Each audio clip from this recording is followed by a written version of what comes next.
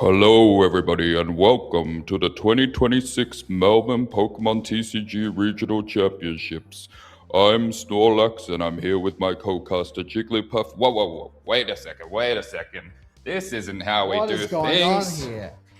Hello again, everybody, and welcome to day 2 of the 2026 Melbourne TCG Regional Championships. We are about to get started with a matchup that I think that you'll love, Jordan, but first, tell me about your favorite point of yesterday. What was your favorite moment on the stream?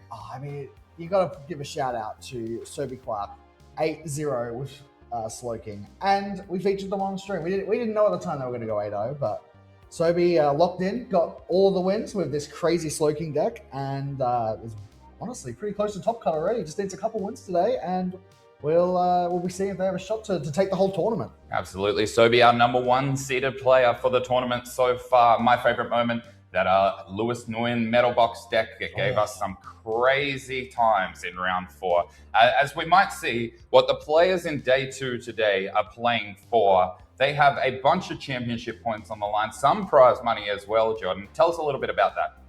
I mean, the championship points are obviously the main reason that people compete.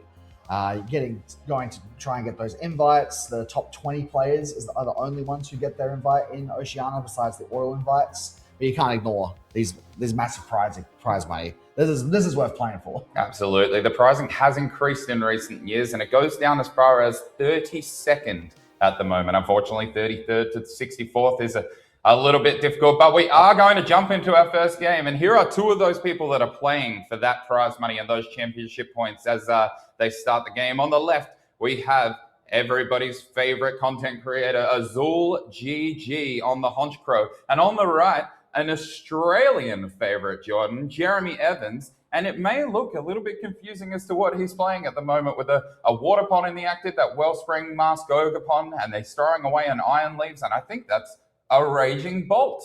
That is indeed a Raging Bolt. And an Iron Leaves EX, of course. Not an uncommon card to see in these Raging Bolt lists, but Raging Bolt, probably not the best attacker against a Porygon or a Honchcrow. These single prize Pokemon are going to be quite a menace for these big hitting Raging Bolts. There's no need to do 350 plus damage when you only need to realistically do 210, I suppose, would be the number to take out a Honchcrow, or even 140 actually. Yeah, so the single prize Pokemon, obviously less HP usually on their side of the board, but they obviously only give up the 1 prize card, and historically, that's something that Raging Bolt has tended to struggle into a little bit. Now, this Wellspring Mask Ogre that's in the active, probably one of the key ways that Jeremy is looking to even up that price trade, as we see Azul's turn now, eyeing off the ideal supporter. And obviously, with so many supporter cards in their deck, Honchcrow tends to have a supporter that they might want to play during their turn. Team Rocket's Proton is such a good card for these Team Rocket decks. Searching your deck for any 3 Rocket Pokemon is going to set yourself up so well to just have a consistent board for the entire game. It's definitely a better turn than Jeremy. We saw an Ultra Ball and just a pass. He didn't even play any other Pokemon from the team. I think I saw him. Was it the Meowth EX that he took? So setting up for the next turn, but as all he's setting up for right now, he's trying to get this Murkrow into play, start pressuring with knockouts on the second turn. Murkrow, of course, evolves into Team Rocket's Honchcrow, which does 60 times the number of supporter cards that you discard from your hand. The Porygon that he is opened with is more of a late game attacker, doing extra damage for each Team Rocket supporter in your discard pile. So we're definitely going to be wanting to see Azul pivot into this Honchcrow very soon, and we get the attachment on the Murkrow already. He's pretty much ready to start swinging next turn as long as he can move this Porygon out of the active. Yes, he does need a way to retreat this Porygon, but otherwise it is looking really good. The energy attachment to the bench Murkrow. I'm passing back over to Jeremy, who, unless this top deck is a good one, is probably just going to slam down that Meowth and start playing. Now, it's not impossible for Jeremy to get an attack off this turn, and in Jeremy's mind, you want to start taking these prizes as soon as possible. Likely 2 this turn. He probably wants to torrential pump to keep that damage on the board, keep that prize race in his favor as much as possible, because as we mentioned, Azul going 2 for 1 is going to catch up pretty quickly. So it really is just almost a race to see who can get there. But there is another angle here. As we mentioned yesterday, that Wellspring Mask Ogre has a second attack too, and that Sob pretty strong, as now Jeremy reaching for the Serrano and grabbing 3 Pokemon EX from his deck. It's crazy to think how different this turn could be. Had Jeremy just had an energy card turn 1, we could have been seeing a Crispin this turn onto the Wellspring Ogerpon, going for an easy Torrential Pump, taking 2 prizes. The Sob, of course, is not a bad option. Looks like it's just going to be the retreat into the Kangaskhan to draw some extra cards. Sob Wallet would be nice. Your opponent can always just evolve, and that removes effects of attacks on Pokemon. So evolve into Porygon 2 and then retreat would be perfectly fine. But just going to be attached to the Wellspring, getting ready for a Torrential Pump later and a pass back over to Azul. Yeah, fantastic point that evolution does remove any effects on the active Pokemon. So that sub wouldn't work if Azul chose to evolve into Porygon 2, as we do see a Pokepad come down and grabbing that main attacker. And Jeremy just making sure that he knows what this Honchkrow does and says, yep, I haven't misread it. You're not playing a different one. You're not actually giving me a greater chance than I think I have right now. As then the Team Rocket's Ariana comes down. One of the strongest supporters in these Team Rocket decks. As long as you play all Team Rocket's Pokemon, that's drawing your hand up to 8 cards. Similar to that Lily's Determination, but you don't have to shuffle in. So you play your hand down, then you draw back up to 8 again. And fortunately for Azul, these Team Rockets decks tend to only play the Team Rockets Pokemon as another Pokepad comes down. Yeah, that Ariana, one of the absolute most essential cards in this Team Rockets package. You would think that some of the other supporters like Archer would be more important, since, we don't have Iono in format anymore. Archer is one of the most reliable forms of hand disruption we have, but it seems like these Team Rocket decks kind of prefer to just try and set their own board up as opposed to disrupting the opponent. That's exactly what we see with the Ariana here. Azul gets the energy on the active Porygon to be able to retreat into Honchkrow if he wants to, but the question is, does he have enough supporters to start going aggressive? Or it'd be better to maybe just hold off for a turn and keep the Honchkrow safe on the bench. The Roto Stick might increase that damage a little bit. I'll tell you what, I think this might be my favorite card from this Tim Franklin movement, getting everybody onto the Honchkrow, the Roto Stick. Have a look at a few cards from the top of your deck. Take any supporters that you find from there. And of course, with 20 supporters in your deck, you're going to find a few every now and then, kind of similar to that Metal Maker ability with the Metal Energy from round 4. Yeah. And as we see the second Honchkrow come down, I think 2 supporters from the Roto Stick for Azul. And he's just trying to work out whether he does damage into this Kangaskhan, because I don't think he has enough. I believe there are currently 4 supporters in Azul's hand. Yeah. And it might actually be worth saving them, leaving this Porygon active. Yep, which is exactly what he does. He passes it back over. The only negative for Azul there is that energy attached did go to the active Porygon, but Jeremy eyeing up his turn straight into the run errand. I do think that retreating into this Kangaskhan seems like the right move, considering that his hand has seemed a bit dead so far. And so there we go. We see our second Till dance of our 2 days worth of streams, as Jeremy attaches that Grass Energy with the Till Mask Ogerpon's ability and draws a card. I think that card was just another energy as well, Jordan. I think he might have a few of those energy in his hand. That's such a shame, because all he needed on turn 1 was an energy, and now he's got an abundance of them, and Crispin's going to get even more, but I imagine those are not going to be staying in the hand for too long. I think that we're going to be seeing some energy come onto the board. We're going to see what Jeremy's game plan is, where he puts these energies. It looks like he's eyeing up the water energy, so we'll probably be seeing a Torrential Pump here, which just seems like a pretty good play. It's basically the only way that you can take 2 prize cards in one attack, which is something Azul is probably going to be looking to do multiple times this game. Jeremy kind of has to pick and choose when he's able to go for these powerful Torrential Pumps. It is going to be the 2 energy on the Wellspring Ogerpon, going to be able to knock out the Porygon in the active and 120 damage to one of Azul's benched Pokemon. Not going to be enough, I believe, to take out the Honchkrow, but could take out either the other Porygon or the Articuno. I was about to say I wasn't the greatest at maths in school, Jordan, but I think 130 greater than 120, and so Azul crucially evolving both of those Murkrow last turn to stop this Torrential Pump from potentially knocking out one of them. We do see preemptively benched a very interesting card on Jeremy's side. It just looks like a uncommon card that you probably have in your bulk pile at home. But this Persimmon that Jeremy has, as we do see the Torrential Pump come down, the Persimmon can wait, because Jeremy's about to take 2 prizes here. That active Porygon going to the discard pile, and it is the bench Porygon as well. So those late game attackers currently not on the board anymore for Azul, but it does mean that Azul can potentially even up this prize trade now with that Honchkrow moving to the active, and we see immediately the Night Stretcher bringing one of those Porygon back.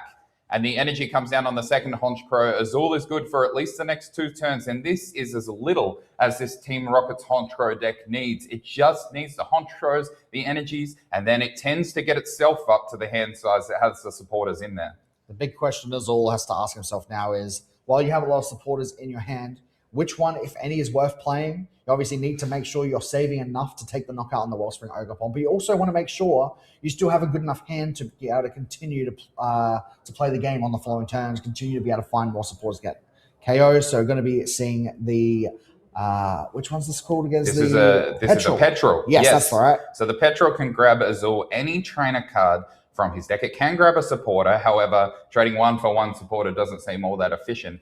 I may have misseen things here, but I think Azul actually might only currently have 4 supporters in hand, 3 now that Petrol has been played.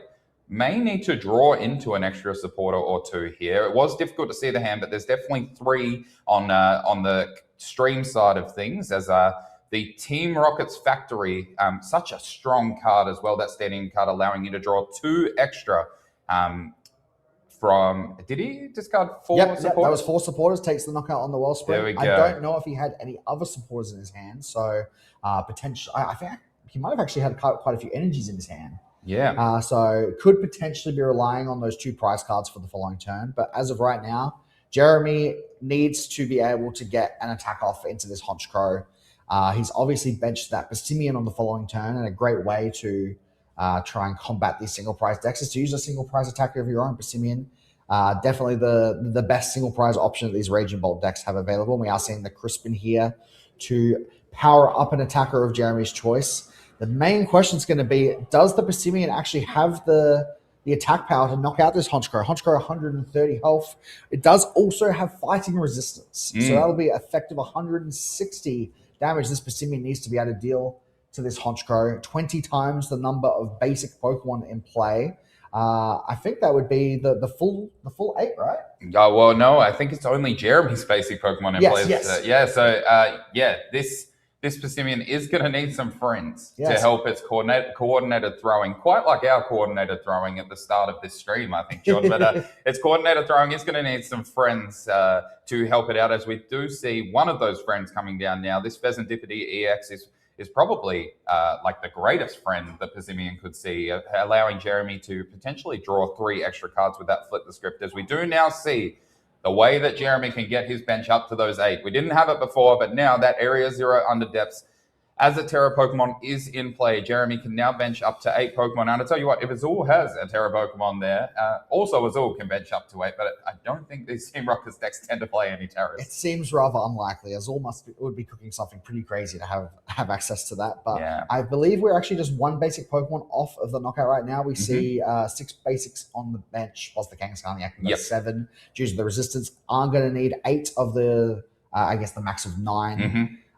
So currently missing 1. He used Flip the Script with Pheasantipity EX.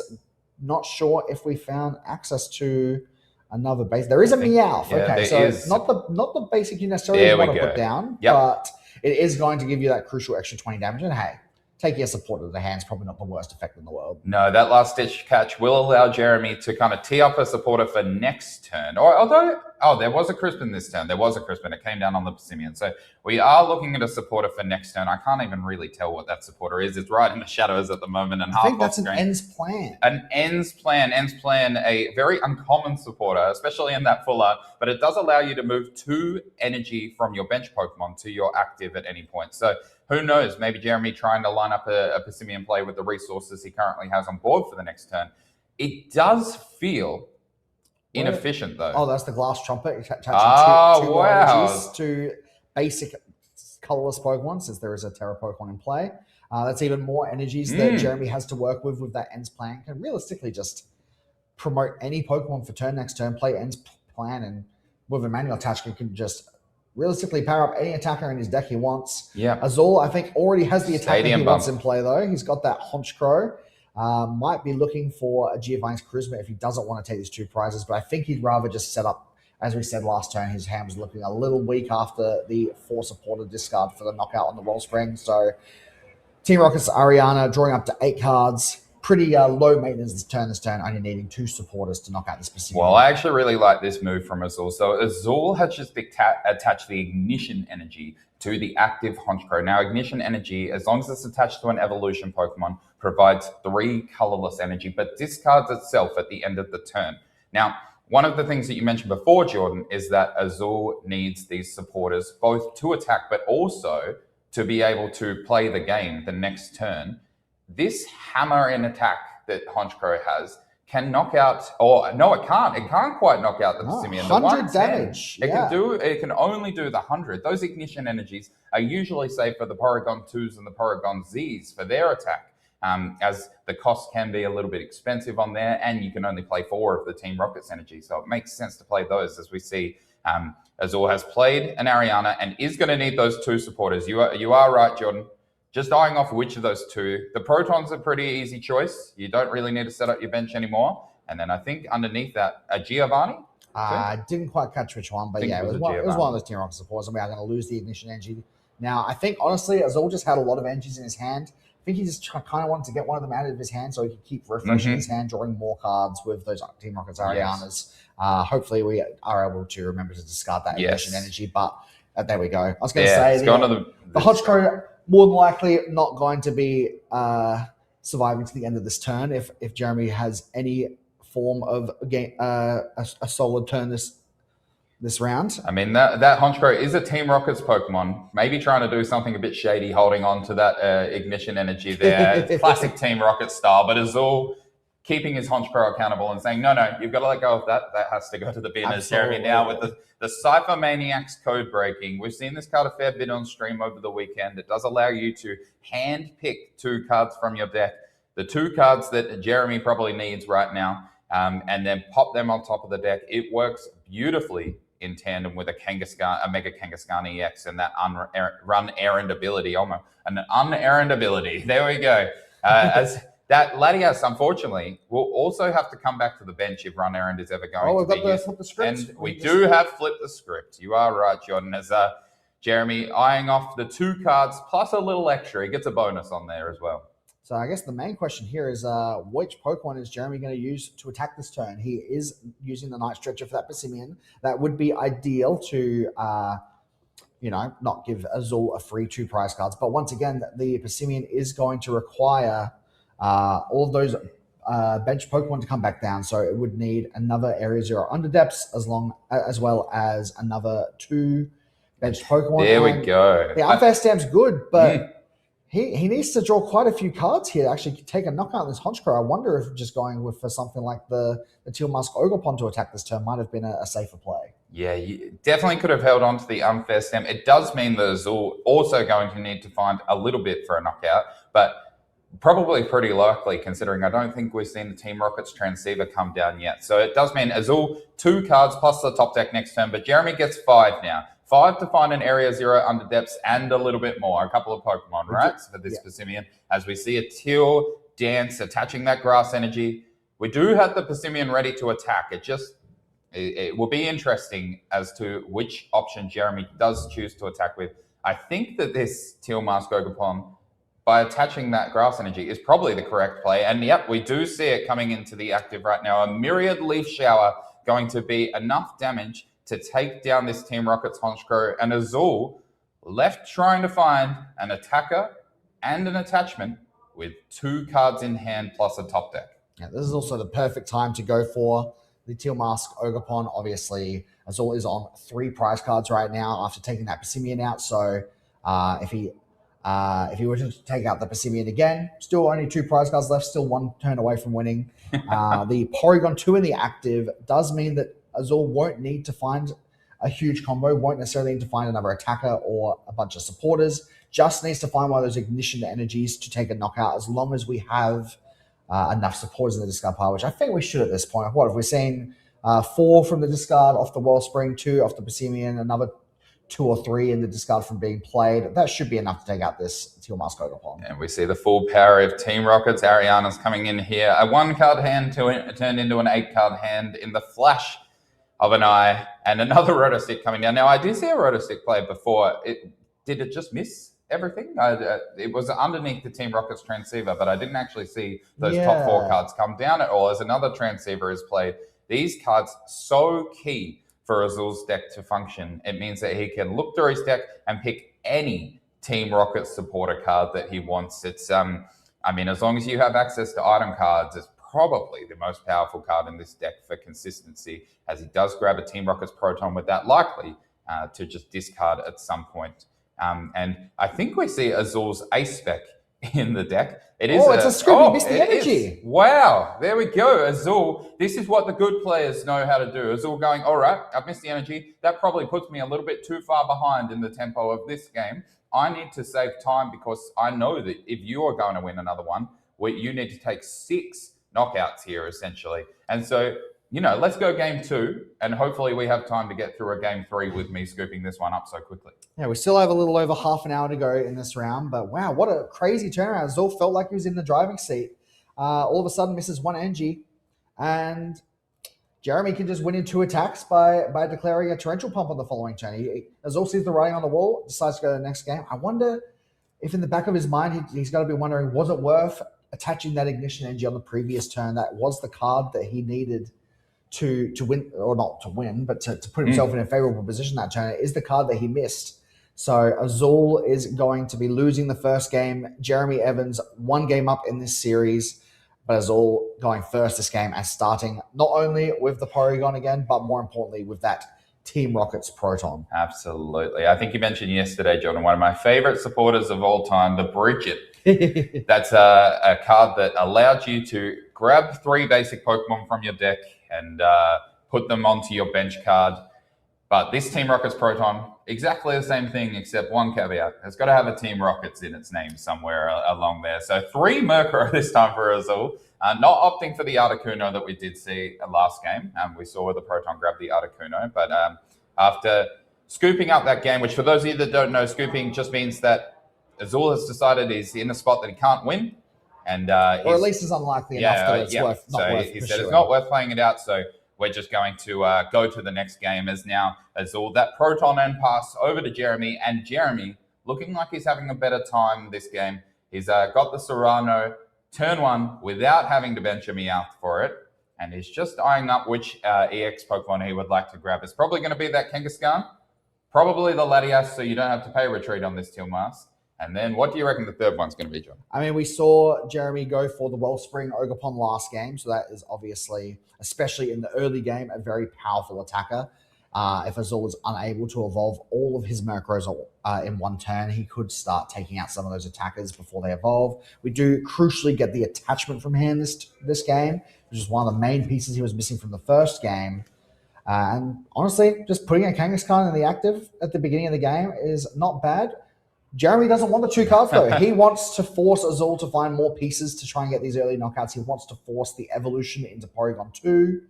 Porygon 2, of course, not going to be a very strong attacker at this point in the game. So Azul, in a spot where, due to missing an energy on the first turn, he's going to have to choose now. Do I just attach an energy to one of my Honchkrows on the bench? Or do I attach to the active ready to retreat next turn? A bit of a weird spot. Whoa. Here we go. He's got some Honchkrows. Double Honchkrow coming down. No Porygon 2 at the moment. Potentially Azul eyeing off that Team Rockets Giovanni. This is where I'm a little bit confused. This happened last time as well. This is Azul thinning the Roto sticks. He doesn't want them in his hand. He's playing them. He doesn't care if there's a supporter in the top 4 cards. He doesn't want any supporters. He just wants to draw as many cards as possible with this Ariana. And that is why we have somebody as skillful as Jordan Palmer on our casting desk, ladies and gentlemen, to explain to me why playing 2 Roto sticks for no reason is a good call here, as it allows Azul to draw 2 extra cards. That Team Rockets factory in the stadium spot will allow him to draw 2 more. I think a key difference in this game between the last game, Jeremy really needed to draw out of that dead hand last game, prioritizing the Kangaskhan. This game, obviously, he's pretty happy with the cards that he's got in hand right now and prioritizes that Sob instead. And it has been so powerful as we see Azul trying to eye up what to do next. And I tell you what, for all of the faults in this matchup, Raging Bolt really holding its own right now.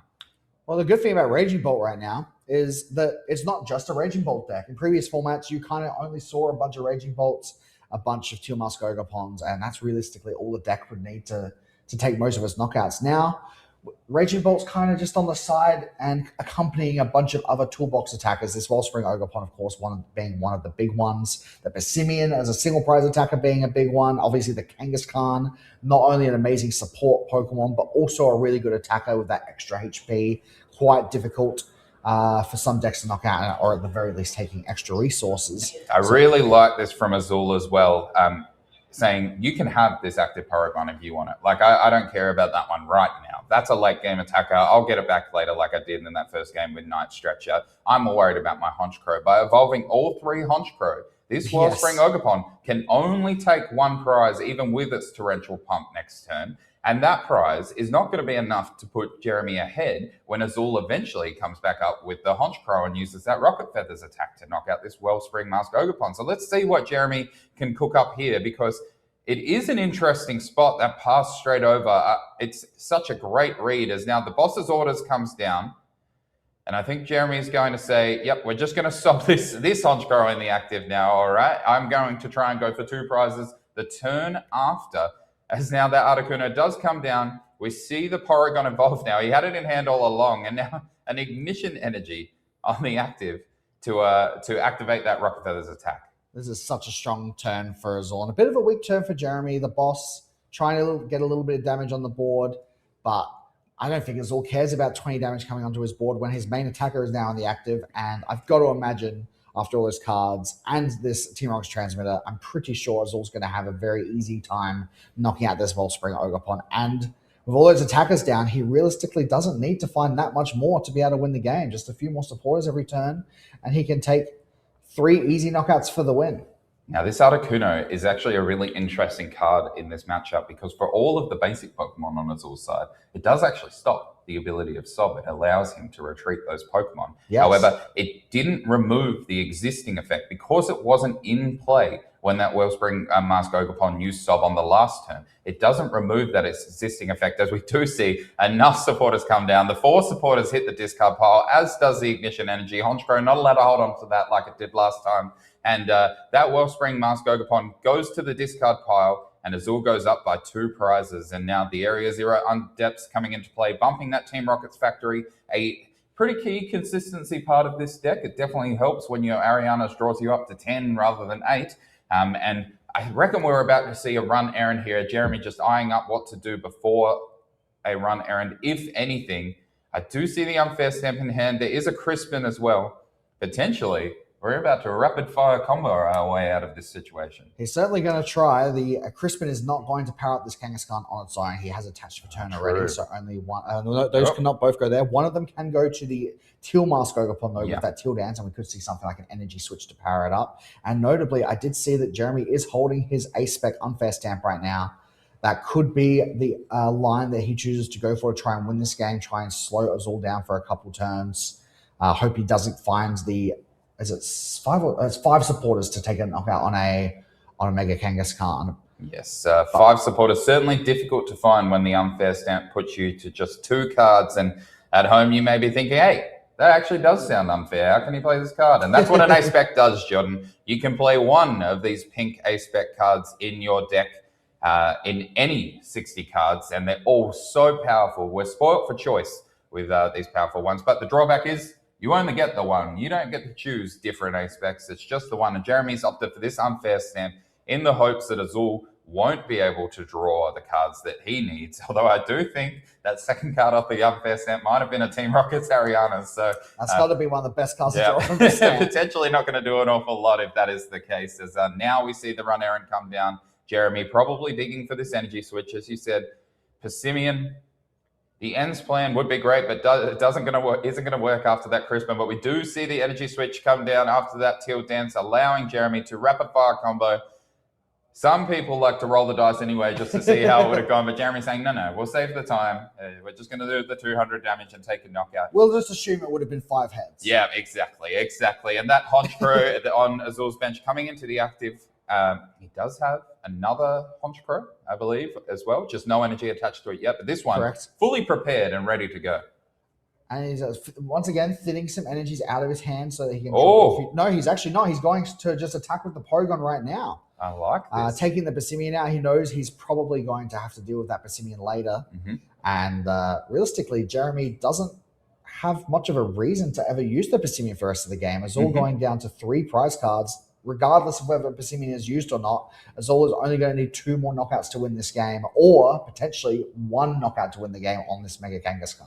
Yes, and I think a real heads-up play there by Azul, probably also one of the quickest ways to finish this game. Attach Giovanni's up and then pass it back over saying, I know you've got 3 energy on this Kangaskhan. It's going to be pretty difficult for you to get these 3 energy off this Kangaskhan and attack with something else right now. And so I'm thinking, you're going to want this in the active next turn, and I back myself in to get 6 supporters in my hand. The 5 supporters, not even 6, it's 5 supporters it's not that in hard. hand. So 5 supporters off of Team Rocket's Arianas, then to Team Rocket's Factory, plus maybe a Roto Stick or 2, a Transceiver or 2. It is very doable for Azul here, and he could be taking this game as early as next turn as we see that Wellspring Mask Ogapon coming into the active, a Glass Trumpet coming down, but not as effective as the last game, only the 1 normal type Pokemon that it can attach to. Are we going to be seeing an ends plan here, or do we just have enough energy switches Oh to power my up this goodness, 2 Okay, who needs Jeremy's ends energy switch. plan? You just have double energy switch. Oh my word, Jordan. Jeremy's saying, you thought I couldn't do it. You were wrong. Archean and Azul with a 2-card hand, going to struggle to Giovanni's up that Kangaskhan next turn and be able to get enough supporters. So probably going to have to choose one or the other, I would have thought, as now this Wellspring Mask Ogapon fully powered up for a potential torrential pump. Say that 10 times fast. And it will shuffle those energy back into the deck. So it does leave Jeremy a little thin on energy, as we now see a Glare card. I think that might be Pheasantipity coming for next turn. So Jeremy kind of anticipating. And this turn, if a knockout was taken last time. time. A knockout was taken. You're right, the Passimian was gusted up, wasn't it? So Jeremy can flip the script to grab a few extra cards this turn, whilst kind of future-proofing for next turn as well. And we do see the Torrential Pump. The bench target is going to be an interesting choice. Obviously, those Honchkrow, they're safe. You don't really want to do that. But yeah, it is just both the Porygon saying that Articuno can stay. No more sub shenanigans for me. Makes sense. Jeremy taking 2 prize cards here, tying up the game at 3-3, but you still got to imagine that Azul is heavily favored in this situation. Not only does Jeremy most likely need 3 more attacks to win this game, but Azul only needs 2, and it's currently Azul's turn. So he's going to get the first swing here. The real question is, does he have the resources to get out of that hand from the unfair stand? I think he is still maybe holding that Ariana. As we watch Azul going for his turn. Oh, it is an Archer. An Archer. Talk us through what this one does, Jim. Well, it's very similar to actually the Ace Spec that Jeremy played last turn. Unfair stamp. One player draws 5 cards, the other player draws 3, so it's slightly less punishing for your opponent, but it is not an Ace Spec. It says a supporter, so you can, and Azul, I'm sure, is playing 4 copies of this card. Not so much so that you can play it every turn, but more importantly, just so it's extra damage for your Honchkrow. Bumping the stadium as well, it draws a couple extra cards. Jeremy, at this point, has got to be just hoping that Azul doesn't find what he needs, because with that unfair stamp in the discard pile already, Jeremy can't really do anything to disrupt Azul. He kind of just needs to hope that his deck stops working properly and isn't able to take these one-hit KOs every turn. Yeah, I think that one of the misconceptions maybe was that Azul needs to knock out this Mega Kangaskhan this turn to win the game, but single prize deck, he just needs to take a 2-prize knockout. There's no way that Jeremy can then win the game on his next turn, because Azul doesn't have a Mega Kangaskhan EX in play, or any Mega Pokemon for that matter, as we do see Team Rocket's Factory use. Just eyeing up what cards Azul wants to play here, thinking about that Murkrow being benched. It does give the Wellspring Mask Ogapon another target, but Azul going, you know what, I think you've actually already got enough targets, but hold on. Just the pass didn't quite reach the knockout. That's okay. He didn't have to take a knockout this turn to be in a favorable prize trade, but this is exactly what Jeremy needs. He needs Azul to miss a couple attacks here and there. He is going to be retreating into the Kangaskhan to draw a couple extra cards, which is very useful, of course, but I would like to see if he's got a way of removing this Kangaskhan back to the bench. Leaving this 3 prize liability in the active is going to be very risky. But we did see from game 1, he Ultra Balled turn 1, I believe, that Iron leaves. That could be one way that he's able to remove this Kangaskhan out of the active and still get to attack this turn. That is a fantastic memory, Jordan. It was the very first play of the game, wasn't it? That Ultra Ball coming down and getting rid of that. But yes, this Kangaskhan hitting the active kind of does say to us all, you may need 1 less resource to actually take 3 prizes in your next turn, as 2 energy do come down off the Crispin. A grass goes to the Kangaskhan, the water being manually attached from hand to that Wellspring Musk Ogerpon. We do have enough grass energy to see that Iron Leaves come down should Jeremy have a Night Stretcher to bring it back. Assuming it is still in the discard pile, which I no, believe that was game 1, I believe it was. Oh, there you go. So maybe it is in deck, or maybe in the prize cards. It could be anywhere. As the Mega Kangaskhan, the rapid fire combo does just take the knockout, and that leaves Azul needing far less to take these 3 prizes on this turn, as we see another Articuno come down. I think we might be doing your key strategy, Jordan, here, thinning down the hand so that an Arianas can fill it back up again, as a Porygon 2, drop it to the bench, the Ignition energy to the Honchkrow. Azul is thinking about it, because this energy attachment is essentially saying, oh, it's not an Arianas, it's an Arches. Azul needs 5 supporter cards to take a knockout on this Mega Kangaskhan. And when you're only drawing 5 cards, that's not necessarily easy. Obviously, you're not going to necessarily have to draw all 5 of your cards as supporters. That would be nice. That would win you the game immediately. But there are a couple cards he can draw that let him get 2 supporters, such as that Roto Stick, or of course he has the Team Rockets factor in play to draw a couple extra cards. But this is a pivotal turn. If Azul doesn't get the knockout in this Mega Kangaskhan, Jeremy has the opportunity to win the game with Torrential Pump next turn. Team Rockets Factory draws 2 cards. At least one of them was a supporter. I think the other was a Pokepad. Does Azul have enough? Now, Jeremy can Torrential Pump next turn, as he said. He will also need to Gust, which means that he will need a 4th energy switch, because End's Plan won't be in play if you need to be able to boss as well. This Honchkrow is not going to go down to the 100 damage from that Torrential Pump that it does to the active. But this Ignition energy... Yep. Okay, so we're going to half hit the Mega Kangaskhan EX here, as all saying, I think that I can do this over 2 turns. Let's see if you have the Gust and the energy movement available to be able to pull off the Torrential Pump that you need to win this game this turn, as Jeremy drawing 2 cards from the run errand. I don't think either of those was particularly helpful. A Teal Dance to the bench, Teal Mask Ogerpon. Now, Jeremy doesn't necessarily have to take both prizes this turn. Can say to Azul, hey, if you can Giovanni's and get 3 more supporters in your hand, well done to you. I'm just going to put a 2 prizer in the active and take a knockout this turn, and then potentially a knockout next turn, as we do see now a second Teal Dance. Jeremy loading up on these Teal Mask Ogerpons. And, are we just potentially going to see a Salt? I mean, that's not the best... there is the energy switch. There you go, John. If we have boss and energy in hand, then that's game, right? Yes, you might be right. I don't know. I don't think Jeremy has supported this turn. You might actually be right. The manual attachment, Jeremy not moving doesn't have the boss. All right. Okay.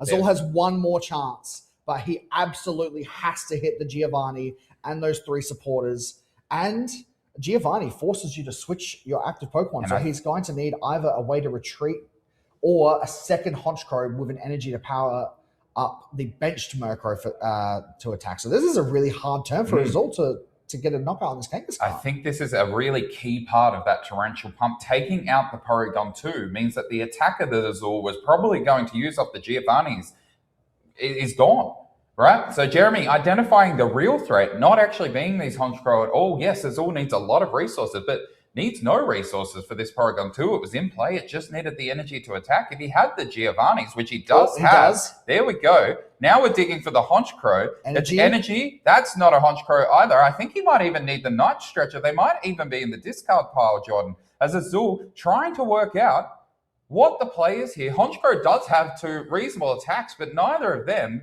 are going to knock out a Mega Kangaskhan EX. And there we go. It is, I believe, that Deceit attack. Yes. Which, Grass energy. There we go. Grass energy means that Skyliner retreats the Kangaskhan, and that's game. What an insane game. Azul probably went into this thinking this is a pretty easy matchup. And when that unfair stamp went down for Jeremy, it seemed like there was nothing stopping Azul from just getting a couple easy knockouts.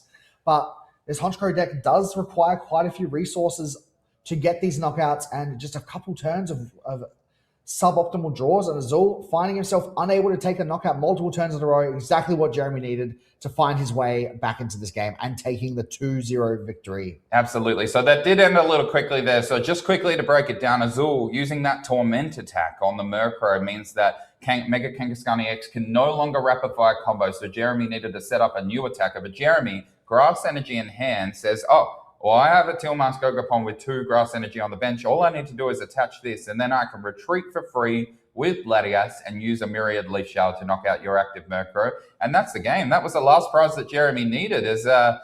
I believe we may even be able to tee up a winner's interview here. If you stick with us for 2 minutes, we'll let you know. Otherwise, we can break down some of the graphics. Well, I really hope that we're able to get a winner's interview, because that was an incredible game.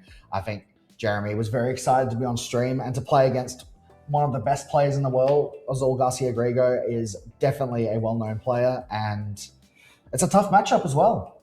Yeah, I think Azul tends to be the type of player who tries to spike an invite late in a season, attending late season regionals to try and win, and foregoing those early regionals usually to create some content for them, either streaming them or like just watching them with his chat. But I mean, he's here, he's flown down to Australia. He did create a bit of content earlier last week, but today he's playing, maybe trying to win the whole event. And that's a pretty big hit, taking this loss so early in day 2. Might even be enough to knock him out of contention potentially, depending on how things end up at the end of the day. He's still absolutely got a chance, but he's going to have to do well in the next few rounds. We've got 3 rounds of Swiss to go, but I think we're going to cut to a break in a moment, and we'll find out if we're going to get that winner's interview shortly. Yeah, we'll tee up Jeremy for you and see you soon. Hello, everyone. Welcome back. I'm joined by Jeremy Evans, our winner of the first round of day 2. Jeremy, that was an incredible match. How are you feeling? Thank you very much. I'm very jittery right now. Oh, absolutely. It was an intense game, and but it was a lot of fun. Yeah. It looked like a really back and forth game, honestly. There was multiple times in both games where it looked like you were, at the very least, on the back foot, if not in a really bad spot. But you kept your composure and you're able to get the win.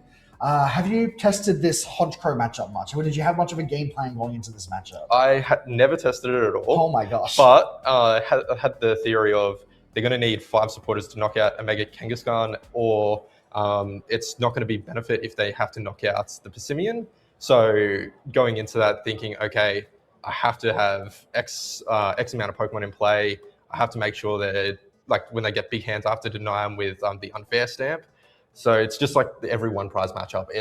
You have to try to limit their knockouts as best as possible and try to Wellspring Ogapon when optimal. Yeah. Especially with that pesky resistance on the Honchkrow, it makes the Persimmon even a little bit harder. There's that one time where you were trying to make sure you had enough bench, you had to bench the Meowth just to be able to get the knockout. Yep. And we saw, I think, was it the Ends Plan was a card that you searched for off of one of those Meows. Yes. Which is a really cool card. I thought it was going to come up in one of those games. We were like, oh, are we going to see the Ends Plan to power up the Wellspring Ogapon? We just had double energy switch. So it's the Ends Plan. But that's it. Well, can you tell us a little bit about that card? Because that is it's a card we've seen in some decks, but I don't really think we've seen it many times in a Raging Ball deck. Yeah, so Ends Plan, it's obviously it's a really bad card, like at the start of the game, but mid to late game, it can win games from the fact that you can get a Mega Kangaskhan powered up in one turn, or as simple as a Wellspring Ogapon, or just something that needs 2 energies.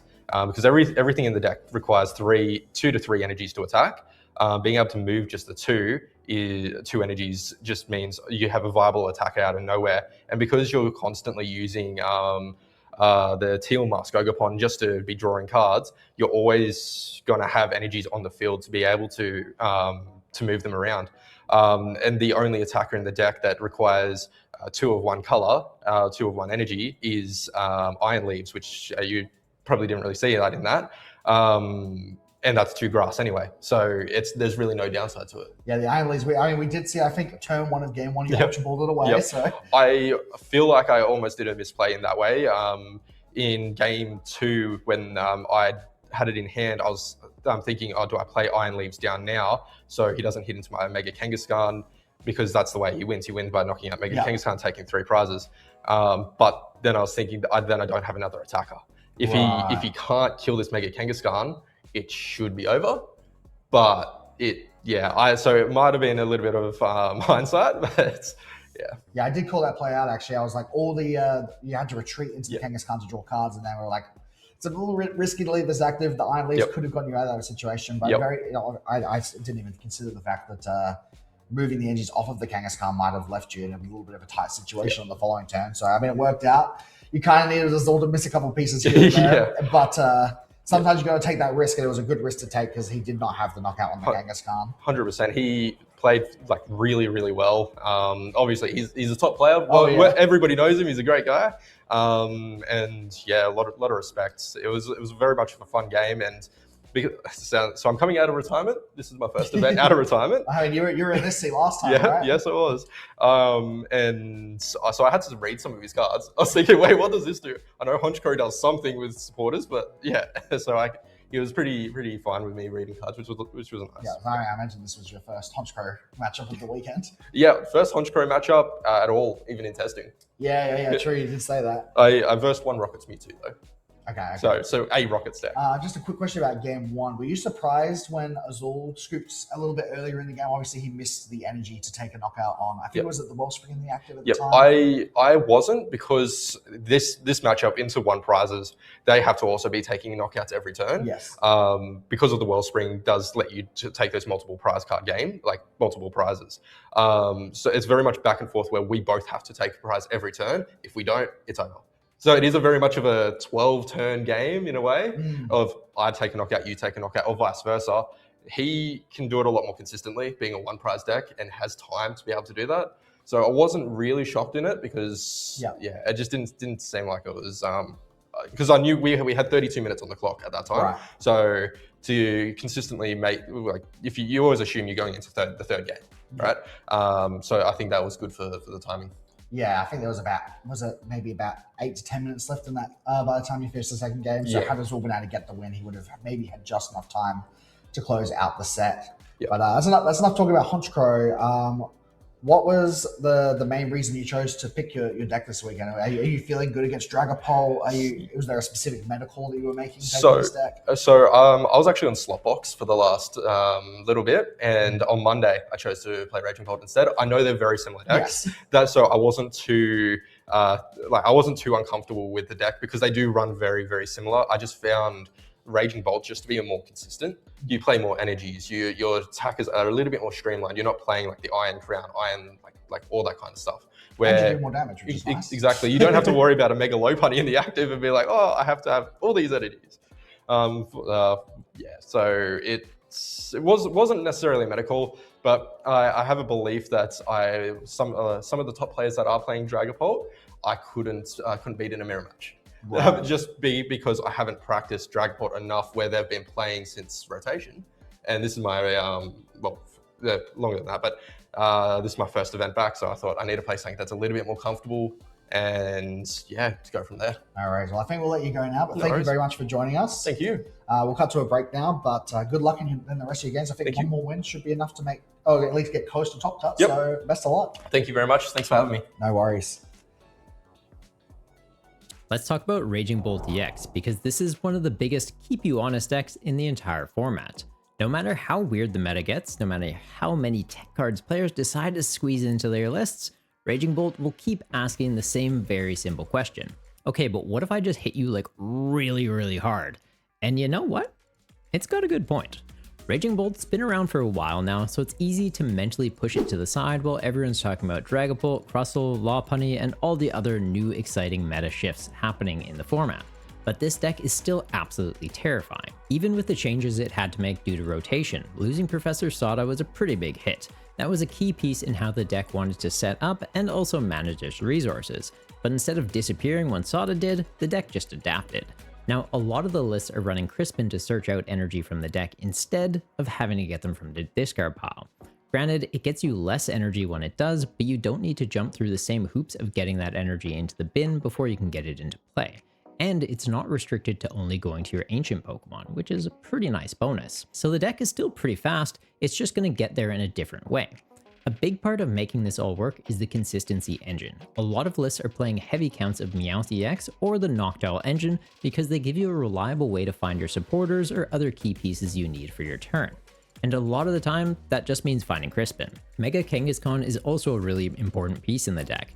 Having Kangaskhan in the active gives you extra draw power each turn, making it a great option to start the game, and it's also a great pivot piece for after something gets KO'd. It can sit up in the active, helping you refill your hand and give you time to line up your next attack. It's also a great place to park energy. With its higher HP, Kangaskhan can act like a bit of a battery, holding energy on board until Raging Bolt is ready to come out and use that for a massive Bellowing Thunder attack. And it can hit too, doing 200 damage, plus if the coin flips are on your side, get that up to infinity and beyond. But a lot of the times, it's better to use a lower risk attacker that can guarantee a knockout when possible, instead of throwing a 3-prizer into danger that may or may not hit the number you need it to. Area 0 Underdepths is another important piece in here, because with all the Pokemon this deck wants to play, your bench can get pretty crowded quickly. And you even have Chin Pao as a way to shrink your bench when you need to in a pinch. So if you get a bunch of Meowth in play and you don't want them on board as a 2-prize liability, just use Chin Pao and shrink them all down. Or maybe your Kangaskhan took a hit and you don't want to risk that getting knocked out on a following turn. Get it on the bench, bin your stadium, and get it in the discard pile instead of giving your opponent 3 prizes. It also provides a counter into Team Rocket's Watchtower, which can otherwise shut off all your colorless support Pokemon that you're pretty dependent on. Also, while we're on that, another great option because you have so many colorless Pokemon is using Glass Trumpet. It lets you put energy from the discard pile back onto your board, and then you have Energy Switch to help move that off those guys onto a key attacker in a pinch. So the deck has this really cool rhythm of building up energy, spending it for big knockouts, then rebuilding the board just to do it all over again. And that brings us back to that giant delete button. Raging Bolt's Bellowing Thunder lets you discard energy from play and do 70 damage for each one you discarded. So it's pretty simple math, and it's good into basically any matchup. Basically just have to think, 7 times what says I win. That's one of the big strengths of the deck. It doesn't just hit one fixed number, it hits whatever number the situation needs, as long as you can keep energy getting into play. But the biggest shift with the deck is that a lot of players aren't treating this as just a pure Raging Bolt deck anymore. It's become more of a toolbox deck with Raging Bolt as your giant delete option. You still have Teal Mask Ogerpon EX that helps you build up a board with its Teal Dance ability, accelerating energy in play and drawing cards while also being a solid secondary attacker into a lot of matchups. But now you also have different attackers for different situations. Clefairy can help into things like Dragapult and Mega Lucario, Passimian can help into Crustle or fighting weak Pokemon, Iron Leaves gives you a way to quickly deal with Garchomp or Zoroark if you can't get enough energy onto one of your Ogerpon, just pull them all onto this thing instead, and that flexibility makes the deck a lot harder to play around than just big dino does big number. But to be fair, it still does do that, and honestly, really well, and that's why Raging Bolt is still so scary. It has raw power, but now it also has options. And in a format where everyone's trying to solve the meta, sometimes the simplest solution is the best one. Now, the downside is the deck can still be quite resource intensive. You are discarding energy to take big KOs, and if the opponent can disrupt your flow, force awkward prize trades, or make you spend resources into the wrong targets, the game can get much trickier. And in a Dragapult heavy format, you also have to be careful with your bench. Teal Mask Ogerpon is amazing for the deck, but it can also become a tempting target for Dragapult to pick off. But even with those risks, Raging Bolt is just too powerful to ignore, because it can still ask the opponent, okay, but what if I hit you like really hard? And honestly, that's still a pretty good plan, and exactly why Raging Bolt is one of the biggest decks to watch for at Melbourne Regionals. Hello Pokemon trainers, it's time to do a deep dive on Dragapult EX. Since the recent rotation, we've seen a drastic increase in the play rate of Dragapult EX, with some tournaments reaching almost 50% play rate. So let's learn why Dragapult EX is so good. Dragapult boasts an incredible attack with Phantom Dive. It allows you to do 200 damage to your opponent's active Pokemon and then spread 6 damage counters to your opponent's bench Pokemon in any way that you'd like. This allows you to apply so much pressure to your opponent by lining up perfect KOs on your opponent's Pokemon in following following turns. Take multiple multi-prize turns in one game. Dragapult's also boosted by its Stage 1 evolution Dracloak with its incredible Recon Directive ability. Once during your turn with Dracloak, you are able to look at the top 2 cards of your deck, put one of them into your hand, and then one of them to the bottom of your deck, which when you've got 4 of them in play at once is absolutely incredible for card draw. Dragapult's ability to do bench damage partners perfectly with Pokemon like Dusknoir, allowing you to use Curse Blast and put 13 damage counters on one of your opponent's Pokemon and knock yourself out. But when this is paired with Phantom Dive, it allows you to absolutely tear up your opponent's board with unstoppable spread damage. Now let's talk about the ace specs of the deck. Before rotation, a lot of Dragapult decks were playing Neo Upper Energy to allow you to attack with Dragapult with just one single energy attachment. Now decks are favoring a little bit more of an unfair stamp build, which has pivoted to more and more players, including Crispin as a supporter for the list, which allows you to quickly accelerate energy onto your Pokemon in play as a way to keep chaining Dragapult attacks while still using this more disruptive ace spec.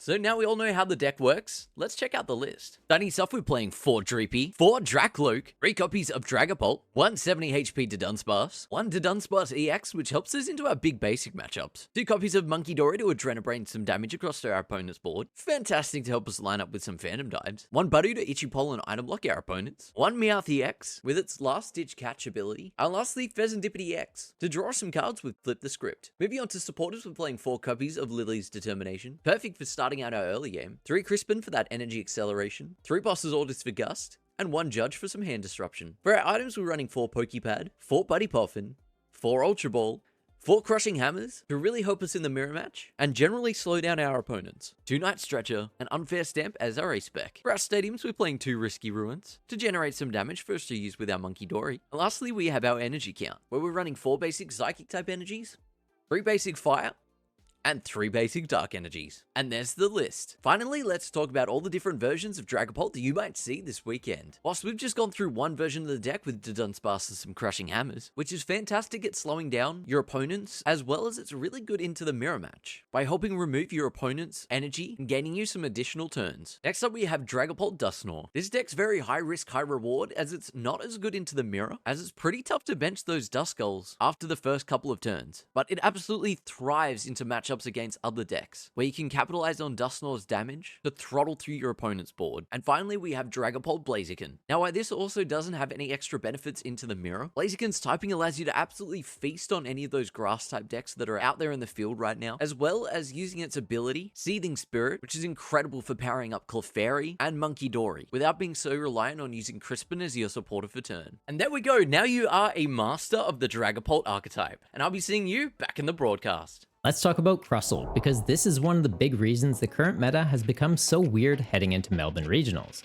While Dragapult is trying to pressure the entire board, Crustle is asking a completely different question. Can you even hit me? Crustle is built around walling opponents out of the game by preventing damage from Pokemon EX, and in a format where so many decks are built around Pokemon EX, that is a big problem to deal with. If your main attacker is a Pokemon EX and you don't have a real answer, Crustle can turn the game into a very awkward puzzle that you need to solve. That's why this deck has such a big impact on deck building.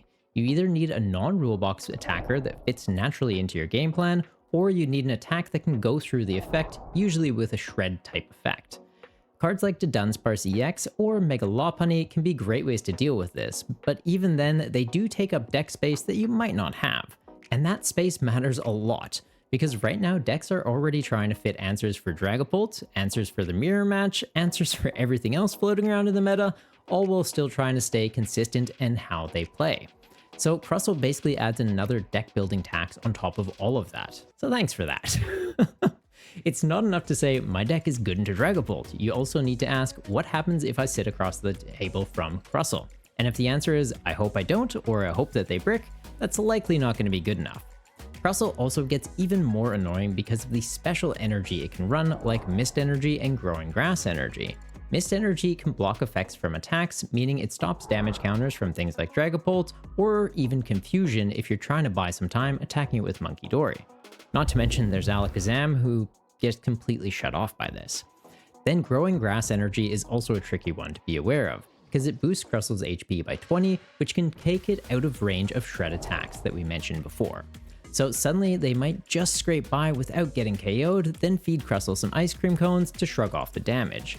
Oh, and it wears a cape sometimes too, because apparently the giant wall bug needed another 100 HP. That's what makes Crustle such an awkward deck to play against. It doesn't just wall your big attackers, it can also block some of the sneaky ways that you're trying to get around it. Granted, there are techs to deal with these too, but then having a tech for a tech and finding a way to fit that into your 60 card deck, yeah, good luck with that. And it can be hard to justify if they don't help you in other matchups as well. Now, Crustle had a massive showing in Prague, taking 2 of the top 8 spots, but it had a quieter showing in Los Angeles. And weirdly, that might make it even more dangerous heading into Melbourne, because when Crustle is everywhere, players are respecting it, they're teching for it, they add in a shred attacker or a single prize option, and they make sure they have a game plan if they run into it. But when Crustle starts to fall off, people start getting a little bit greedy with how they build their decks again. Maybe they cut those tech cards to free up space for more consistency pieces or cards that help them into other matchups.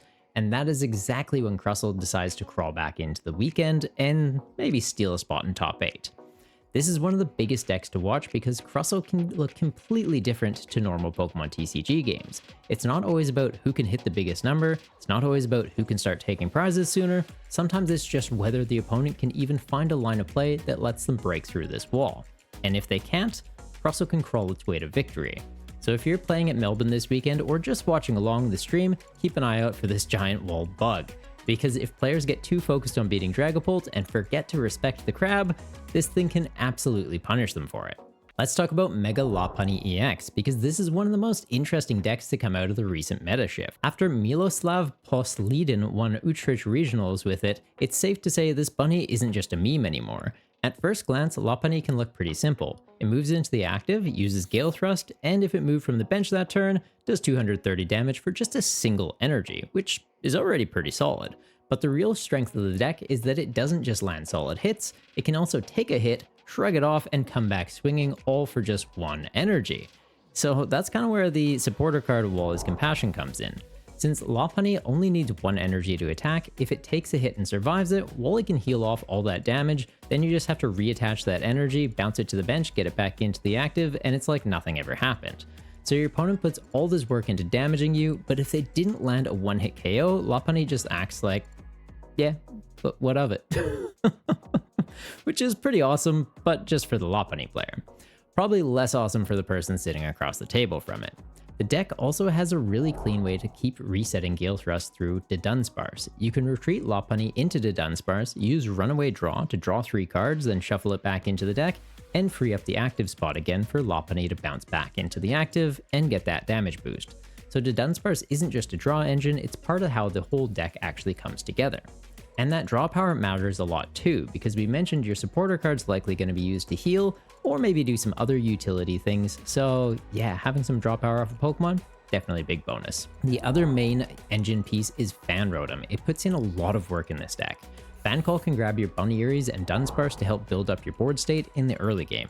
Plus, Fan Rotom even has a solid attack too. Doing 70 damage, it can pick off pre-evolution Pokemon in the early game, or even just soften something up for Lopunny to clean up later. And in this format, that early chip damage can completely change the prize map of the game. Now, since Lopunny's attack only costs colorless energy, the deck also gets quite a bit of flexibility in the energy it chooses to run. You can use special energies like Spiky Energy, which can be very helpful to fix up numbers. When Lopunny gets hit, it's like you're hitting your opponent back a little bit too. Mist Energy is also really important right now because it helps protect your Buneary, Dunsparce, or other pieces from being picked off by Dragapult's Phantom Dive damage counters, so while you're trying to set up, you have a bit of protection, and when you evolve up, you've got that energy you need to attack. And in a format that's already full of annoying effects, having Mist Energy can also be very useful in those too. With the deck playing such high counts of special energy, Hilda becomes a consistency card for you too. You can grab an evolution Pokemon and any energy, which means you can grab your Lopunny as your attacker or the Dunsparce if you need some draw power. Not to mention, if you use the Ace Spec card Enriching Energy, you can even grab that too, and Hilda basically becomes a straight draw 7 supporter. But another option you can go for is Survival Brace, which gives Lopunny a bit of a safety net. Now, normally one of the biggest issues it has to deal with is getting one-shot, right? You want to be tanking a hit, healing it off, so if something like Raging Bolt or a fighting type Pokemon comes out and just one-shots you, it's a pretty big problem. Survival Brace lets you stop that though. If Lopunny's at full HP when they try and swing into you, you get to survive on 10 HP instead. Then you just use Wally to heal it off and keep on going. So Enriching Energy is the consistency option, while Survival Brace is more so the no prize for you option. And both make sense depending on what the player expects to face this weekend. Some builds may even use Mega Frostlass EX as an explosive secondary attacker in the deck. If your opponent's been building up a large hand size using Recon Directive repeatedly, Frostlass can absolutely punish them and take a one-hit KO into their Dragapult. Oh yeah, and Lopunny also has a Shred attack, which is a pretty big deal. If you see any Crustles running around, just chuck 2 energy on this and you can get right through them. This deck seemed to almost pop up overnight, going from fringe meme to regional champion. The big weakness, of course, is that Lopunny is still a 3-prize Pokemon, so if your opponent can take a clean one-hit KO into you, it's a pretty big issue. And being fighting weak in a format where Mega Lucario and Garchomp EX are seeing quite a bit of play, it's definitely something to be aware of. But if opponents can't take that clean KO, Lopunny can just reset the damage, reset the attack, and keep forcing opponents to try and find an answer for it. And that's what makes Mega Lopunny such a big deck to watch at Melbourne Regionals. It's a regional winning strategy that can bounce back from hits, punish awkward prize maps, and hop its way to the top tables. Let's talk about Dragapult EX. Welcome back once again to the 2026 Pokemon Trading Card Game Melbourne Regional Championships. I'm Josh Sparks and I'm here with Jordan Palmer, and we just had a masterfully piloted game, maybe helped a little bit by some average draws on Azul's side, but take nothing away from Jeremy Evans. That was about as well as I've seen a tough matchup piloted. Yeah, absolutely. When you got a bad matchup like that, you kind of have to assume your opponent's not going to draw everything.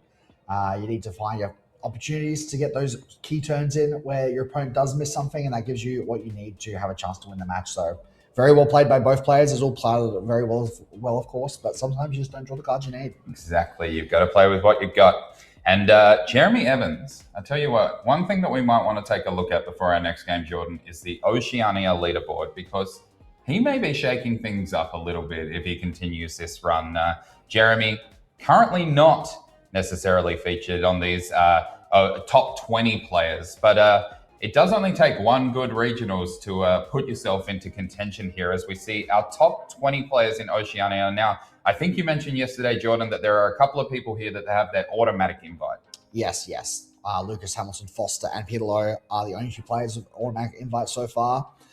We see a lot of other very big names, a lot of familiar names, such as Henry Brand, Brent Tonneson, Natalie Miller right at the top of the leaderboard, but quite a few of the players on this list actually haven't really had an amazing showing so far. We saw Lucas Hamilton Foster did not make it to day 2. Brent Tonneson did just barely squeeze into day 2, but did take a loss this first round, is sitting on a 5-3-1 record, so he will not be making it to the top tables of this tournament. As for players we have seen doing well, Gareth Murphy was on the top tables. I'm not sure how he did that last round. Going into day 2, unsure of that round 9 result. Yes, and he's doing very well. Yep, you mentioned Natalie Miller as well, 2nd seed going into day 2 of this Melbourne Regional Championships. You did also mention those automatic invites. People do get those by winning original championships or top 4 at an international championships, which Oceania players currently have to travel for. So we don't have any of those right now. I do see a familiar name there in 9th place as well, John. Tell us a little bit about this player.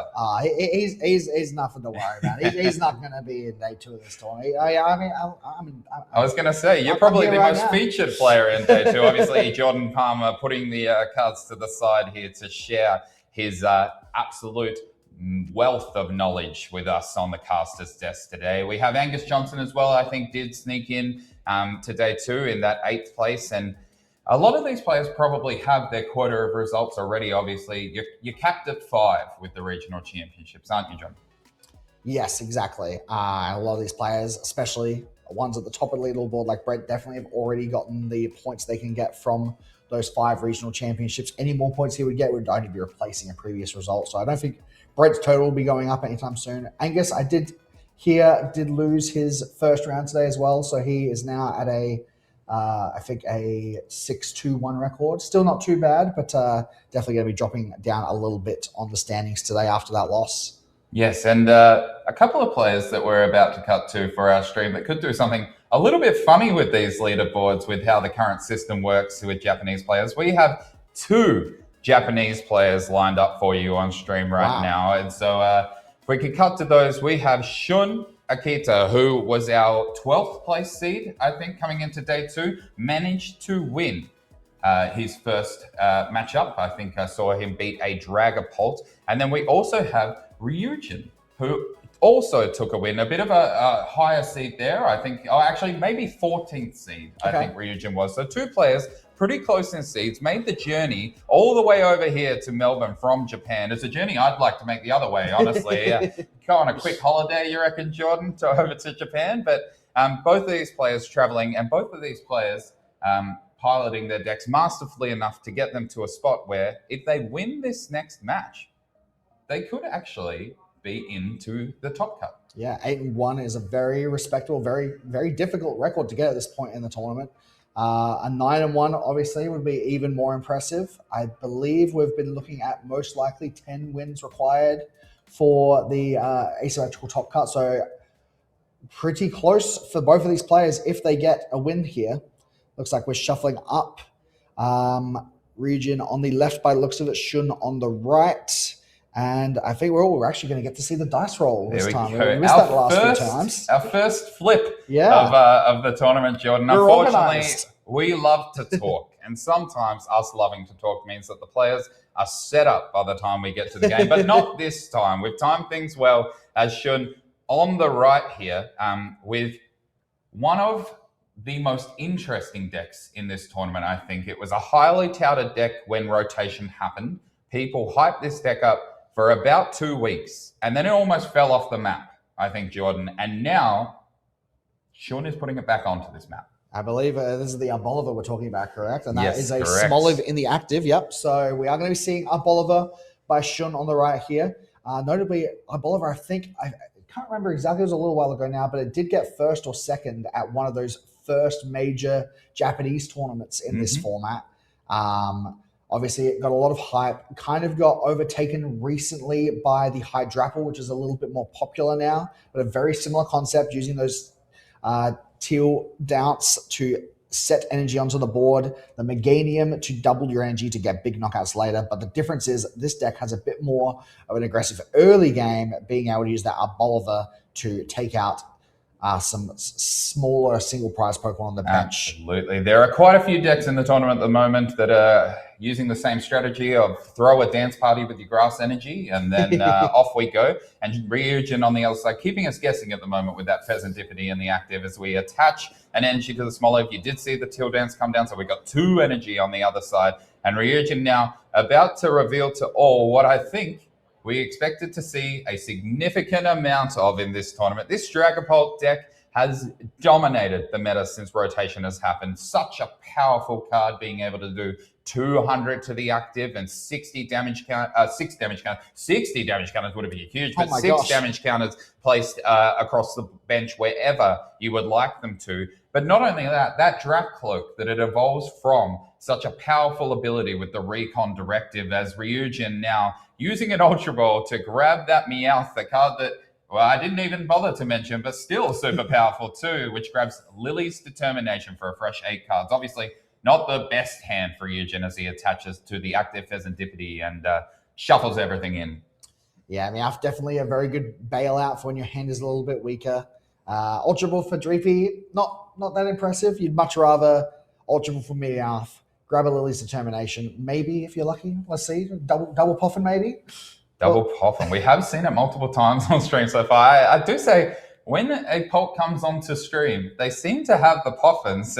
Is Ryujin the exception to the rule? No, he is not. There comes the Buddy Poffin down. It is only one at the moment, but this will allow him to go into his deck and find 2 basic Pokemon with 70 HP or less to put on the bench. And lucky for Ryujin, by coincidence or not, that Dreepy has 70 HP as both of them come down. Won't be able to be evolved this turn. It's a slow start for a lot of Dragapult players.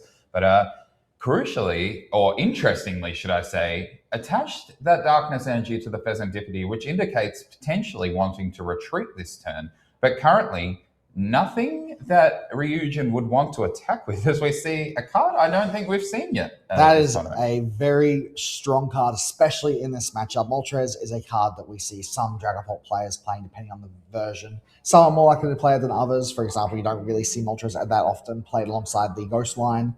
But in this build, Moltres, I believe it's called Fighting Wings, does 110 damage if your opponent's active Pokemon is an EX.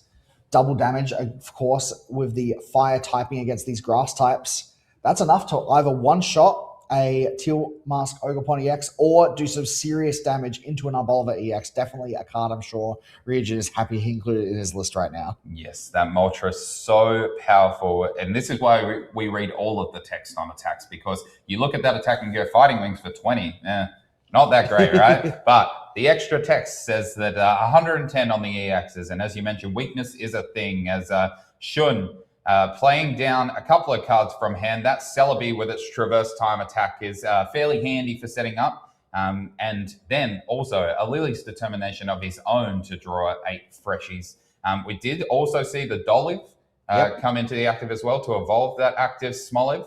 Unfortunately, a key card for Shun. There it is. I was going to say, unfortunately, it hasn't come down yet, but there it is. That Forest of Vitality, not to be confused with the Forest of Giant Plants that I keep on getting it confused with, but Forest of Vitality, allowing grass-type Pokemon to evolve the turn they come into play. And we spoke about Unfair Stamp before being unfair, but this card, this feels unfair, and you can play 4 of it. And let's just talk about that awesome play that Shun just made. Arboliva gets to put 120 damage across your opponent's Pokemon in groups of 2. You can't spread it as much as you want like you could with the old Lost Mine Sableye, but putting 60 damage on each of these Dreepies, not taking a knockout means that Ryujin does not get access to Flip the Script this turn with Pheasantipity, but also it means that even if Ryujin evolves both of these Dracloaks, they can both be knocked out by an additional Arboliva attack. Yes, softening up Ryujin's bench and main attackers and draw engine all in one feels pretty powerful for Shun. It also means that Ryujin going to need to dig a little bit deeper to get this Moltres online, and even then, it's probably not going to be able to knock out this Arboliva as Dawn comes down. It's a card that we haven't seen too much of. It is a really good setup card. It allows you to grab a basic stage 1 and stage 2. And stage 2, Ryujin does. He says 60 damage on my Dreepy. No, that's not going to be relevant anymore. I'm going to Rare Candy into this Dragapult EX. So Dragapult EX, 320 HP.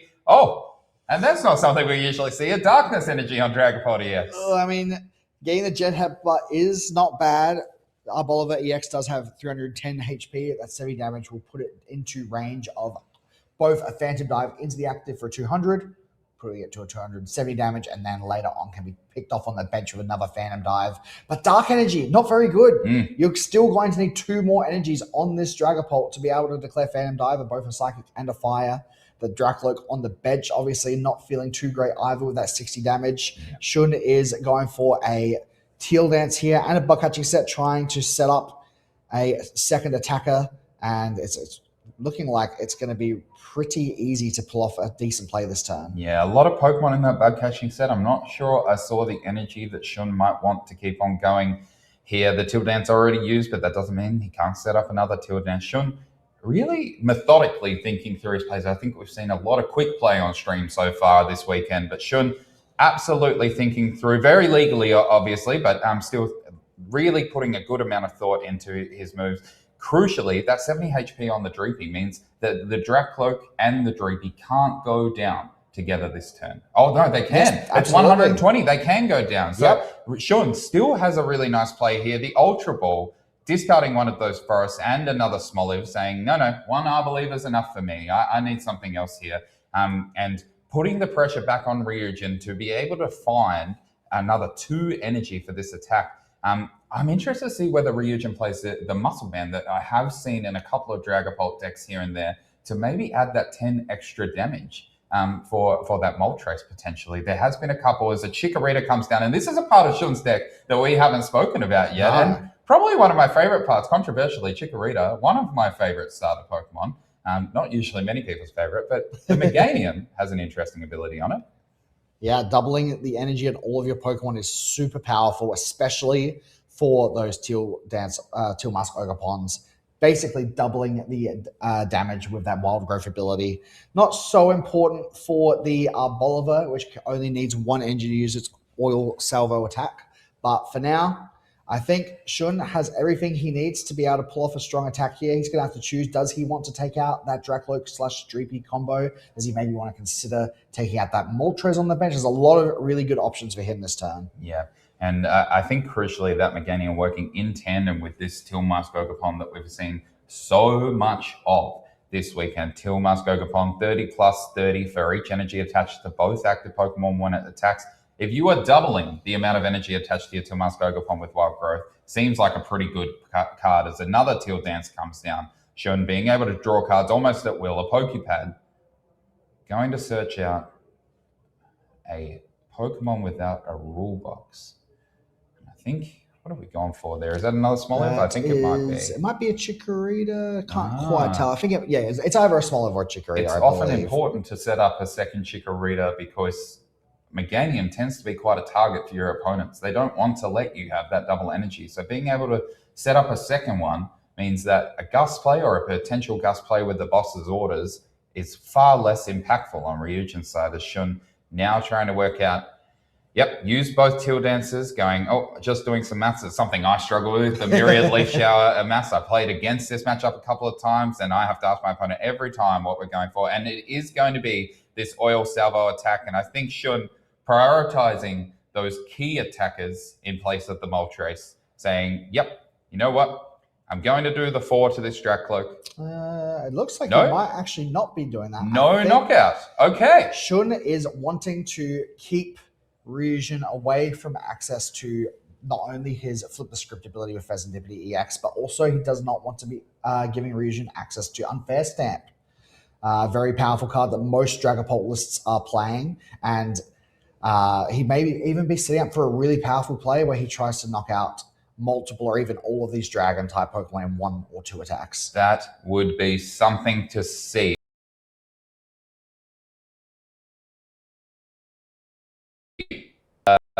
Yes, we do see Ryujin searching, I think, with a Pokepad to find a Pokemon without a rule box and grabbing that Dracloak to evolve this other Dreepy. It is still within Oil Salvo range, but a real heads-up play by Shun there to say, hey, you haven't attached any relevant energy right now. Maybe you don't have it. I'm going to limit your draw with that Flip the Script and potentially the disruption as well, as some of these grass box decks can be quite impacted by any disruption at times. So you do need to draw those grass energies, and they're only drawing you 1 card as the Ryujin lining up what he's going to do. I think maybe trying to work out whether it's worth doing exactly this, evolving that Dracloak for another Recon Directive, as there is a high potential that Dracloak is not going to see another turn. The Recon Directive grabbing, I think it was Ultra Ball potentially that it grabbed, and a Crispin. Like so Crispin is going to allow Ryujin to pull off a Phantom Dive this turn if he chooses to do so, or potentially wants to go for a different place up at second attacker. That Ultra Ball would give him access to a second Dragapult, which honestly seems pretty important right now. If you don't evolve this Dracloak on the bench, you are potentially going to have all of your backup attackers taken out all at once, like Shun could have done last turn. Taking that option away from him may be a way to punish this bit of a slower approach that he's gone for with the Oil Salvo attack.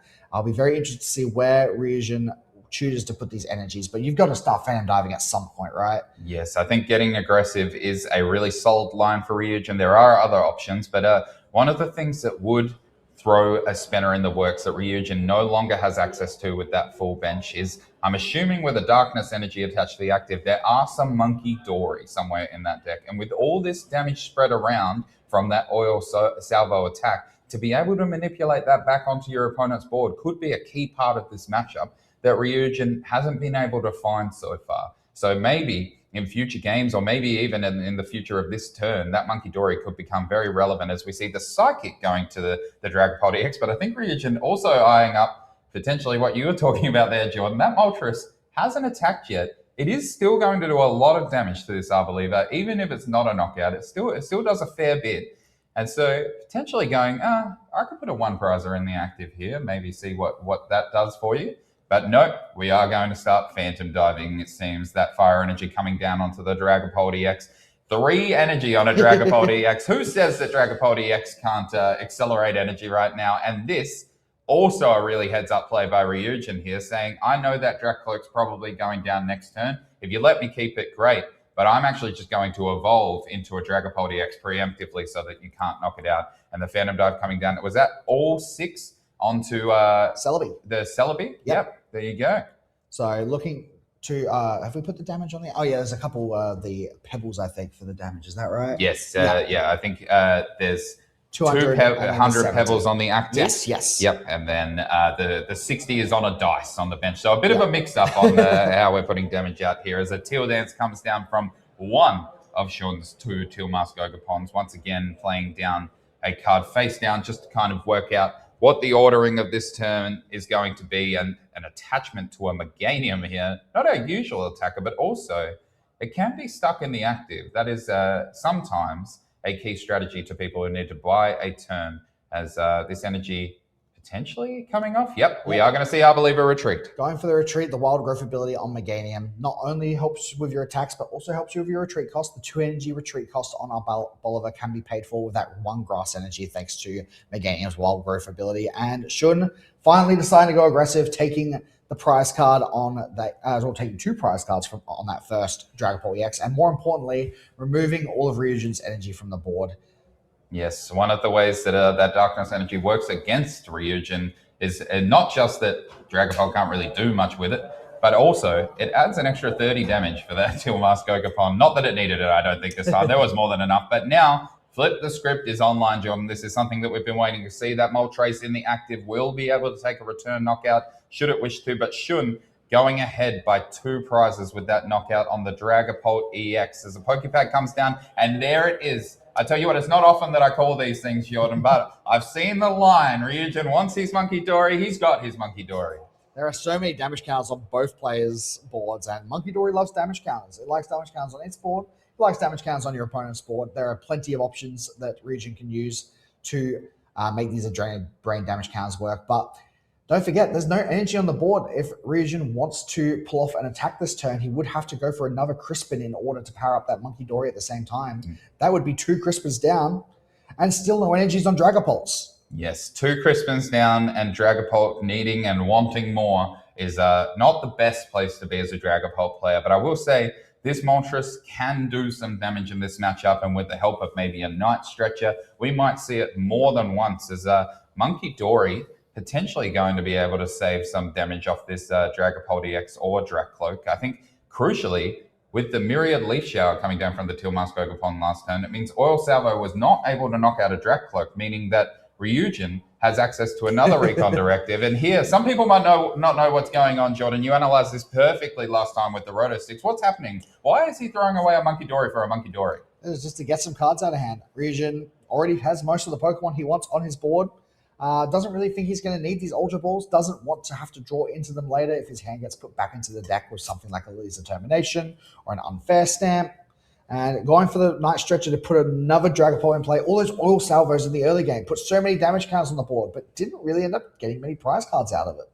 Yes, look, I don't think we've mentioned it, but one of the things that actually almost benefits Ryujin from not having any energy on his Dragapults is that the Teal Mask Ogopons need a little bit more to knock them out, even if there is a bit of gusting. Ryujin saying, oh, well, you know, it's not all bad. Maybe you might need to dig a little bit deeper, and you might not be able to find it if you want to knock out one of my Dragapults. As a Lily's Determination comes down, and Ryujin still on those 6 prize cards, so getting the full value, all 8 cards. And that means no Crispin, Jordan. So we are saving those resources for a little bit later in the game, but also means no Monkey Dory. So no extra damage being moved onto Shun's side of the board. Yes, we did also see quite a few Night Stretchers. And I think Shun is actually just checking the discard pile there. There is 3 Night Stretcher currently in Ryujin's discard pile. 3 Night Stretchers are actually already a high count. You often only see the Dust and Wild versions of Dragapult playing 3 copies, but Ryujin has decided that 3 copies of Night Stretcher is worth it. But right now, they're all in the discard pile, which means there's a pretty good chance that this Moltres going down is going to be the last that Shun will be seeing of Moltres this game. Yeah, I think we might need to call this move the Ryujin, honestly. Like, throwing away a Pokemon that is in your hand with an Ultra Ball to grab that exact same Pokemon, it's now being coined. That's the Ryujin move. But I think a big part of this, that rare candy going in the bin, says Ryujin's not getting out any more Stage 2 Pokemon. He's happy with his 2 Dragapults. He thinks he can win this game with this. maybe with a bit of help from this Moltres, as we do see it knock out the Teal Mask Ogerpon EX in the active for 2 prizes, crucially leaving Ryujin with that 1 prize Pokemon in the active. However, Oil Salvo may have something to say about that. Absolutely.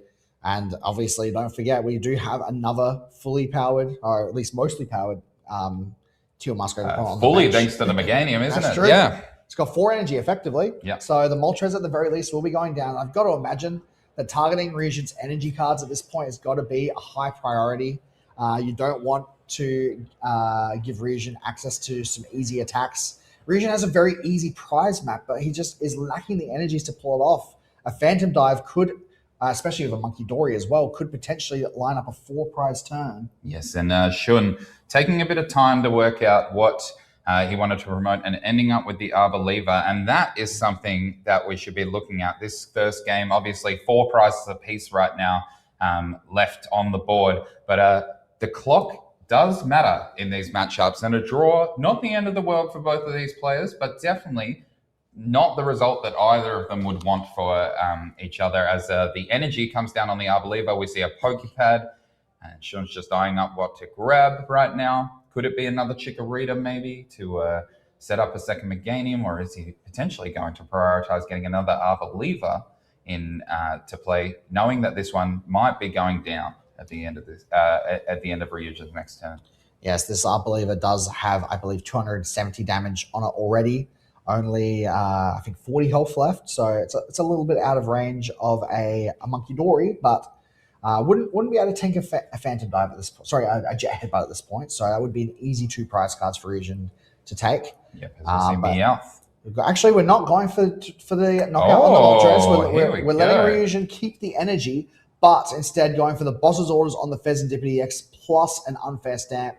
Not only removing Ryujin's only way to draw cards right now because of there's no Dry Cloaks, but also taking 2 prize cards, going down to 2 prize cards with so many easy prize cards on the bench, like those damaged Dragapults and the Meowth. Ryujin gets to keep his Moltres, which is going to be very important here, but I mean, just 1 more knockout for Shun, and he'll win the game if he can just take an additional boss's orders next turn. I actually think there's a really heads-up line here from Shun that he might be going for right now. 2 cards in hand from Ryujin. There are already a lot of energy in that discard pile. We've seen a Crispin come down too.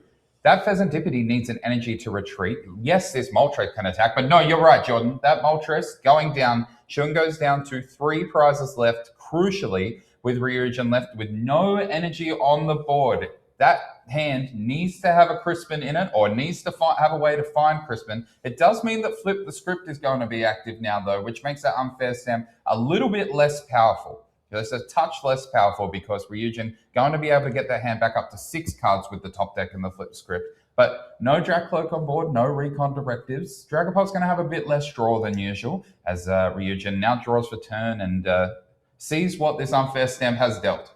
Yeah, this is just such a strong play, bringing the Pheasantipity up not only to take it out next turn potentially, but most importantly, just to pressure Ryujin's resources. He's now going to have to choose, do I want to commit my energy to retreating or to powering up one of my Dragapults? A Phantom Dive, realistically, not going to be possible this turn. At most, we'll see a Jet Headbutt, and we do get the Lily's Determination. That's a big deal. 6 cards is a lot to draw off of an unfair stamp, but I don't think we're going to be seeing a retreat now, unless there's a weird switching card like an Air Balloon or a switch we don't really see in these Dragapult decks very often. Ryujin, unlikely to be able to move this Pheasantipity out of the active, would have needed to use Crispin to do that, so Shun probably gets himself a free turn here, even though he only chose to take 1 prize card. He's going to have an extra turn of attacking to before Ryujin is able to start declaring Phantom Dive again. I really like this, and I kind of wish, or part of me kind of wishes that Ryujin benched that Monkey Dory last time he grabbed it, but at least we're finding it now. I understand why he potentially didn't want it to get knocked out by an Oil Salvo in the same way that the Moltres did, but it might have given Shun a couple of different options. But we're grabbing a Monkey Dory now. We won't see an attachment to it this turn because we can't see the Crispin, that manual attachment already coming down to the Dragapult. But I actually don't mind this too much from Ryujin, saying, all right, well, you can have my Pheasantipity. That's fine, okay? But I've got 2 reasonably fresh Dragapult down here. One of the key things that he's missing at the moment, though, is that extra 10 damage on the Teal Mask Ogerpon. Quite often we see Dragapult players putting 10 extra on these 210 HP Pokemon, which softens them up beautifully for a 200 damage Phantom Dive. As now their Saberlever is going to leave the active spot. The Oil Salvo has done its job and it's going to slippery slide back to the bench by the looks of it. Shun just trying to do a little bit more maths, I think, working out how much damage, how many energy he might need, potentially even seeing whether Oil Salvo is a good attack heading into this turn, as now that energy kind of halfway returns to the active Arbalever. It's still sitting there. It's not gone yet. Shun saying, I'm thinking about it. But Shun potentially wanting to think about it a little bit less with how much this clock is running down. We are now about halfway through this set, and we're still in game one. Yeah, this is a really tricky spot for Shun, though, so I can understand why he's wanting to try and think about it. It may seem like he's in a very good position, but let's not forget there is that Meowth EX on Shun's bench right now. A single Phantom Dive is all that Ryujin would need, theoretically, to win this game. Phantom Dive with a boss's orders onto that Meowth would knock out both the Meowth EX and do the final 4 damage counters onto this Arboliver for a 4-prize turn. Obviously, that's going to be...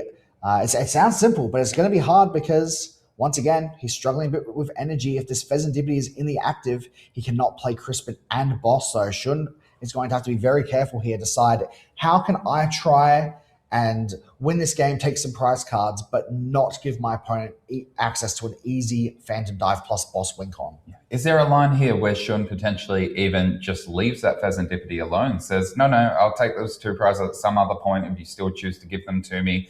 I'm just going to spread damage with this Oil Salvo, even retreat to safety and just hope that you don't have anything right now. That seems a little bit passive. The Oil Salvo does seem a little bit more aggressive. I think Shun trying to work out what he's going to do, and potentially we have a bit of a pause. Are we talking to the judges right now?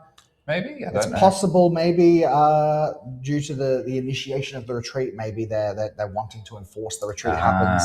That's just a guess. I'm not too sure, but that could be what's going on. Maybe Shun decided I actually don't want to retreat. Maybe that Oil Salvo is my best play, but Ryujin's saying actually you already said you were going to retreat, so you might have to switch that Pokemon. So we'll see what the judges end up ruling here. Yeah, that is something at these competitive tournaments that a lot of players, especially if you're coming to your first competitive tournament, don't realize is that at your locals, people are generally pretty friendly. They're happy for you to take back things and, change things around. Some people even try to help, coach you through some turns when you're at locals because it's so non-competitive. It's just there to build the game. But at a regional championships, as we saw at the start of the stream, there's a lot on the line.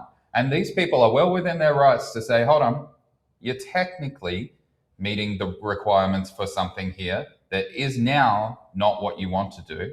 Mm-hmm. I'm going to hold you to it, man. You've already said you're going to do this. I'm going to make you do that, and you're going to have to choose something else.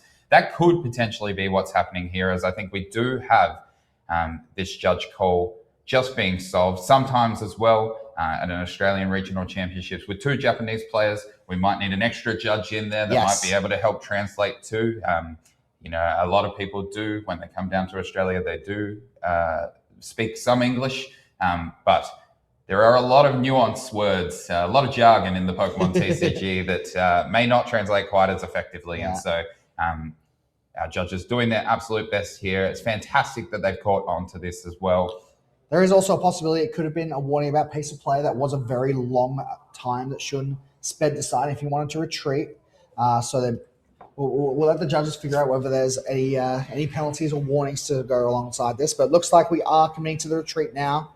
I've got to imagine Shun's best play, if possible, would be to use the boss's orders to take out that Dragapult with an energy, continuing to put pressure on those attachments. I don't believe we've had a support yet this turn, but I've got to imagine it would have been a bit of an easier play if he was holding on to that boss already. So we might not have the knockout. We're just going for a judge instead. We're going to disrupt. So this Tilmask Gogapon coming into the active, the judge putting Ryujin back down to 4 cards in hand.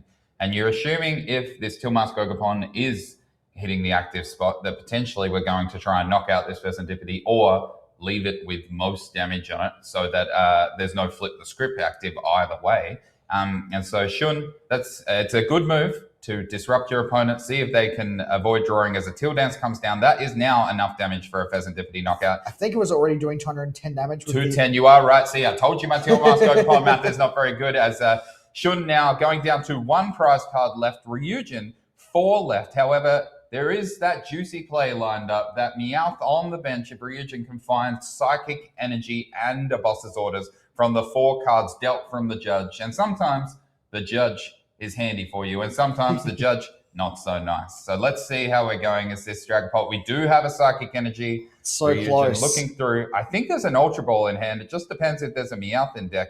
Oh, no, there wasn't an Ultra Ball in hand. It was a Crispin, and that Lily's Determination means no Gust this turn, Jordan.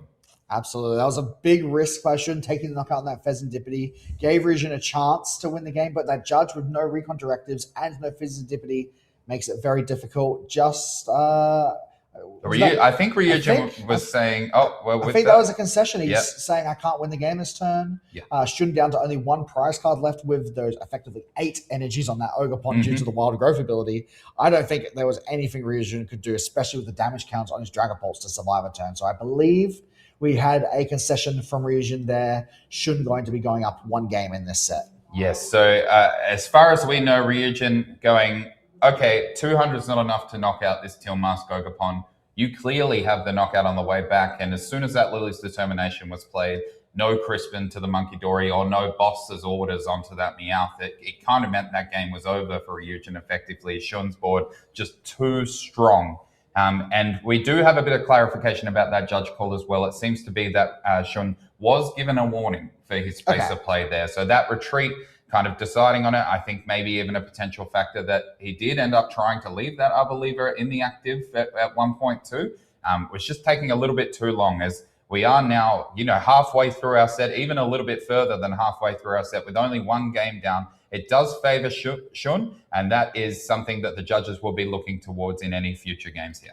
Yes, we don't obviously know exactly how much time is remaining, because they will most likely be getting a time extension due to this this pause in the game. But either way, we know they did use more than 50% of the total time for the round in that first game. So Ryujin definitely going to need to try and close this one out very quickly. Shun a little bit more relaxed. Obviously has to play fast with the pace of play, but just seeing a Pokepad, we'll see if he's able to get a good board setup. Ryujin went first here, and actually it got through their turn so quickly. Not ineffectively, though. 2 Dreepy hitting the bench means we can see Dracloak next turn. Here we go. The Celebi might actually do something this game. We did see it hit the bench with the energy last game. Unfortunately, there was no help from the Celebi at all. It didn't matter for Shun. Able to win that game anyway, as we go back over to Ryujin with the energy on the Celebi. And now we see every Dragapult player's favorite card early in the game. That Buddy Poffin grabbing just the 1 Dreepy. It looks like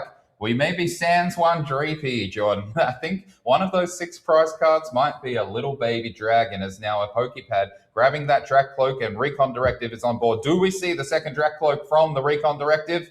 Usually, but maybe not this time. I don't know. It's usually such a quick grab as well. If Ryujin's thinking about it, potentially doesn't need it. Or maybe there's a really good card lined up along with a Dracloak, as Ryujin keeping us all guessing, doing the classic poker player, I think, not showing the camera what those cards are just in case. Keeping us in suspense. Yes, which is good. I like this. I'm keen to see what Ryujin's 2 cards are.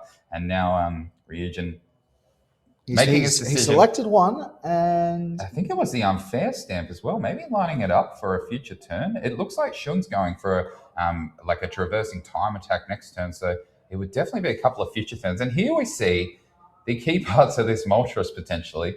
That Fighting Wings does 110 to Pokemon EX. I think Shun's missing a Pokemon EX on his side of the board. And so, unfortunately, it is just going to do 40 to this Smoliv. However, Smoliv has 60 HP, so it is going to be enough to take this hit.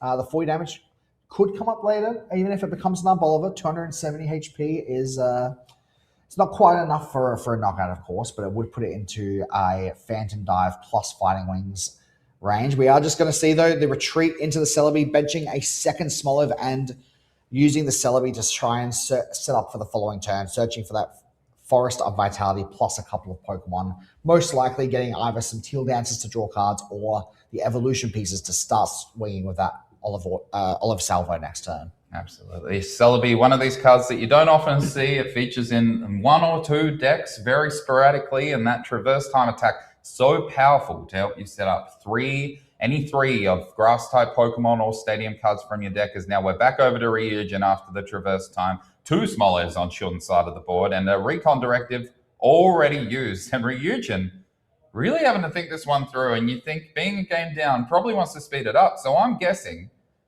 doesn't have a whole lot going for him right now. As no more Dracloak coming down. Chose to take that unfair stamp, but obviously Traverse Time doesn't do any damage. It's not going to knock something out, so that's not active right now. Is the Dreepy being rectified to a more vertical position, and Ryujin's still trying to work out what to do with his hand, but crucially for Ryujin, there's not much time. Even if he takes this game, that's a tie, and that means he needs 2 wins likely to have to get through to top cut. A tie and then a loss in any of his next 2 games might not get there. As now the Pheasantipity comes down, the darkness energy attached to it no longer needed for retreating. Instead, just preemptively, maybe for the Cruel Arrow potentially. Maybe. I don't know, but another 40 damage onto the Celebi here. We've got 40 on a Smoliv, 40 on a Celebi. Not usually tanky Pokemon, but boy, are they tanks today. They are taking some hits. Obviously, these every damage counter you can put on your opponent's board with a Dragapult deck is something you can utilize later. So these attacks are not meaningless, but they're definitely not the most impactful turns that Ryujin would like. I'm sure he would love to have had some extra Dracloaks. Moving on to Shun's side of the field, though, we see the Teal Dance and the Bug Catching set getting some cards out of the deck. We obviously know Shun is still holding onto that Forest of Vitality and the full Ball of a line. We could see an Oil Salvo this turn, and I wonder what Shun's going to do. Is he going to spread the damage out and try to avoid taking knockouts like last game, especially with that Pheasantipity down, or it's kind of hard to pass up a Dracloak with an energy on the bench? Do you just take the knockout? He can also take the Moltres, and that's what he does choose to do. We saw how many Night Stretcher Ryujin went down so quickly in the first game, meaning that Moltres only got seen once. It's such a key card in this matchup and so efficient for Ryujin to attack with, that taking that off the board early and saying, oh, yeah, I know you probably got an unfair stamp. I know you probably got a Pheasantipity, but if I can get through this Moltres one time already, we're feeling pretty good. As now a Night Stretcher comes down to grab that fire energy from the Moltres back to attach to the active Dracloak. No Recon Directive yet, but we are now unfair stamping in the hopes of a Dragapult EX, I would say, Jordan. Oh, yes. We're going to see 5 cards off the unfair stamp, but Ryujin has access to so many more than that. We have not used Flip the Script yet, I believe. I don't think we've even used Recon Directive. So you're going to see 5, 8, then choosing another 2 cards, up to 10 cards you're looking at. And there's 2 Dreepies on the bench that can also evolve into Dracloak. So Ryujin going to be able to see tons of cards this turn, has plenty of opportunities to draw this Dragapult plus whatever other cards he's looking for, but it's never guaranteed. Yes, so Ryujin hoping that Flip the Script lives up to its name, because he definitely needs to flip the script here, as there are those 2 other Dracloak. We are now fully on board. Reconnaissance galore, and Ryujin making decisions quickly now. Usually Dragapult players thinking about those Recon Directives. Ryujin says, no, I know what I need, and the Dragapult EX coming down, meaning a Phantom Dive will happen, or will likely happen this turn. You would think he'd go for a Phantom Dive and not a Jet Head, but seems so powerful. And one thing that Shun is missing that he had last game that turned out to be so pivotal to those Myriad Leaf Showers. That Meganium line currently nowhere to be seen. There is no Chikorita on the bench. We obviously have the Forest of Vitality in play, but working with only the 3 cards in hand means that Shun going to really struggle to get this Tealmask Ogon to do any real damage as he draws for turn and plays down that Dawn. So we do see that Dawn that is able to grab the whole Meganium line if Shun would like. But we did see the Forest of Vitality did not get bumped that turn, so he can just put it straight into play. But seems like, which card is that? That is a Meganium and a Bayleaf right now. I don't No, but the basic... a Meowth for next turn. So I'm assuming that Shun has the Chikorita in so hand. was that Dolive that they searched for then? No, so it was a Meowth, a Bayleaf, and a Meganium. Okay, yes. As now the Teal Dance comes down onto this Tealmask Ogopon. There is no Chikorita. Does this mean that Shun has prized his Chikoritas if he's planning to attack here? No, it's just an Oil Salvo. All right, we're getting rid of the Dracloak one at a time, saying, yep, you can have this Arboliva. You can probably have my bench Celebi if you want it, but I'm good for next turn. I'm going to hold on to this. Yeah, I think Shun would have loved to have had the Chikorita there, but prioritizes the Meowth. Make sure you're actually able to get out of this bit of awkward 10 that's been given to you off the unfair stamp. Play goes back to Region, who once again has access to at least only one recon directive this turn, but also that flip the script ability again. Already has that Phantom Dive ability lined up, which at minimum can take 3 prize cards. That is pretty strong. He already took a prize card last turn on that Smoliv on the bench, taking 3 more prize cards this turn. And even placing a couple damage counters on that Teal Mask would put him in the position to close the second game out really quickly. Yes, and so you see Shun ahead right now, 5 prizes to 4, but this is something that we see in a lot of Dragapult games. The Dragapult not necessarily needing to go ahead until the very end where it can wipe out multiple Pokemon. Obviously taking out that Smoliv already as we see another Buddy Poffin coming down, but Ryujin has 3 prizes on board this turn, should he want to take them, putting him ahead 4-2. And that relevant damage that he was missing on the Teal Mask Ogerpon from last game will also go on with a Phantom Dive, as you said. So there we do see another Dreepy. So obviously a Dreepy has come out from hiding, or Ryujin just decides, yep, I actually want it from the deck this time. And the crucial evolution of that Drac Cloak, meaning that a second Drac Cloak from this Oil Salvo shouldn't be able to get another Oil Salvo up and running, can't go down. That stadium is still in play, though. I'm sure that Ryujin would feel a lot more comfortable if he was able to bump this Forest of Vitality as well. It does mean that Shun, should he have the cards, can establish his board relatively quickly. And we saw Shun grab 2 pieces of the Meganium line, potentially holding on to the Chikorita or taking that off the prize card from the Drac Cloak as well, as we're now just working out what Ryujin is going to do here. And it is a Judge. Wow. There's that disruption that Ryujin was so heavily craving. That Bayleaf, that Meowth, that Meganium, goodbye. Shuffled into the deck, and maybe you'll draw him again, or maybe you won't. Yeah, obviously it is possible that Shun could draw a crazy combo off these 4 cards, but even taking a knockout on this Dragapult might not be enough, so he's going to need to pull something off here. Ryujin, of course, also getting 4 cards off this Judge. Oh, we haven't even flipped the script, John. That's pretty good. Make that 7 cards off of the Judge.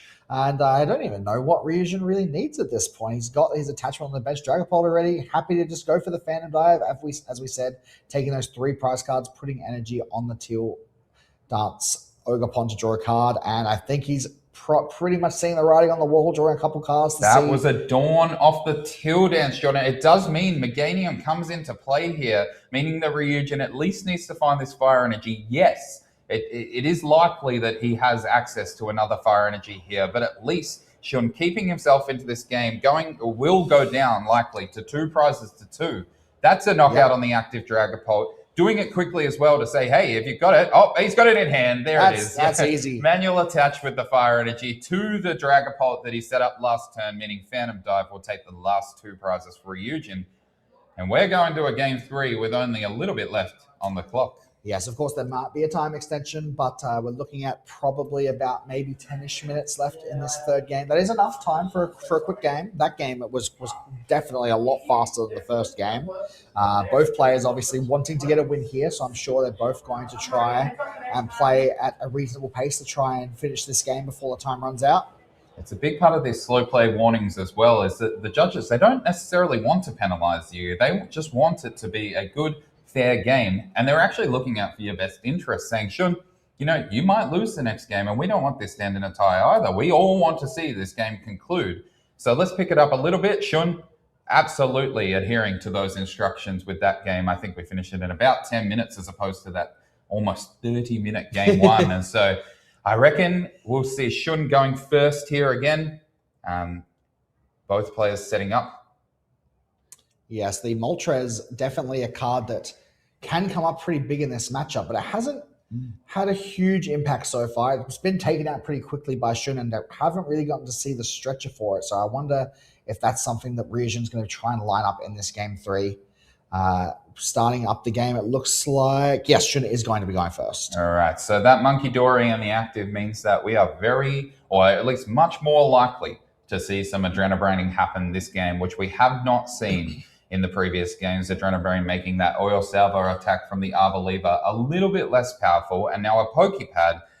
Shun's just eyeing up what it is. The Smoliv line has put in an incredible amount of work in these matchups, but I think seeing a Monkey Dory in the active may be considering potentially grabbing something else, potentially a Chikorita, to establish that Meganium a little bit earlier in this game. We saw how powerful that was in game 1.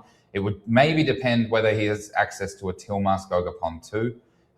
Also, potentially doing a little bit of prize checking. We saw that not being able to grab a Chikorita in the last game was tough on Shun. And there it is, the Pokepad resolving for that Chikorita, saying, yep, Meganium doubling my energy is very powerful. With a Munkidori on board, Oil Salvo might not do as much. So let's start swinging big with this Myriad Leaf Shower. Makes sense. Shun obviously also has that Celebi in the active, a very nice opener. Oh, we also have a bug catching set. Thinning a card with the Pokepad first gives him a higher chance of finding the card he actually wants, which I imagine might be something like that Tilmask Ogapon. I think is that just 2 energy cards? I think it is 2 grass energy cards. And this is something that I mentioned yesterday, although I did mention it because bug catching set, one of my least favorite cards, but super relevant in these grass type decks. One of the things that makes them take a little while is that bug catching set ensures that you have to shuffle before taking another action. A lot of good players like to do what we call shortcutting, which is doing multiple actions at once. And that speeds up the game a little bit. But bug catching set stops you from doing it. As we pass over to Ryujin, and he sees his best friend. He has a buddy in his hand. The Buddy Poffin coming down, grabbing these 2 Dreepy. Ryujin's got to be feeling good about setting up this board after that. Game 1 was a little dicey. Game 2, he sets up, he wins. He's probably saying, hey, you know what? As long as I have that Buddy Poffin to grab my Dreepy, I'm feeling okay right now. As an Ultra Ball, the least effective method of Pokemon search in Ryujin, having to discard 2 Pokemon from this Ultra... not 2 Pokemon. Sorry, I'm getting too far ahead of myself because of how much Ryujin does love to discard Pokemon. This is interesting. The Ultra Ball coming down to get rid of another Buddy Poffin, which could help set up, and a Dracloak. So I can probably guess we're seeing this Catch the Meowth. Yeah, those are some pretty rough discards. I mean, the Poffin's not a super important resource to hold on to, obviously, but it would have been nice to play this turn. But valuing keeping some other resources in the hand for later in the game and playing that Lily's Determination to see 8 cards. Hey, if I know anything from the last few games, we're probably going to end up seeing another Buddy Poffin off of this Lily anyway, but we'll see what Ryujin draws. But gets the the Psychic Energy on that Munkidori, maybe just for retreating later, or maybe he wants to apply some pressure with Mind Bend next turn. Yes, the Mind Bend is something we've seen throughout the weekend, but not yet in this matchup. And I'll tell you what, Jordan, the odds were against Ryujin here, but I don't think he's hit the Buddy Poffin again. So that's set up crucially. Ryujin prioritizing the other resources over Buddy Poffin, and that's it. It is the manual attached to the Munkidori and pass back over to Shun. I think Ryujin's body language says maybe not the best hand right now as an Ultra Ball comes down, and that could either grab the Bayleaf or maybe one of those Tilmask Ogapon to start drawing some more cards with that Till Dance. Shun needing to get these energy on board as quickly as possible. Are we seeing? I thought he started shuffling there. I don't think he did. This would be crazy if he's just going to whiff that Ultra Ball. But no, we are seeing a Meowth of Shun's own to grab a Lily. Both players needing the help from that last-ditch catch ability to grab supporters. And now Dolliv coming down, Bayleaf coming down, and Lily's Determination being played. I'm sure Shun is hoping for a Forest of Vitality here and either an Arboliva or a Meganium to evolve those 2 Stage 1 Pokemon straight away. The card Shun draws off this Lily makes a big difference to how he plays this matchup. If he draws well, he can choose to go aggressive, retreat that Celebi, maybe go for an Oil Salvo this turn if he finds the Forest plus the Arboliva. I do see the Arboliva EX in hand, but at least we know if he doesn't find the pieces he's looking for, has that Celebi can just go for the Traverse Time to set up for the next turn. Obviously, no unfair stamp can be played. We could see a Judge, but more than likely he's going to be able to hold those cards to set up for a stronger turn 3, sorry. Yep, and the fact that Shun hasn't slammed down that stadium tells me that maybe we're going to have to wait another turn for an Arboliva. And I know we keep mentioning it, but that clock's such a factor in this game right now. As we do see Traverse Time, it's grabbing a Meganium, it's grabbing a Tilmask Ogapon, and Shun says, all right, well, you know, I've slowed down. I've done this over 3 turns. I no longer need my Forest of Vitality. Give me another Till Dance to get going. And so 2 Tilmask Ogapons coming down from that Traverse Time is now over to Ryujin, and Dracloak on board. Recon Directive grabs him, a trainer of some sort. I think they're both trainers, but I can't see it. No, one's an energy, one's a darkness energy. All right. So Ryujin, Recon Directive for the darkness energy, I believe. Does he have a second Dracloak? That would definitely be nice. I think he is starting to pick up the pace a little bit. That both players are recognizing that we are a little low on time, and you got to imagine. Oh wow, this is a card that generally doesn't speed up games, but the Yveltal coming down, the Celebi in the active spot is a very easy Pokemon to trap in the active with that clutch attack. Celebi only able to deal at most 30 damage to an Yveltal, and we see the Dark Energy coming out with the Crispin.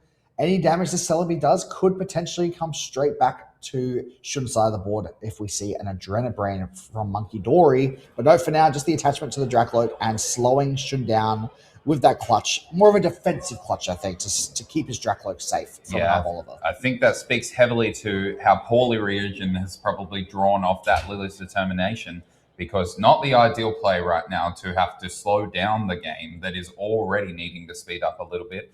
An ideal play if we had boundless time. Like if there were no time limits, this is great, clutching that Celebi in the active. But now we see Shun just attaching to that Meowth. And maybe we see a tail tuck here. I don't know. We're grabbing a couple more things. That Crispin came down, which means that Shun wasn't disrupted last time. But I think we're just traversing time again. He's gone, no, I don't have the energy to Teal Dance, or at least I don't want to Teal Dance. Teal Dance does mean that Ryujin is able to put that 10 damage onto these Teal Mask Ogerpon preemptively. It could mean that an Adrenabrain could come across and do that for him, as now Ryujin firing on all cylinders. The Psychic Energy goes to the Dracloak. We are yet to see the Recon Directive, but it seems with that attachment, pretty keen to get things going. Yep, Recon Directive comes down. Once again, don't see what it grabbed. Ryujin moving too quickly. There is an Ultra Ball in hand. Should he wish to get a Dragapult EX up this turn, and wish he does, the Ultra Ball getting rid of, I think, Lily's Determination and the Darkness Energy there, but opting instead for another Dracloak, showing how important this Recon Directive ability is. Absolutely. We're definitely going to want to see... Okay, I was going to say we're going to want to see a Dragapult to keep that Dracloak safe, but no, just going to go for the clutch again, keeping that Celebi trapped in the active for another turn. Shun finally putting those Teal Mask Ogerpons into play to draw some cards, but honestly, what are you able to do at this point if you can't retreat the Celebi? You can set up an amazing board on the bench, and as soon as you stop getting clutched, you can start aggressively attacking with pretty much whatever you want. But right now, all you can do is sit behind the Celebi, keep setting your hand up, keep setting your board up, but it's Ryujin who's going to get to choose when the first strike in this match happens. Yes, crucially with that clutch. However, Celebi, not that far away from being knocked out with clutch, only a few turns. As a Buddy Poffin comes down, it can grab Ryujin another basic if he wants. He says, no, I'm just sending that out, and Judge comes down. All of those traverse times for nothing. We do see the Meganium and the two Teal Mask Ogerpons from that first traverse time come down. So they did make an impact. They are set up, ready to go as soon as Ryujin allows this Celebi out of the active or knocks it out, whichever comes first. But Judge putting anything else back into that deck, and all of that thinning is winning that Shun did earlier, undone. Yeah, Ryujin in a very commanding board state right now, able to choose when the first attack of this game happens. We see the Pokepad for the Moltres, and maybe not wanting to go for a Phantom Dive right now, might want to start the trade with a single prize attacker. But as much as it would be amazing to keep this stalemate going a little bit longer, the time is ticking down very much. Ryujin knows that if he wants to win this game, he needs to start applying pressure, taking prize cards, either by dealing damage with Phantom Dive or maybe going for a boss. But no, still doesn't feel like he's in a good enough spot, taking another turn to trap this Celebi in the active. I think Ryujin realizing that knocking out this Celebi, even with a Phantom Dive or a Moltres, doesn't actually do that much for him, and he needs one more clutch. That's why he's playing so quickly right now. Shun, one Teal Dance already used? No, both Teal Dances already used. That Teal Mask Ogerpon is sideways, but I feel like it did have... it might have just got knocked. I'm not too sure. Yeah, it must have, because it did have 2 energy on it already, and now we see Shun trying to take matters into his own hands, saying, I can't have this clutched anymore. The Meowth needs to come into the active. However, potentially Ryujin has bought himself enough time, provided he can get the attacks off. This Moltres can take out these 2 prizes on the bench. He needs the Gust, yes. He needs the consistency. He probably needs a couple more energy here and there, those Night Stretcher to hold on to. But there is the line for Ryujin to win this game and win it quickly, should he have the cards. As we now pass back over to him, 2 Recon Directives. It is still important, even though you don't have a whole lot of time left. You still need to do those actions. You still need to play properly, keep it consistent. And that energy coming down onto the Meowth does mean that Ryujin has an attack available to him, whether it be Clutch, Fighting Wings, or Phantom Dive. We're yet to see, but it will mean this Meowth is likely to retreat. And we're now just waiting, Ryujin taking the time to work out what that line is. And there we see the boss. Okay, so boss's orders comes down, and that's the play we were talking about, Jordan.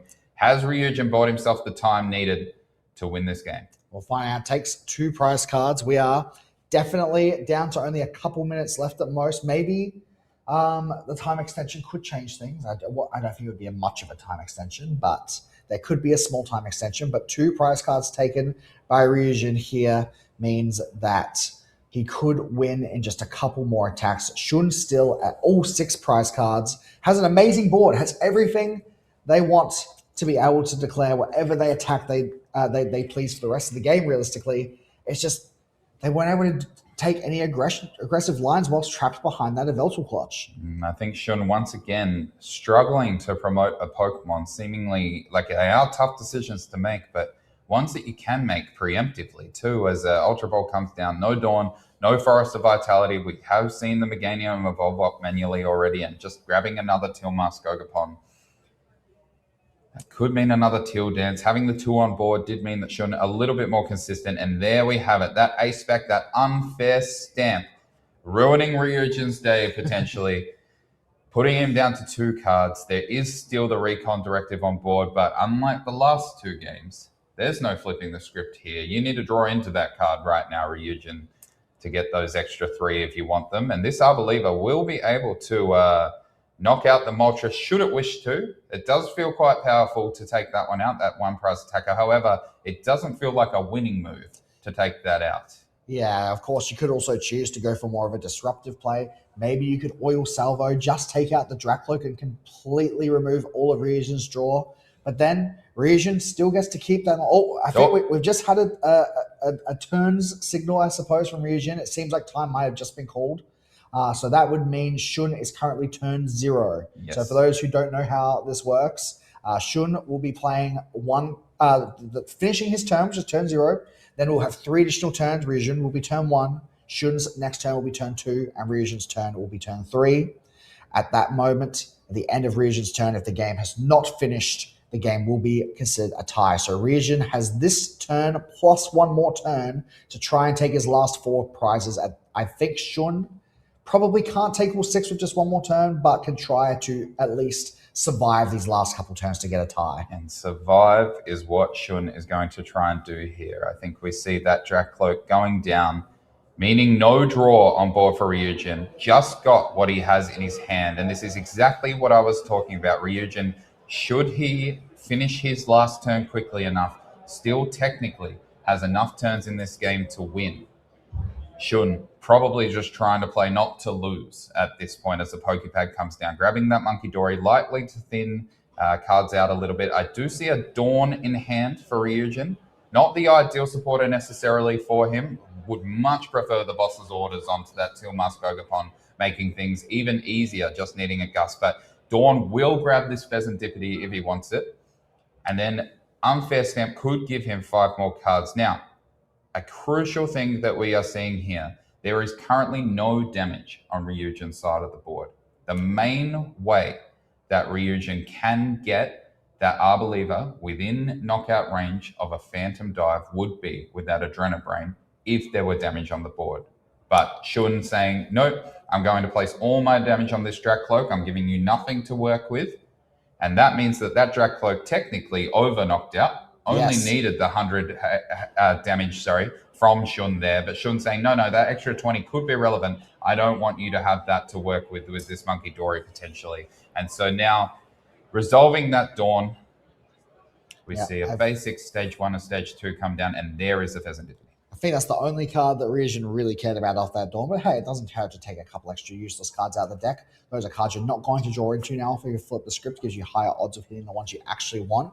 But the Dawn does mean no boss's orders this turn. Ryujin will not be taking a 2 prize swing this turn. He could retreat and Phantom Dive if he wanted the 1 prize on the Celebi. But we don't want 1 prize. We need 4 prizes to win this game. So the Fighting Wings from the Moltres would put 220 damage on this Bolivar. A boss's orders next turn to try and line up a 4-prize play would be nice, but once again, unless that Adrenabrain gives Ryujin those extra damage counters, it might be really hard for him to get this 4-prize turn. Yep. So this now seems like, without that boss's orders this turn, it's Shun's game to lose. He can't win, but giving Ryujin damage to work with is going to cost him. He seems to be aware of that at least, because that Drakcloak play last time was something that a lot of people wouldn't have thought about. They might have decided that 20 damage would help them out somewhere. But nope, Shun recognizing that and just saying, okay, I'm going to leave it. And 220 damage coming down from that Fighting Wings on the Arbor Lever, meaning 30 damage moved from the Adrenabrain does put it into range. And now Shun is trying to work out what he needs to do or potentially not do in this turn to keep this game as a tie. Yeah, this will be Shun's last turn of the game, so he just needs to make sure he plays really carefully here. Needs to make sure he doesn't make any mistakes that might give Ryujin an opportunity to take all 4 of his prize cards next turn.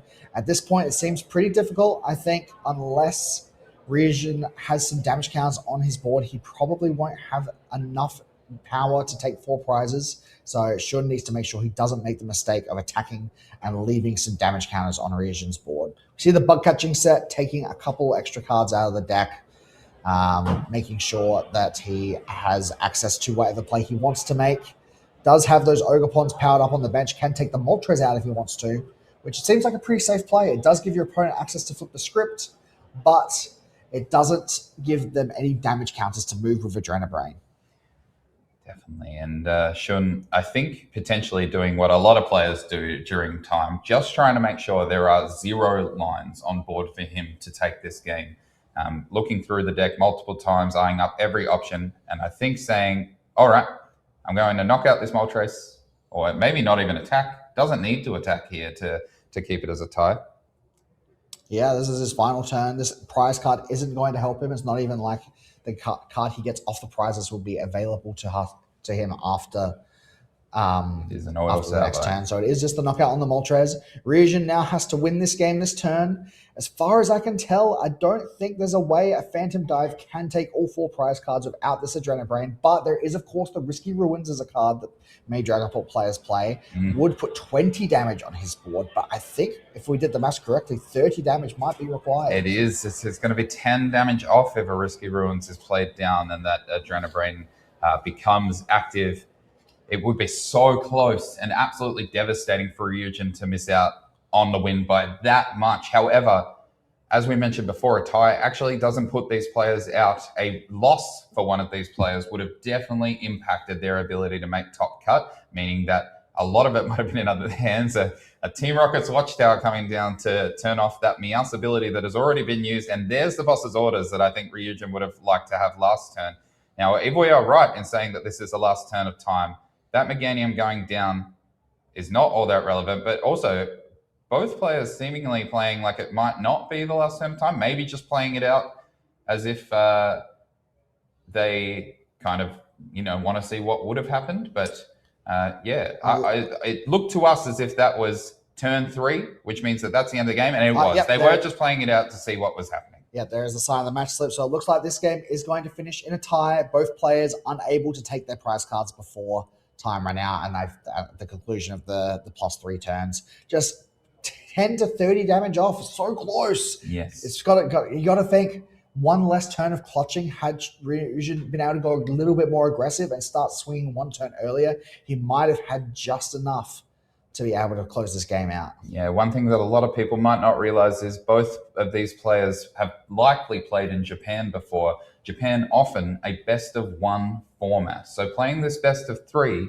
can be a little bit new to some of these players that decide to travel to other regions to compete in their high-level events. And I think potentially just trying to work out something, but that match slip is signed. We are ending in a tie 1-1. And I think the players might just be discussing, what if we had more time? Yes. Who do you think would have won this game? Yep. It is definitely a fun thing to figure out. Obviously, people are here to play Pokemon. People like to enjoy the game and see how the match would finish. Looks like they're having a heated discussion of, I think I had the advantage. That's obviously never truly possible to know exactly what would have happened because we do unfortunately have to play under the time restraints. You can't just sit here for 4 hours waiting for everyone to finish their games, but Would it be looked nice. like it was an exciting finish to their game. Yeah, you called it very, very early on in that set, Jordan. That game one taking so much time, proving pivotal in the result of that one, ending up in a tie for both of those players. We will see if they can make our top cut. That's only 2 rounds away until the asymmetrical top cut. We've got 2 after this into asymmetrical top cut, and then our top 8 will begin, and we'll see who can make the finals. But we're going to cut now to one of the videos, and when we come back, you'll be joined by our other casting pair, Tom and Braden. So we'll see you later. Let's talk about Dragapult EX, because right now, this is the deck shaping the entire format heading into Melbourne Regionals.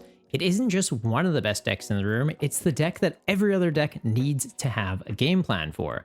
After dominant performances in both Los Angeles and Utrecht, Dragapult variants have become the center point of the meta, and that's what makes preparing for this weekend so awkward. Because you're not just preparing for one Dragapult deck, you're preparing for Straight Up Pult, Dun Dun Pult, Pult Noir, and the Kickin' Chicken.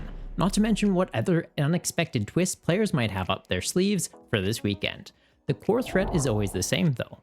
Dragapult applies pressure to the active using Phantom Dive, doing a pretty solid number, while also putting damage on your bench. That spread damage can add up quickly and be pretty risky in a format where decks are often relying on low HP support Pokemon, 2 prize utility pieces, and even pre-evolutions to get into the game. Plus, the scary part is that Dragapult doesn't even need to hit the ground running to win the game. They can buy plenty of time using Budew, making it awkward for opponents to set up properly, while also adding a little bit of chip damage every time they poke you. Then you add in stadiums like Risky Ruins into the mix, and suddenly trying to build up a board state can become quite dangerous. If your pre-evolution basics are taking damage while you're trying to set up, they can very quickly fall into range of Dragapult's Phantom Dive damage counters. So what may look like a normal setup turn can suddenly become a board state that might cost you the game in a turn or two. And that's before you even factor in Monkey Dory. Adrenabrain lets you move around 3 damage counters, which can give the deck even more ways to fix up numbers, cleaning up awkward board states, and taking crucial KOs. That's what makes this deck feel so oppressive. It's constantly shaping the board state into a position where every Pokemon you have in play is essentially a liability. And because Dragapult naturally plays Fire and Psychic Energy, it also gets access to some really useful tech attack options. You can see single prize options like Moltres to pick off Ogerpon or Chuyu as a way to deal with Crustle. Not to mention, it can even run Clefairy EX into the mirror match. That flexibility matters a lot because it means that Dragapult can adapt into decks that are trying to counter it without completely changing its own game plan. Straight Dragapult probably feels like the cleanest version to play. It's focused on consistency, pressure, and doing the Dragapult thing as smoothly as possible without adding in too many extra bells and whistles. The Dunsparce Pult gives the deck more draw power and a potential secondary attacker. Duskmoor Pult is probably the highest skill ceiling version. It can create some absolutely dirty plays to swing games that almost feel unfair in some situations, but it can also be a little bit more fragile if the pieces don't come together cleanly. And then there's the Kickin' Chicken, which gives the deck another angle entirely, potentially changing how certain matchups can play out and giving you easier access to your energy. That's the real problem with dealing with Dragapult right now though. There isn't one silver bullet that beats every version of it. Even cards that look like direct counters like Clefairy EX can become kinda awkward into it. In theory, it checks Dragapult pretty nicely, but in practice, if you bench it at the wrong time or fail to protect it properly, it can very quickly become a 2-prize gift waiting to be handed over to the opponent.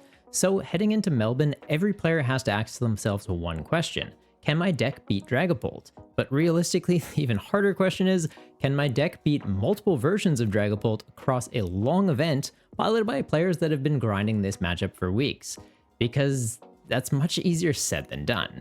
And while Dragapult is the first deck to watch this weekend, it's not just a deck in the meta. Right now, it's the deck that's defining the meta. Good morning, everybody, and welcome back to the Pokemon Regional Championships for 2026. My name's Tom, and I'm joined again at the table with Braden.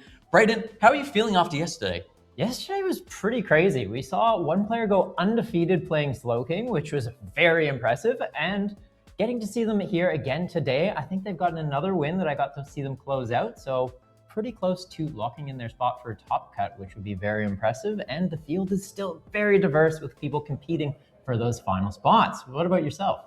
Yeah, definitely it looked like an incredibly wide meta, but I mean, you know, as you mentioned, there's a lot of different decks, but here we can see the standings as well for, this was leading into day 2 or phase 2 as we have now, because sometimes at these regionals, when they get a little bit bigger, we do squeeze a couple of those rounds onto the end of day number 1. So phase number 2, leading the charge here, we had Sobi Quack, who was the Slow King player that we did feature on our stream yesterday. And as you mentioned, did take it all the way to the end, going 8-0. Natalie Miller, another player that we featured on stream, 7-0-1. Super strong positions there. But yes, there's so many players here. We've got Jeremy Evans that we saw beat Azul in round number 1 today, which, oh my goodness, what a fantastic game that was to watch. He stole that one, honestly. It didn't seem like it would be favored for his deck in that matchup, but yeah, ended up closing it out, and always very impressive to see those situations come up. And I believe he casted last event as well. So yes. Getting to be on stream again, good call. Very Man good call. of many talents. But yeah, we also have Rahul Reddy, big name. He's does a little bit of the YouTube, but also travels so much. Like, this is a player that we see at every single event, it seems, making way over to Australia. I think probably has been to the last 5 or 6 regionals, I think, over in this side of the country. So building up all those frequent flyer miles. Absolutely. Yeah, so it looks like we've got the players down at the table here. We've got Shinosuke Sato playing Taisei as well over on the right side. It looks like we're going into, I mean, there's a Celebi in the Activo there. So it's an interesting card to see come up. Yes, it could be. We did see there was the Arbolivia that we saw in the last round, but then there's also a couple of the other grass type decks that we saw featured around, which was, I mean, Hydrapple, a deck that we did not get to see so far. No, we haven't yet. And they do kind of have that commonality between them, all running that Teal Mask Ogre Pawn being a key piece in the deck. It's got the Teal Dance ability. You can accelerate a grass energy from your hands to it while also drawing a card. So card advantage and energy acceleration, you can't really complain about that. Playing down the bug catching set there, we've got a basic grass Pokemon with that Teal Mask Ogre Pawn, as well as a grass energy. Really nice card, the bug catching set. You're able to look at the top 7 cards of your deck, pick one of either a basic Pokemon, a grass basic Pokemon, or a basic energy in any combination and put them into your hand. Probably one of the strongest cards, but obviously, it is only for grass Pokemon and grass energy, so a little bit targeted there. But yes, an incredible card just to start out with, just to try and feed through the deck. And then obviously that Teal Mask Ogerpon as well. If you put that into play, you're able to attach an energy with its ability to draw 1 card. So you've got a little bit of a draw engine in there, a fantastic combo over there for Shinosuke to start out. All right, and it looks like they are checking that grass energy on the Celebi. Believe they've started off the game though, so unfortunately won't be able to use that attack, getting themselves some grass Pokemon or even a stadium from the deck. Running the Forest of Vitality is a key piece for these Stage 2 grass decks, being able to just fully evolve up from a basic into their Stage 2 immediately, just not on the first turn of the game, similar to how they can't attack on the first turn of the game. But looks like they are still figuring out what else they want to do on this turn, not quite passing it over to Taisei. Oh, no, apologies. Doesn't look like they have passed already. Taisei's got that Crispin, getting some energy from the deck, maybe charging up that Clefairy and already trying to take a KO here.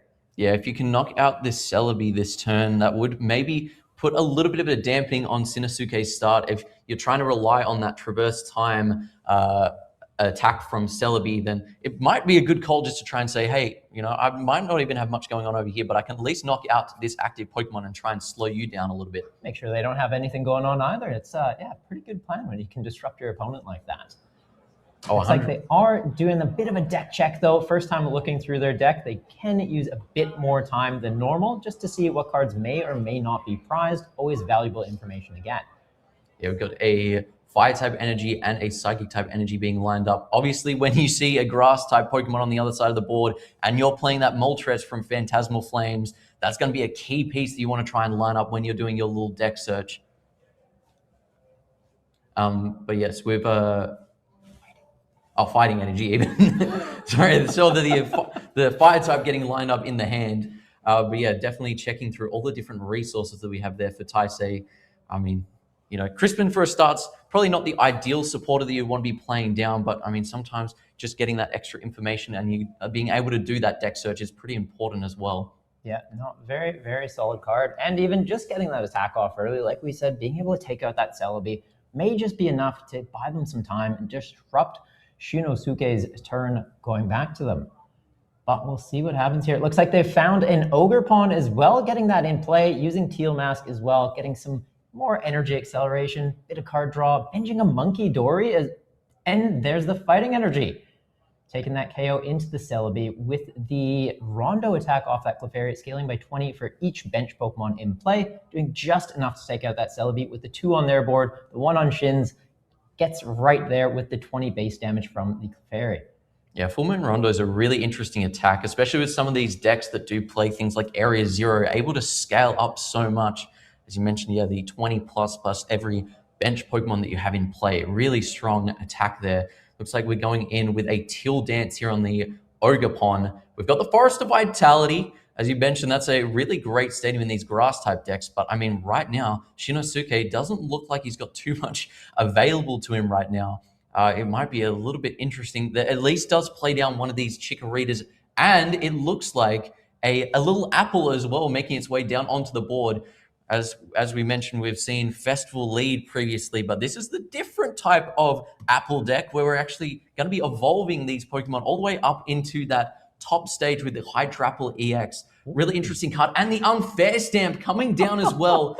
You know, my Celebi's gone, but I think I might be able to try and swing a little bit more disruption back your way. Making his opponent shuffle his deck into his hand and draw 2 cards off that Unfair Stamp, while he gets to draw a 5-card hand for himself. Going to be a really strong start, hopefully being able to establish a little bit more with those 5 cards in hand. We'll see what he's able to pull together off of these cards once he gets the deck back in hand. Yeah, definitely not a bad spot to be in, and still having access to a supporter for turn. So the Unfair Stamp effectively giving you that draw 5, like you said. Maybe they even get another draw supporter in here, and we might see that Applin fully evolve up to a Hydrapple, and could be trying to take out this Clefairy this turn for a 2-prize KO. Would be a very quick way to win the game. Seeing that Chikorita evolving up into a Bayleaf, do they have the Meganium to double up the energy on that Ogerpon? It does feel a little bit like cheating when you get to see a player put down a basic Pokemon and immediately start evolving up. It's something that you really, unless you know what the cards are doing, you're like, no, you can't do that. But no, Forest of Vitality does in fact say, yes, grass-type Pokemon can evolve up the moment you put them into play. These are shenanigans, I love it. Yeah, we're looking like we're lining up over Taisei, trying to put some lines together to see what can come up here.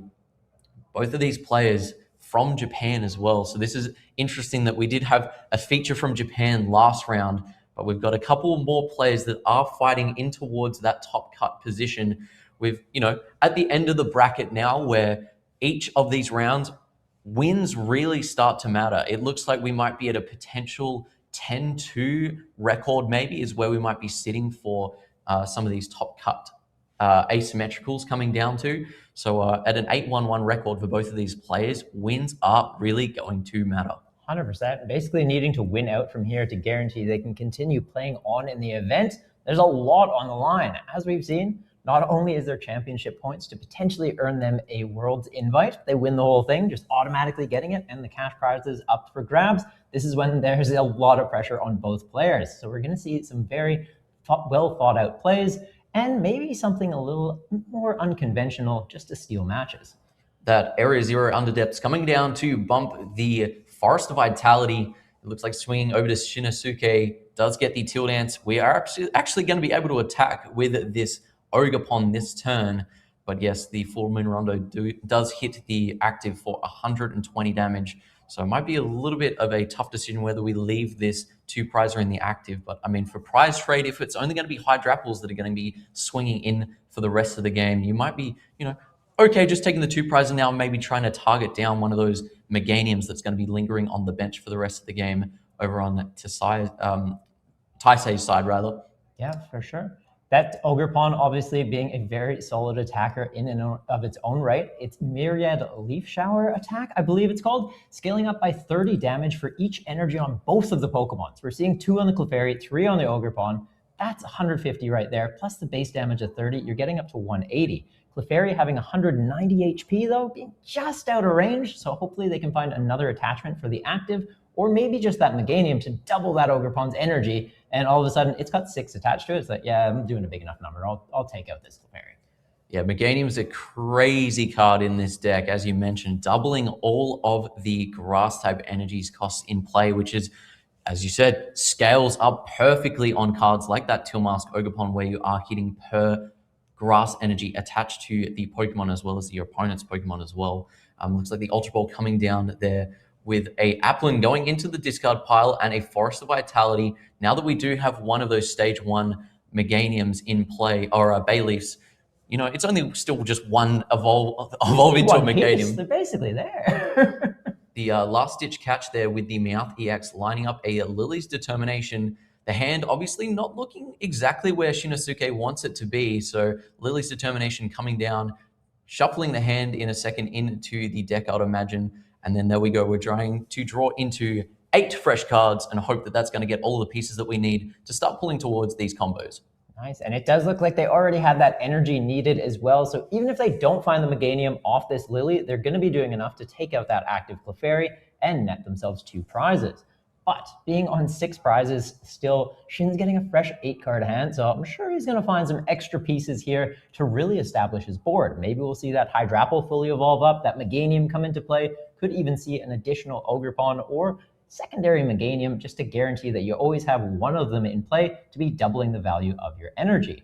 If we do see that Hydrapple come out though, its ability is pretty interesting since similar to Ogerpon, it can help you accelerate some energy in play, but it doesn't have to go to itself. Could be putting it onto the active to try and heal it and maybe keep it outside of a KO, but already having 120 damage, I don't think it's going to be able to be healed enough to really justify that investment. Yeah, 120 damage is pretty close to it being at the end of its lifespan there. But yes, as you mentioned, the Syrup Storm is also a great attack from the Hydrapple, which does do increased damage for the more grass type energies that are in play. So if this Tilmask does get knocked out, you know, that's 4 energies that we currently have in play that we might be losing there. Ultra Ball coming down again, trying to continuously get these evolution Pokemon into hand. So we're eyeing up this time a little Dipplin instead. You know what? Hydrapple, not today. We're going to start off with this Dipplin. So I would imagine probably after we lost that first Viridian Forest that we were, or Forest of Vitality even, show my age there. That's all. Then discarding another one, we're going to have to slowly creep up through our evolution lines there. So making sure we're locking into that one Dipplin off the Ultra Ball. Imagine that's going to be going straight down onto the Applin right there. But yes, Shinosuke just slowly establishing and then going in with the Myriad Leaf Shower and taking those first 2 prizes for himself on that Clefairy in the active. Is that a Team Rocket's Mimikyu we see popping up? That is indeed.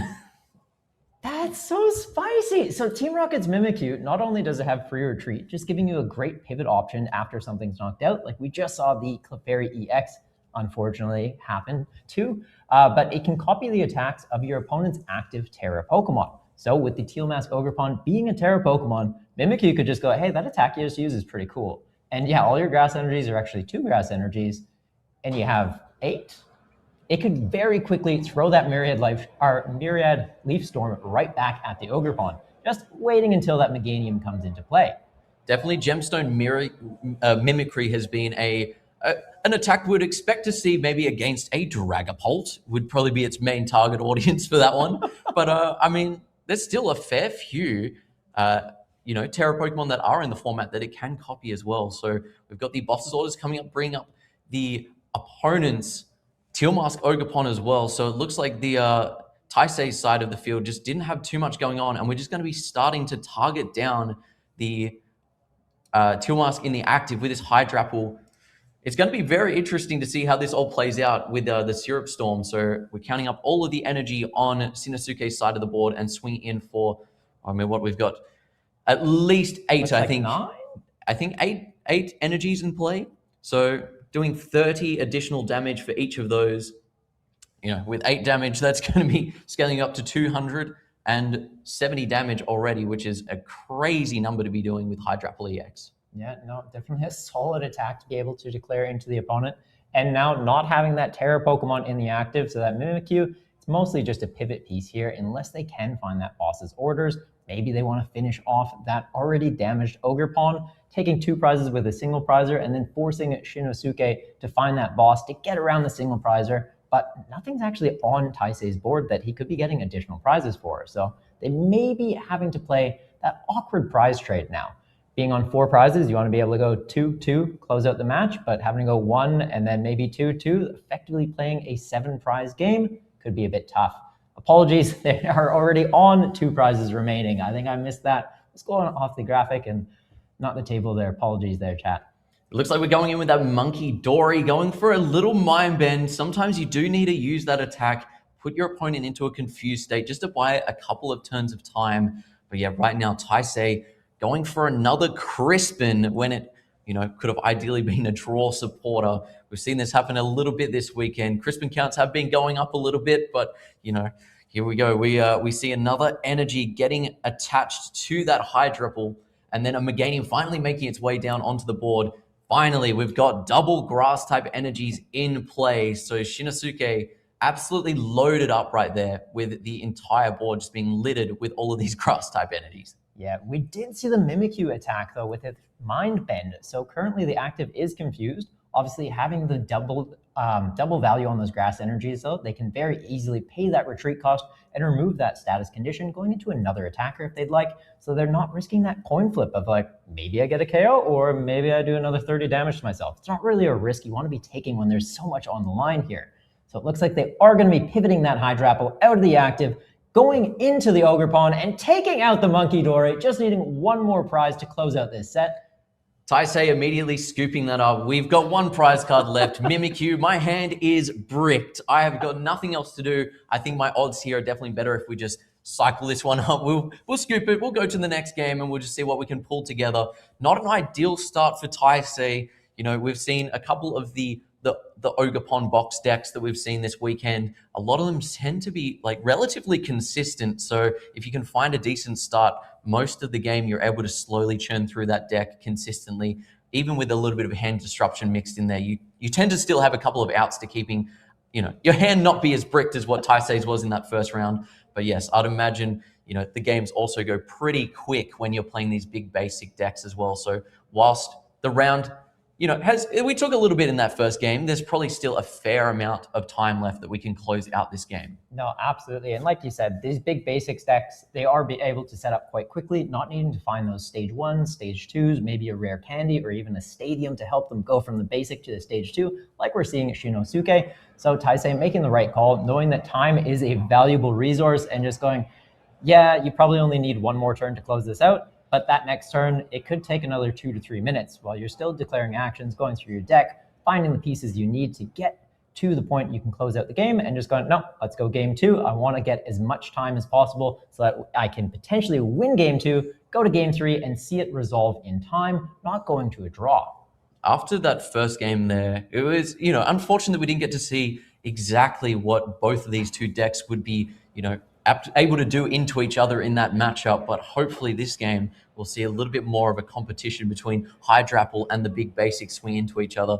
As we saw, the Moltres is at least a sort of tech card in Taisei's deck that would be very, very relevant this game. We're starting off that Monkey Dory by the looks.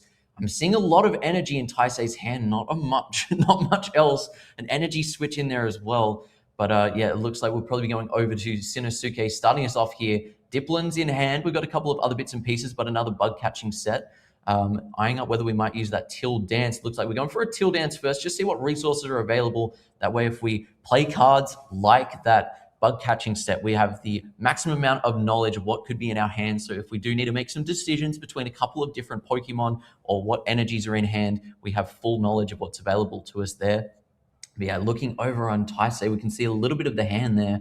I can see at least 3 energy cards. A Cyrano is fantastic. We didn't get to set up last game. So having an immediate supporter for turn with that Cyrano gets us 3 EX Pokemon, which I imagine we're lining up probably that Kangaskhan with that Latias in hand as well. Hopefully all of these pieces are in there. We've got the Moltres getting, prize checked just so we know exactly that that's still in there as an option for us at this game. But yeah, drilling through the deck. There's the Kangaskhan getting sent straight to the top. We're going to be wanting to draw as many cards in these first couple of turns as possible so we can establish ourselves for the rest of the game. We could see this closed out this turn. If they know Moltres is in there, they're using Cyrano, they're getting that Latias out, they've got a free retreat option to get that Monkey Dory to the bench. Shin didn't bench anything else. So if they can get an energy for that Moltres, Taisei could very quickly close out this match and go to game 3 immediately, giving them just enough time to potentially close out this whole set. Would be interesting to know what's in hand. If there is that kind of a line where we can find a knockout, as you said, this is going to be a very quick game number 2. But yeah, there was, not too much that was going on in the hand from when I looked at it. So having to have a manual attach would be ideal if there's a fire type, but we do need a way to actually search out that Moltres, which Cyrano exclusively EX Pokemon that you can search out with that card. So if we don't have anything to get a Moltres, we might have to be, lining up a knockout on that Teal Mask Ogerpon for another time. But yes, we're looking to grab a last-ditch catch Meowth as well. So not a bad start. Those are all setup cards that are going to be really integral to Taisei's plan here. But yeah, I would imagine we're going to see a little bit of run errand coming up very shortly. Yeah, not a bad way to go with your first turn. Just being able to check that Kangaskhan in the active. It's got enough HP. It should be safe against that Ogerpon, being able to tank a hit, draw you some cards with that run errand. Great way to establish a larger hand size and find those pieces you need. Maybe setting up that Moltres for a future turn to take out this Ogerpon. Obviously, though, Shinosuke running that Force of Vitality, even though they don't currently have a board, as long as they have something to help them draw cards next turn, like a Lily, maybe getting them into a new 8-card hand, Force of Vitality, throw that down. All of a sudden, they could get a Meganium in play. Maybe they also get a Hydrapple, do a Teal Mask or a Teal Dance, attach for turn, Hydrapple to the active. You could very quickly be accelerating energy onto this Ogerpon and be putting a solid hit into the Kangaskhan. A lot coming off of this bug catching set. Looks like we're eyeing up maybe another Teal Mask, and there was definitely some grass type energies in there. So our draw will be on with that Teal Dance no matter what this turn. But yeah, in the hand, it'll be interesting to see what he actually has available. I did see a little Chikorita in there. But yes, you do need that Forest of Vitality if you want to go all the way up into that Meganium this turn. Looks like maybe an Ultra Ball is a potential play. Teal Dance coming down with the extra draw, I'd imagine, after this shuffle, hopefully. But yes, those are maybe the 2 picks, I think, that are coming off of the bug catching set there. But yes, I don't think it'll be too long until we're actually starting to attach that energy to a Teal Mask Ogerpon. Nice. And yeah, it seems like that's consistently what they're targeting, is getting these Ogerpon out, getting the energy onto them. Obviously, energy in play helps accelerate out damage when you do decide to pivot into that Hydrapple later in the game, not to mention the card advantage it provides by giving you that extra card to hand. So I think we're going to be seeing that Ogerpon hit the bench any moment now. Teal Dance coming down, drawing an additional card. Still need to get some basic Pokemon into play, but it looks like the Regigigas getting lined up there. Not a card that you're often seeing. I've seen many times Hydrapples getting some good value out of this into Dragapult, but it looks like maybe just using this as a option to block some damage in the active, buy us a little bit of time, still holding on to that Chikorita. I think maybe the idea is once we get that Forest of Vitality, we'll start laying down all of our combo pieces in one go and just start to scale from Chikorita all the way up to that Meganium in one go. We don't need to have a Pokemon down for one whole turn before we evolve it now. So let's just hold it all in hand. If we don't take a knockout, hopefully we're not getting unfair stamped or our hand disrupted. We can just take it easy, not have to worry too much about it. But over on Taisei's side, we do finally see that Moltres getting scouted out. It's got an energy attached to it now. So literally just a box's orders onto one of these Teal Mask Ogerpons, and Taisei's running away with a 2 prize card knockout, which would be incredible for him to start taking away this game. No, it would definitely be a big play. We haven't seen a supporter yet this turn, so that play could be in hand. And yeah, very, very quick way to start scaling the match in their favor.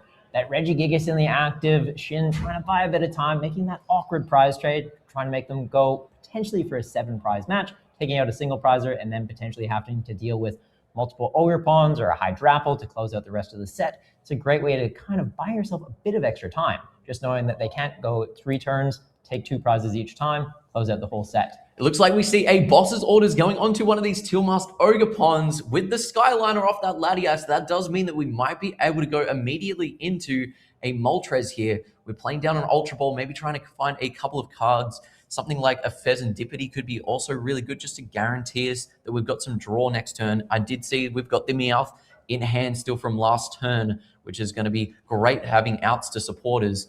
But yes, there's the Pheasantipity getting lined up. Fantastic choice to just put down into play no matter what. That's guaranteeing you some draw next turn.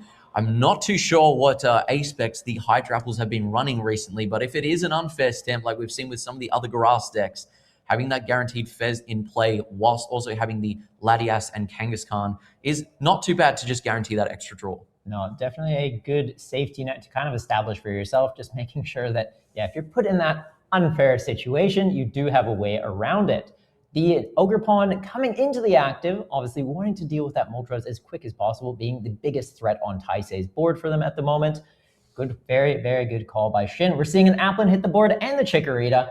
Pheasantipity and the unfair snap comes down. All right, we're going to see that disruptive play, so it is a great call. Taisei made sure to bench that Pheasantipity, so they hopefully can get out of that situation.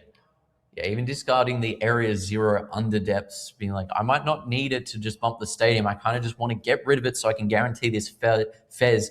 Just knowing what the opponent's going to be trying to do this turn and just saying, I know exactly how to play around that. But yeah, we've now locked ourselves in with that Regigigas that's going to be stuck taking up some spots on the board as well. But yeah, maybe discarding the area 0 so that with these Teal Mask Ogre-Pons, we can keep our opponent's bench a little bit shorter as well. Lily's Determination coming down for a shovel up to 8, but with the Pheasantipity still down as well, that's going to be a whole bunch of extra cards we're able to draw off this coming supporter. Mentioned, they already did the unfair stamp, so that's what, 5, 8, 3, 16 cards this turn? Yeah, we're looking like we're coming through maybe half of the deck. I mean, if there's still some more Teal Dance Ogre-Pons that are coming down, that's still a couple more cards still to see yet. But yeah, definitely a fantastic spot to bounce back off after losing those 2 prizes with that Teal Mask Ogre-Pon getting knocked out from Taisei. Yes, we've got a energy going onto the active. We are now powered up so that we can Myriad Leaf Shower onto this Moltres, get rid of that as an option for Taisei, because as a 1 prize that you only need 1 energy to attach to, it's actually, you know, very, very reasonable to be trying to reestablish that, and it can actually take this game away from Shinosuke. 100%. Just being able to chain Night Stretcher immediately after that, you can get back into that Moltres and keep that pressure going. We're seeing an Ultra Ball played here by Shinosuke, grabbing the Diplin. Applin not being able to evolve just yet, since it did just hit the board, but if they already have that Force of Vitality in hand, that very quickly changes, almost cheating the rules of the game. One of the few decks that is able to do that. Myriad Leaf Shower taking that 1 prize on to the Moltres there. But yes, we've still got a whole bunch of draw ready to go. Run Errand, allowing you to draw 2 cards while Kangaskhan's in the active, as well as that Flip the Script there as well, drawing the 3 with its, you know, fantastic ability that we've seen pretty much the moment that card came out. It's been used in almost every single deck. It's so strong. But yeah, Taisei is going to have to be finding out what he needs to do to reestablish here. We're going in with a Cypher Maniac's Code Breaking. We saw this yesterday from the Slowking, being able to just pretty much pick out 2 cards that you want to from your deck while you're able to just grab them off the Run Errand off Kangaskhan. Really, really powerful combo that we're seeing here. Yeah, definitely a great one to be able to do. You can get into the cards with the Kangaskhan, you can get into them with the Pheasantipity. They have so many ways to just access whatever piece they need for this turn. Obviously, right now, Kangaskhan only having 1 energy attached, it doesn't seem like it's going to be able to attack. So maybe they are just chucking a Night Stretcher on top of the deck so that they can get that Moltres back into play and try and deal with this Ogre Pawn. It looks like, yeah, we're seeing a Night Stretcher. That Moltres is back. Free Retreat still in effect with the Latias on the board. So we will be seeing another 2 prize KO by Taisei, putting them down to, it looks like, just 1 prize remaining after this. I think we might be a little bit ahead on the graphic there. So we are going down. Those pink cards are stacked in one way. Yeah, going down to 2 prizes for Taisei still. But yes, that Fighting Wings attack for Moltres is really strong. It does do 20 base damage. Not too bad for 1 energy. But if your opponent's active Pokemon is a EX, it does an additional 90 damage, which takes you to doing a massive total of 110 for 1 energy. And when you're looking across the table from a Grass Week Pokemon, that's a very tasty 2 prizes that you can set up there. We've got the active. It looks like we're just scooping it up there for Shinosuke. Sees the writing on the wall. We're just going to make the decision that right now we're probably not going to be able to crawl our way back from this. And it's very much an inverse of what we saw on the first game of this series, where Taisei just got kind of wiped off the board before he could get anything going. And then this time, Taisei's just swapped it around and said, you know what, this Moltres, it's kind of good into this matchup. Yeah, no, definitely making Shin kind of taste his own medicine from that first round, and both players knowing when to kind of call the game and go, you know what, we need enough time to finish out this third one. I don't want to risk it going to a tie. Did see that in the previous round on stream, unfortunately, and both these players just going, nah, I need to avoid that. I want to finish the day on 10. I want to guarantee my spot in that top cut, and very quickly trying to just pile shuffle their decks out here, randomizing as much as possible. Yeah, we're looking to see what the what time left in the round is. As we saw, like both of these games just didn't go for super long. Yeah, when we've got two games where two players are scooping up because they just know we need to keep this time on the clock, then we're able to manage our position into the third round a little bit better, or into the third game a little bit better with what the clock is saying. Yeah, Shinosuke very much primed, ready, shuffled up, waiting. Taisei saying, you know what, I might need a little bit more time just to make sure we've got everything locked away here, shuffled up properly. We don't want to be bricking like we did in game number 1. Make sure the shuffling's all 100%. We don't want any clumping going on in there, Braden. 100%. And yeah, handing it over to Taisei to cut their deck. For those of you that mostly play online, this is something that you do when playing the game at a table. After you shuffle your deck, you should always be offering it over to the opponent. Just be like, hey, you want to give this a cut? You don't have to do very deep. You can just go 5 cards, put them on the bottom, cut it completely in half. It's just a way to kind of guarantee both players have interacted with that deck, and it is randomized to a degree. So there's no risk of someone trying to like guarantee a card on top of their deck. Maybe they got some visibility they shouldn't have. So it just gives both players that reassurance. Fantastic call. Definitely the IRL experience is far different than playing on TCG Live.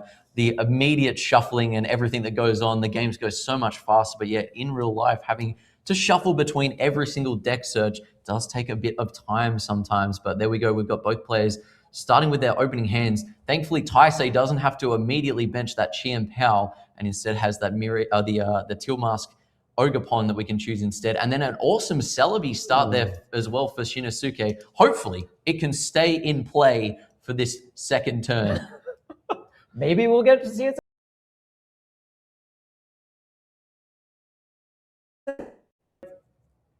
Celebi's controlling time a little bit there. Traversing time. There we go. It's got the grass energy attached to it, but yeah, being the first turn of the game, they won't be able to use that attack just yet. Maybe it stays in play this game though, and we will get to see it on the next turn. The bug catching set coming down. Looks like grabbing a grass energy with that, nothing else. Oh. The Hydrapple EX. Great call. Having that for later. Obviously not being able to put that immediately on the bench just yet. Got to wait at least a turn and get that stadium down as well. Yeah, once the Forest of Vitality comes down, if we do happen to... Oh, that's kind of brutal. We've just got a manual attached to the Pheasantipity EX on the bench and a pass over to Taisei. Hydrapple in hand, but I mean, if we don't have that Applin to get it into the Hydrapple with the Forest of Vitality next turn, it's going to be looking a little bit interesting. We've got the last-ditch catch coming down off that Meowth EX. Cyrano immediately sent to the top of the deck there. We've got a decent start already. We've got Pheasantipity and some other resources in hand. But yeah, Mega Kangaskhan and the Latias definitely going to be the picks yet again for Taisei. We've got the Moltres still in there as well. So thankfully, you know, when we do have the restriction of having 6 prize cards, we are hoping that we don't have the probably the best card into this matchup prize. So absolutely. Having access to silver bullet. yeah, having access to that is incredible for Taisei once again. But yes, still does need to find a way to get it into play at some point during this next couple of turns. All right, and it looks like they are opting to play that Cyrano and having those cards already primed up, ready to go. Like you said, that Kangaskhan Latias, just such a great combo we're seeing in a number of decks this weekend. And what third card will they be grabbing, though? Could just be another Ogre-Pon. Maybe they have some other consideration, that Pheasantipity, just in case they get in an awkward situation where something gets knocked out. Having that already in your hand as a bit of insurance wouldn't be a bad call. And hopefully not needing to attach energy to it like Shinosuke did on the other side of the board. Interesting call they did, though. Just looping back to that. Shin putting that energy on there does guarantee that if the active Celebi gets knocked out, they've got the energy on the Pheasantipity, so they can hard retreat it and go into something else that may be able to declare an attack instead of awkwardly having to find a way to get that Pheasantipity out of the active. A gorgeous Meowth secret illustration rare right there from Taisei. Lined up the Cyrano, guaranteeing a supporter next turn without any hand disruption. Solid start. Sometimes, you know, if you don't have a perfect third pick, you know, grabbing something for a following turn is definitely a fantastic option. The Run Aaron coming into the active with the Skyliner ability, and then the Kangaskhan getting shot up into the active.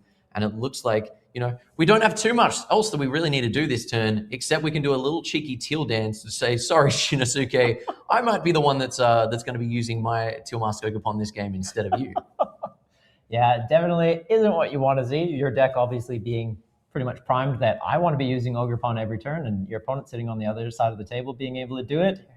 Probably kicking yourself a little bit jealous of that situation, but we could quickly see the game go back to Shinosuke. They haven't been able to use a supporter yet this turn, still being on 6 prizes. We have seen Lily being a very key card in this event, being able to just completely refresh your hand with a new 8 could very quickly change things for them.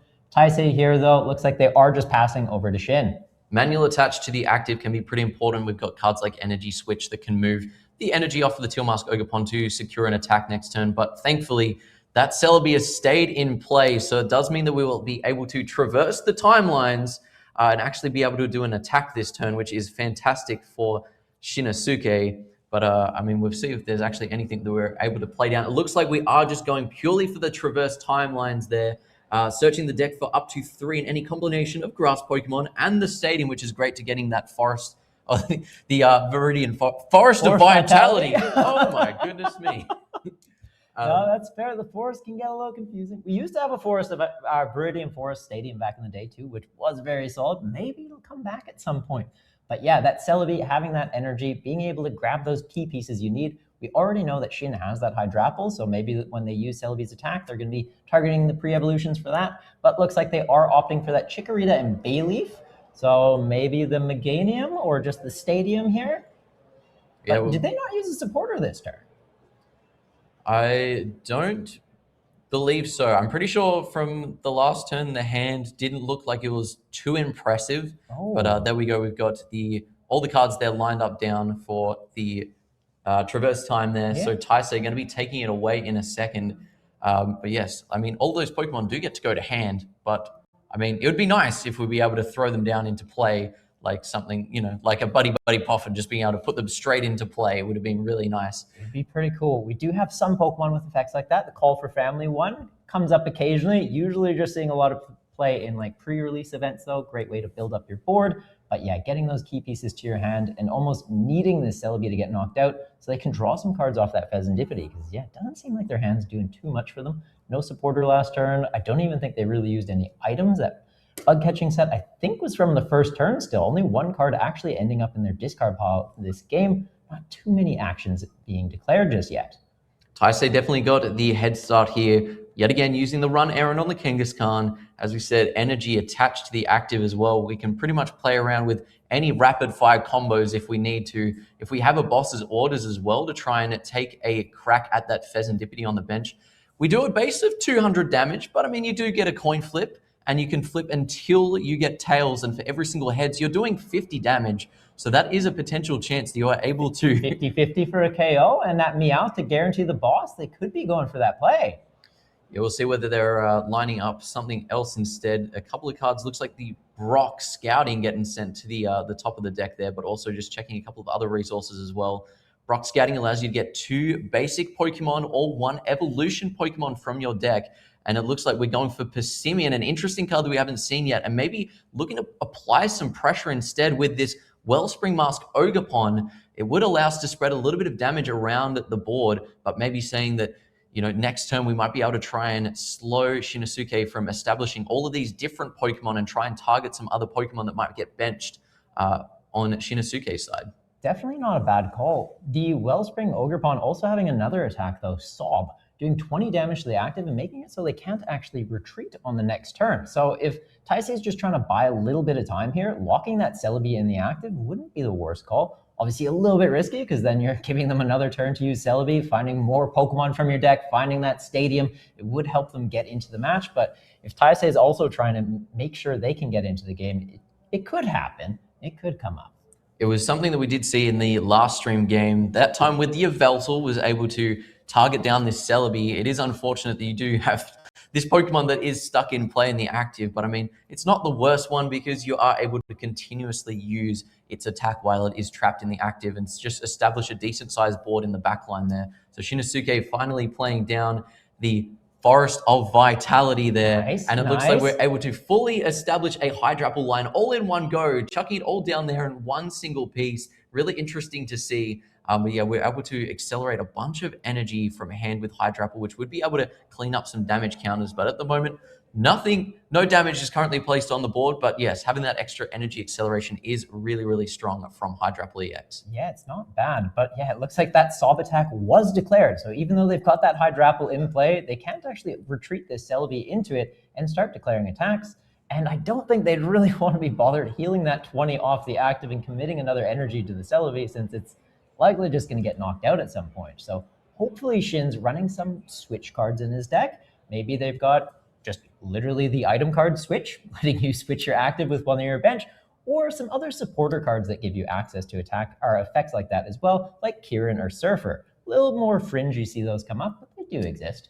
On Taisei's side right now, benching the Persimmon, an interesting attacker that does do damage yet again based on the amount of Pokemon that are in play on your side of the board. We've got an Ultra Ball coming down as well, discarding my favorite card for the weekend, the Damp Psyduck, as well as a Monkey Dory. Searching the deck, going to be looking for another Pokemon to chuck into hand. It looks like we are lining up that Moltres once again. I think there was also a Fire Energy that we already had in hand when I saw him flick through before. So going to be already immediately able to chuck that down into play once it is, ready to swing into most likely a Teal Mask Ogerpon EX. Could be doing it. With that Wellspring in play, though, they could also just be hitting the active, putting, I think it's 120 on one of the bench Pokemon. If they hit that Hydrapple EX, could bring them into range of that Moltres being able to KO that on a later turn as well. But seeing a Gust effect being played on that Pheasantipity and Persimmon swinging into it for the KO, they're taking 2 prizes. Yet again, this deck is so good at being able to take advantage of your opponent's weaknesses. Persimmon absolutely loves seeing Pheasantipities on your opponent's side of the board. Fighting weakness is something that is really tough to work around at the moment because there's a couple of big Pokemon that are, easy targets. We've got that Kangaskhan that is Psychic weak, and we do have Pheasantipities played in a lot of decks. So Persimmon's a really good choice for these big basic Pokemon's decks to be playing this weekend. A bump there for the Area Zero, so I imagine Taisei's probably getting rid of those Meowths as the biggest liabilities on board there for them. But yeah, have to also discard one additional Pokemon as well. But yeah, the Hydrapple is finally in the active, getting ready to line up an attack. But the only thing in the active right now is a whole Persimmon, which does mean that we are able to easily swing in there with the Meganium down in play. So covering the attack cost there, but Taisei, yes, choosing to promote the Moltres here, ready to do a little bit more weakness damage. Yeah, no, it'll definitely be putting a solid hit into it. Obviously not able to one-shot this Hydrapple, but hey, it's doing 110? You double that up with the weakness, 220. It's a solid number to be putting into this Hydrapple, bringing it in range of something else to clean up the KO later in the game. Kangaskhan could be going for an attack into it. Doesn't even matter if it hits its coin flips or not. If you've done 200 into the Hydrapple, another 200 into it will be finishing it off. We really need to start lining up these prize maps right now for Taisei. We do have that 2 prizes that is in the active. But yeah, Shinosuke is always going to have these 1 prizes that are also in play. So it's going to be very hard for them to be able to play around some sort of map that Taisei is going to try and put together. But yes, Crispin coming down right now, searching out to the Fire Energy, but definitely putting 1 pump of damage into this active is going to be super strong. The Hydrapple can heal damage, but I don't think 220 damage is probably going to be in the realm of feasibility to be able to heal this next turn. So it might end up being a liability on the board for Shinosuke. Yeah, definitely a risky spot to be seeing yourself get into. Not to mention, we are seeing the Ogerpon on Taisei's board. So that Meganium doubling the energy value of the cards attached to that Hydrapple could actually be helping Taisei get into a range where they could be knocking out that Hydrapple, even attacking with the Ogerpon just to clean up after this Moltres does that 220 into it. We've got the Fighting Wings getting lined up there from the Moltres. Shinosuke is really going to have to try and start to see where he can plan his next turnaround here if he's got any hope of coming back into this one. Taisei actually looking to lock in on this extra attachment to the Wellspring Ogerpon, which is going to be interesting if we're trying to key up that Torrential Pump next turn. Might be able to finish the game off there with just swinging into the active and then knocking out that Celebi on the bench if Shinosuke doesn't have enough out to heal off all of this damage. It would be a very interesting way to close out the game. And yeah, being in game 3, that could be putting Taisei on a 9-1-1 record, putting them in a very, very strong spot to potentially make top cut with just 1 round left after this to close it out.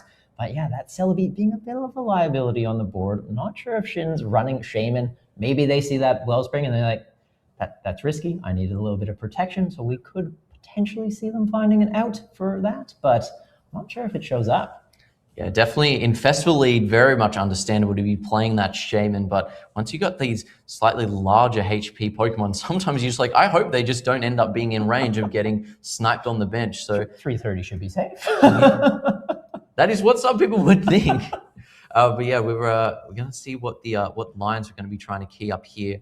We do have that active swing in with the Hydrapple, but it does leave the Hydrapple in the active with all this damage on it. So once you see that extra Psychic Energy get put on that Wellspring Mask Ogerpon, you have to sort of see where this line is going to be trying to be taken by Taisei, just keying out all of the different cards that we might be able to play this turn just to see what we could possibly do. Do see the Wellspring, the Teal Mask in hand, which might be able to draw us an additional card with a Grass type energy just to try and gather some additional resources.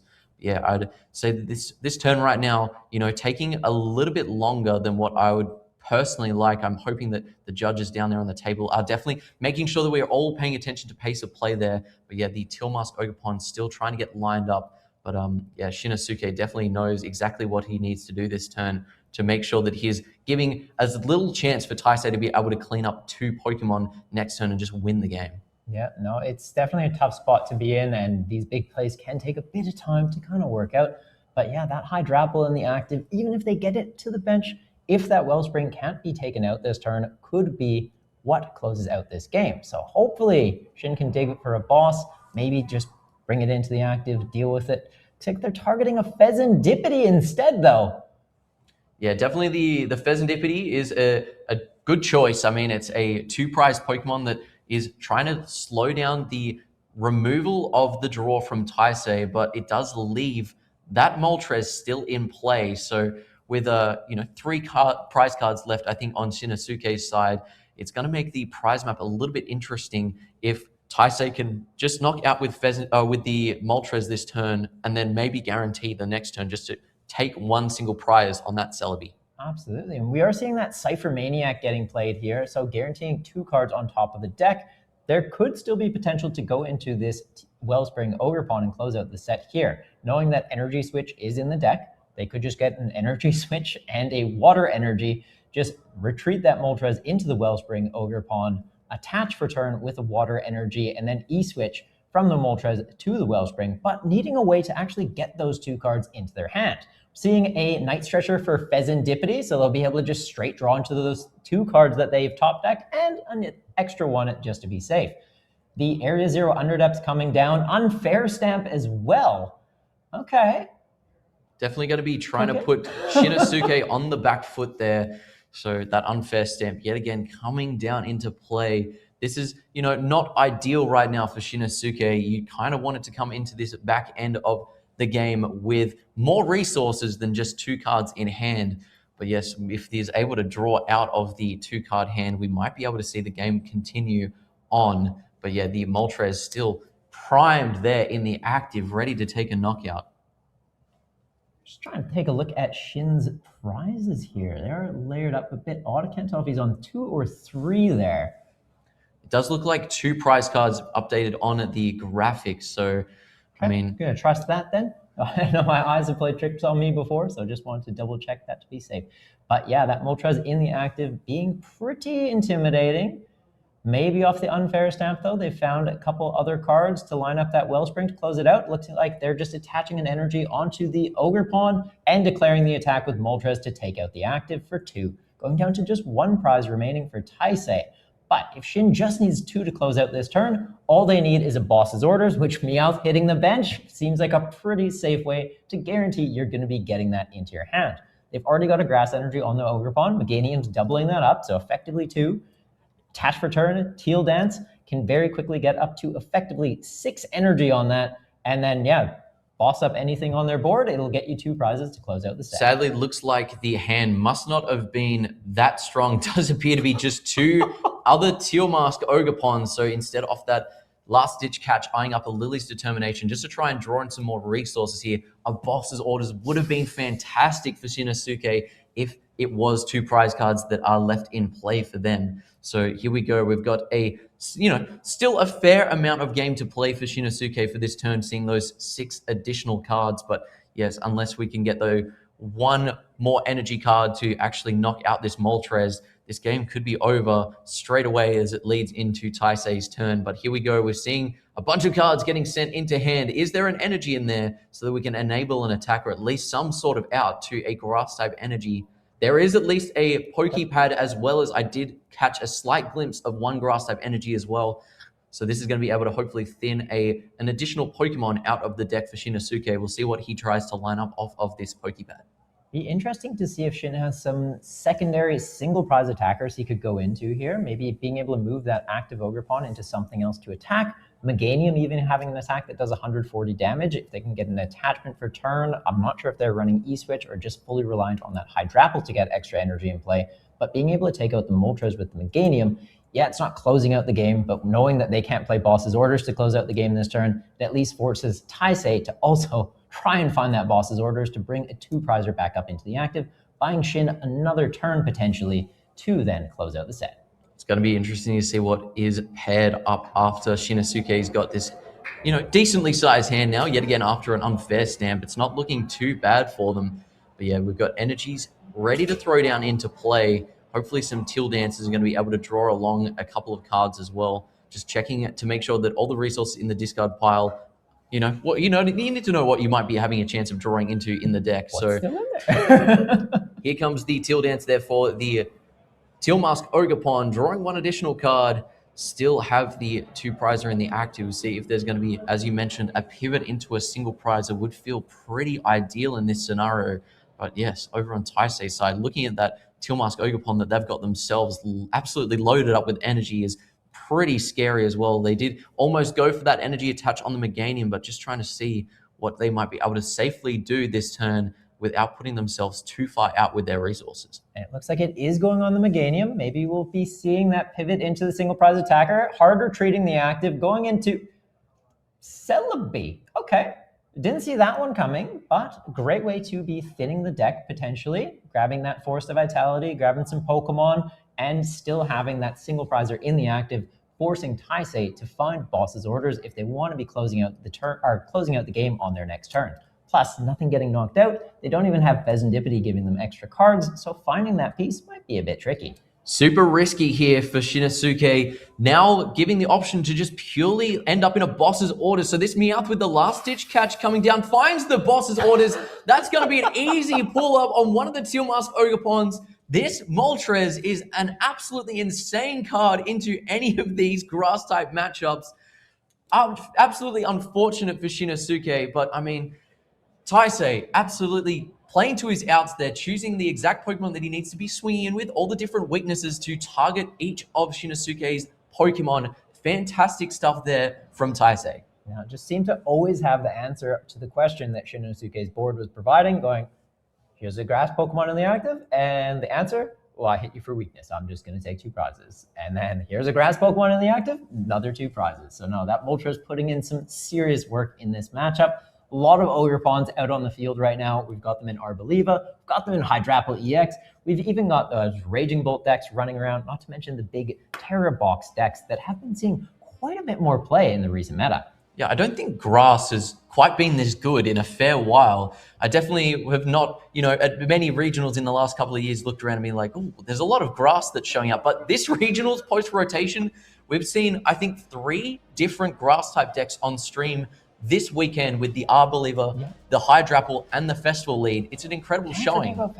Can't forget about Festival Lead. But yeah, the grass decks are in a really solid spot. We've got quite a bit of support from that Stadium, Force of Vitality, bug catching set, giving them another way to potentially find their Pokemon, but the advantage of even grabbing that grass energy, which when you pair that with Ogre Pawn basically being like, and another card in my hand, it's a solid combo.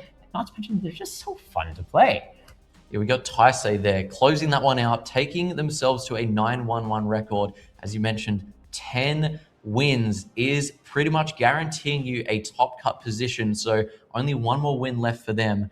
But that means that next round is going to be our final round of Swiss, which I know is probably one of my favorite rounds to watch during a weekend for a tournament. So after this, we're going to go to a short break, and then we'll join you for a fantastic game as we watch hopefully two players that are going to be battling it out to secure their spot to join maybe Taisei, some of the other players as well that have also performed really well this weekend in that top cut. So we'll see you guys in a short while. Welcome, Pokemon trainers, back to the Melbourne TCG stream. Only a very short break there. We literally just finished up the last round leading up to our final round here for Swiss. So, I mean, we've got a very intense game paired up for you guys. Table number 4, these two players are going to be looking to lock up those slots for the top cut. And now it's a little bit different. I think we mentioned a couple of times before that while we are actually, still playing to lock in slots for top cut, it actually matters a little bit more now where you're placing in those top cut positions, as well as higher placing players will have the benefit in top cut of choosing whether they do want to go first or second, which is, very strong when some decks definitely have a preference of where they want to be starting at the table. No, 100%. And we know there is decks that obviously want to be going first. They have evolutions. They want to be able to start getting into play onto their second turn of the game. And some decks that really want to go second by just being able to go itchy pollen, itchy pollen, itchy pollen, and just disrupt your opponent's game plan. So can be a very, very impactful decision that they have access to for the entirety of Top Cut. And seeing the table here, we've got Vignesh versus Jack. So Vignesh on the left with the teal sleeves. I like it. Great choice in color. And some peach ones on the other side by Jack. Yeah, both of these players at a 9-2 record. So as we mentioned, looks like 10 wins. It's probably going to be lining up that top cut spot. So this is a very intense spot to be at right now. A tie doesn't do it for them. A loss is going to knock anybody out of their chances on continuing into the top 8 for this tournament. Looks like I did see a couple of crushing hammers down on Jack's side of the table. Sadly, didn't get any glimpse of what Vignesh might be playing. But yes, it does seem like we're playing a little bit of Dragapult. And sadly, Jack over there starting with the Meowth EX. Definitely not something you want to be having in the active, forced to start. But over on the other side of the table, Vignesh with a Teal Mask Ogerpon once again going for a Teal Dance. I would imagine it will probably be either some form of Grass Box, but I think maybe the word might have been Raging Bolt. Could have been the pick. And We're seeing the Bolt hitting the table. All right. Very interesting card. Raging Bolt having that attack that scales up by 70, can hit some very, very high numbers and deal with large targets in the format. Looking like Jack maybe on Dragapult, so getting up to that 320. Pretty relevant number. 5 energy will be able to get Vignesh a one-hit KO into them. It does seem like a matchup that is, a little bit more favored towards the Bolt throughout a little bit of testing that I've been doing recently leading up to this current weekend. So we'll see whether Jack is able to swing this one a little bit over to his side. We're playing down that Pokepad, might be lining up. We've seen it a couple times before, lining up that Dracloak as an option just to pivot into next turn. But it's a little bit unfortunate when he's staring across at that Raging Bolt. It's got a very tasty line into just knocking out this Meowth EX that is sitting in the active. So Jack's definitely going to be having that as a, something that he's going to be needing to work around. Crispin coming down, going to be looking for those 2 energies. One of these energies is going to go into hand, but the other one you get to just attach out into the field for free. But they do have to be of 2 different types. So it looks like the Psychic and the Fire lined up there on Jack's side of the table. Probably going to be attaching one of those to one of the bench Dreepy. And I imagine if you want to just spread around the energy a little bit so you're not making one of those Dreepies too much of a target, chucking one on each would definitely be a good choice, I reckon, for Jack. No, definitely wouldn't be a bad call. Establishing both as potential attackers later in the game. Could even see one of them going on the Meowth, though, just giving it the option to retreat and maybe go into Budew if they have a way into it.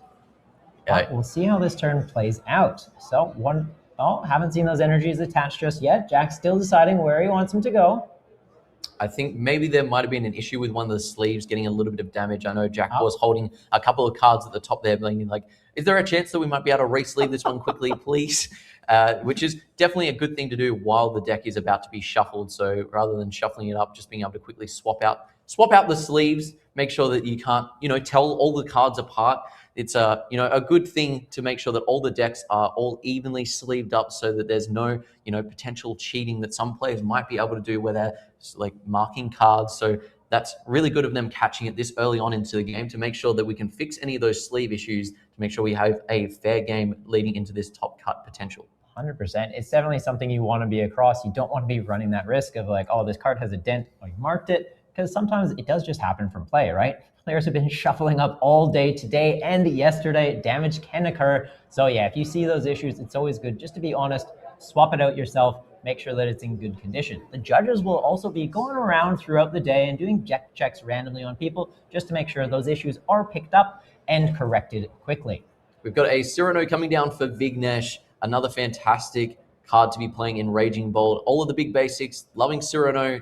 Raging Bolt is also the same. We're going to be able to hopefully find a couple of Pokemon to partner along with this Raging Bolt and Tilmask Ogerpon that are already on the board. It looks like there's a whole bunch of Pokemon getting shot to the top of the deck there. I did see there was at least one of the Mega Kangaskhan's, another feature in this as well. It is very similar to the big basics that we saw last round, where you can use that Skyliner, you can use that run errand on the Kangaskhan to draw some additional cards. And there we go. It's a very similar combo. It's like we're seeing the exact same game getting played out with these two Pokemon. But yes, probably, I mean, I was about to say, maybe a Meowth might be the third pick. That would also be very surprising. But yeah, we've got the Meowth coming down with that last-ditch catch, which will be hopefully able to guarantee us a supporter next turn.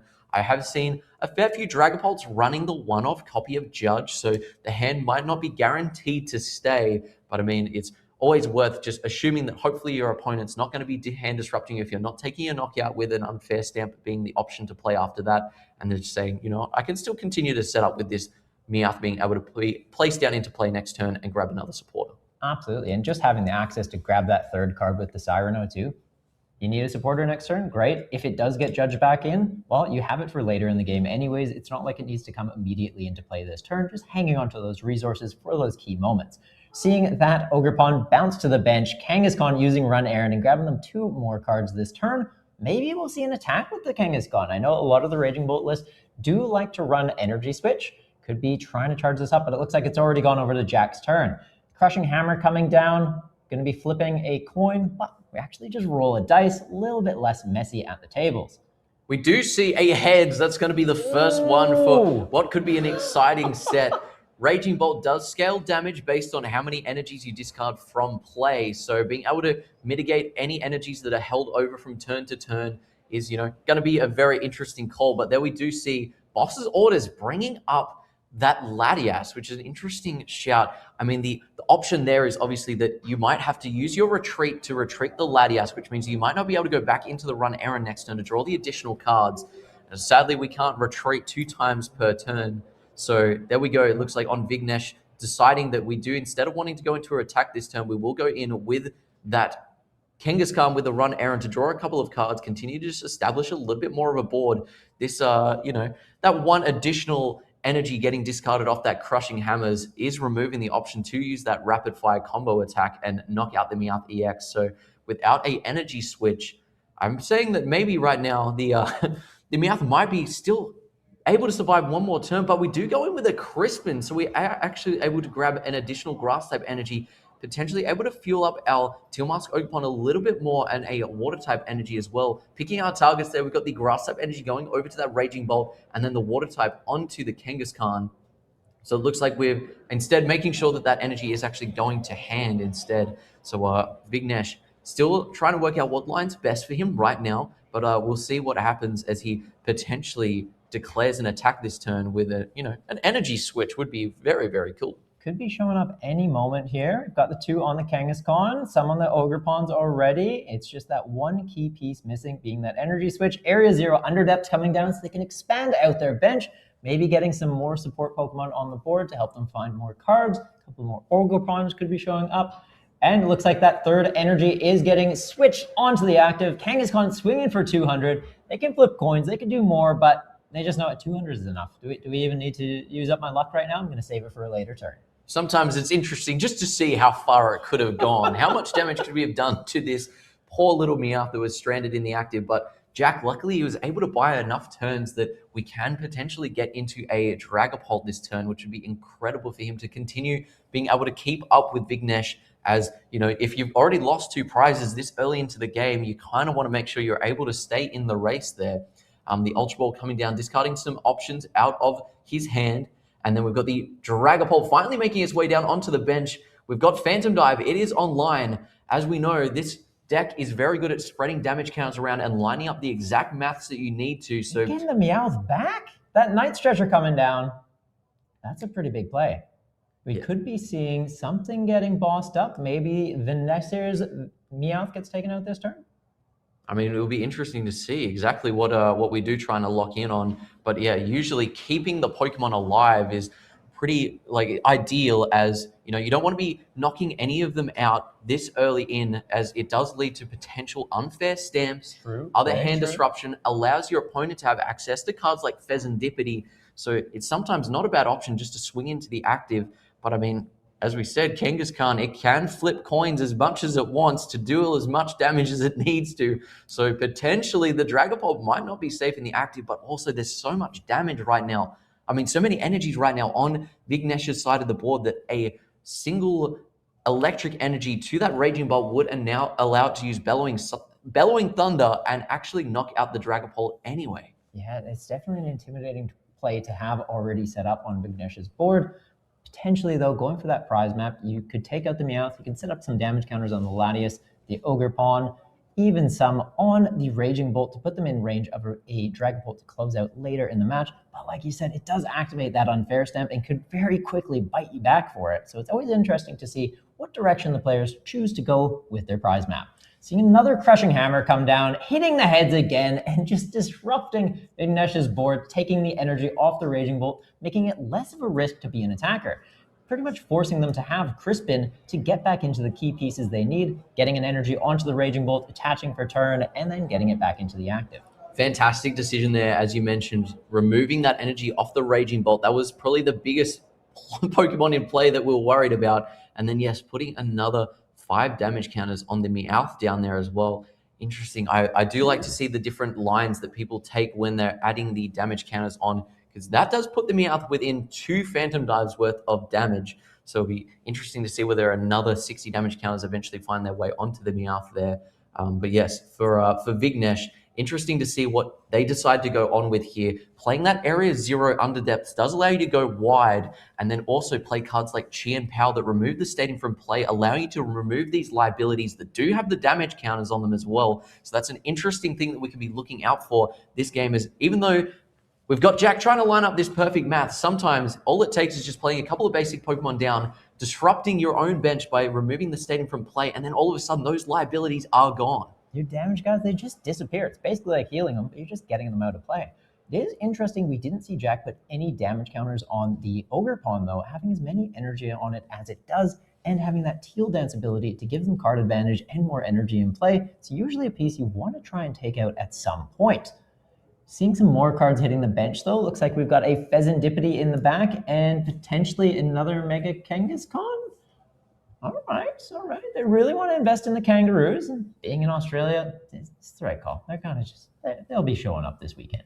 I mean, good thing for Kangaskhan, they do have a lot of HP. So if you do have some Pokemon that you're going to throw down just to fill up the bench a little bit, playing down the Kangaskhan's aren't too bad, as you know that they're not going to be in any chance able to be one hit from any of Jack's Pokemon, unless playing some cheeky other lines of cards that do actually hit for weakness, which most of the time these Dragapult decks are playing pretty, stock standard lines. We've got the Glass Trumpet coming out here, loading up some additional energies into play.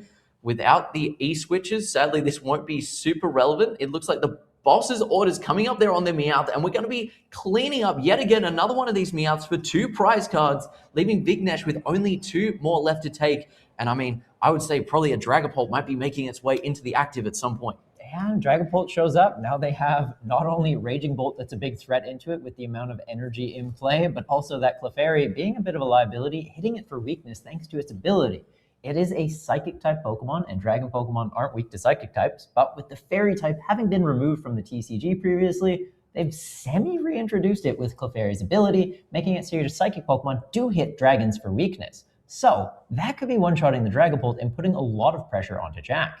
Yeah, Fairy Zone, definitely an interesting thing to be always making sure that you know that this can come down in, like most decks can squeeze in a small little Clefairy with a 1-off Psychic Energy, or, just something we saw Eon Blade on the Latias getting utilized yesterday as well. Some, random Pokemon that actually can do perfect numbers into these Dragon Pokemon. So definitely something to be aware of on Jack's side of the field. But yes, Serendipity making its way down onto the board, drawing some cards during the turn. Flip the script, going to be able to get us 3 additional cards if one of our Pokemon was knocked out during our opponent's last turn. Do find a unfair step in hand as well, but if we're lining up These hammers just keep hitting.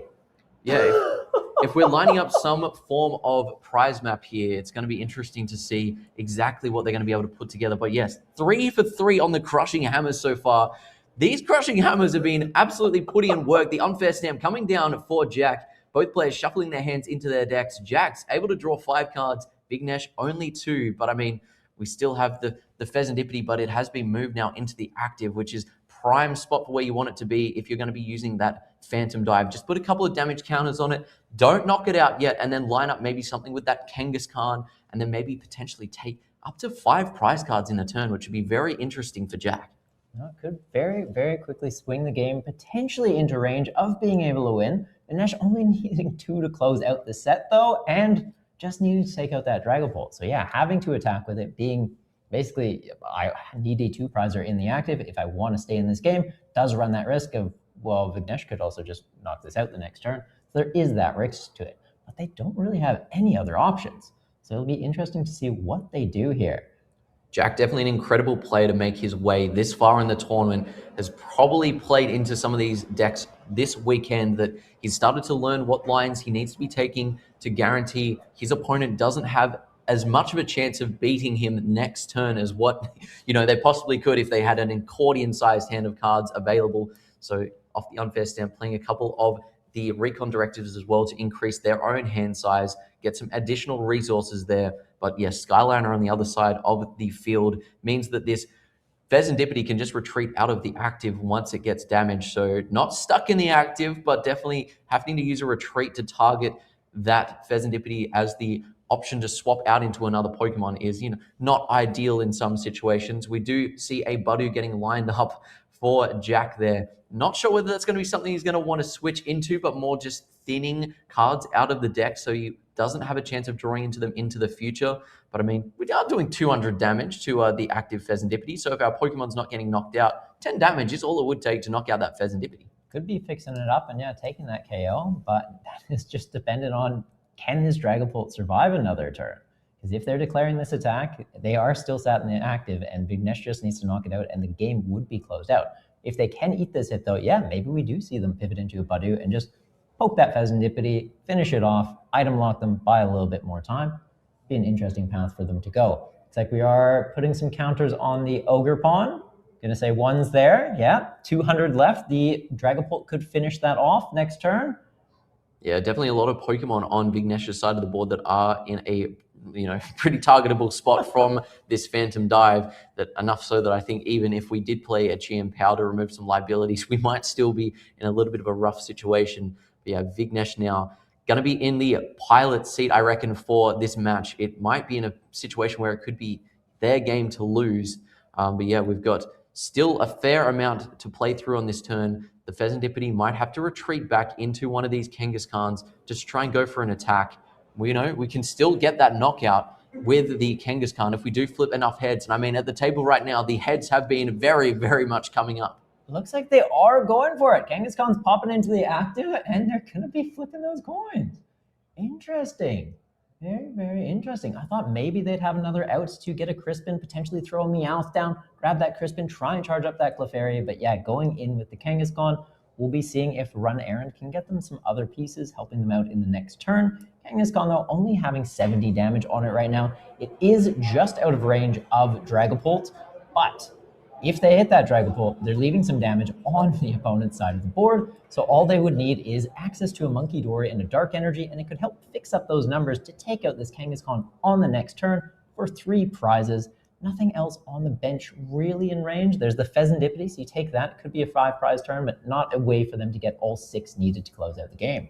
Yeah, that Area 0 Underdepth's getting bumped by the Chi and Power from Surging Sparks. Just deciding what Pokemon to remove. That's going to have to remove some of those liabilities and shrink the bench back down to 5 Pokemon. We did see immediately try to put the Clefairy into the discard pile, but decided maybe that's one that we want to have stay. Maybe this Meowth with the 5 damage counters is a little bit better to remove. And then we still need to, work out what we're going to do. It looks like we've gone maybe for the attack there and then flipped a single Tails, which is unfortunate to have 3 heads on the other side of the table for Jack's Crushing Hammers, and then immediately gets sent a Tails off this rapid fire combo. But yes, Jack here now able to line up a couple of extra. He's got no Pheasantipity on board now, so that might remove the chance of taking the 5-prize card turn. That would have been fantastic, but I mean, at least being able to take out this Kangaskhan in the active wouldn't be too bad, as that's a lot of energies you'd be wiping from the board. Yeah, no, taking those energy out of play, it removes the risk of Raging Bolt being a threat. Clefairy is still hanging around, so there is just those 2 Pokemon that are always kind of lurking on that bench, just pushing that threat into Dragapult. But yeah, if you can take out that Kangaskhan, not only is it taking out a lot of energy, it's also taking out that run errand ability, drawing them 2 cards. Apologies, I did forget about the one on the bench. They would still have access to it. And having the Latias, they've got that pivot potential, so could be finding a way back into an all right position to charge up that Clefairy. Yeah, interesting position here though for Vignesh off the Sereno. It looked like he lined up for the Meowth as well. Ooh. So it could be interesting if even then a boss's orders might be all it takes, is because Jack probably doesn't want to leave this 2-prizer with all this damage in the active. Probably will have to retreat into this other Dragapult, but without any way to remove it from play, this 200 damage is still probably going to be sticking around. So a couple of Pokemon on Vignesh's side of the board, even just that Tilmask Ogerpon would be able to go for a boss up there. But yes, after seeing the Meowth go into hand off that Cyrano, Jack decided now is the time that we play the Judge, disrupt our opponent's hand. After discarding like the Pheasantipity, granted it was already like probably one of the biggest liabilities on the board, but maybe if Vignesh had like an out to recovering that into play, deciding that, there could be night stretches or something in the hand, we'll just play the Judge now. Even though the hand size wasn't too big, it might be better just to send those resources back into the deck and hope that Vignesh can't draw back into them. Absolutely, just having that access to whatever support they need with the Meowth. Yeah, if they need a Crispin for game, if they need a boss for game, they had access to it. So that Judge just removing that potential threat of the play is a solid call. Obviously, Judge shuffling your hand back into the deck, though, you could even just draw straight back into those same 4 cards. You never know. Maybe they did end up finding a Night Stretcher or the Meowth again, just to help them out back on their next turn. But we're seeing a Monkey Dory hitting Jack's bench. Risky Ruins is in play, so it comes down, taking 2 damage counters. There's already 200 on the Dragapult, though, so they're likely just Adrena Braining off that to help fix up some numbers. Likely going to be moving 3 onto the active and then finishing off that Kangaskhan with Dragapult. And going into a fresh Dragapult, but it doesn't have energy? Fresh Dragapult, it does have 2 energies attached to it. Just Jack pushing it all up in one go, clumped it all up underneath. So yes, the Monkey Dory hopefully able to line up a couple of additional damage counters on the board. We'll be able to maybe line up for a 3-3 prize map here for Jack if we're able to go and move the additional 3 damage counters over to the Kangaskhan and then the additional 6 as well. So that way, if the Raging Bolt player from Vignesh is not able to do enough damage and we can send some more of these damage counters back over off this Dragapult on the bench, we would be able to line up another knockout on a 3-prizer with that Kangaskhan EX. Ooh, definitely a good spot to be in here. Very, very good spot to be in. Might even see them just putting some pressure onto something. Oh! Looks like the energies have come down. That's enough that it's going to be able to go in for the attack. So we're lining up there. The too many attackers on board, and then we've got the extra energies as well for cards like the Clefairy, the Lily's Clefairy, as well as the energy switches and stuff to be able to just go in and immediately say no to a Dragapult and just knock that one out for 2 prize cards. So just Vignesh there showing the line, saying that this is exactly what I need just to pretty much conclude this first game, number 1. But yeah, with time on the clock, I mean, usually we see these big basic decks go pretty fast. That was a reasonably slow game for the first one out of this set of 3, with both of these players needing to get themselves a win to lock up that slot in the top 8. So, I mean, You We'll gotta see. be mindful with those plays. Yeah, take your time where you need to. There's a lot of pressure on, not to mention even just being on stream, it can drastically change things for players. You know that we're all watching. We're keeping an eye on these plays, making sure that they're making the biggest impact they can with every card that they play. It is definitely a different ballpark to be in once you're, in such a high pressure situation. And then you're also going to be on stream, on camera, in front of everybody watching. It does make that one little bit extra hard to make sure that you are playing exactly optimally. So yeah, a little bit of additional pressure that we have there. Looking at the hand there for Jack, don't know whether I see a basic Pokemon. So might be going for a mulligan there for Jack, giving Big Nash an additional card for him to be able to start off this turn, which, as has happened in the past, you don't want to be giving your opponent additional cards just after that they have won the first game of the set. No. Any advantages you're giving to your opponent, you're probably kicking in yourself a little bit for it, because every card can make a difference. Maybe they just missed that key piece they needed. They started with a Kangaskhan and they didn't have a Latias to be able to pivot it out, and that next card could be it, or they don't have a supporter for turn and you're helping them out with that. Another mulligan coming down for Jack. There was a whole lot of energy and not a lot of anything else for that one. I think there was a Lily's Determination in there, which would have been nice to be able to start with if we did have a basic Pokemon. But yes, definitely another additional card going down there for Vignesh is not going to be where we want to be right now for Jack. Hopefully, off of this next 7 cards, we might be able to find a basic Pokemon, and it looks like we do spot a Budew in there. Going to be one of the more ideal starters for this deck, especially as it is able to attack without any energy. So item locking as well is going to be pretty relevant if the Budew does in fact stay alive this turn. All right, and the Budew starting on Jack's side of the board. Vignesh with the Kangaskhan in the active and already basically having used Run Errand with those 2 mulligans he's already gotten in this game. Jack throwing down the Pokepad, trying to build up a board. They've got that Dreepy hitting the bench. Is there going to be anything else showing up here, though?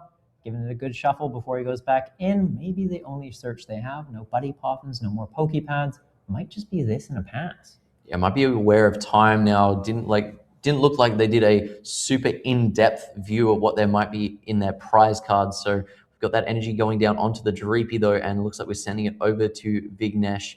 So we'll see where we're able to go from there. Just keying up all the resources in hand. With now an additional 2 cards in hand, there's going to be so many additional lines that you might not have had access to with only the normal 7-card hand. Crispin being the first call there for Vignesh, getting a couple of energies out. That's going to allow you to potentially draw with that Tealmask Ogerpon on the bench, as well as being able to thin out a couple of cards you might not want to be seeing off of your Run Errand. So not a bad play as your turn 1 supporters. There's better ones, but not a terrible one in this situation. No, and it's honestly a really great supporter in this potential situation, though, knowing that Budew will be item locking them. Maybe they actually get an attack off this turn. Crispin could be attaching an energy to the Ogerpon. If they have another grass energy and another grass energy, they could be going Teal Dance to it and then the attach for turn. It's a bit of a Hail Mary play. Odds of that coming up aren't great, but technically not impossible. So we'll see what they can do here. And having an additional bunch of cards from the mulligans is definitely going to increase your chance of finding an energy and an E-switch to pull that off. But yeah, that's going to be a pretty rough spot for Jack to be in if this Budew does go down. Only having the 1 Dreepy with that energy attached to it in the back line means that if you're going to be evolving that into a Dracloak, you're not only removing the stage 1 Pokemon from play, you're also removing that 1 turn of energy attachment, which, as we know, without Neo Upper Energy, without the crystal, the sparkling crystal being played in decks as much anymore, it does mean that you have to slowly build up your energy a little bit more over time with Dragapult. So it might be able to set back Jack by an additional turn if we are able to slowly knock out these Pokemon with a rapid fire combo. 100%. All the card draws coming out here. We do have an attach for turn. If there's an E-switch, it does look like the E-switch is coming out. So the rapid fire combo is absolutely going to be taking out this 30 HP Budew that is sitting in the active. We're just playing a couple of additional cards to maybe guarantee a Fezandipity in play. Or we got the Meowth as well, just in case we did get unfair stamped. But, I mean, to be fair, a Fezandipity, I don't think the Dragapult player is going to be knocking out this active Kangaskhan or a benched Pokemon anytime soon. So I think maybe the best call is here the Meowth EX to then go in for a supporter next turn. Rapid fire combo coming down on that Budew. The Dreepy getting promoted into the active. A crushing hammer coming down for Jack as the draw for turn. But here we go, the Dracoloak finally evolving up for a Recon Directive. We'll see what Jack is able to pull together this turn. All right, and we'll see. Let's see. Buddy Poffin, there we go. They can start getting a board online. hopefully grabbing themselves some more Dreepies. Might even just be going back into Budu if they have a second copy in the deck. There's an energy attached to the Dracloak. It could be harder treating, just making sure that they're keeping that Recon Directive in play to help them get into cards to keep in the match while putting a bit of pressure with Itchy Pollen. And it looks like, what are we seeing here? A Dunsparce and a Dreepy. Okay. Dunsparce is an interesting one. It is also technically a retreat out as well if you do need to move it into the active and then evolve it up into the Dunsparce that can run away draw. I'm not sure, as I was looking through, I was trying to see whether there was the Dunsparce EX that is also very good into these big basic Pokemon, as it does have an attack which is doing 60 damage times all of the EX Pokemon your opponent has in play, which is very good at being able to do massive damage when your opponent has up to 5 or 6 bench Pokemon that are EXs. But we do see the Crushing Hammer coming down, finally getting a Tails, finally getting a Tails on that one, and then a Lily's Determination. Going to be shuffling up, drawing 8 cards, which is exactly where you want to be right now, as we do probably want to establish another couple of Dreepies into play, just so we're able to maneuver on for the rest of this turn, and definitely an energy attach wouldn't be missed as well. I don't think they'd mind finding that energy. Maybe even some Dracloaks for the next turn, or a Pheasantipity to hang on to if Big Nesh ends up taking another KO on this next turn. But we'll see what he's got. Looks like a Pokepad showing up there. Yeah, and it's getting played. Are we going to be seeing another Dracloak going to hand, or just a Dreep? Moltres. Moltres being a decent pick. Yet again, we're seeing the potential KO on a Tealmask Ogerpon on the bench at some point during this game. But yes, we also have a Buddy Buddy Poffin in hand. So might be just be looking to just take that out of the deck, put it into the hand, and then maybe going in with that Buddy Buddy Poffin again to find maybe another couple of Dreepy. That wouldn't sound like a bad idea to me, but I mean, we can't see the prize cards. If anything, there might even be 2 Dreepy in the prize cards, which would be very unfortunate for Jack. Yeah, you hate when that happens. Obviously, 6 cards in your deck, about 10% is always locked away. So that's why you do try to run the max counts where possible of the key cards. Your basic Pokemon, you want to be starting the game with them in play and getting as many on your bench as possible. So being at that 4 copy count does make it sure, even if you have those situations where 2 get prized, you'd still have 2 you have access to. Looks like a Pheasantipity is hitting the bench, and some other card, which I believe was the Moltres we saw played earlier. It's just a little bit of glare at the moment. I'm sure it'll be fixed up in a second. Flip the script coming down, going to be drawing us at a couple of additional cards. Be interesting to see whether we just decide to retreat this Dragapult out. Might be using this Dunsparce as an option on the board that we just we might just sacrifice this for this next turn. We might not even have outs to a Dunsparce. And looks like there we do see the retreat coming out. Another energy getting attached to the Dracloak. So next turn we might be able to see that Dragapult come down and be online, but then just passing it over to Vignesh. We've got the 3 energy still on at this active Kangaskhan, but we'll see whether there's anything else that's in play. We've got that Meowth to guarantee us 1 supporter card for turn. This could be a Cyrano's coming down off the Meowth. That's going to be able to get us a more established board. Skyliner as well off that Latias. Maybe that Bellowing, or the Raging Bolt, Bellowing Thunder might be a choice as well. But yeah, a couple of additional things. Pheasantipity as another choice for Vignesh. That's going to be essential for making sure that we've got some guaranteed draw. But this time also going for this Wellspring Mask. Ogerpon potentially. We do have Sob, as you mentioned, as an option, but maybe thinking, oh, it would be nice to Sob and lock this Dunsparce in the active. However, if it's just a runaway draw, that kind of gets removed immediately from players. That would immediately be a switch.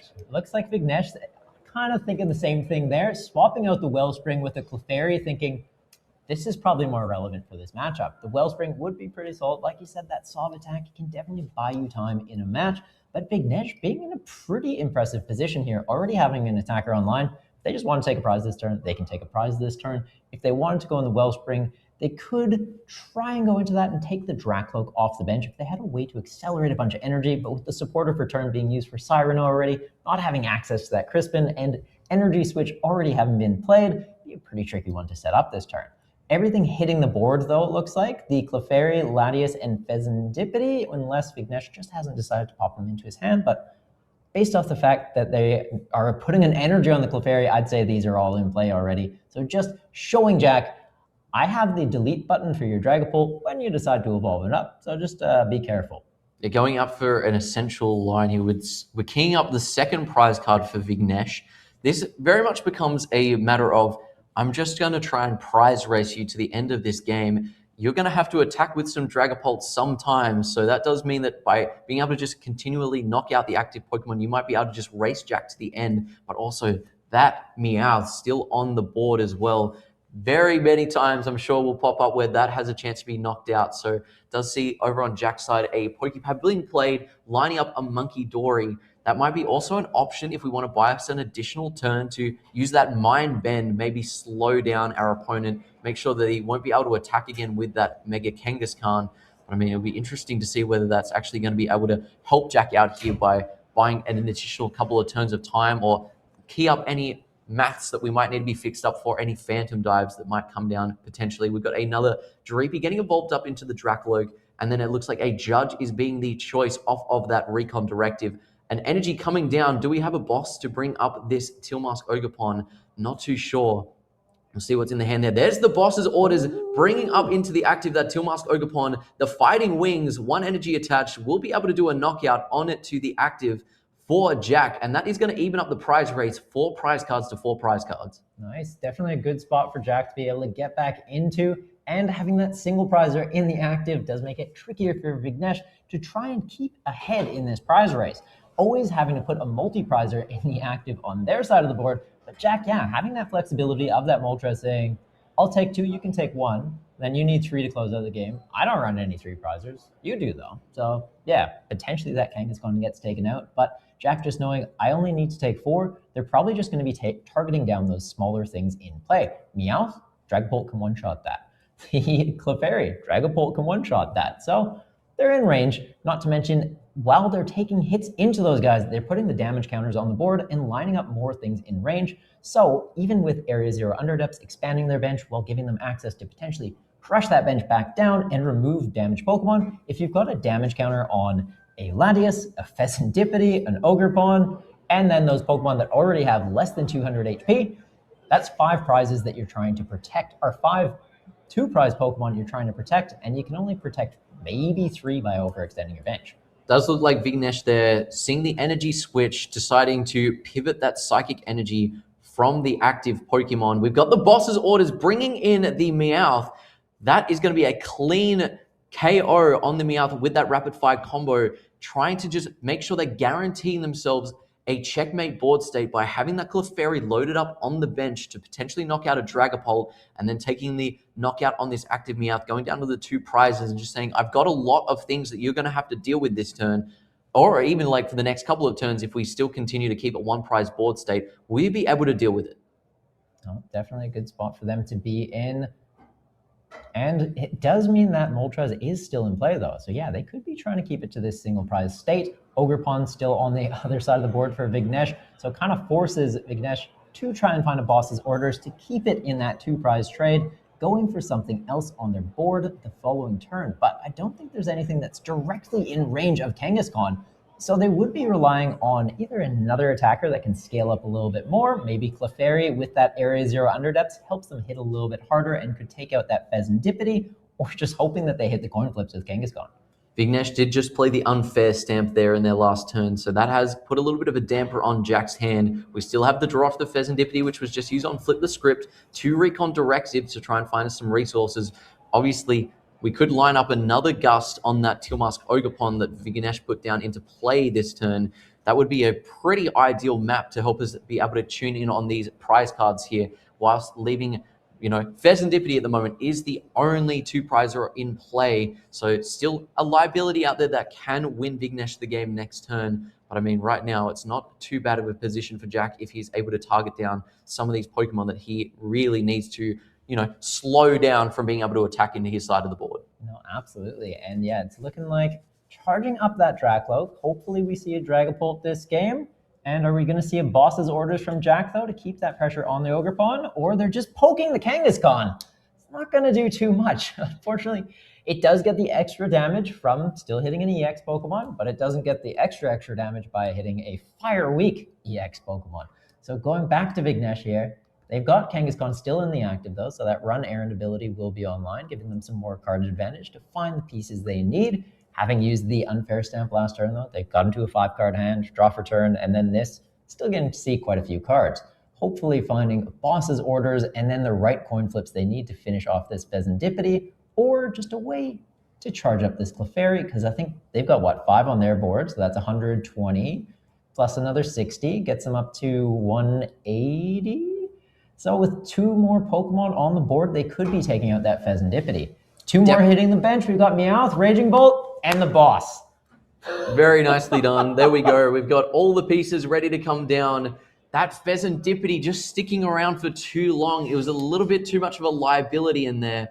Very unfortunate there for Jack. There was some little moments there where pieces might have been able to come together, but I mean, right there, it wasn't able to come through for Jack. So that does mean with a 10-2 record, Raging Bolt may be one of those players that we'll see in the top 8 for this tournament. We do have still asymmetrical cut to go for after this. So, I mean, not every player is still guaranteed in that top 8th position yet, but we are going to be pretty close to being in a spot where we will be at least able to cut our bracket down to 8 players that we'll be looking at for the rest of the tournament. Awesome. Well, very excited to see Raging Bolt continuing its run this weekend here in Melbourne. Not to mention that Kangaskhan being in the deck. I feel like it's only fitting. We need a deck with a Kangaroo winning this weekend in Melbourne. I'm not picking favorites, but I'm picking a favorite. Yeah, definitely exciting. We've got that game that's concluded. There's still a couple more that are out on the field that we still need to wait to finish up before we know exactly what our bracket's looking like. For those who haven't seen a tournament be played for the Pokemon trading card game, once you get through the Swiss rounds, we do have the top cut at the top end, but before then, we have what's called the asymmetrical cut, where we find all of the players that have the exact same amount of points as what our lowest player in the top 8 has, and we'll scale them all up to play in an upwards facing bracket. So, you know, if it is, I think we can have up to 8 players that might be on the same score as our 8th player, and we will have all the players that are in our top 8 seeds play their way down to the bottom of the 16th seed, and then we'll find a bracket that will eventually pivot into for a top 8 from there, all single elimination after that point. So very exciting stuff. Thank you so much for joining us for our Swiss coverage so far. We'll join you guys in a few moments once we have our asymmetrical games ready to go. Hello Pokemon trainers, it's time to do a deep dive on Dragapult EX. Since the recent rotation, we've seen a drastic increase in the play rate of Dragapult EX, with some tournaments reaching almost 50% play rate. So let's learn why Dragapult EX is so good. Dragapult boasts an incredible attack with Phantom Dive. It allows you to do 200 damage to your opponent's active Pokemon and then spread 6 damage counters to your opponent's bench Pokemon in any way that you'd like. This allows you to apply so much pressure to your opponent by lining up perfect KOs on your opponent's Pokemon in following turns. Take multiple multi-prize turns in one game. Dragapult's also boosted by its Stage 1 evolution Dracloak with its incredible Recon Directive ability. Once during your turn with Dracloak, you are able to look at the top 2 cards of your deck, put one of them into your hand, and then one of them to the bottom of your deck, which when you've got 4 of them in play at once is absolutely incredible for card draw. Dragapult's ability to do bench damage partners perfectly with Pokemon like Dusknoir, allowing you to use Curse Blast and put 13 damage counters on one of your opponent's Pokemon and knock yourself out. But when this is paired with Phantom Dive, it allows you to absolutely tear up your opponent's board with unstoppable spread damage. Now let's talk about the 8 specs of the deck. Before rotation, a lot of Dragapult decks were playing Neo Upper Energy to allow you to attack with Dragapult with just one single energy attachment. Now decks are favoring a little bit more of an unfair stamp build, which has pivoted to more and more players, including Crispin as a supporter for the list, which allows you to quickly accelerate energy onto your Pokemon in play as a way to keep chaining Dragapult attacks while still using this more disruptive 8 spec.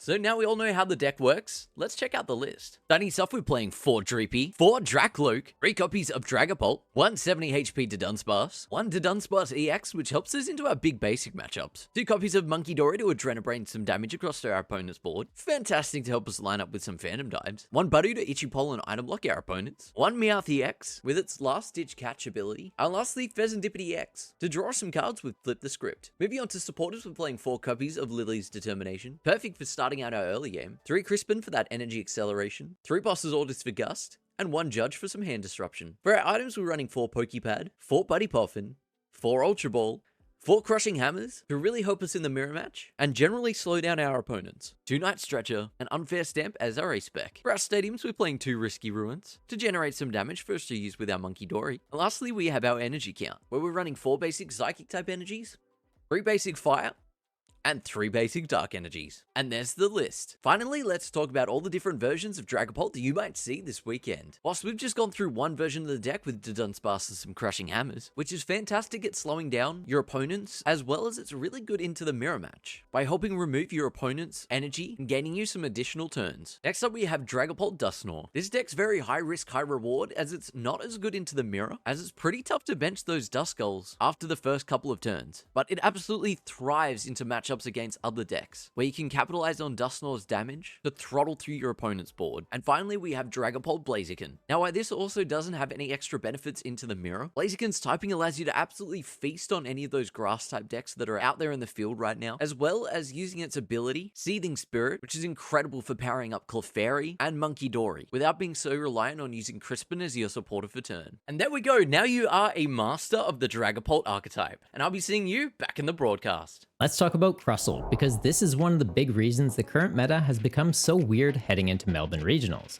While Dragapult is trying to pressure the entire board, Crustle is asking a completely different question. Can you even hit me?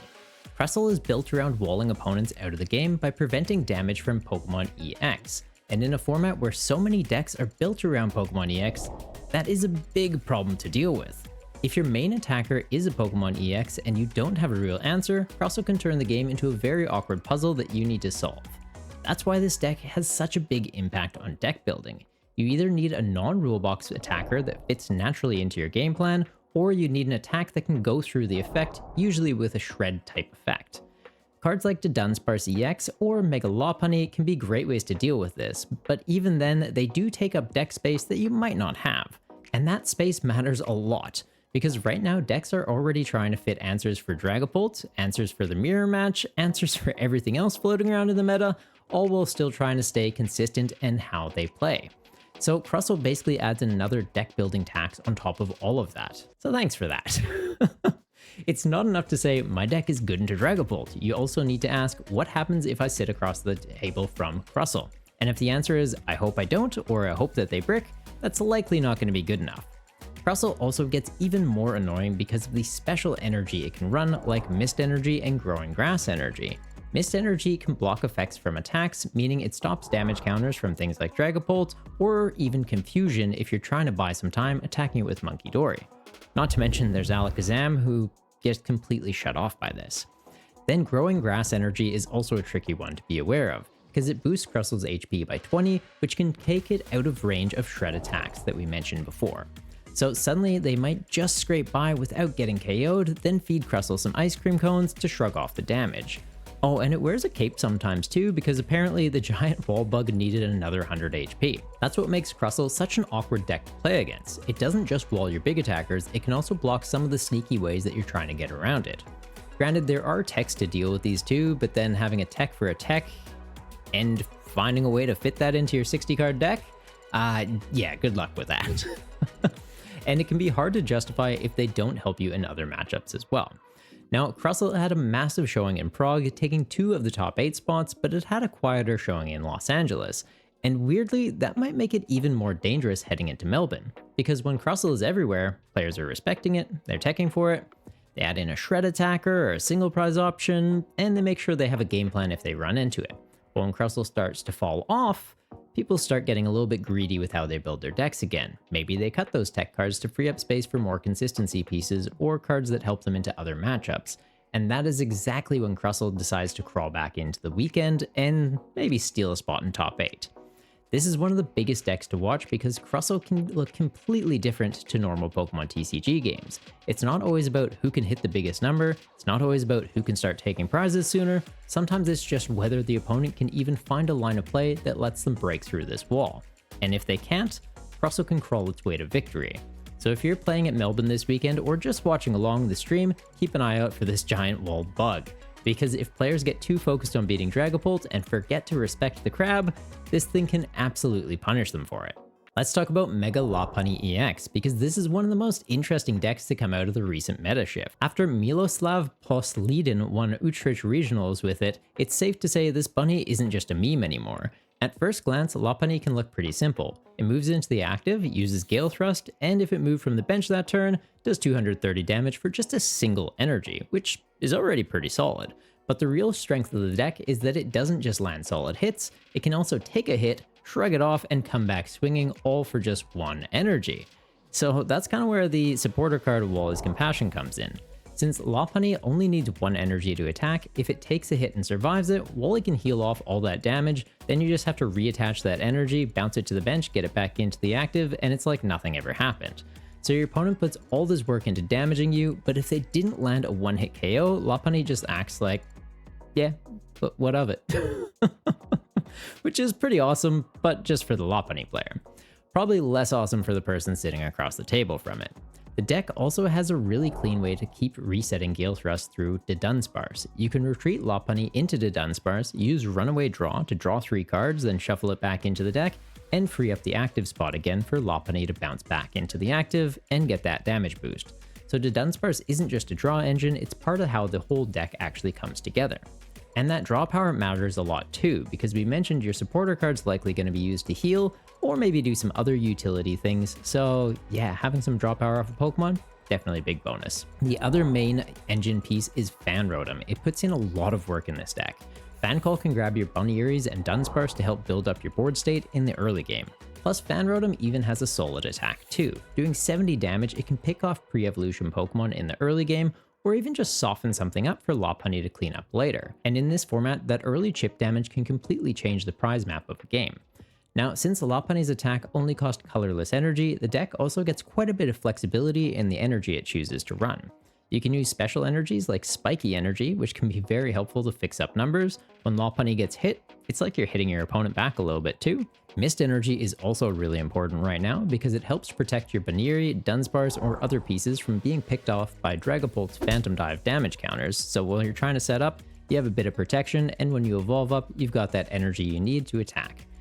And in a format that's already full of annoying effects, having Mist Energy can also be very useful in those too. With the deck playing such high counts of special energy, Hilda becomes a consistency card for you too. You can grab an evolution Pokemon and any energy, which means you can grab your Lopunny as your attacker or the Dunsparce if you need some draw power. Not to mention, if you use the Ace Spec card Enriching Energy, you can even grab that too, and Hilda basically becomes a straight draw 7 supporter. But another option you can go for is Survival Brace, which gives Lopunny a bit of a safety net. Now, normally one of the biggest issues it has to deal with is getting one-shot, right? You want to be tanking a hit, healing it off, so if something like Raging Bolt or a fighting type Pokemon comes out and just one-shots you, it's a pretty big problem. Survival Brace lets you stop that though. If Lopunny's at full HP when they try and swing into you, you get to survive on 10 HP instead. Then you just use Wally to heal it off and keep on going.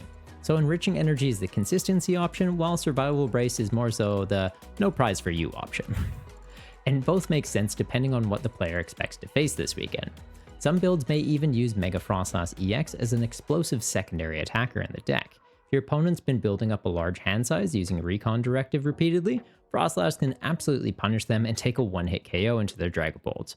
Oh yeah, and Lopunny also has a Shred attack, which is a pretty big deal. If you see any Crustles running around, just chuck 2 energy on this and you can get right through them. This deck seemed to almost pop up overnight, going from fringe meme to regional champion. The big weakness, of course, is that Lopunny is still a 3 prize Pokemon, so if your opponent can take a clean one-hit KO into you, it's a pretty big issue. And being fighting weak in a format where Mega Lucario and Garchomp EX are seeing quite a bit of play, it's definitely something to be aware of. But if opponents can't take that clean KO, Lopunny can just reset the damage, reset the attack, and keep forcing opponents to try and find an answer for it. And that's what makes Mega Lopunny such a big deck to watch at Melbourne Regionals. It's a regional winning strategy that can bounce back from hits, punish awkward prize maps, and hop its way to the top tables. Let's talk about Dragapult EX, because right now, this is the deck shaping the entire format heading into Melbourne Regionals. It isn't just one of the best decks in the room, it's the deck that every other deck needs to have a game plan for.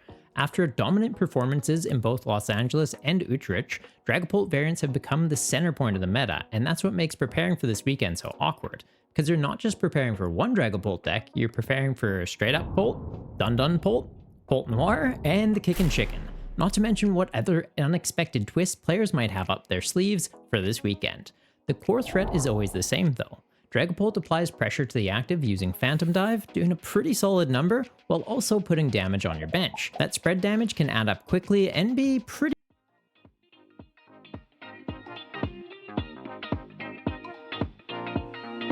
Hello Hello Pokemon trainers, it's time to do a deep dive on Dragapult EX. Since the recent rotation, we've seen a drastic increase in the play rate of Dragapult EX, with some tournaments reaching almost 50% play rate. So let's learn why Dragapult EX is so good. Dragapult boasts an incredible attack with Phantom Dive. It allows you to do 200 damage to your opponent's active Pokemon and then spread 6 damage counters to your opponent's bench Pokemon in any way that you would like. This allows you to apply so much pressure to your opponent by lining up perfect KOs on your opponent's Pokemon in following turns.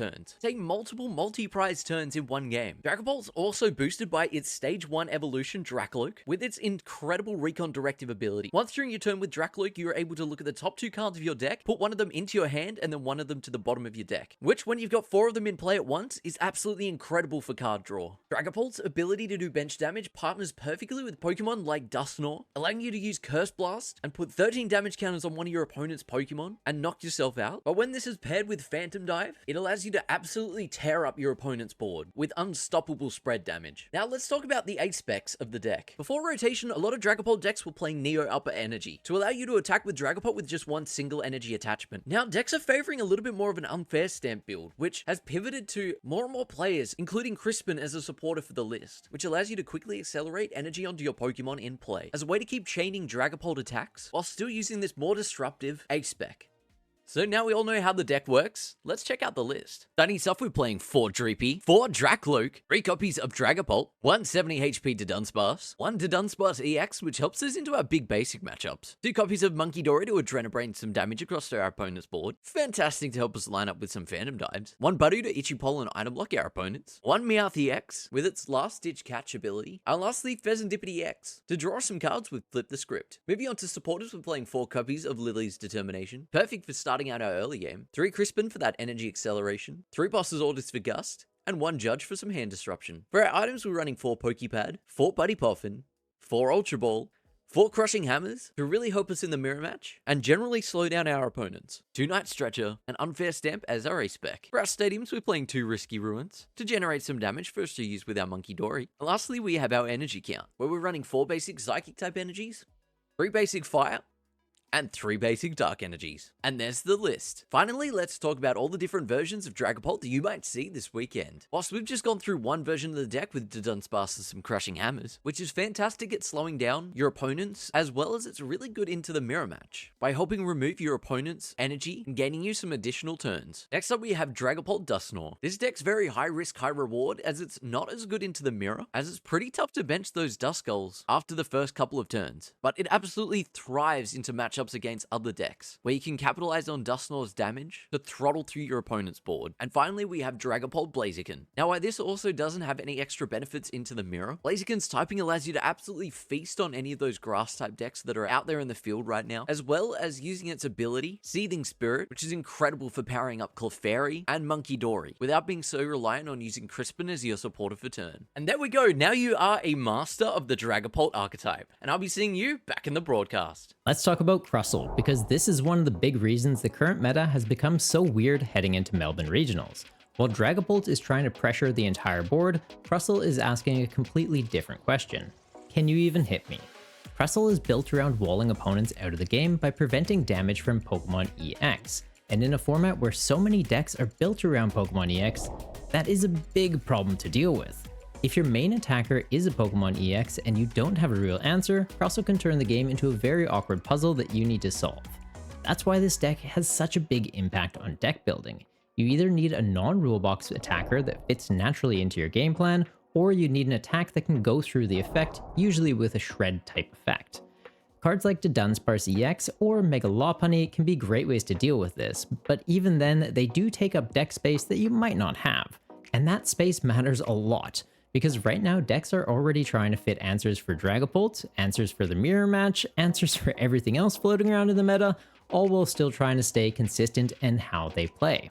So Crustle basically adds another deck building tax on top of all of that. So thanks for that. It's not enough to say, my deck is good into Dragapult. You also need to ask, what happens if I sit across the table from Crustle? And if the answer is, I hope I don't, or I hope that they brick, that's likely not going to be good enough. Crustle also gets even more annoying because of the special energy it can run, like Mist Energy and Growing Grass Energy. Mist Energy can block effects from attacks, meaning it stops damage counters from things like Dragapult, or even Confusion if you're trying to buy some time attacking it with Monkey Dory. Not to mention there's Alakazam, who gets completely shut off by this. Then Growing Grass Energy is also a tricky one to be aware of, because it boosts Crustle's HP by 20, which can take it out of range of shred attacks that we mentioned before. So suddenly they might just scrape by without getting KO'd, then feed Crustle some ice cream cones to shrug off the damage. Oh, and it wears a cape sometimes too, because apparently the giant wall bug needed another 100 HP. That's what makes Crustle such an awkward deck to play against. It doesn't just wall your big attackers, it can also block some of the sneaky ways that you're trying to get around it. Granted, there are techs to deal with these too, but then having a tech for a tech and finding a way to fit that into your 60 card deck, yeah, good luck with that. And it can be hard to justify if they don't help you in other matchups as well. Now, Crustle had a massive showing in Prague, taking 2 of the top 8 spots, but it had a quieter showing in Los Angeles. And weirdly, that might make it even more dangerous heading into Melbourne, because when Crustle is everywhere, players are respecting it, they're teching for it, they add in a shred attacker or a single prize option, and they make sure they have a game plan if they run into it. But when Crustle starts to fall off, people start getting a little bit greedy with how they build their decks again. Maybe they cut those tech cards to free up space for more consistency pieces or cards that help them into other matchups. And that is exactly when Crustle decides to crawl back into the weekend and maybe steal a spot in top 8. This is one of the biggest decks to watch because Crustle can look completely different to normal Pokemon TCG games. It's not always about who can hit the biggest number, it's not always about who can start taking prizes sooner, sometimes it's just whether the opponent can even find a line of play that lets them break through this wall. And if they can't, Crustle can crawl its way to victory. So if you're playing at Melbourne this weekend or just watching along the stream, keep an eye out for this giant wall bug. Because if players get too focused on beating Dragapult and forget to respect the crab, this thing can absolutely punish them for it. Let's talk about Mega Lopunny EX, because this is one of the most interesting decks to come out of the recent meta shift. After Miloslav Poslidin won Utrecht Regionals with it, it's safe to say this bunny isn't just a meme anymore. At first glance, Lopunny can look pretty simple. It moves into the active, uses Gale Thrust, and if it moved from the bench that turn, does 230 damage for just a single energy, which is already pretty solid. But the real strength of the deck is that it doesn't just land solid hits, it can also take a hit, shrug it off, and come back swinging, all for just 1 energy. So that's kind of where the supporter card Wally's Compassion comes in. Since Lopunny only needs 1 energy to attack, if it takes a hit and survives it, Wally can heal off all that damage, then you just have to reattach that energy, bounce it to the bench, get it back into the active, and it's like nothing ever happened. So your opponent puts all this work into damaging you, but if they didn't land a 1-hit KO, Lopunny just acts like, yeah, but what of it? Which is pretty awesome, but just for the Lopunny player. Probably less awesome for the person sitting across the table from it. The deck also has a really clean way to keep resetting Gale Thrust through the Dunsparce. You can retreat Lopunny into the Dunsparce, use Runaway Draw to draw 3 cards, then shuffle it back into the deck, and free up the active spot again for Lopunny to bounce back into the active and get that damage boost. So the Dunsparce isn't just a draw engine, it's part of how the whole deck actually comes together. And that draw power matters a lot too, because we mentioned your supporter card's likely going to be used to heal, or maybe do some other utility things, so yeah, having some draw power off a Pokemon, definitely a big bonus. The other main engine piece is Fan Rotom. It puts in a lot of work in this deck. Fan Call can grab your Bunnyeries and Dunsparce to help build up your board state in the early game. Plus, Fan Rotom even has a solid attack too. Doing 70 damage, it can pick off pre-evolution Pokemon in the early game, or even just soften something up for Lopunny to clean up later. And in this format, that early chip damage can completely change the prize map of the game. Now, since Lopunny's attack only cost colorless energy, the deck also gets quite a bit of flexibility in the energy it chooses to run. You can use special energies like Spiky Energy, which can be very helpful to fix up numbers. When Lopunny gets hit, it's like you're hitting your opponent back a little bit too. Mist Energy is also really important right now because it helps protect your Bunnyery, Dunsparce, or other pieces from being picked off by Dragapult's Phantom Dive damage counters, so while you're trying to set up, you have a bit of protection, and when you evolve up, you've got that energy you need to attack. And in a format that's already full of annoying effects, having Mist Energy can also be very useful in those too. With the deck playing such high counts of special energy, Hilda becomes a consistency card for you too. can grab an evolution Pokemon and any energy, which means you can grab your Lopunny as your attacker or the Dunsparce if you need some draw power. Not to mention, if you use the Ace Spec card Enriching Energy, you can even grab that too, and Hilda basically becomes a straight draw 7 supporter. But another option you can go for is Survival Brace, which gives Lopunny a bit of a safety net. Now, normally one of the biggest issues it has to deal with is getting one-shot, right? You want to be tanking a hit, healing it off, so if something like Raging Bolt or a fighting type Pokemon comes out and just one-shots you, it's a pretty big problem. Survival Brace lets you stop that though. If Lopunny's at full HP when they try and swing into you, you get to survive on 10 HP instead. Then you just use Wally to heal it off and keep on going.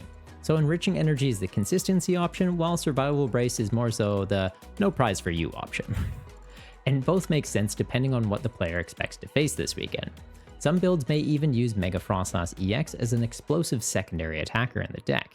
If your opponent's been building up a large hand size using Recon Directive repeatedly, Frostlass can absolutely punish them and take a one-hit KO into their Dragapult. Oh yeah, and Lopunny also has a Shred attack, which is a pretty big deal. If you see any Crustles running around, just chuck 2 energy on this and you can get right through them. This deck seemed to almost pop up overnight, going from fringe meme to regional champion. The big weakness, of course, is that Lopunny is still a 3 prize Pokemon, so if your opponent can take a clean one-hit KO into you, it's a pretty big issue. And being fighting weak in a format where Mega Lucario and Garchomp EX are seeing quite a bit of play, it's definitely something to be aware of. But if opponents can't take that clean KO, Lopunny can just reset the damage, reset the attack, and keep forcing opponents to try and find an answer for it. And that's what makes Mega Lopunny such a big deck to watch at Melbourne Regionals. It's a regional winning strategy that can bounce back from hits, punish awkward prize maps, and hop its way to the top tables. Let's talk about Dragapult EX, because right now, this is the deck shaping the entire format heading into Melbourne Regionals. It isn't just one of the best decks in the room, it's the deck that every other deck needs to have a game plan for. After dominant performances in both Los Angeles and Utrecht, Dragapult variants have become the center point of the meta, and that's what makes preparing for this weekend so awkward. Because you're not just preparing for one Dragapult deck, you're preparing for Straight Up Pult, Dun Dun Pult, Pult Noir, and the Kickin' Chicken. Not to mention what other unexpected twists players might have up their sleeves for this weekend. The core threat is always the same though. Dragapult applies pressure to the active using Phantom Dive, doing a pretty solid number, while also putting damage on your bench. That spread damage can add up quickly and be pretty risky in a format where decks are often relying on low HP support Pokemon, 2 prize utility pieces, and even pre-evolutions to get into the game. Plus, the scary part is that Dragapult doesn't even need to hit the ground running to win the game. They can buy plenty of time using Budew, making it awkward for opponents to set up properly, while also adding a little bit of chip damage every time they poke you. Then you add in stadiums like Risky Ruins into the mix, and suddenly trying to build up a board state can become quite dangerous. If your pre-evolution basics are taking damage while you're trying to set up, they can very quickly fall into range of Dragapult's Phantom Dive damage counters. So what may look like a normal setup turn can suddenly become a board state that might cost you the game in a turn or two. And that's before you even factor in Monkey Dory. Adrenabrain lets you move around 3 damage counters, which can give the deck even more ways to fix up numbers, cleaning up awkward board states, and taking crucial KOs. That's what makes this deck feel so oppressive. It's constantly shaping the board state into a position where every Pokemon you have in play is essentially a liability. And because Dragapult naturally plays Fire and Psychic Energy, it also gets access to some really useful tech attack options. You can see single prize options like Moltres to pick off Ogerpon or Chuyu as a way to deal with Crustle. Not to mention, it can even run Clefairy EX into the mirror match. That flexibility matters a lot because it means that Dragapult can adapt into decks that are trying to counter it without completely changing its own game plan. Straight Dragapult probably feels like the cleanest version to play. It's focused on consistency, pressure, and doing the Dragapult thing as smoothly as possible without adding in too many extra bells and whistles. The Dunsparce Pult gives the deck more draw power and a potential secondary attacker. Dusknoir Pult is probably the highest skill ceiling version.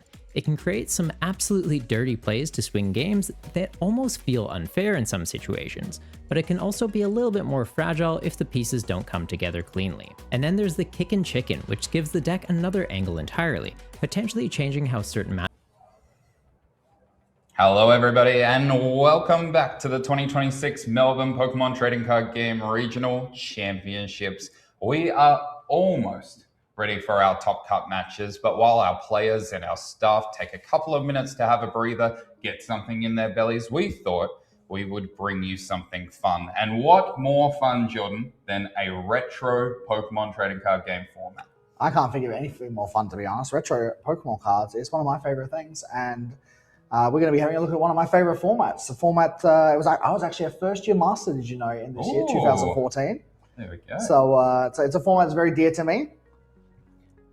And I think we're cutting to the game now. So for those of you who have been around for a while, you might recognize the cards on this map. We have Braden on the left with the Virizion Genesect deck from 2014, and Tom on the right with the Yveltal Garbodor deck. Now this Yveltal Garbodor deck, one of the most oppressive cards of 2014 and many years to come. That Garbotoxin ability is so strong.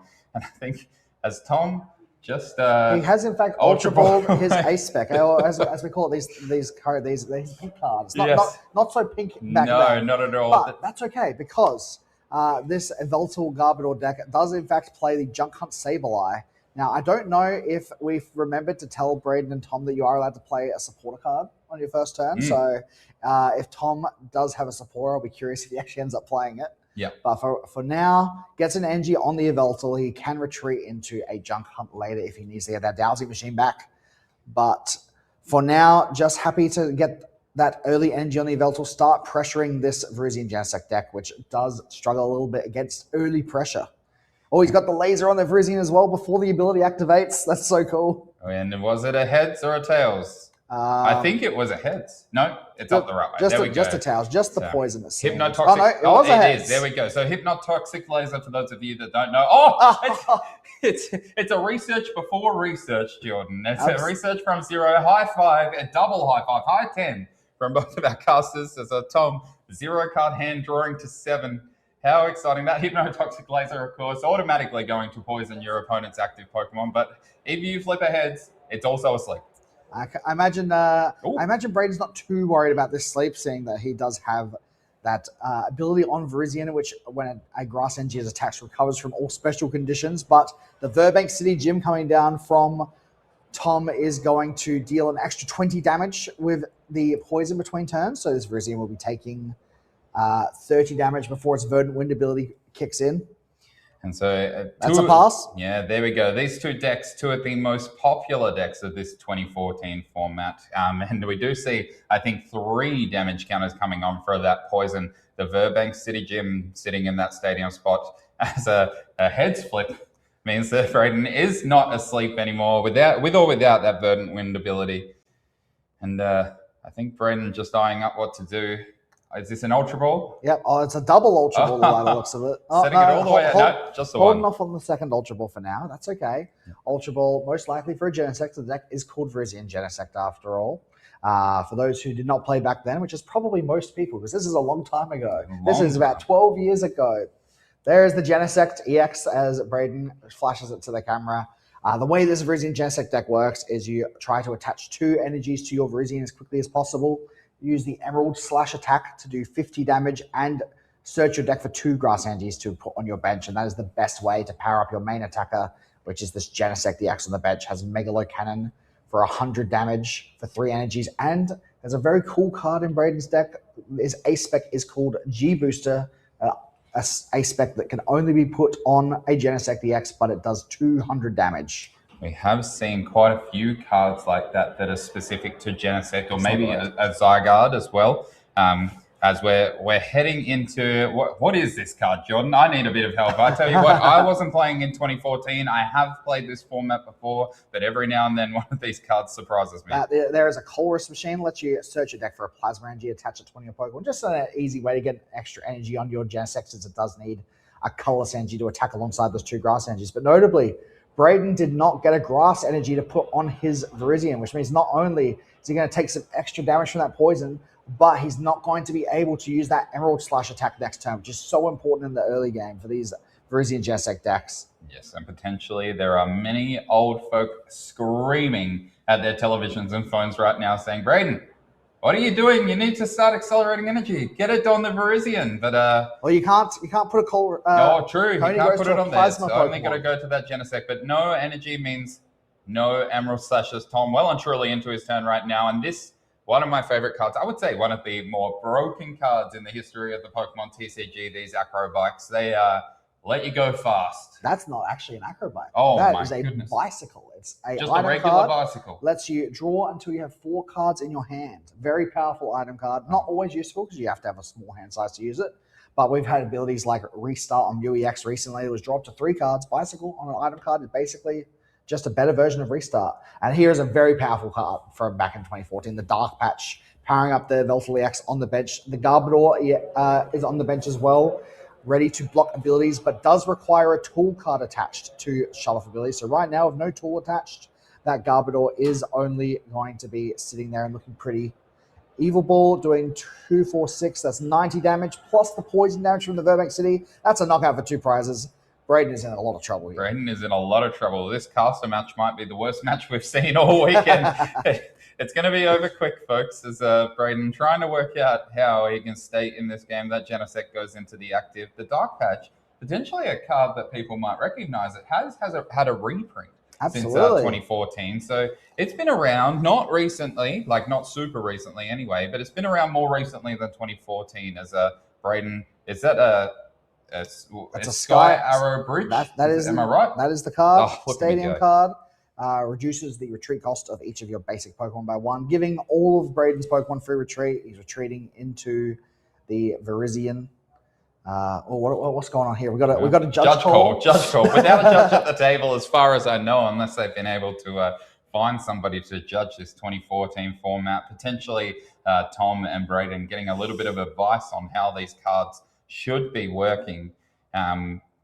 Not necessarily a format that either of them have played. I know Tom, very recent to the Pokemon TCG, in terms of, I believe, starting post-COVID times even. That's pretty recent. So, yeah, very recent. And Braden, you know, he's got experience, but maybe not 2014 level experience. Not all of us are the great Jordan Palmer sitting beside me playing since we were just a wee child. So we're still trying to work out what's going on right now.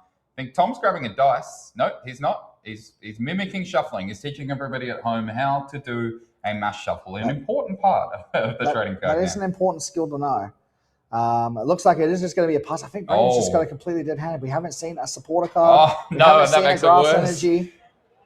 You know what? Back in these old days, there weren't a lot of support Pokemon. We don't have cards like Pheasantipity EX or Recon Directive on Dracloak. Back then, you kind of just had to have a supporter card in your hand if you wanted to draw cards. Yeah, you dealt with what you dealt with. And Tom, adding insult to injury here, I think that Pokemon on the bench that is a little bit glary. Oh, he's got the N. Oh, my goodness. And I think we see a scoop from Braden here. 3-card hand, all useless items and tools. So Tom's decided to make this game a little interesting, playing an N, which is going to give both players a new hand, giving Braden a much-needed new 6 cards, but he is still in a very commanding position. Has the Float Stone on the Garbodor on the bench, no abilities. He's a Veltal's Evil Ball, 20 damage, plus 20 more damage for each energy attached to both active. Braden luckily doesn't have any energy, or maybe not luckily, but in this situation, this Veltal is only doing 2, 4, 6, 8, 10, 120 damage with the Dark Claw attached, an extra 10 damage with the poison, so that's 130, I believe. Yeah, that's he's actually going for fair the bit Y of damage Cyclone in this format as well. Y Cyclone doing the 90 damage and moving an energy down to the bench, which inadvertently, but probably advertently for Tom, has set up a second Hippotom on that bench, whilst significantly weakening Braden's active Virizion EX. Braden trying to work out what this card is that is attached to Tom's Hippotom, saying, my goodness, you are doing a lot, and I am doing not much right now. But hey, it looks like Braden may be able to set up this Genesect EX on the bench, not this turn, next turn. I think he has the cards that will let him attack in a couple of turns. He's at least got a new hand, so he's got something new to work with. Braden's trying to figure out his best plan of attack here. Has a Professor's Letter, a very good card. Just you have to search your deck for any 2 basic energy. This is the card that Braden needed this whole game. Yeah, and this is a card that I remember in a beautiful Pokemon promo version of this Professor's Letter here, grabbing 2 basic energy from the deck And is that a dive ball? That is a Team Plasma Ball. Team Plasma Ball. They look pretty similar. I do remember Dive Ball as well, but Team Plasma Ball, you can tell by that shiny reverse hollow finish. You can see the Team Plasma logo below the, like behind the text, and that grabs another Genesect EX. Yes, and we see an Ultra Ball as well. Braden went from having a completely dead hand of no supporters. Now he's got a bunch of them. I think he's got 4 other supporters in his hand. He's choosing to discard. So he has plenty of options here. He is obviously quite far behind with no energy on board. He has, I think, attached to the bench Genesects. Oh no, those are not yet. Yeah. Those are just the energies he searched off of the professor. It is a little bit confusing. It does look like he has double attached to a Genesect that wasn't in play this turn, but no, it's just still resolving all of these item cards that Braden is playing. And then I think that's an N of his own. So he's going to actually play these cards that he searched for first, I think, before he goes for the energy onto the Genesect. Just playing an N, shuffling that Virizion back into the deck. And N, a very powerful supporter card, one of my favorite cards of all time. We've seen a few almost reprints of N. We had Marnie at one point, which are reasonably similar in terms of you are shuffling your hand away and you're drawing as many prizes as you have. Marnie not doing that. Marnie obviously giving the in front player a couple of extra cards. But we currently... Or actually, not currently, it's just rotated, but we did recently have Iono, which is much more similar to N, except those cards go into the bottom of your deck instead. I don't even know what that is active. What is that, Jordan? That is a Drifloon. So this is actually this is a bit of an unusual version of Virizion Genesect. This is not the one that won the World Championships, but the Drifloon evolves into a Driftblim. Which there was a couple different Drifloons. I don't think the attack on this Drifloon was too relevant. So I believe the Driftloon, there was actually 2 Driftblims that people could play, and they were both usually techs for certain matchups, such as the Plasma matchup. They did a lot of damage for each special energy your opponent had, for example. But yeah, in this situation, the Drifloon is just going to be a sacrifice, not very useful in this matchup. There was a few Drifloons that got played. One of them did cost, its attack cost 1 less energy for each Team Plasma Pokemon your opponent had in play, so a good tech for those Plasma decks. It also discards a special energy from one of your opponent's Pokemon. I imagine that is one of the cards that this list is playing, but right now, Braden just needs to try and buy some time, give up only 1 prize card so that he can slowly manually attach to power up these Genesects on the bench. Yes, he's brought himself a turn reasonably well there, putting Tom on the odd prizes, so down to 3 prizes, which I'm assuming for the rest of Braden's deck probably doesn't make a difference. Tom going to need to make it a 7 prize game. But I'll tell you what, there's Braden's a reason. Finally forgotten attacker power. We're going to have an attack. There's a reason we keep Tom around, and he has made this game interesting with that N. Getting Braden back into this game. And there is the tool that you were talking about before, Jordan, that G Booster. Yeah, the G Booster Ace Spec. It's an Ace Spec specifically only usable by this Virizion Genesect deck. Can only be attached to a Genesect EX, but gives it access to an incredible attack. 200 damage for 3 energy. You do have to discard 2 of the energies attached, but with that Colress Machine, you can potentially power it up again on the following turn if you need to. 200 damage. That's a lot of damage. It might not sound like heaps right now. That's how much a Phantom Dive does. But this is a bit more similar to probably doing more like 350 to 400 damage if you were to look at the current format's numbers. This knocked out anything in the game. It's going to do reasonable damage in the current format, but you see these Pokemon don't have as much HP as a lot of our current Pokemon EX with the small EX. There's a big difference between these ones with the capital EX, and there I think we see a G Booster coming down, getting rid of the Plasma Energy and one of the Grass Energy, and going to give Braden his first 2 prizes. As now we see one of my favorite oppressive cards to ever be printed coming into the active. This Garbodor and its Garbotoxin ability, if you have a tool attached to it, no abilities on either side of the board, which is a key. But this Evoltol deck doesn't play a whole lot of abilities. And Float Stone, even more broken. We have an Air Balloon currently, Jordan, which most people would be like, hey, pretty good, you know. I'm getting a free retreater from a 2-retreat Pokemon. Float Stone, though, even more mental. Absolutely. That Garbodor having a 3 retreat cost would be quite a bit awkward to use if it wasn't for that Float Stone. But Float Stone making Garbodor not only activate its ability, but also making it a pivot to be able to switch in your attackers after powering them up on the bench with something like this Dark Patch. Yes, and we did see the Bank City Gym coming down to bump that Sky Arrow Bridge as the Dark Patch accelerates to a one-prize Pokemon that I don't know. That's the Sableye with the Junk That Hunt. is the Junk Hunt Sableye. Okay, so tell us a bit about this card, Jordan. What does Junk Hunt do and why is it so broken? Well, it doesn't look like we're going for it now, but No. Junk Hunt does let you get any 2 item cards from your discard pile back into your hand. You can use it over and over again, and that does include Ace Specs. If you have your Ace Spec in the discard pile, you can Junk Hunt, get it back, plus any other item card you want.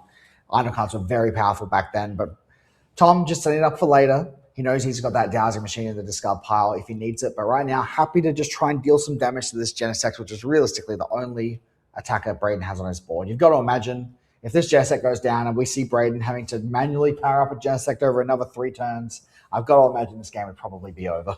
Absolutely. And I think one of the key things from the Genesect EX being able to discard the energy does mean that you're not going to have the Evil Toll with its Evil Ball dealing quite as much damage. But I'll tell you what, Junk Hunt sounds absolutely broken. If you think of it in the modern day format, imagine if you could use your Unfair Stamp more than once, right? Outrageous. That's not Professor's Research. I was going to say I actually did play with these Junipers at one point. So Professor's Research, the more modern version of Juniper, a way to get all of the professors onto the same sort of card without making them different names. And that Juniper does exactly what our modern day Professor's Research does. Discard your hand, draw 7. Yes, a very good effect. Fortunately, it's not currently legal, but it will probably be back soon. If we're being honest, this card has come back over and over again throughout the years. Braden actually has a line for a really strong play here, but I don't think he has the cards. If he were to find a Skyro Bridge to be able to retreat his Genesect and this energy switch here, he could power up a Virizion in 1 turn and then charge up that non-damaged Genesect on the bench. That would be a perfect situation to maybe have a chance to get back in this game, but without the Skyro Bridge, that Genesect is going to be trapped in the active position, and Braden has to hope Tom just can't take the knockout. I think he's doing enough damage already, actually, as the Genesect has, I want to say, 100 damage from last turn. Yes, I think you're right. I think it is 100 damage. So, yeah, 80 more damage. I don't know why we're putting it on. Wait, is there a Dark Claw? No, that was a double colorless energy on the Yveltal. Sorry, I thought there was a Dark Claw on there already. I was like, you can't put 2 Pokemon tools on the same Pokemon. But, yeah, that's a double colorless. Evil Ball doing 20 base damage and extra 80 damage for the energies on it. Tom actually doesn't want this active Genesect EX at all. You may be forgiven at home if you're a more modern player for thinking that was a boss's orders. It basically was. It was a Lysander coming down. Does the same thing. Pick one of your opponent's bench Pokemon and bring it into the active spot. And Tom does exactly that to this Virizion that Braden was teeing up for next turn potentially. Bringing it into the active and dealing, a reasonable amount of damage. It must be pretty close to a knockout. That was 160 damage. It was 10 damage off the knockout. Tom, unfortunately, did not have the Hypnotoxic Laser to do that extra little bit of poison damage, which gives Braden the opportunity to at least get 1 Emerald Slash off, charging up that Genesect on the bench. He's got 1 final attacker he's going to be able to use to try and close out this game as Tom is going back into his turn. He's just going to finish off the Virizion, power up this Darkrai EX on the bench with that Night Spear attack. 3 energies doing 90 damage to the active and 30 to the bench. Pretty good numbers back in the day, actually. But going back into Braden, we basically just have this 1 Genesect against the world. Tom down to 1 prize card now. Just needs a Lysander to take out one of these damaged EXs on the bench, or can just knock out this active Genesect for game. But oh my gosh, this was one of the craziest things about these 2014 decks, and also from the most recent format with Iono. N to 1 is a very powerful effect. Bring your opponent down to 1 card. That's even stronger than an Unfair Stamp. It almost triggers a response in me here, Jordan. I have been N to 1 far too many times, lost so many games that I would have won otherwise. What? Tom has top decked the Juniper, the ideal card to draw out of N to 1. It's N to 1? No, it's N to 7. As this Yveltal goes down, but Tom has a play next turn, generally. Braden would be thinking, that'll buy me a little bit of time. No, it won't. No, it won't. Does he? Oh, double Juniper! What? That is insane. Obviously, Tom did have the Junk Hunt ready to go on the bench. Had he not drawn out of this, could have gotten himself a Dowsing Machine for next turn, but no need. We're just going to go for the Juniper straight away. I don't know if there's enough damage on any of any of Braden's benched Pokemon to be able to knock them out with a Night Spear, so it might just have to be a 2-hit KO on this Genesect, but just getting any attack off into this Genesect is going to be so strong. Braden has had no other attackers, so he would just be forced to swing with this Genesect again and possibly just lose the game. I mean, Tom must be happy with that. I think it is difficult for both players. Like they don't have much of a board going on. It's not quite as energy surplus as what we have in some of the decks from the current format. As we see that Hypnotoxic Laser come down, this heads could be a lot of fun. Oh, that was a Tails. I believe, in fact, that was a Tails, but that is okay. The Night Spear here going to be doing nice damage. Oh, actually, we're going for the Junk Hunt, it seems. That's pretty smart because Tom has a Dowsing Machine in his discard pile. He's probably got some other really strong item cards as well, but Dowsing Machine can get any trainer card, not just an item. So Dowsing Machine, forget Lysander. Lysander is boss. Boss is game. And as we've heard many times before, boss is very often game. Wait, are we not going for the Junk Hunt? Are we going for the Confuse Ray here? Oh, that was a Tails. No, it wasn't. I think we just went for the Confuse Ray. Flip a coin to try and confuse your opponent's active Pokemon. Oh, that is a lot of fun. We are seeing some crazy plays right now. It is Confused. This is the only attacker on Braden's board. Is Braden going to have to line up to double heads flip to win this game? That is possible. There is an out, though. Braden obviously has that Virizian's ability to try and remove conditions, while the Garbotoxin has a tool that's not going to work. But if he finds a tool scrapper to remove the tool from that Garbodor, his Virizian's ability would kick back into play and heal this Genesect of all its special conditions. Then all of a sudden, honestly, since Braden's Genesect didn't take much damage that turn, Braden might be in a favorable position. As Skylar searches the deck for any trainer card, is he going to get the tool scrapper? Yes, he is. There we go. Tool Scrapper, also a card that you might recognize. Getting rid of this Float Stone. No tool on the Garbodor means no Garbotoxin active, and that Virizian's ability is back online. I think, Tom, just trying to work out what is actually removed from this active Genesect EX.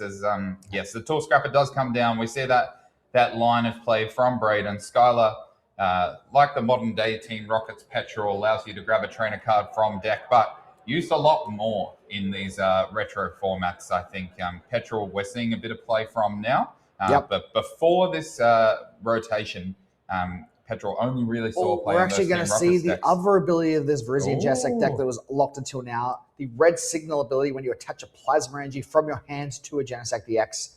It's basically like a boss's orders, but for free. You just bring up one of your opponent's Pokemon. So Braden actually putting himself in a winning position here, getting the first hit into this Darkrai EX, Tom's only attacker right now. One more attack into this Darkrai will be the game. So Tom either has to win right now with a boss's orders of his own, or maybe finding a way to knock out this Genesect. Or, I mean, hey, Ability Lock's pretty cool, but he still needs to be careful with this Damage Darkrai. Switching it to the bench to keep it protected is a wonderful play here. I am a big fan of this Tom going, you know what? Junk Hunt, not strong enough for my liking. I'm going to flip for Confusion instead, as we see. I think that is a double colorless energy going down onto a Trubbish that then evolves into a Garbodor. And then here is a card that we've seen this character a few times, but not this card anymore. This is, am I wrong in saying this is Colress? John? This is, in fact, Colress, a very powerful but also situational supporter. You shuffle your hand into your deck, and the number of cards you draw is equal to the number of benched Pokemon currently in play for both players. Right now, we see both players having 3 benched Pokemon. That's going to be 6 cards for Tom. Dark Claw coming onto the Darkrai. Well, he saw Colress actually at one point, not this year, but in a previous year, went pretty crazy. But the Dark Claw doing 110 damage plus the 30 damage from previous turn. And I think there was poison there as well. It's another 30 damage. That's enough to knock out the Genesect. Tom is going to win the game just barely. That was crazy. Braden seemed like he was out the entire game. But after that end, he started getting to play cards, and all of a sudden made some strong plays and almost won the game. The Hypnotoxic Laser that Tom's showing off there had some key damage modifications, and we are going to keep it at a best of 1, Jordan. I don't think anybody needs to see 2014 played again, especially with how Braden drew. So Tom taking that one, taking the cake. I'm sure you guys will hear about it next time that those two are on stream. He'll probably claim some credits for that and lord it over Braden for some time. As we are getting ever closer to our top cut, we're still awaiting the judges to work out whether it is a clean top 8 or whether we are going to have an ASIM. I think judges have just come back off their lunch break now, which means the players also going to be coming back off that lunch break. So stay tuned for a second. We're going to cut to one of our videos and we'll be back hopefully with an idea of what top cut is going to look like. Let's talk about Dragapult EX, because right now, this is the deck shaping the entire format heading into Melbourne Regionals. It isn't just one of the best decks in the room, it's the deck that every other deck needs to have a game plan for. After dominant performances in both Los Angeles and Utrecht, Dragapult variants have become the center point of the meta, and that's what makes preparing for this weekend so awkward. Because you're not just preparing for one Dragapult deck, you're preparing for Straight Up Pult, Dun Dun Pult, Pult Noir, and the Kickin' Chicken. Not to mention what other unexpected twists players might have up their sleeves for this weekend. The core threat is always the same though. Dragapult applies pressure to the active using Phantom Dive, doing a pretty solid number, while also putting damage on your bench. That spread damage can add up quickly and be pretty risky in a format where decks are often relying on low HP support Pokemon, 2 prize utility pieces, and even pre-evolutions to get into the game. Plus, the scary part is that Dragapult doesn't even need to hit the ground running to win the game. They can buy plenty of time using Budu, making it awkward for opponents to set up properly, while also adding a little bit of chip damage every time they poke you. Then you add in stadiums like Risky Ruins into the mix, and suddenly trying to build up a board state can become quite dangerous. If your pre-evolution basics are taking damage while you're trying to set up, they can very quickly fall into range of Dragapult's Phantom Dive damage counters. So what may look like a normal setup turn can suddenly become a board state that might cost you the game in a turn or two. And that's before you even factor in Monkey Dory. Adrena Brain lets you move around 3 damage counters, which can give the deck even more ways to fix up numbers, cleaning up awkward board states, and taking crucial KOs. That's what makes this deck feel so oppressive. It's constantly shaping the board state into a position where every Pokemon you have in play is essentially a liability. And because Dragapult naturally plays Fire and Psychic Energy, it also gets access to some really useful tech attack options.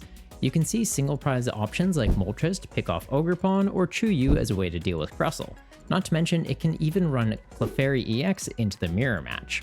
That flexibility matters a lot because it means that Dragapult can adapt into decks that are trying to counter it without completely changing its own game plan. Straight Dragapult probably feels like the cleanest version to play. It's focused on consistency, pressure, and doing the Dragapult thing as smoothly as possible without adding in too many extra bells and whistles. The Dunsparce Pult gives the deck more draw power and a potential secondary attacker. Dusknoir Pult is probably the highest skill ceiling version. It can create some absolutely dirty plays to swing games that almost feel unfair in some situations, but it can also be a little bit more fragile if the pieces don't come together cleanly. And then there's the Kickin' Chicken, which gives the deck another angle entirely, potentially changing how certain matchups can play out and giving you easier access to your energy. That's the real problem with dealing with Dragapult right now though. There isn't one silver bullet that beats every version of it. Even cards that look like direct counters like Clefairy EX can become kinda awkward into it. In theory, it checks Dragapult pretty nicely, but in practice, if you bench it at the wrong time or fail to protect it properly, it can very quickly become a 2-prize gift waiting to be handed over to the opponent. So heading into Melbourne, every player has to ask themselves one question: can my deck beat Dragapult? But realistically, the even harder question is, can my deck beat multiple versions of Dragapult across a long event piloted by players that have been grinding this matchup for weeks? Because that's much easier said than done. And while Dragapult is the first deck to watch this weekend, it's not just a deck in the meta. Right now, it's the deck that's defining the meta.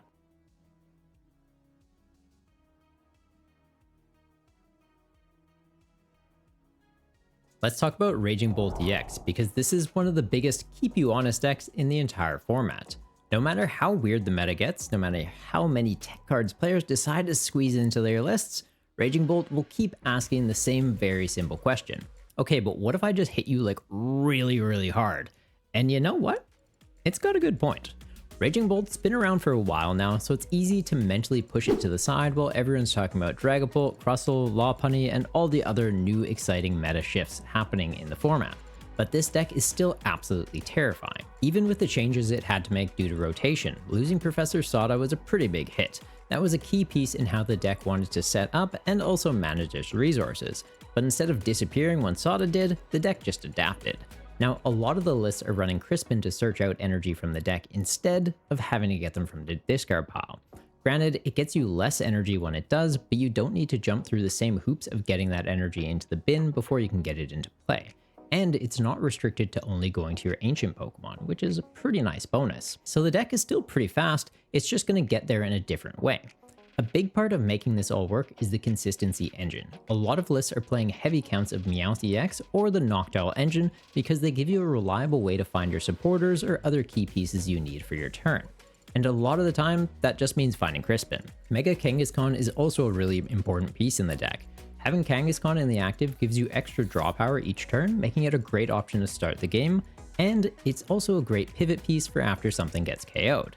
It can sit up in the active, helping you refill your hand and give you time to line up your next attack. It's also a great place to park energy. With its higher HP, Kangaskhan can act like a bit of a battery, holding energy on board until Raging Bolt is ready to come out and use that for a massive Bellowing Thunder attack. And it can hit too, doing 200 damage, plus if the coin flips are on your side, get that up to infinity and beyond. But a lot of the times, it's better to use a lower risk attacker that can guarantee a knockout when possible, instead of throwing a 3-prizer into danger that may or may not hit the number you need it to. Area 0 Underdepths is another important piece in here, because with all the Pokemon this deck wants to play, your bench can get pretty crowded quickly. And you even have Chin Pao as a way to shrink your bench when you need to in a pinch. So if you get a bunch of Meowth in play and you don't want them on board as a 2-prize liability, just use Chin Pao and shrink them all down. Or maybe your Kangaskhan took a hit and you don't want to risk that getting knocked out on a following turn. Get it on the bench, bin your stadium, and get it in the discard pile instead of giving your opponent 3 prizes. It also provides a counter into Team Rocket's Watchtower, which can otherwise shut off all your colorless support Pokemon that you're pretty dependent on. Also, while we're on that, another great option because you have so many colorless Pokemon is using Glass Trumpet. It lets you put energy from the discard pile back onto your board, and then you have Energy Switch to help move that off those guys onto a key attacker in a pinch. So the deck has this really cool rhythm of building up energy, spending it for big knockouts, then rebuilding the board just to do it all over again. And that brings us back to that giant delete button. Raging Bolt's Bellowing Thunder lets you discard energy from play and do 70 damage for each one you discarded.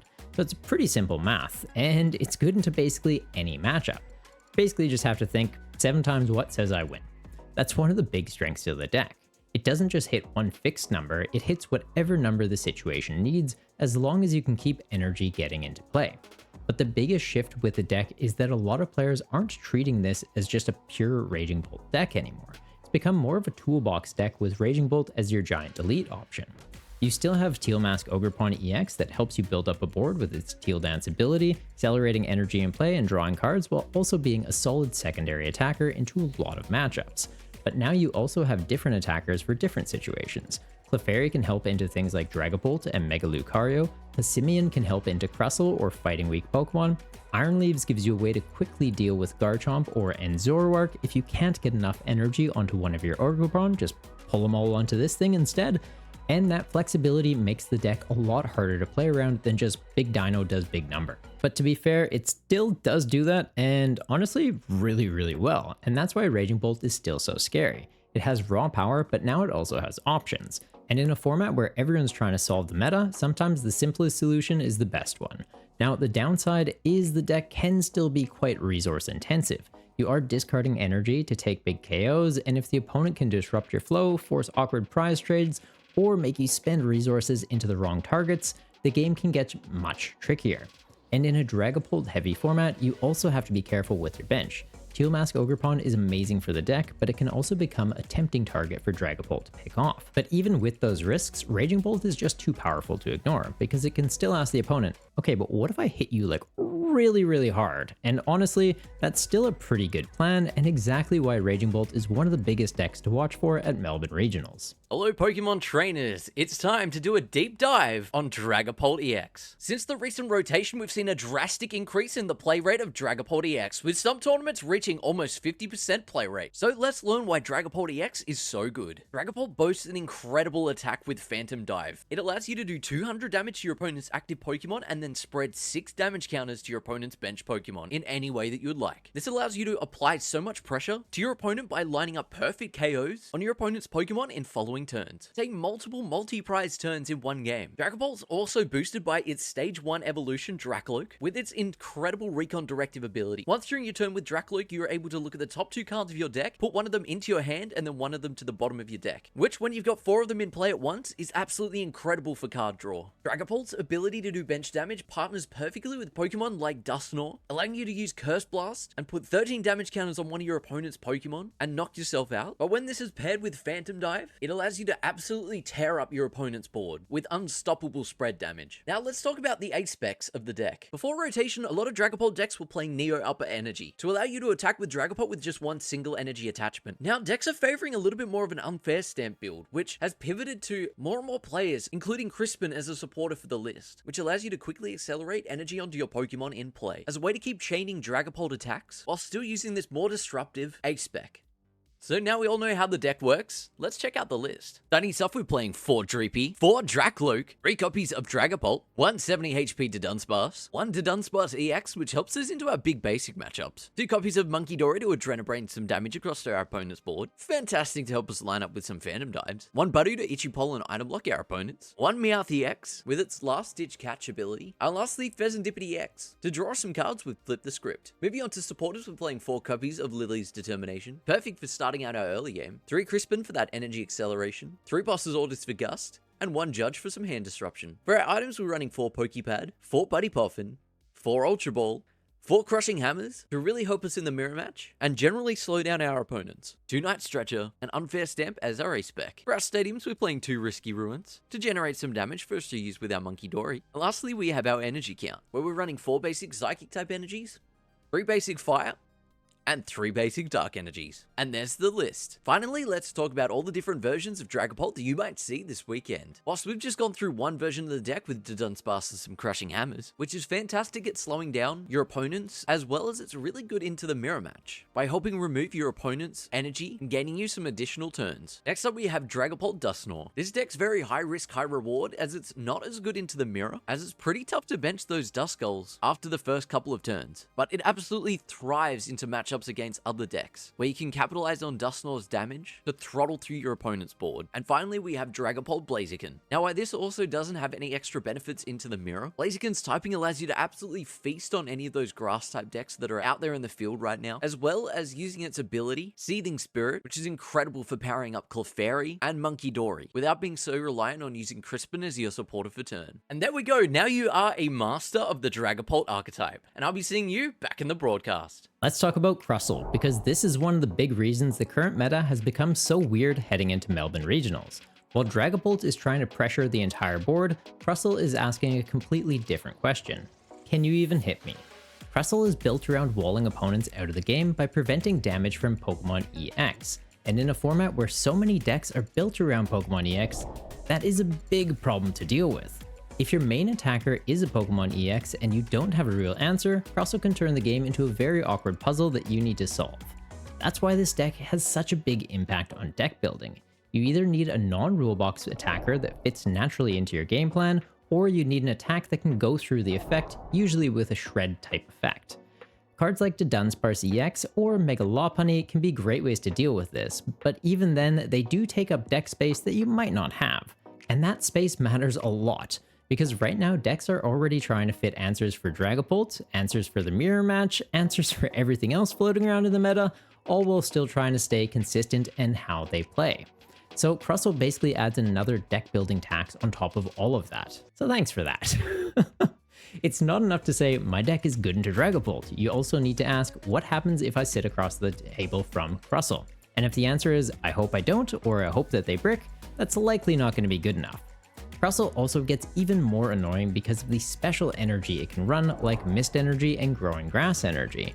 Mist Energy can block effects from attacks, meaning it stops damage counters from things like Dragapult, or even Confusion if you're trying to buy some time attacking it with Monkey Dory. Not to mention there's Alakazam, who gets completely shut off by this. Then Growing Grass Energy is also a tricky one to be aware of, because it boosts Crustle's HP by 20, which can take it out of range of shred attacks that we mentioned before. So suddenly they might just scrape by without getting KO'd, then feed Crustle some ice cream cones to shrug off the damage. Oh, and it wears a cape sometimes too, because apparently the giant wall bug needed another 100 HP. That's what makes Crustle such an awkward deck to play against. It doesn't just wall your big attackers, it can also block some of the sneaky ways that you're trying to get around it. Granted, there are techs to deal with these too, but then having a tech for a tech and finding a way to fit that into your 60 card deck, yeah, good luck with that. And it can be hard to justify if they don't help you in other matchups as well. Now, Crustle had a massive showing in Prague, taking 2 of the top 8 spots, but it had a quieter showing in Los Angeles. And weirdly, that might make it even more dangerous heading into Melbourne, because when Crustle is everywhere, players are respecting it, they're teching for it, they add in a shred attacker or a single prize option, and they make sure they have a game plan if they run into it. But when Crustle starts to fall off, people start getting a little bit greedy with how they build their decks again. Maybe they cut those tech cards to free up space for more consistency pieces or cards that help them into other matchups. And that is exactly when Crustle decides to crawl back into the weekend and maybe steal a spot in top 8. This is one of the biggest decks to watch because Crustle can look completely different to normal Pokemon TCG games. It's not always about who can hit the biggest number, it's not always about who can start taking prizes sooner, sometimes it's just whether the opponent can even find a line of play that lets them break through this wall. And if they can't, Crustle can crawl its way to victory. So if you're playing at Melbourne this weekend or just watching along the stream, keep an eye out for this giant wall bug. Because if players get too focused on beating Dragapult and forget to respect the crab, this thing can absolutely punish them for it. Let's talk about Mega Lopunny EX, because this is one of the most interesting decks to come out of the recent meta shift. After Miloslav Poslidin won Utrecht Regionals with it, it's safe to say this bunny isn't just a meme anymore. At first glance, Lopunny can look pretty simple. It moves into the active, uses Gale Thrust, and if it moved from the bench that turn, does 230 damage for just a single energy, which is already pretty solid. But the real strength of the deck is that it doesn't just land solid hits, it can also take a hit, shrug it off, and come back swinging, all for just 1 energy. So that's kind of where the supporter card Wally's Compassion comes in. Since Lopunny only needs 1 energy to attack, if it takes a hit and survives it, Wally can heal off all that damage, then you just have to reattach that energy, bounce it to the bench, get it back into the active, and it's like nothing ever happened. So your opponent puts all this work into damaging you, but if they didn't land a 1-hit KO, Lopunny just acts like, yeah, but what of it? Which is pretty awesome, but just for the Lopunny player. Probably less awesome for the person sitting across the table from it. The deck also has a really clean way to keep resetting Gale Thrust through the Dunsparce. You can retreat Lopunny into the Dunsparce, use Runaway Draw to draw 3 cards, then shuffle it back into the deck, and free up the active spot again for Lopunny to bounce back into the active and get that damage boost.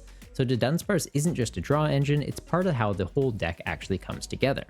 And that draw power matters a lot too, because we mentioned your supporter card's likely going to be used to heal, or maybe do some other utility things, so yeah, having some draw power off a Pokemon, definitely a big bonus. The other main engine piece is Fan Rotom. It puts in a lot of work in this deck. Fan Call can grab your Bunnyearies and Dunsparce to help build up your board state in the early game. Plus, Fan Rotom even has a solid attack too. Doing 70 damage, it can pick off pre-evolution Pokemon in the early game, or even just soften something up for Lopunny to clean up later. And in this format, that early chip damage can completely change the prize map of the game. Now, since Lopunny's attack only cost colorless energy, the deck also gets quite a bit of flexibility in the energy it chooses to run. You can use special energies like Spiky Energy, which can be very helpful to fix up numbers. When Lopunny gets hit, it's like you're hitting your opponent back a little bit too. Mist Energy is also really important right now because it helps protect your Bunnyeary, Dunsparce, or other pieces from being picked off by Dragapult's Phantom Dive damage counters, so while you're trying to set up, you have a bit of protection, and when you evolve up, you've got that energy you need to attack. And in a format that's already full of annoying effects, having Mist Energy can also be very useful in those too. With the deck playing such high counts of special energy, Hilda becomes a consistency card for you too. You can grab an evolution Pokemon and any energy, which means you can grab your Lopunny as your attacker or the Dunsparce if you need some draw power. Not to mention, if you use the Ace spec card Enriching Energy, you can even grab that too, and Hilda basically becomes a straight draw 7 supporter. But another option you can go for is Survival Brace, which gives Lopunny a bit of a safety net. Now, normally one of the biggest issues it has to deal with is getting one-shot, right? You want to be tanking a hit, healing it off, so if something like Raging Bolt or a fighting type Pokemon comes out and just one-shots you, it's a pretty big problem. Survival Brace lets you stop that though. If Lopunny's at full HP when they try and swing into you, you get to survive on 10 HP instead. Then you just use Wally to heal it off and keep on going. So Enriching Energy is the consistency option, while Survival Brace is more so the no prize for you option. And both make sense depending on what the player expects to face this weekend. Some builds may even use Mega Frostlass EX as an explosive secondary attacker in the deck. If your opponent's been building up a large hand size using Recon Directive repeatedly, Frostlass can absolutely punish them and take a one-hit KO into their Dragapult. Oh yeah, and Lopunny also has a Shred attack, which is a pretty big deal. If you see any Crustles running around, just chuck 2 energy on this and you can get right through them. This deck seemed to almost pop up overnight, going from fringe meme to regional champion. The big weakness, of course, is that Lopunny is still a 3 prize Pokemon, so if your opponent can take a clean one-hit KO into you, it's a pretty big issue. And being fighting weak in a format where Mega Lucario and Garchomp EX are seeing quite a bit of play, it's definitely something to be aware of. But if opponents can't take that clean KO, Lopunny can just reset the damage, reset the attack, and keep forcing opponents to try and find an answer for it. And that's what makes Mega Lopunny such a big deck to watch at Melbourne Regionals. It's a regional winning strategy that can bounce back from hits, punish awkward prize maps, and hop its way to the top tables. Let's talk about Dragapult EX, because right now, this is the deck shaping the entire format heading into Melbourne Regionals. It isn't just one of the best decks in the room, it's the deck that every other deck needs to have a game plan for. After dominant performances in both Los Angeles and Utrecht, Dragapult variants have become the center point of the meta, and that's what makes preparing for this weekend so awkward. Because you're not just preparing for one Dragapult deck, you're preparing for Straight Up Pult, Dun Dun Pult, Pult Noir, and the Kickin' Chicken. Not to mention what other unexpected twists players might have up their sleeves for this weekend. The core threat is always the same though. Dragapult applies pressure to the active using Phantom Dive, doing a pretty solid number, while also putting damage on your bench. That spread damage can add up quickly and be pretty risky in a format where decks are often relying on low HP support Pokemon, 2 prize utility pieces, and even pre-evolutions to get into the game. Plus, the scary part is that Dragapult doesn't even need to hit the ground running to win the game. They can buy plenty of time using Budew, making it awkward for opponents to set up properly, while also adding a little bit of chip damage every time they poke you. Then you add in stadiums like Risky Ruins into the mix, and suddenly trying to build up a board state can become quite dangerous. If your pre-evolution basics are taking damage while you're trying to set up, they can very quickly fall into range of Dragapult's Phantom Dive damage counters. So what may look like a normal setup turn can suddenly become a board state that might cost you the game in a turn or two. And that's before you even factor in Monkey Dory. Adrenabrain lets you move around 3 damage counters, which can give the deck even more ways to fix up numbers, cleaning up awkward board states, and taking crucial KOs. That's what makes this deck feel so oppressive. It's constantly shaping the board state into a position where every Pokemon you have in play is essentially a liability. And because Dragapult naturally plays Fire and Psychic Energy, it also gets access to some really useful tech attack options. You can see single prize options like Moltres to pick off Ogerpon or Chuyu as a way to deal with Crustle. Not to mention, it can even run Clefairy EX into the mirror match. That flexibility matters a lot because it means that Dragapult can adapt into decks that are trying to counter it without completely changing its own game plan. Straight Dragapult probably feels like the cleanest version to play. It's focused on consistency, pressure, and doing the Dragapult thing as smoothly as possible without adding in too many extra bells and whistles. The Dunsparce Pult gives the deck more draw power and a potential secondary attacker. Dusknoir Pult is probably the highest skill ceiling version. It can create some absolutely dirty plays to swing games that almost feel unfair in some situations, but it can also be a little bit more fragile if the pieces don't come together cleanly. And then there's the Kickin' Chicken, which gives the deck another angle entirely, potentially changing how certain matchups can play out and giving you easier access to your energy. That's the real problem with dealing with Dragapult right now though. There isn't one silver bullet that beats every version of it. Even cards that look like direct counters like Clefairy EX can become kinda awkward into it. In theory, it checks Dragapult pretty nicely, but in practice, if you bench it at the wrong time or fail to protect it properly, it can very quickly become a Jordan, it is time. No more shenanigans with these Swiss rounds. We are back with the 2026 Melbourne Pokemon TCG Regional Championships Top 8. And we have managed to make it a nice, clean Top 8 here. It's been a long weekend. There have been many crazy stream matches. As I said this morning, I think my favorite is still that Metal Maker match. That was, I don't think I've seen anything quite like it, in all honesty, but it's all over. There's 8 decks left, 8 players ready to pilot this to a regional championship win. Many of these players potentially in their first top 8 as well, or at least first top 8 of a Western tournament too. And so, yeah, if we maybe cut to have a look at some of these top 8 players, we have our first seed is Hiromu, and Hiromu is hasn't featured on our stream yet, but is piloting. Actually, second seed. Sorry, Yes. Shun is our first seed. Yes. My bad. Shun Takemasa. Shun. So we have 2 Shuns in our top cut. Shun T is up against Silas. Shun piloting that Dragapult to Dunsparce deck. No, straight Dragapult for this one. We do have a lot of Dragapult Yes, we do. in our top 8. You will see that featured a lot. So Shun T on the straight Dragapult list. Silas piloting a deck that we have seen half of so far, but not necessarily the full show in that Dragapult Blaziken deck. And Jordan, take us through the rest of these Dragapults with a couple of extras sitting in. Alrighty, so yeah, we have the Dragapult kind of mirror at the top there. Dragapult Chicken versus Straight. Those are the only other unique Dragapults we have, because all of the other Dragapults in Top Cut are playing the Dunsparce version with Crushing Hammers. We see the Gareth Murphy versus Sota Kosai matchup is in fact a Dragapult to Dunsparce Hammers mirror match. Down at the bottom there, we have Hiromu Sasaki versus Taisei. Hiromu is also on the Dragapult Hammers, whereas Taisei is on one of those Ogerpon boxes with Clefairy, which has not a bad matchup into Dragapult, just because that Clefairy is such a strong Dragapult counter. Yes, it will be interesting to see how this works out. The few decks that are not Dragapult actually seem to have quite reasonable Dragapult matchups, which makes a lot of sense with how much Dragapult we've seen over this weekend. But it does seem like it's Dragapult the Dunsparce's tournament to take. There are so many of them. We've seen it on stream. It's been incredibly consistent. That the Dunsparce EX providing a high value 2-prize attacker that does an incredible amount of damage, provided that your opponent has a bunch of EXs on their board.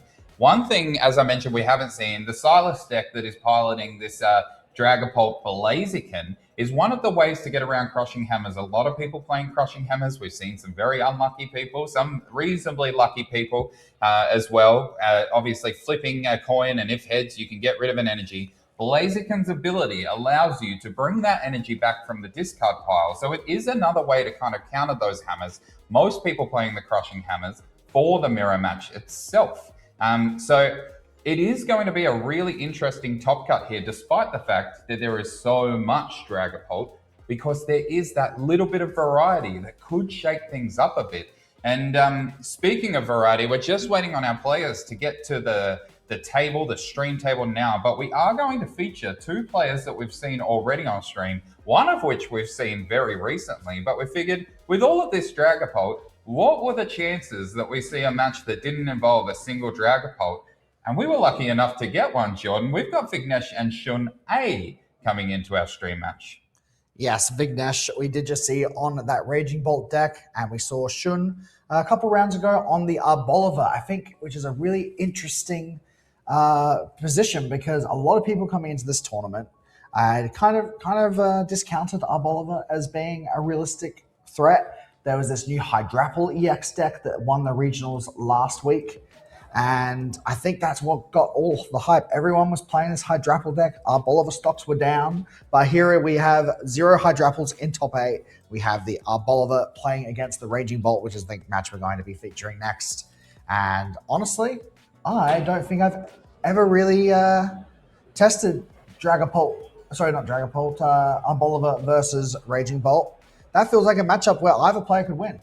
Honestly, John, I don't think I have actually played either deck in this new format. I played a reasonable amount of Pokemon, but the Arbaliva was never something that interested me all that much. And the, the Raging Bolt is a deck that historically I haven't been the biggest fan of, but this new variant of it I think is actually quite good into this format as we do. Our players are at the table, I think, and we're almost ready for this top 8 match. So what we will be doing is we will be going one top 8 match into our top 4 match, and then we will only be able to stream one top 4 match. We will then have finals. So we've got 3 games left of this weekend's regional championships before we crown a new winner. And we saw the leaderboard earlier on in the day. This could really shake up that leaderboard a little bit.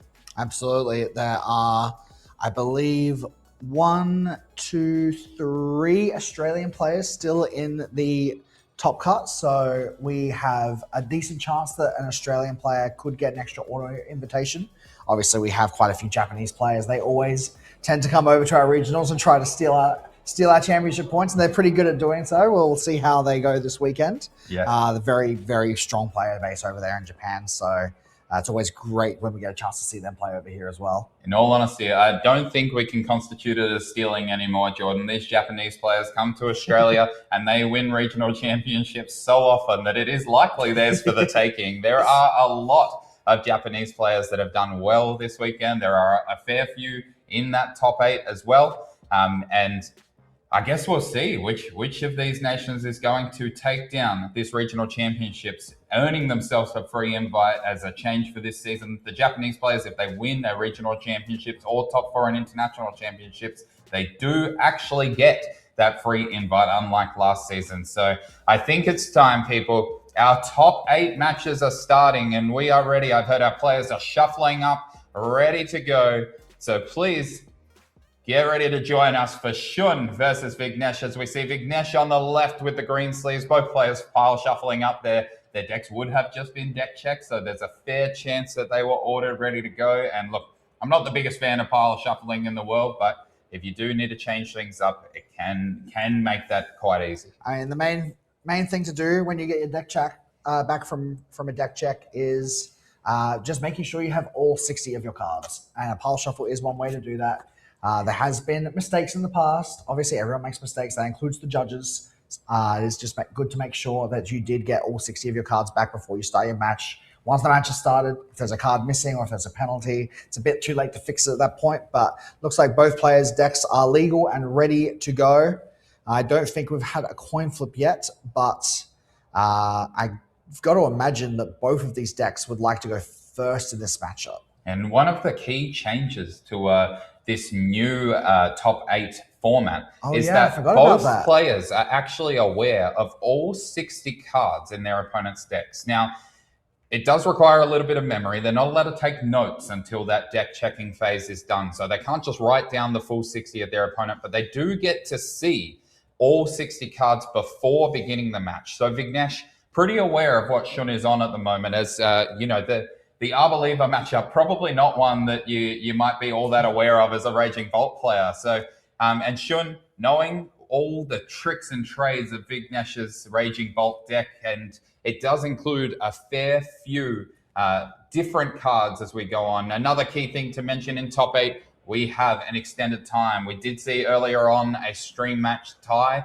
It went for the full 50 minutes, but in top 8 or in top cut, we get 75, Jordan, and hopefully that means that this is enough for Shun or Vignesh to take down this matchup. Also, I did just remember another relatively new rule in the Pokemon TCG is the seed you are in top cut actually determines who gets to choose who goes first. So I misspoke before. There will be no coin flip to decide who starts this one. Vignesh was the higher seed going into this top cut match. So Vignesh choosing who goes first, and it looks like he's actually chosen to go second. I'm really interested in this because he might have chosen to go second. There's every chance that happened. I can't see Vignesh's hand because it is kind of off screen at the moment, but there was a hand gesture that usually means I'm passing over to you. So there is also a very small chance that Vignesh actually did choose to go first, but just had nothing. It's more likely that Vignesh just saying to Shun, hey, remember, I've actually chosen for you to go first. This is a format where usually you want to go first. And so Shun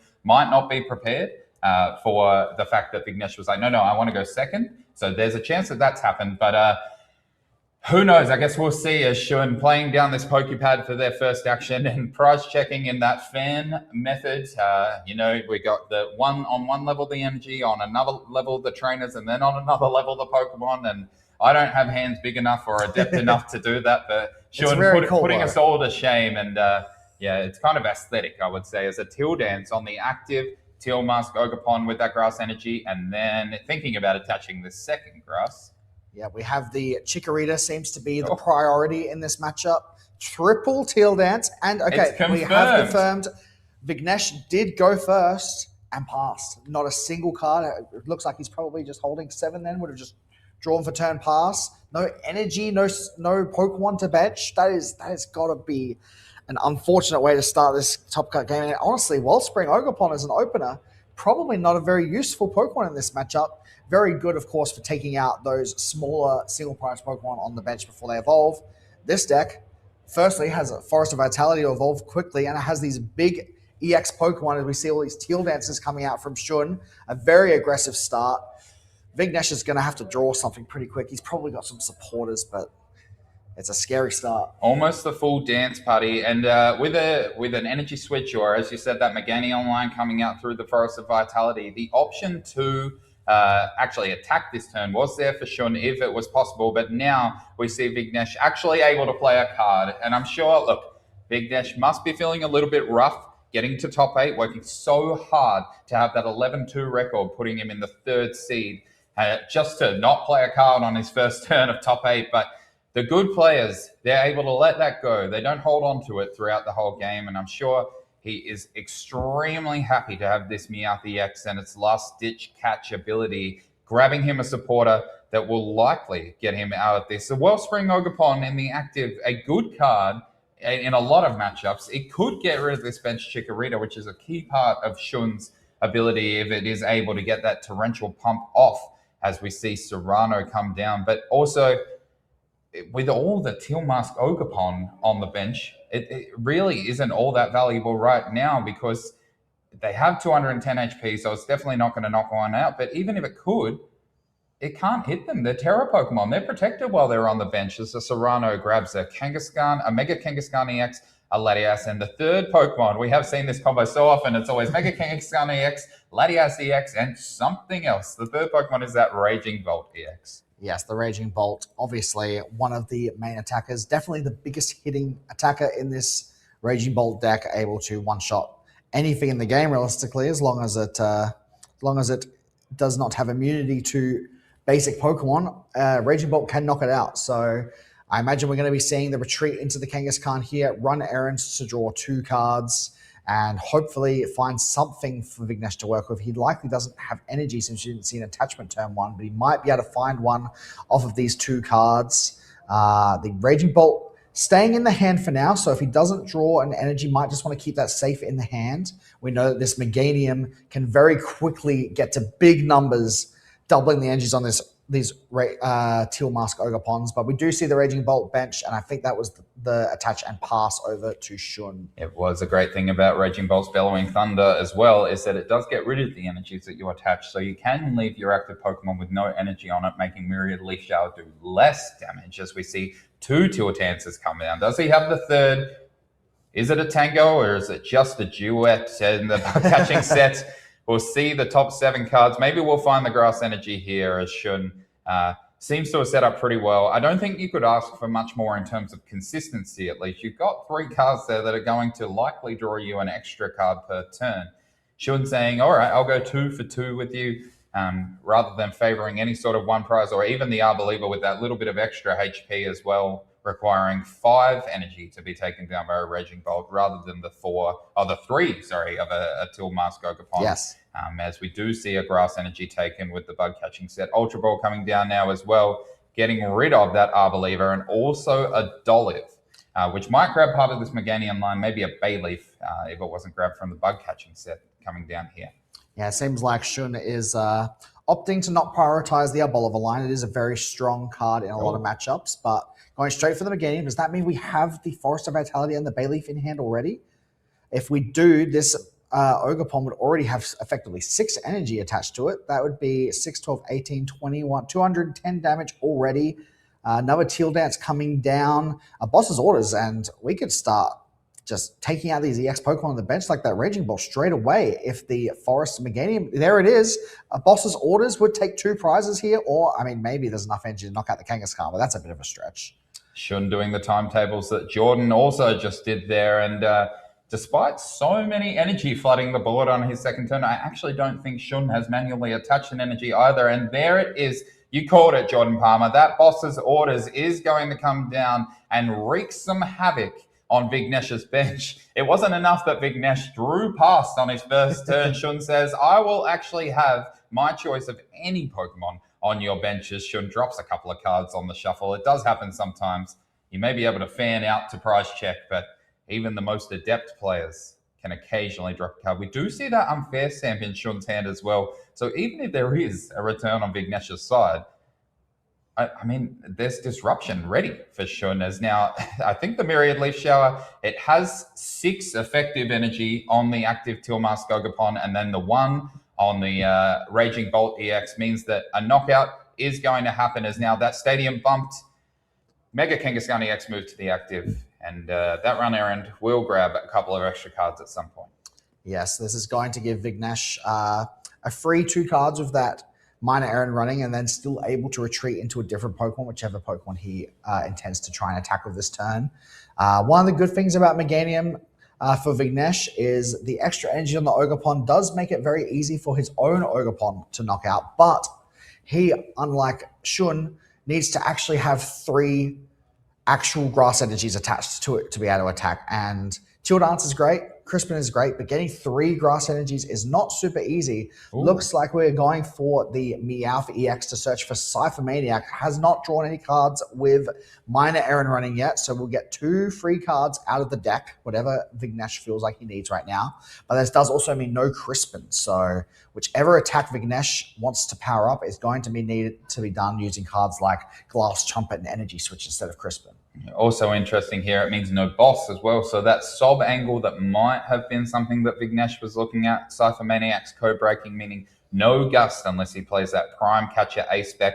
And those 2 free cards, it's a combo that we have seen many times on stream this weekend with the Mega Kangaskhan EX and his minor errand running ability, being able to draw the cards from that Cypher Maniac's co-breaking. As now we see a manual attachment. I actually think there was a Glass Trumpet That was not a manual attachment, It was Glass Trumpet with the energy switch, was Correct. It, to the Raging Bolt? There you go. So Glass Trumpet attaching to both Meowth EX, and then an energy switch switching that lightning energy onto the Raging Bolt. And I tell you what, I might have written Vignesh off a little bit too early for this attack this turn. I didn't think it was possible after that Cypher Maniac's code breaking, but one little trumpet proving me wrong. As long as he can find a fighting energy here, there will be a return KO on this Tilmask Ogopon EX. Thanks to that psychic energy on the Meowth that was also put into play with the Grass Trumpet.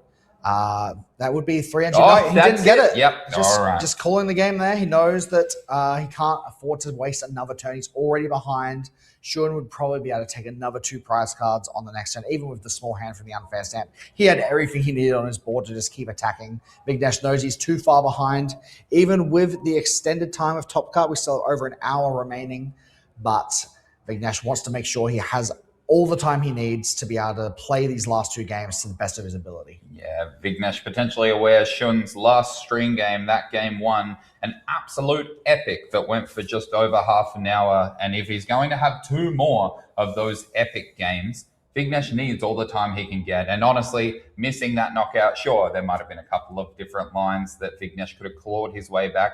But with such a low probability, this is what kind of differentiates the good players from the great players. Some people might have held on there and said, you know what? There are some small ways I can win this game. Vignesh saying they're so unlikely that I'm just going to scoop up in favor of a bit more time on that clock as both players shuffle up. And I guess we'll see. Vignesh, I'm assuming we'll want to go first again here. However, I'm hoping that Vignesh might play a few more cards than the 0 he played on the first turn of game 1, as we do see a basic for Shun and another one for Vignesh, just kind of eyeing up whether that's the one he wants active, I think. and it is now moving to the active spot. Both players setting up their prizes. An extremely important part of the Pokemon trading card game, putting those out. And it is a Teal Mask Ogapon on Shun's side, and that Chi and Power with the Snow Sync ability on Vignesh's side.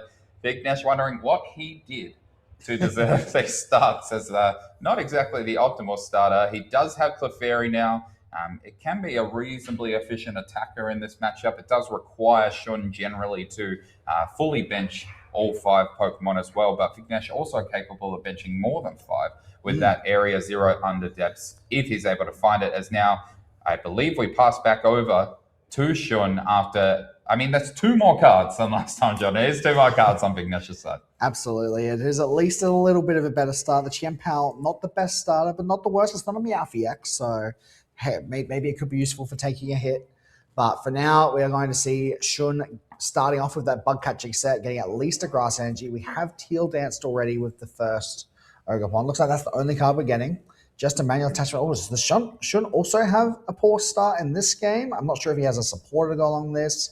Playing down the forest. Okay, they do have the Lily. So the Forest of Vitality does specify that it cannot be used until the second turn on a player's first turn. It has no effect. You're still allowed to put it down, of course.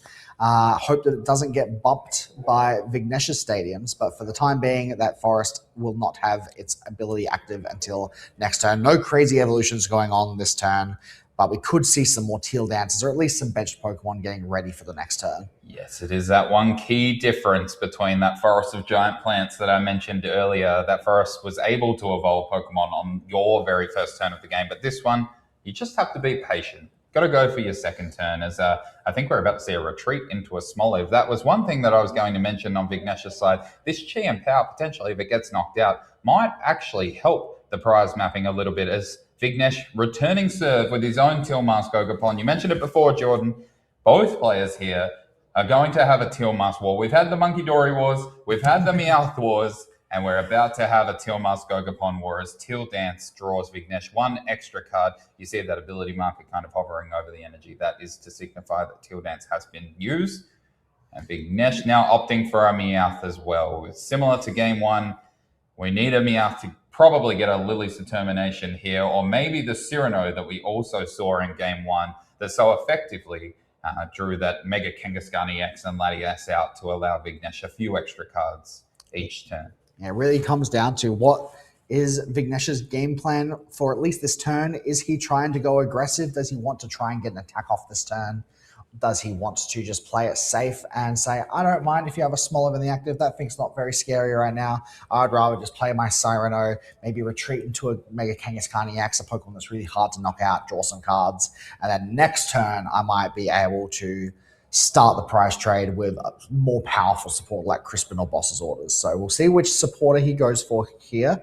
Looks like he has eyed one up. Is he going for an aggressive play to try and start attacking right away? I think or he's more of a choosing setup between play? 2. Yeah, so there we go. So Going it for more of a is a setup determination. So Vignesh not happy with his hand, not happy enough that 2 extra cards were going to help it out. So saying, all right, we'll grab the Lilies. I do need a fresh 8 at some point, and hopefully those 8 are better here.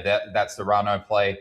It was available to him again, but minor errand running, only doing those 2 extras, and obviously you can't Serrano and Cypher Maniac's code breaking in the same turn, so those extras are just going to be random as that Lily's Determination comes down. We do see kind of like an attachment to the Meowth EX on it, but that Latias EX has come into play as well. The Skyliner ability will allow this Chienpao to move from the active spot without needing an energy attached to it, should Vignesh draw a Mega Kangaskhan EX from here, or even there is the option, I know we talked about it before, but that Wellspring Ogapon is available to attack at some point too. Vignesh does play the energy switches, we believe, and Yes. so we'll be able to potentially get off a Myriad Leaf Shower here as well. So there are attacks on offer, it's just whether Vignesh wants to go for that, prefers a setup, or even draws anything at all.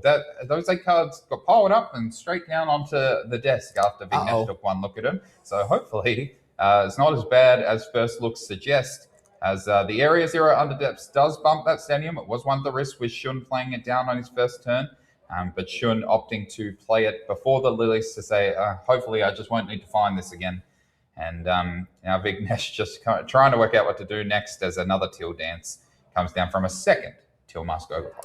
Yeah, it depends on which cards he has access to this turn, but he could potentially get a knockout this turn. The question is, would he want to get a knockout this turn? It would be nice to take the first prize, but I think taking the second prize is a bit more important than taking the first prize. So you really want to make sure you're getting an EX knockout as opposed to a single prize knockout in these really aggressive matchups where you're both just trading 2 prizes every turn. I'm sure Shun would love for Vignesh to retreat into a 2-prize Pokemon, make it a really easy thing for him to potentially be able to knock out if he finds all of the combo pieces with that Forest of Vitality and the Meganium. So it seems like Vignesh doesn't really want us to retreat into an attacker right now. Just wants to go into that Kangaskhan, a difficult to knock out Pokemon, especially when it has no energies attached to it. Draw some extra cards and pass over to Shun, who does not get an easy target in the active to take out. Yeah, Vignesh, I think maybe cursing a little bit of the streamer curse that the mockers might have put on him with this camera, hiding that Ultra Ball in between 2 energies, but the Ultra Ball was what grabbed that Mega Kangaskhan EX in the first place, as Shun evolves into a Dolliv, and Lily's Determinations for another 8 fresh cards. Both players saying, I'm really not happy with the combinations that I'm getting at the moment. We're just going to Lilies until, something looks a little bit better to me in these 8 cards. And what a time to do it. Both players still on 6 prize cards, meaning they're going to get the full 8 cards from a Lily's Determination. It is a key part of a lot of these matchups, is ensuring that you're getting that consistency, getting set up before you start taking the prizes, because Lily's Determination, I know 6 versus 8 doesn't seem like that big of a difference, but in the Pokemon trading card game, it really is. As another Forest of Vitality comes down, bumping that Area 0 under depths and making Vignesh choose what to discard, and it seemed like a pretty easy decision for him, just getting rid of that Meowth EX. I would say so. We see the Pokepad. I've got to imagine that we are trying to establish this Meganium as quickly as possible. The Meganium, probably a bit stronger than the Aboliver EX in this matchup. It turns all of your Ogerpons into just one-shotting machines, doubling the energies. It just makes them do so much damage. Probably not enough to reach the 300 HP that this Mega Kangaskhan offers, but definitely enough to take out these opposing Lily's Clefairy EXs, Raging Bolts, and Ogerpons that Vignesh will be attacking with throughout the game. 3 energies not necessarily going to cut it, but 6 energies, or even in this case 4 energies is not too bad. If we see a Teal Mask Ogerpon EX take a knockout on this Mega Kangaskhan EX this turn, I will eat that Snorlax. That is a lot of energy and a lot of damage coming down, as we do see that Chikorita established on the board. It's just a question as to whether Shun has access to the other 2 pieces to make the most of this Forest of Vitality. All he needs is a 10 energy Ogerpon. It's not too hard, right? It's just 5 energy and a Meganium. 5 energy and a Meganium from that Lily's Determination is a big ask. You do notice also, I know he could only discard 1 and that the Chiempao was likely the next discard, but that Chiempao staying on the board for Vignesh does still give him the option to try and make this a 7-prize game for Shun, as well as now the Arboliver EX. We didn't see it in game 1. We have seen it before quite a bit in a Dragapult matchup earlier, but it does have Oil Salvo. Vignesh, you need to do a little bit of a read for Oil Salvo. Talk us through what Oil Salvo does, John. That's probably thinking, you're not meant to use this card in this matchup, are you? I have to double check what this does. Oil Salvo does 20 damage to one of your opponent's Pokemon 6 times. You get to choose where each of those 20 damage attacks go. Did we attack with that? Yeah, you may be fooled for thinking that you only get to choose the one Pokemon 6 times. You do get to spread it however you want in groups of 2, but it's all 12 on that Latias EX. The Skyliner ability clearly threatening Shun a little bit, and it does help Vignesh's consistency, as we see that minor errand running ability, drawing 2 cards with the Kangaskhan EX. It doesn't look like Vignesh is all that happy about it still. 2 cards might not have been enough, but without that Latias EX, Vignesh's Kangaskhan is kind of stuck in that active. And so Skyliner, a really key part of this deck, as we do see the Stadium bump coming down. Now, just a question. I thought that Chikorita hit the bench. It doesn't seem like that Chikorita's there anymore. Yeah, Pokepad to hand. Yeah. As we see Crispin coming down. Now, Crispin could allow an attacker to come out here. There aren't many amazing options on Vignesh's bench at the moment. As Jordan mentioned before, no Meganium for Vignesh means that he does need to manually power these up, and those grass energy on any of his Teal Mask Ogerpon are not doubled. The Clefairy EX, are usually a good attacker, can expand his bench up to 8, but still with only one Pokemon on Shun's bench, probably not enough damage to do anything real here. But the Crispin is still going to help with the setup as Vignesh trying to work out where those energy are going and even what energy are coming from this deck in the first place, as the lightning energy is going to a Mega Kangaskhan. A grass energy looks like it's going to hand. And I may have ignored one key attacker here, Jordan. This Mega Kangaskhan in the active, good for drawing 2 cards, but also has an attack that isn't too bad.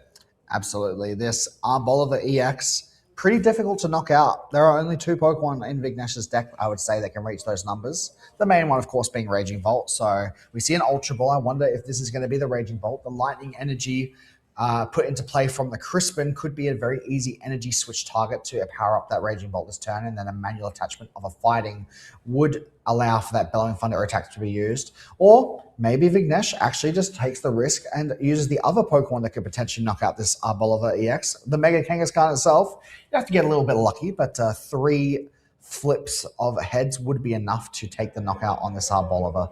Okay, I'm a bit interested in what's going on here at the moment. So you see Shun has grabbed Vignesh's discard pile. Vignesh showed a glass trumpet as if to say, I'm going to accelerate 2 energy here. The manual attachment does go to the Raging Bolt EX.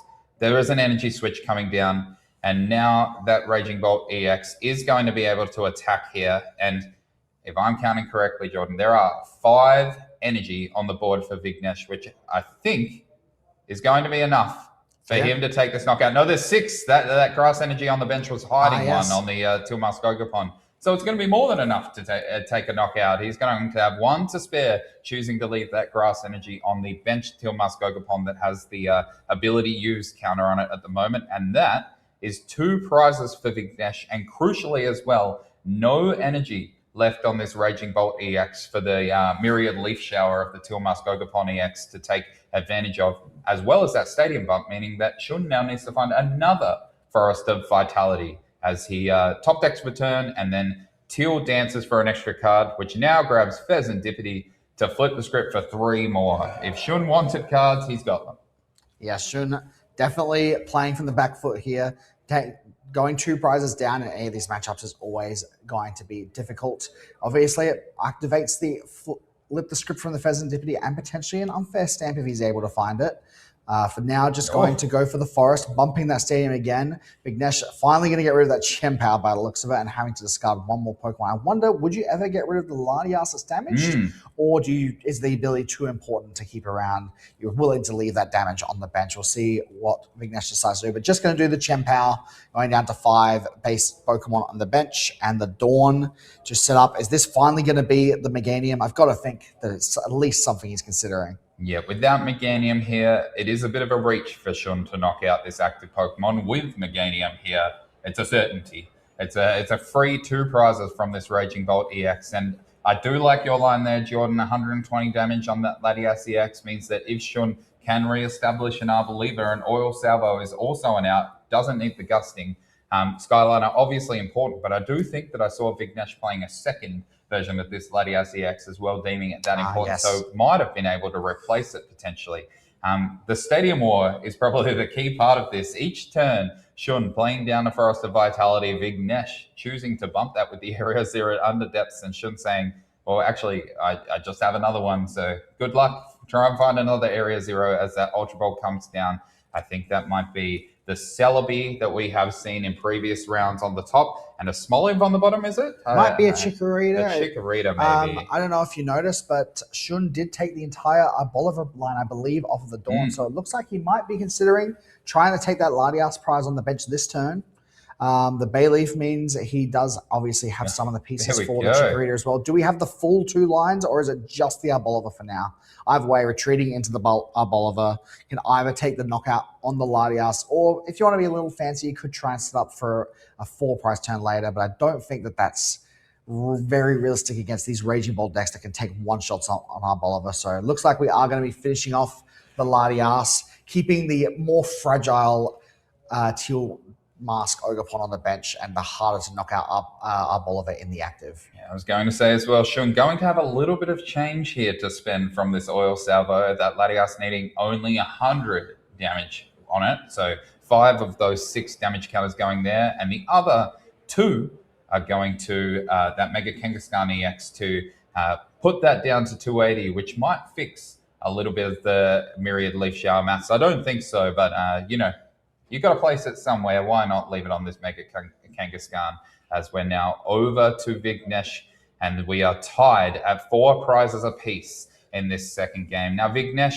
probably pretty grateful that this Raging Bolt has survived. It is arguably his key attacker into this Arbaliva EX, but also needs to find a way to get 5 energy in play, including a lightning and a fighting energy onto this active Raging Bolt EX. And you see with the Skyliner ability down, Vignesh going, I can't afford to promote this Mega Kangaskhan EX to draw 2 extra cards. I'm just going to have to make do with what I've got, and make do he does. That Crispin coming down and grabbing 2 of the necessary 4 energy for this turn needed. Now, Crispin, definitely one of the more important pieces that Vignesh needed to find, is not getting a fighting or a lightning energy, though, going for the psychic energy, possibly going on to that Clefairy. Obviously, the grass energy can be teal danced to draw an extra card, but the fact that we're not seeing a lightning or psychic energy, it makes me think that maybe we're not going to be attempting to do a Bellowing Thunder this turn. It is interesting. Raging Bolt does have that other attack as well, the Burst Roar attack, which discards your hand, draws 7, a pseudo Professor's Research from previous times, if you will. But yes, Vignesh did need to grab either the lightning or the fighting here from that Crispin and attach it to the Raging Bolt to have any chance of Bellowing Thunder. And so it looks like we're going for a different line. There's a lot of energy actually in Vignesh's discard pile, and I do see 2 copies of lightning, and I think that might have been 2 copies of fighting energy as well. Yeah. We unfortunately don't have the exact deck list of these players, but I believe it is very common that these Raging Bolt decks are playing just 2 copies of each of those energies. So the psychic energy may have been one of Vignesh's only options here. Yeah, and that might have been what Vignesh was weighing up, going, I can Crispin, but I actually don't have the resources left in the deck to make that overly relevant and impactful at all, as the Teal Dance comes down onto the Teal Mask Ogerpon that does not have an energy attached to it. Obviously, Teal Mask Ogerpon can be an attacker here. You don't want to load up too many energy on them unless they are going to attack, because Shun can take advantage of that too. It's not the worst thing in the world to see, this left in the active and no attack here. The Oil Salvo is not going to take a knockout, as we see. I think, is that double Glass Trumpet coming down right now? I think it might be. This might be exactly what Vignesh needed. This can get him not only the energies on the board for the Raging Bolt, but who needs to Crispin your lightning or fighting energies out of the deck when you can just Glass Trumpet them onto your board and then use Energy Switch to power up your Raging Bolt instead. Jordan, I've underestimated him again. I've gone Vignesh. No chance that he can have a Bellowing Thunder here. And the Brass Band has proven me wrong. It's going to get these energy in play. That's enough. That is enough. He just needs the energy switch. We just played an energy switch, moving the psychic energy to the Raging Bolt, and I think that might have just been a Burst Roar. Wow. He didn't have the manual attachment to be able to attack with Bellowing Thunder, so just sacrificing that psychic energy, drawing 6 new cards with the Burst Roar, and players going back to Shun, who potentially gets a free turn here to try and take another 2 prizes. It's not going to be easy. The Arboliva doesn't have an easy knockout on board this turn, but that Teal Mask Ogerpon with the Meganium is looking very big on the bench now. It is one of the great things about this game is that you get your cards in a pretty random order, and sometimes the combinations that you build your 60 around come to you in kind of half and 3/4 parts, and you just have to make the most of it. And Vignesh doing that there, saying, I actually don't want these parts anymore. Get rid of them. We'll Burst Roar and we'll go for another one and see where this ends up, as Shun playing down the bug catching set. He does still have that Forest of Vitality in play, so any grass Pokemon that come down can still evolve, as he plays down a Lily's Determination for only 6 cards right now. We are at 4-4, shuffling up. Yep, 6 new cards off of this Lily's Determination, but Shun already has exactly what he needs for this turn. 3 energies on the, or 6 energies, I suppose, on the Teal Dance Ogerpon on the bench. 2 energies, effectively, on the active Arboliva to retreat, and the 1 energy on the opponent's Raging Bolt is the exact maths you need to reach 240 damage to take out this Raging Bolt and go to 2 prize cards. Only thing Shun is missing is an attacker for next turn, and I imagine that's what we might be getting with this Ultra Ball. Go Ultra Balling away, and Ultra Ball to grab that other Teal Mask Ogerpon. If you remember back to the first game, Shun absolutely dancing in delight at the fact that he had 3 Teal Mask Ogopon on the bench to Teal Dance. Now just the 1, but rectifying that a little bit at the moment, saying, yep, I need a couple more just in case. And a bug catching set coming down to maybe grab a Grass Energy to attach to that Teal Mask Ogopon through Teal Dance, maybe grabbing another Teal Mask Ogopon just for a bit of safety. There it is, another one and a Grass Energy. All right, we got a couple of pieces. Should these bug catching sets really working for him? I think quite often with a bug catching set, you kind of get a couple of options that you might not really need at different points. You don't get to pick and choose. It's just whatever's there. And so it does grab him what he needs as that Teal Dance coming into play. And then the other Teal Mask Ogopon also potentially hitting the bench. And we're now back to the full dance party. And Jordan, we are going to see that move. The Arbaliva heading to the bench and Shun promoting this Teal Mask Ogopon, hitting a Myriad Leaf Shower, meaning that Raging Bolt is taking the exact amount of damage to go to the discard pile. Yeah, this is a pretty tough spot for Vignesh. He does still have those 2 energies on this Kangaskhan from the double trumpet last turn. He can, I mean, is this an angle where you flip the coin, the rapid fire combo, try and do 250 damage? You definitely want to be using an attacker this turn that isn't going to go down very easily.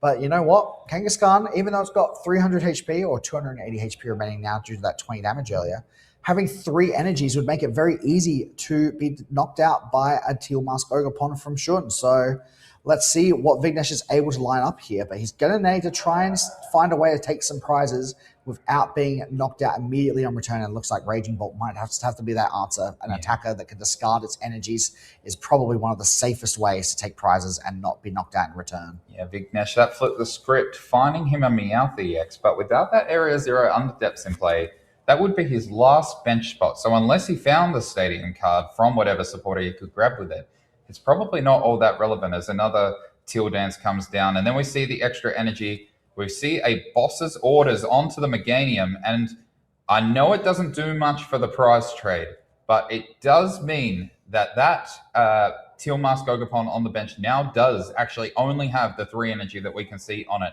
That Kangaskhan also having 3 energy. So it is possible that Shun is still able to do enough damage even without the Meganium, but can definitely still replace the Meganium with this Forest of Vitality too as a Pokepad comes down, potentially grabbing a piece for that. There are definitely quite a few ways that Shun can win the game this turn. As you said, Meganium coming back down would be basically an instant win. A Boss's Orders with 1 more energy would also be enough.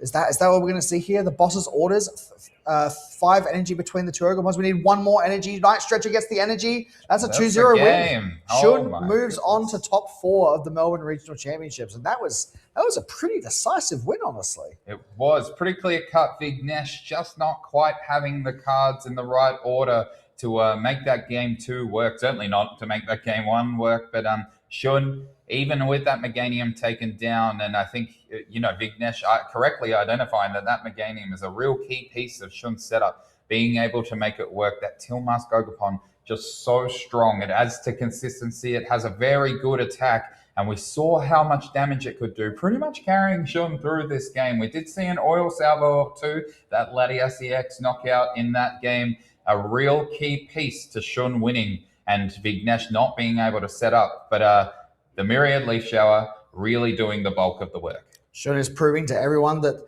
Arboliver should not have been discounted. Even in a matchup like Raging Bolt, a matchup you'd think Arboliver not very strong in, Shun was still able to find ways to make it work.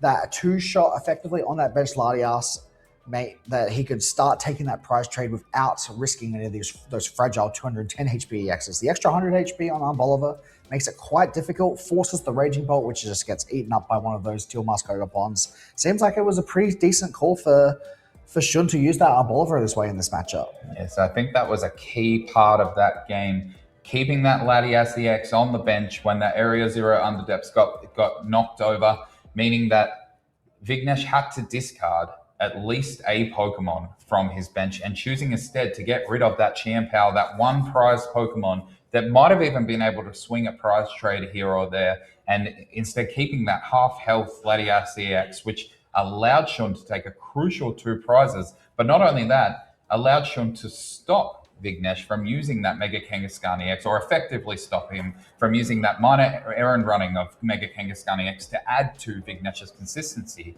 And that's just what these great players do. That's why they're in top cut right now. Usually, Arbaliva EX not seen in this matchup. It doesn't do enough damage, or it certainly doesn't do the damage that a Teal Mask Ogerpon EX can do. I mean, we saw it took 2 turns to knock out that Latias EX, which would usually be far too slow for a deck like Raging Bolt that can do such a large amount of damage and put you under so much pressure.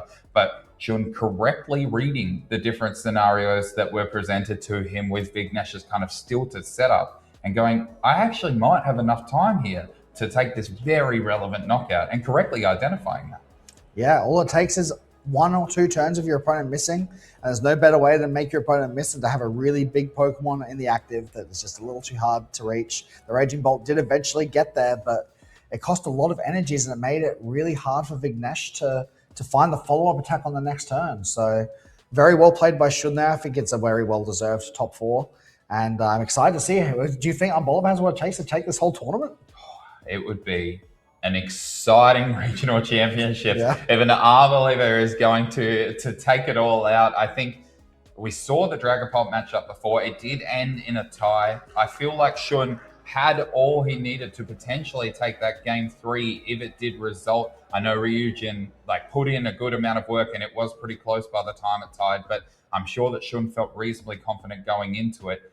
Arbaliva could take all of this. A shout out to Vignesh as well. Very well played throughout this tournament. Raging Bolt, a great meta call into what is a lot of Dragapult, usually a pretty good matchup. And, slotting all those extra Terra Pokemon in there is a good way to kind of even out your other matchup spreads as well. Just not quite having the cards. But one thing, Jordan, we're an Australian down in this top cut. A Japanese player makes it straight into top 4. And I'm sure... As is tradition. Yeah, as is tradition. True that. I'm sure that we will be back in a couple of minutes with an update on how the rest of Top Cut is going as we send you to one of our videos.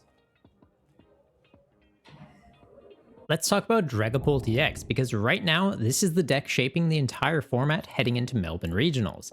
It isn't just one of the best decks in the room, it's the deck that every other deck needs to have a game plan for.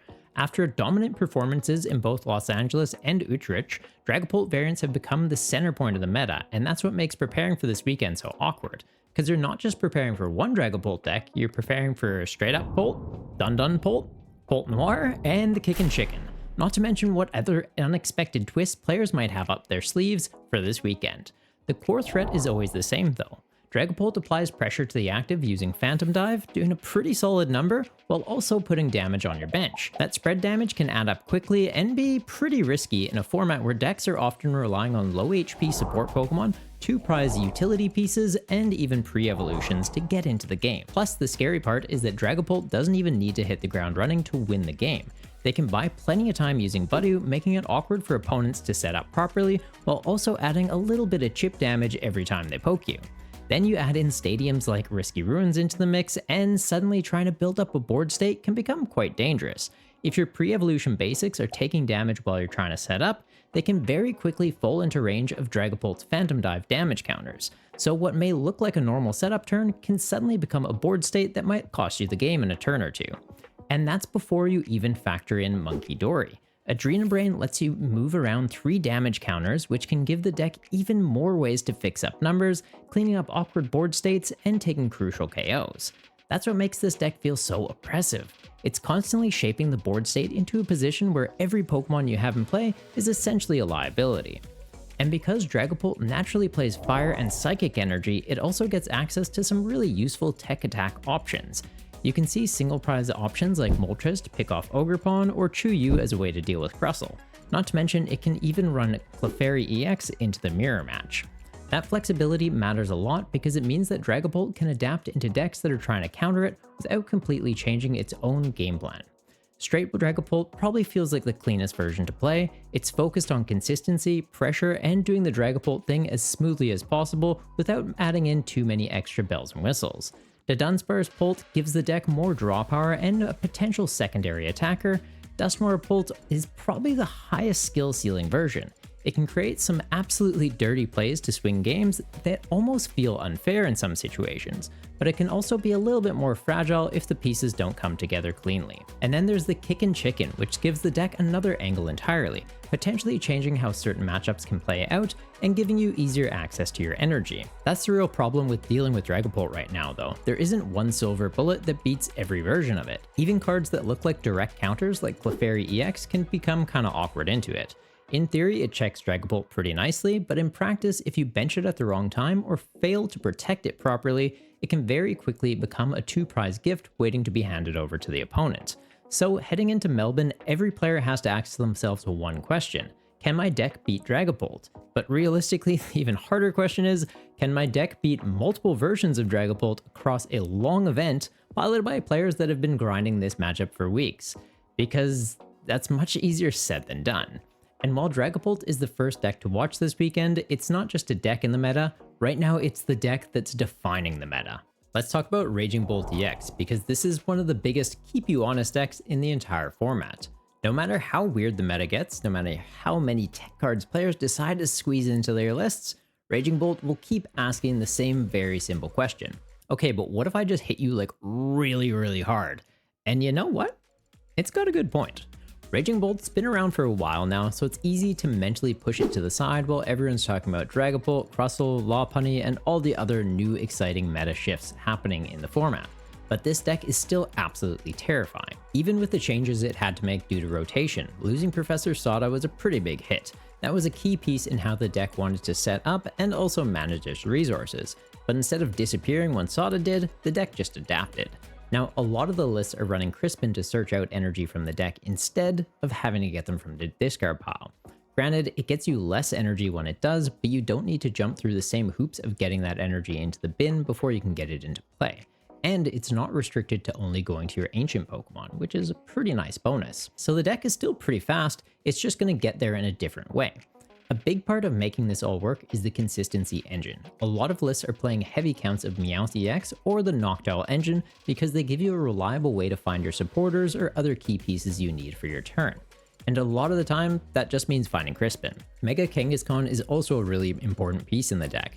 Having Kangaskhan in the active gives you extra draw power each turn, making it a great option to start the game, and it's also a great pivot piece for after something gets KO'd. It can sit up in the active, helping you refill your hand and give you time to line up your next attack. It's also a great place to park energy. With its higher HP, Kangaskhan can act like a bit of a battery, holding energy on board until Raging Bolt is ready to come out and use that for a massive Bellowing Thunder attack.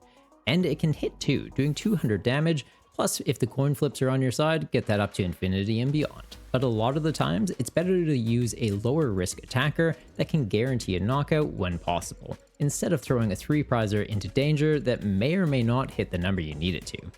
Area 0 Underdepths is another important piece in here, because with all the Pokemon this deck wants to play, your bench can get pretty crowded quickly.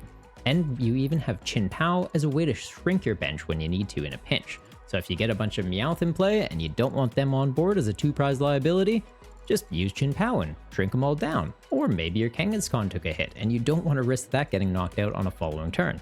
Get it on the bench, bin your stadium, and get it in the discard pile instead of giving your opponent 3 prizes.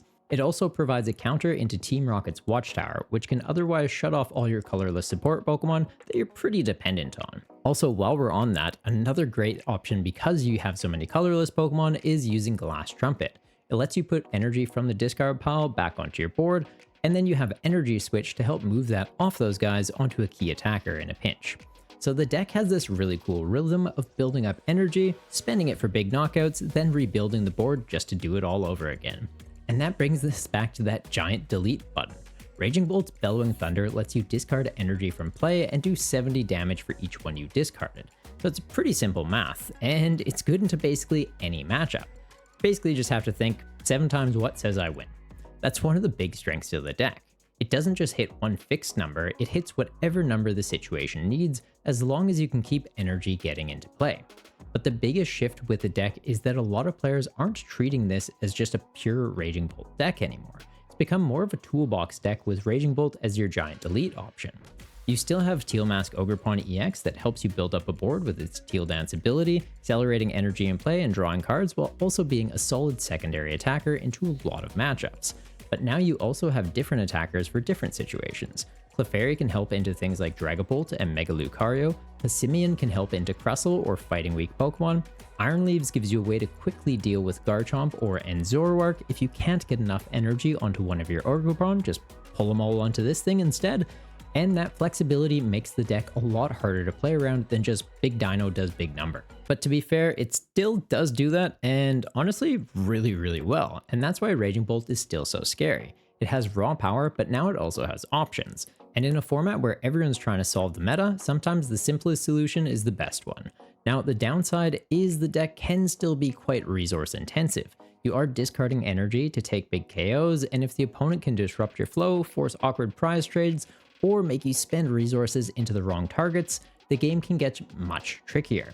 And in a Dragapult heavy format, you also have to be careful with your bench. Teal Mask Ogerpon is amazing for the deck, but it can also become a tempting target for Dragapult to pick off. But even with those risks, Raging Bolt is just too powerful to ignore, because it can still ask the opponent, okay, but what if I hit you like really hard? And honestly, that's still a pretty good plan, and exactly why Raging Bolt is one of the biggest decks to watch for at Melbourne Regionals. Hello Pokemon trainers, it's time to do a deep dive on Dragapult EX. Since the recent rotation, we've seen a drastic increase in the play rate of Dragapult EX, with some tournaments reaching almost 50% play rate. So let's learn why Dragapult EX is so good. Dragapult boasts an incredible attack with Phantom Dive. It allows you to do 200 damage to your opponent's active Pokemon and then spread 6 damage counters to your opponent's bench Pokemon in any way that you'd like. This allows you to apply so much pressure to your opponent by lining up perfect KOs on your opponent's Pokemon in following turns. Take multiple multi-prize turns in one game. Dragapult's also boosted by its Stage 1 evolution Dracloak with its incredible Recon Directive ability. Once during your turn with Dracloak, you are able to look at the top 2 cards of your deck, put one of them into your hand, and then one of them to the bottom of your deck, which when you've got 4 of them in play at once is absolutely incredible for card draw. Dragapult's ability to do bench damage partners perfectly with Pokemon like Dusknoir, allowing you to use Curse Blast and put 13 damage counters on one of your opponent's Pokemon and knock yourself out. But when this is paired with Phantom Dive, it allows you to absolutely tear up your opponent's board with unstoppable spread damage. Now let's talk about the aspects of the deck. Before rotation, a lot of Dragapult decks were playing Neo Upper Energy to allow you to attack with Dragapult with just one single energy attachment. Now decks are favoring a little bit more of an unfair stamp build, which has pivoted to more and more players, including Crispin as a supporter for the list, which allows you to quickly accelerate energy onto your Pokemon in play as a way to keep chaining Dragapult attacks while still using this more disruptive A-spec.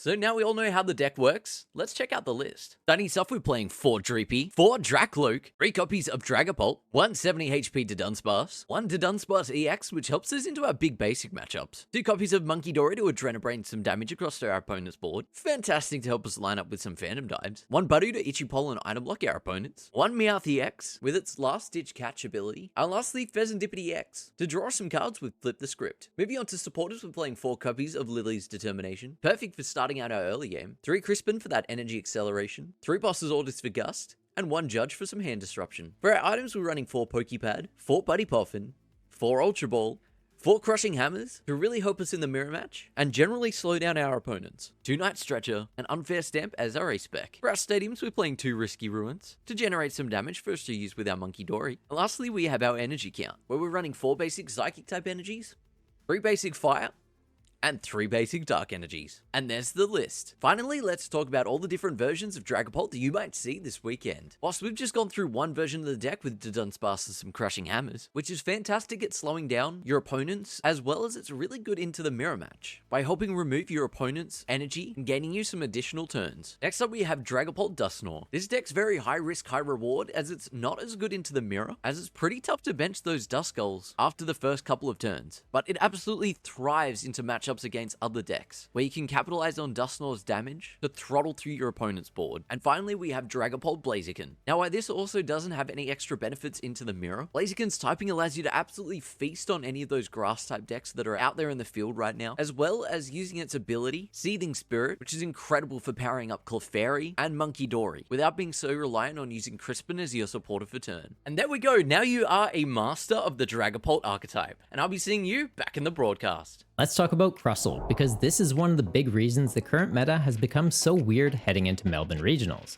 While Dragapult is trying to pressure the entire board, Crustle is asking a completely different question. Can you even hit me?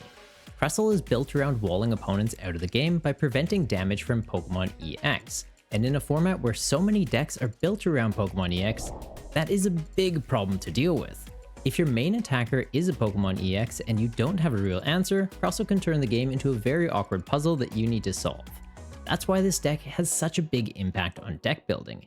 You either need a non-rule box attacker that fits naturally into your game plan, or you need an attack that can go through the effect, usually with a shred type effect. Cards like Dunsparce EX or Mega Lopunny can be great ways to deal with this, but even then, they do take up deck space that you might not have.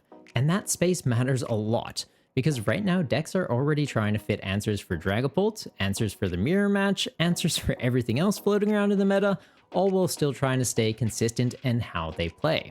So Crustle basically adds another deck building tax on top of all of that. So thanks for that.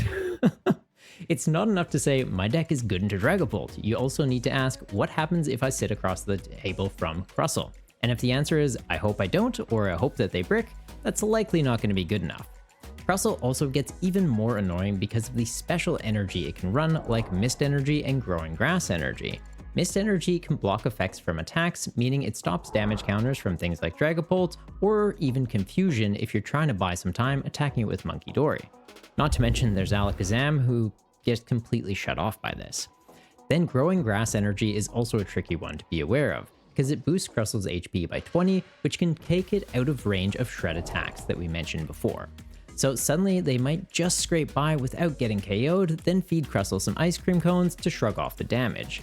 Oh, and it wears a cape sometimes too, because apparently the giant wall bug needed another 100 HP. That's what makes Crustle such an awkward deck to play against. It doesn't just wall your big attackers, it can also block some of the sneaky ways that you're trying to get around it.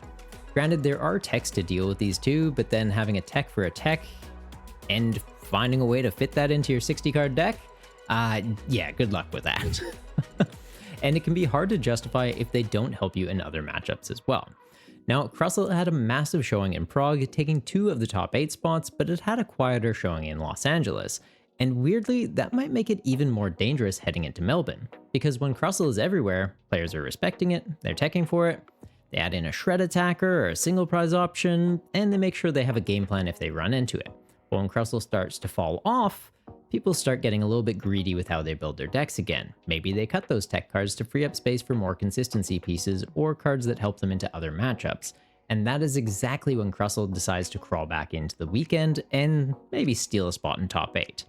This is one of the biggest decks to watch because Crustle can look completely different to normal Pokemon TCG games. It's not always about who can hit the biggest number, it's not always about who can start taking prizes sooner, sometimes it's just whether the opponent can even find a line of play that lets them break through this wall.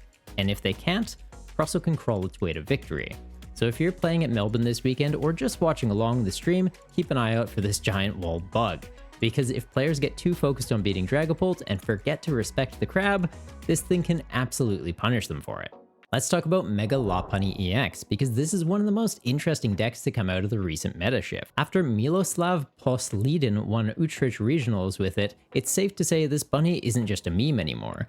At first glance, Lopunny can look pretty simple. It moves into the active, uses Gale Thrust, and if it moved from the bench that turn, does 230 damage for just a single energy, which is already pretty solid. But the real strength of the deck is that it doesn't just land solid hits, it can also take a hit, shrug it off, and come back swinging, all for just 1 energy. So that's kind of where the supporter card Wally's Compassion comes in. Since Lopunny only needs 1 energy to attack, if it takes a hit and survives it, Wally can heal off all that damage, then you just have to reattach that energy, bounce it to the bench, get it back into the active, and it's like nothing ever happened. So your opponent puts all this work into damaging you, but if they didn't land a 1-hit KO, Lopunny just acts like, yeah, but what of it? Which is pretty awesome, but just for the Lopunny player. Probably less awesome for the person sitting across the table from it. The deck also has a really clean way to keep resetting Gale Thrust through Dunsparce. You can retreat Lopunny into Dunsparce, use Runaway Draw to draw 3 cards, then shuffle it back into the deck, and free up the active spot again for Lopunny to bounce back into the active and get that damage boost. So Dunsparce isn't just a draw engine, it's part of how the whole deck actually comes together.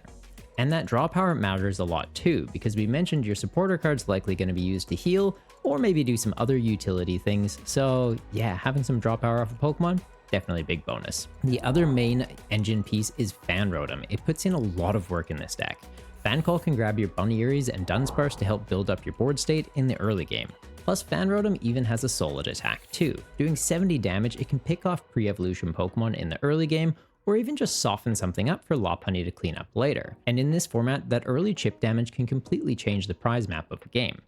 Now, since Lopunny's attack only cost colorless energy, the deck also gets quite a bit of flexibility in the energy it chooses to run. You can use special energies like Spiky Energy, which can be very helpful to fix up numbers. When Lopunny gets hit, it's like you're hitting your opponent back a little bit too. Mist Energy is also really important right now because it helps protect your Buneary, Dunsparce, or other pieces from being picked off by Dragapult's Phantom Dive damage counters, so while you're trying to set up, you have a bit of protection, and when you evolve up, you've got that energy you need to attack. And in a format that's already full of annoying effects, having Mist Energy can also be very useful in those too. With the deck playing such high counts of special energy, Hilda becomes a consistency card for you too. You can grab an evolution Pokemon and any energy, which means you can grab your Lopunny as your attacker or the Dunsparce if you need some draw power. Not to mention, if you use the Ace Spec card Enriching Energy, you can even grab that too, and Hilda basically becomes a straight draw 7 supporter. But another option you can go for is Survival Brace, which gives Lopunny a bit of a safety net. Now, normally one of the biggest issues it has to deal with is getting one-shot, right? You want to be tanking a hit, healing it off, so if something like Raging Bolt or a fighting type Pokemon comes out and just one-shots you, it's a pretty big problem. Survival Brace lets you stop that though. If Lopunny's at full HP when they try and swing into you, you get to survive on 10 HP instead. Then you just use Wally to heal it off and keep on going. So Enriching Energy is the consistency option, while Survival Brace is more so the no prize for you option. And both make sense depending on what the player expects to face this weekend. Some builds may even use Mega Frostlass EX as an explosive secondary attacker in the deck. If your opponent's been building up a large hand size using Recon Directive repeatedly, Frostlass can absolutely punish them and take a one-hit KO into their Dragapults.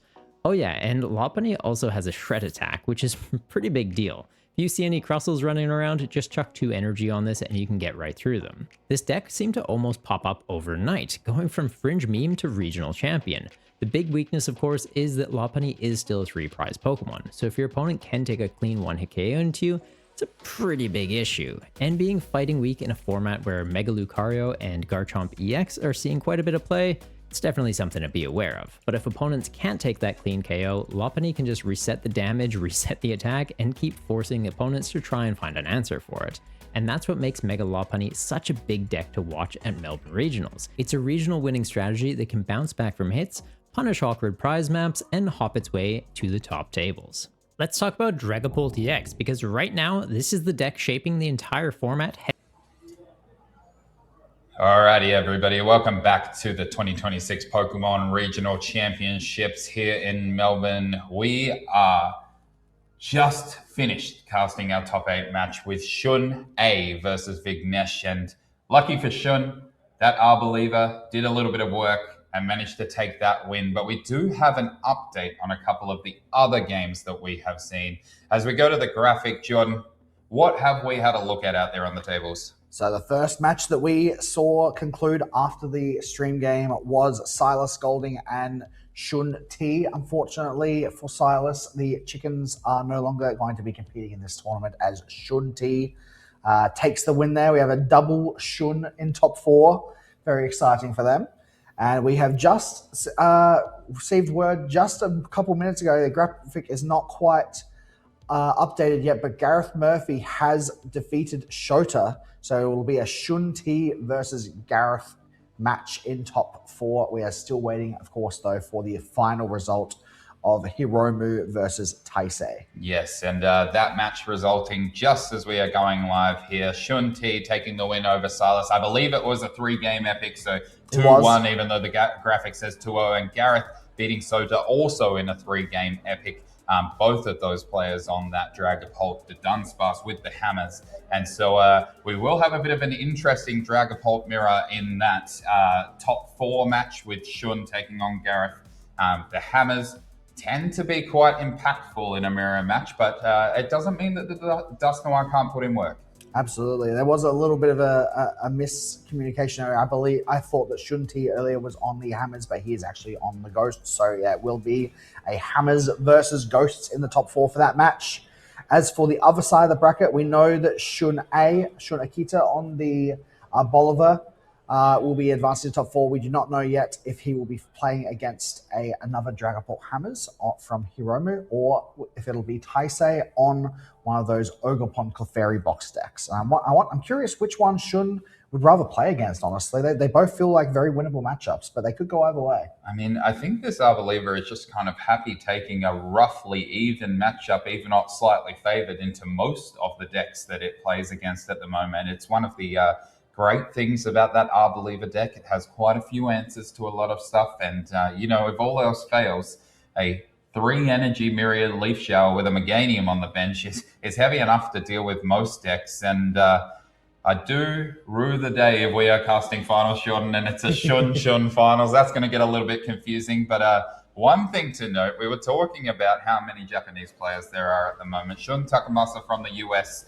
and Shun Akita from Japan. We are guaranteed another Japanese player with Hiromu and Taisei playing off and going into that top 4. But Gareth Murphy, the lone hope for all Australian trading card game fans out there, he's having a great season, a really, really, really strong season after playing for a little while. But Gareth, I think this is his best result so far, with the top 4 at least, and potentially going even further with that Dragapult Hammers. Yeah, absolutely. We have a very global top 4, which is very exciting to see. Japan almost always show at least some reputation over here, just because it's a pretty easy place to get to from Japan compared to places like Europe and America. And we have some pretty good tournaments over here, so they enjoy to come over and sometimes farm us. Sometimes we hold our ground, but we'll see how it goes this weekend. Gareth and the other Shun from the US will, of course, be trying to stop that from happening. I'm curious if the Arboliver is going to if it's going to be able to take down the Dragapult in the finals, if that happens, because we know there's going to be at least one Dragapult in the finals, but we still don't know what that other top 4 game is going to be. Yes, there is a chance that it's going to be Arboliva versus the world, and the world being Dragapults, essentially.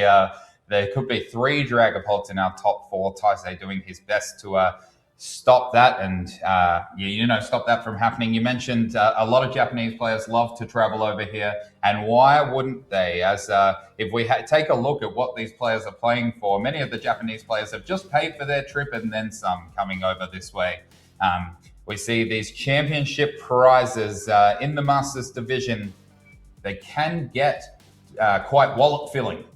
Absolutely. $10,000 for first place, $7,000 for second place is not too shabby either, and we already see 3 of our players have guaranteed $5,000 and a pretty decent amount of championship points, around the 300 mark. I believe it might be 320 points from memory for top 4. Yeah. So the Japanese players, I suppose, aren't too worried about championship points. They don't really use those too much in their circuit. But Gareth and Shun from the US, I'm going to be very happy to pocket those extra championship points for their leaderboards this season. Yes, and anybody that we've seen so far in this top cut stream, even Big Nesh, who was unfortunate enough to take that loss in the game against Shun Akita, still pocketing that $3,000 US to go towards maybe some more Pokemon cards. But speaking of more Pokemon cards, don't forget about the booster packs over there as well. 108 booster packs to anybody in the top 8, and given how difficult it is sometimes to find product, especially here in Australia, those booster packs are probably pretty coveted at this point as well. Oh, you could argue the booster packs are almost going to get you as much money as the prize money, depending on which set it is. These booster packs are quite valuable, and of course the cards you find inside them can be worth a lot of money as well. Yes, and also the cards you find inside them can build more decks to play more Pokemon. It all kind of feeds itself when you achieve highly in the regional championships. But Jordan, you were talking about the championship points before. Those championship points and also those first place finishes play a key part in our Oceania leaderboard coming up, and there could be some weird movements around. If we have a look at the graphic here, we can see the top 20 players in Oceania at the start of this tournament. Brent Tonneson well and truly ahead there, 1,580 points. It's Look, it's a big season from Brent. It usually is a big season from Brent. It's surprising when we don't see him in that number one spot. But those other players, they're fighting for their lives right now. And I see a familiar name down there in Gareth Murphy, 700 points. He's going to add a few to that total. I guess it's a perfect situation for Gareth. Those players towards the bottom of that top 20 leaderboard were in a little bit of danger for keeping their world invitations. Obviously, only the top 20 players from our region get a World Championships invite, and those players from 20th through to 16th, where Gareth is right now, are the ones kind of in danger of dropping down a few spots if they have a bad result. But Gareth getting guaranteed top 4, that is definitely not a bad result. He is going to be jumping up at least 300 points up into, he's going to be passing me at the very least, going up into the top 6 approximately, obviously depending on how the other players also jump. And Shuto Kagawa also got a very respectable finish, 33rd place, I believe. Just missed out on that top 32, but that's going to give him a decent jump up, put him a little bit out of that danger zone also. Yes, and I can tell you, ladies and gentlemen, Jordan Palmer shaking in his boots behind the desk here, thinking maybe I shouldn't have skipped this tournament. I might have needed the championship points. We'll be fine. We'll be fine. Oh, there you go. A bit of confidence. I think Angus Johnson, also a respectable finish in day 2. Not quite sure at the placing. I did see Alexander Thorvaldsen as well at those top tables throughout day 2. Christian Vitti as well. Yep. Christian Vitti, a bunch of names in top 2. But we have some automatic Worlds qualifiers here. Lucas Hamilton Foster and Peter Lowe both winning. Lucas the regional championships in Australia, winning that Sydney regional championships, as we know. And Peter Lowe making his way over to New Zealand and winning a special event over there. Then means that this graphic actually technically extends down to 22 places, but a non-Australian player winning here actually does a little bit for this leaderboard. What happens if Shun T, Shun A, or our winner of our other top 8 match wins here, Jordan? What happens to that automatic invite? Well, that automatic invite would be put onto the other player's leaderboard. So if it's won by a US player, that'll be an extra invite to the US region. If it's won by a Japanese player, then they just get a free invite. They don't use the same leaderboard system we use in the Western world, but they are absolutely obviously going to be more than happy to try and get as many of their good players over to Worlds as possible. So a free invite for them is also very valuable. But we also got to shout out Silas Golding, made top 8, not on this graphic. He was not one of the top Australian players going into this tournament, but just got a massive 280-point swing. Not necessarily going to be enough to climb all the way to the top of the leaderboard, but there were some really good players out there in the field that did really well, even if they didn't have a massive amount of points going into the tournament. So it's really great to see, especially with that Blaziken deck doing phenomenally well. Best Blaziken in the room, and what a call with all these crushing hammers going around. That Blaziken is such a cool card. I'm sure a lot of people were disappointed to see the chickens fall in the top 8 match. Yes, I honestly a little bit disappointed to not be able to see a Blaziken EX on stream this weekend. But those championship points, as mentioned at the start of this cast, our last Australian Regional Championships, our last chance for Australians to earn those points on home soil. So for that automatic invite to be taken by a US player back to the US, or by a Japanese player taking it back to Japan with a different invite system, and having to, I would even say, work even a little bit harder with those tournaments over there in Japan on the Japanese circuit to actually qualify for Worlds. There's limited spaces available. It makes it all the more important for somebody like Gareth to come in and maybe try and take out this whole tournament, so that the Australians' invites go one deeper down to 23rd spot. And now I think we have actually seen our final top 8 match conclude. If I'm correct, just got word. Hiromu Sasaki is our final player to win and advance to the top 4. Hiromu, playing that Pulse de Dunsparce deck, is going to be moving on to play against Shun Takamasa. Sorry, not Shun Takamasa, to Shun Akita.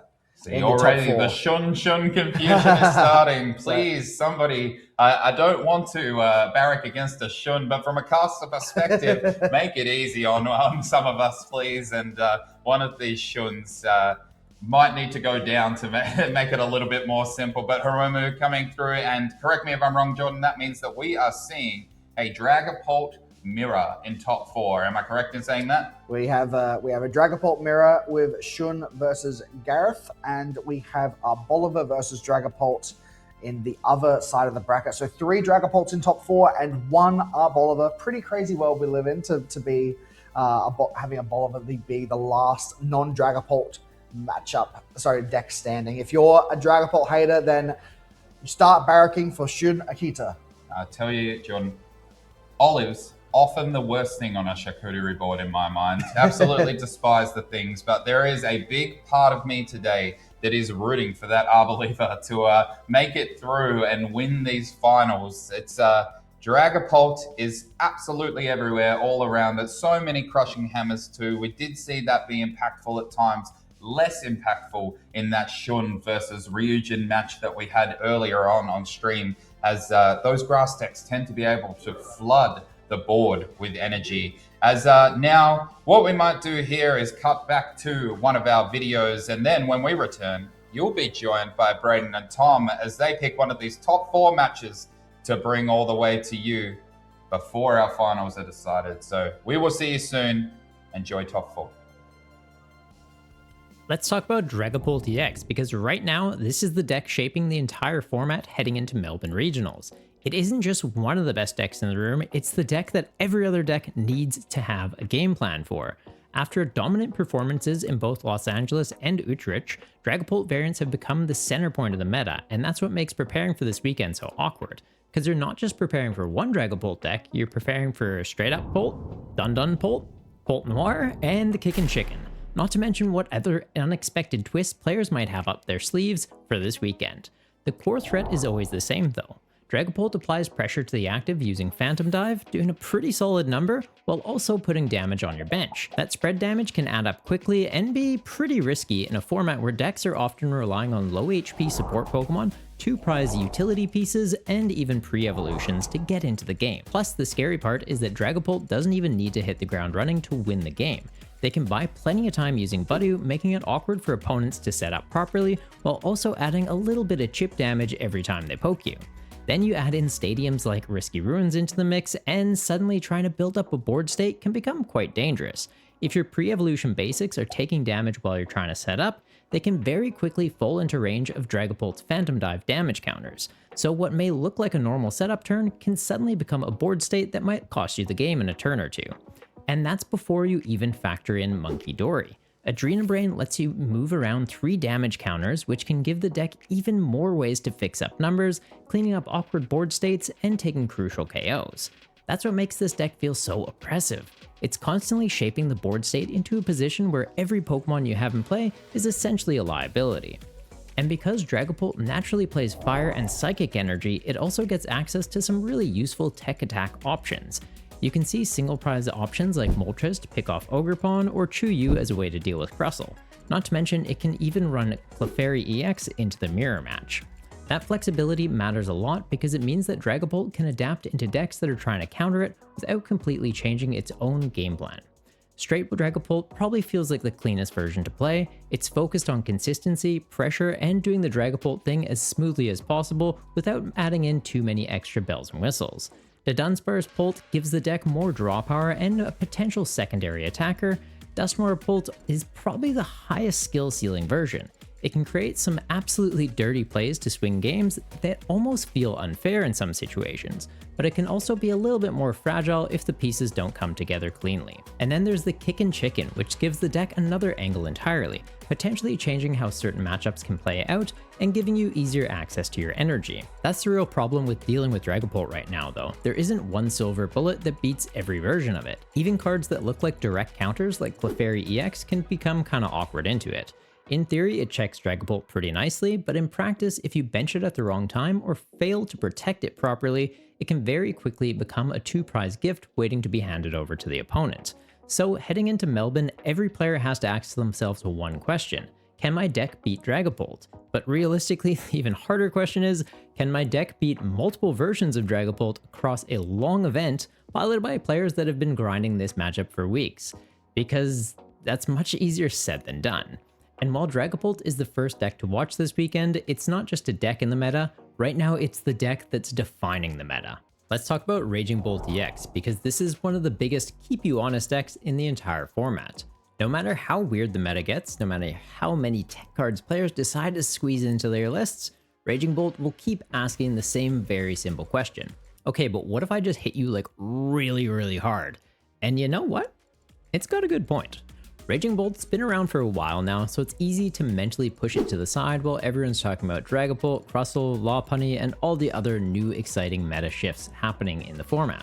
But this deck is still absolutely terrifying. Even with the changes it had to make due to rotation, losing Professor Sada was a pretty big hit. That was a key piece in how the deck wanted to set up and also manage its resources.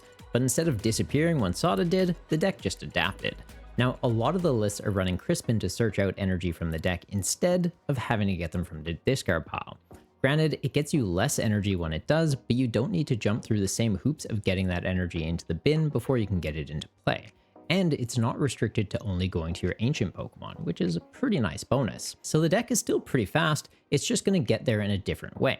A big part of making this all work is the consistency engine. A lot of lists are playing heavy counts of Meowth EX or the Noctowl engine because they give you a reliable way to find your supporters or other key pieces you need for your turn. And a lot of the time, that just means finding Crispin. Mega Kangaskhan is also a really important piece in the deck. Having Kangaskhan in the active gives you extra draw power each turn, making it a great option to start the game, and it's also a great pivot piece for after something gets KO'd.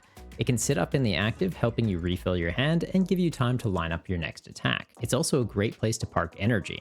With its higher HP, Kangaskhan can act like a bit of a battery, holding energy on board until Raging Bolt is ready to come out and use that for a massive Bellowing Thunder attack. And it can hit too, doing 200 damage, plus if the coin flips are on your side, get that up to infinity and beyond. But a lot of the times, it's better to use a lower risk attacker that can guarantee a knockout when possible, instead of throwing a 3-prizer into danger that may or may not hit the number you need it to. Area 0 Underdepths is another important piece in here, because with all the Pokemon this deck wants to play, your bench can get pretty crowded quickly. And you even have Chin Pao as a way to shrink your bench when you need to in a pinch. So if you get a bunch of Meowth in play and you don't want them on board as a 2-prize liability, just use Chin Pao and shrink them all down. Or maybe your Kangaskhan took a hit and you don't want to risk that getting knocked out on a following turn. Get it on the bench, bin your stadium, and get it in the discard pile instead of giving your opponent 3 prizes. It also provides a counter into Team Rocket's Watchtower, which can otherwise shut off all your colorless support Pokemon that you're pretty dependent on. Also, while we're on that, another great... And welcome back to the top 4 for the Melbourne Regionals TCG 2026. What an exciting round we've got coming up for you guys. It's going to be unbelievable to get into this top 4 and see who's going to be squeezing out to make it into that final bracket. But yes, we still have, 3 Dragapults and 1 Arbeliever that we've got left to play. And I know that Arbeliever was one of my fellow casters' picks for this weekend. So let's quickly jump in and just do a little summary on the cast predictions for this weekend. And Braden, if you want to take it away with your little bit of Arbeliever love over Absolutely. there. I'd say I'm an Arbeliever this weekend. Because, the amount of Shamans we're seeing out on the field, it seems like they've kind of been dialing themselves back. So that Oil Salvo has been putting in some serious work for players this weekend, which we'll be seeing in a moment on our caster picks. Yes, I know that for me, myself, I did not really see much of the nighttime mine. It was a little bit of an optimistic pick from myself, but I mean, I did know that there was going to be a lot of Dragapult in the field, and I'd say that nighttime mine might be one of those sneaky cards that maybe some of those players that were playing maybe like Megalopunny or some of those decks that do have a decent time into Dragapult might have been teching for this weekend. But I also know that there is a Dragapult with Dusknoir that is in our top 4 as well. So that Psyduck with the damp ability, who knows, maybe that would have been a fantastic play. Sadly, I think so far I have only seen the Psyduck being played down as just purely a Pokemon to pivot into so that we can buy a little bit of time on one player's side of the board and use it to get knocked out. But besides that, I don't think I've really seen too much of it. I've seen some people skimming through their decks in deck search and I'm like, there's my boy, there's a Psyduck, but not once have I seen somebody willingly pick that out and put it down into play. Yeah, and then for my picks, I did have the Arbeliever, which the Oil Salvo attack, putting in some serious work for players this weekend, giving you the option to pick apart your opponent's bench, putting out 6 instances of 20 damage on your opponent's Pokemon as you see fit. with the amount of bench damaging Pokemon currently in the format, people started to disrespect this and started cutting Shaman from their decks. There's obviously Greninja that can hit the active in the bench, Arboliva that can, and the Darmanitan, but the Greninja and Darmanitan kind of fell off, so Arboliva has been capitalizing on all these decks, cutting that Shaman. And I think we're going right into the match, though. We're just kicking things off here, seeing Gareth Murphy versus Shun Takamasa on that semi-Dragapult mirror, playing two different variants. So it'll be very exciting to see how these play into each other. Yeah, we haven't had a chance to cast the Dragapult mirror this weekend. I know that there have been some on stream so far. But yes, the Shun Takamasa on, I think he was the one playing the Dusknoir version of the deck, whilst Gareth over there is going to be locking in with the Crushing Hammers, which is something that we have been familiar with. A few rounds ago, we did get to see one of the players absolutely clean up on those heads. So if we can see Gareth taking home with a bunch of Crushing Hammer wins, that's probably going to be, a little bit for Shun to try and work around. Now could definitely be a determining factor here, and maybe that Psyduck's even in Gareth's list, helping him against this Dusknoir variant, because we have talked about how Dusknoir can help fix up some numbers into Dragapult. Obviously, putting 130 onto the active Bolt and then using Phantom Dive to finish it off can be a pretty big play, not to mention just having the ability to take things out off the bench and really disrupting their board state. Gareth's going with a Pokepad here, giving their deck a good search, trying to figure out what may or may not be prized and what options they have to use in this matchup. Already starting with a Budu in the active though, so good card to see for Dragapult, having the free retreat. Great to pivot into things, and not to mention that Itchy Pollen, which has been putting in serious work for players this weekend. Very familiar scene that we've seen so far. These Pulp players, even though the Budu counts have been trimmed down a little bit, they're managing to start it over and over again. It's fantastic to see. Definitely Gareth over there making sure he's got all those different resources in play. A lot of the energy is getting poked up to the top there, just counting everything through to make sure we do have all these energies, which I imagine Shun's probably going to want to be doing the exact same if he knows that this is into the Crushing Hammer. We want to know exactly what energy counts we've got, so that if we're choosing maybe to play some down first rather than others, so that they're at less risk of, getting Crushing Hammered throughout the game, it's probably better to, just get some of the lower counts into play first, or higher counts into play first, so we've got a couple still left into the deck. We're keying up with an Ultra Ball there into the Drakloak going into hand, and then we have a manual attached down onto that Droopy with the Psychic Energy. We know that there's Budus in both of these decks, so we're trying to lock in and make sure that we're using all of our items when we can, and then also that Rocket's Watchtower coming down into play as well, hopefully shutting down a potential out to Meowth, getting put down into play for Shun. And I did see a Budu getting top deck for Shun for his turn as well.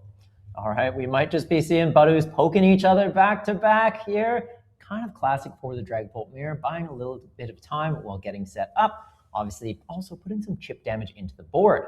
Shun already having that Monkey Dory out as well. No Dark Energy on it yet, though, having to attach that Psychic Energy to hard retreat it, but it can definitely help out in this matchup, being able to poke the Budu, they poke you back, but then you have the option to just Adrena Brain some of that damage back over to their board and start really pressuring them and potentially removing that item lock from yourself by taking that Budu out of play.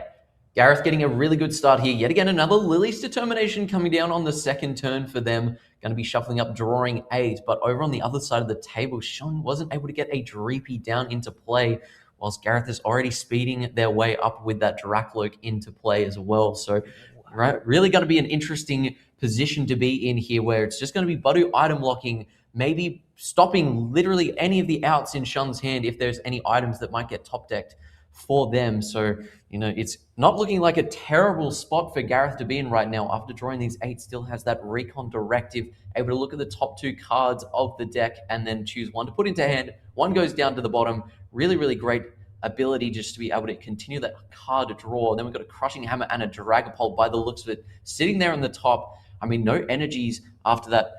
There's no energies left in the field after that manual retreat there from the Monkey Dory. So this Crushing Hammer might be a little bit interesting to just take to hand and then try and slow down Shun even more if he can establish 1 energy this next turn. Yeah, definitely an interesting card to obviously get. Item lock currently in place though, so those hammers likely won't be coming in until the mid-game, but once they do, it can definitely swing the match, because having to manually attach these, get your guys slowly charged up, takes a while to get into the game. Haven't really seen any supporters yet by Shun either the previous turn, missing that draw supporter. Team Rocket's Watchtower in place, so they can't do the Meowth, and not even having access to items to Ultra Ball and potentially find it. A Dreepy finally shows up on Shun's board though, so hopefully getting into the match, into the next turn, maybe finding a Drakloak for themselves to get that Recon Directive going and get that card advantage going on their side of the board as well, so it's not just Gareth starting to take off in this match. Yeah, really nice play there, being able to gust up. Not ideal gusting up on the Dreepy, but I mean, it does put 1 damage counter there, which if there's no Drakloaks being able to put onto it, can line it up for a Phantom Dive. But yeah, we've got a couple of Recon Directives coming in from that Drakloak over there, just to make sure we got a couple of extra options in hand ready to go. But yeah, right now it's going to be pretty interesting to see whether Gareth is able to establish that Dragapult EX at some point. But yes, still, after that gust does mean there would need to be a manual retreat there off the Dreepy before we can actually get into something. But I can see we do have a Monkey Dory that has come down into play. With that Crispin is going to be nicely able to key up a Dark-type energy to attach to it, as well as if we want to retreat this Dreepy into one of our Pokemon. Could be a Dragapult, could be the Budew. That is also an option as well, but I would say right now it's probably not too bad to continue to establish an item lock onto Sean as he goes into the next turn. No, definitely a good idea keeping that item lock in play and having that Monkey Dory at any point. They can just Adrena Brain 10 off onto that Budew to finish it off, right? They poke it with Itchy Pollen. It puts Shun's Budew down to 10 HP remaining, having taken 20 damage. So yeah, they can just finish it off with a Monkey Dory at some point. And this turn, even just move 10 off maybe their Dreepy onto the opponent's Dreepy, putting it in range of potentially Dragapult's attack.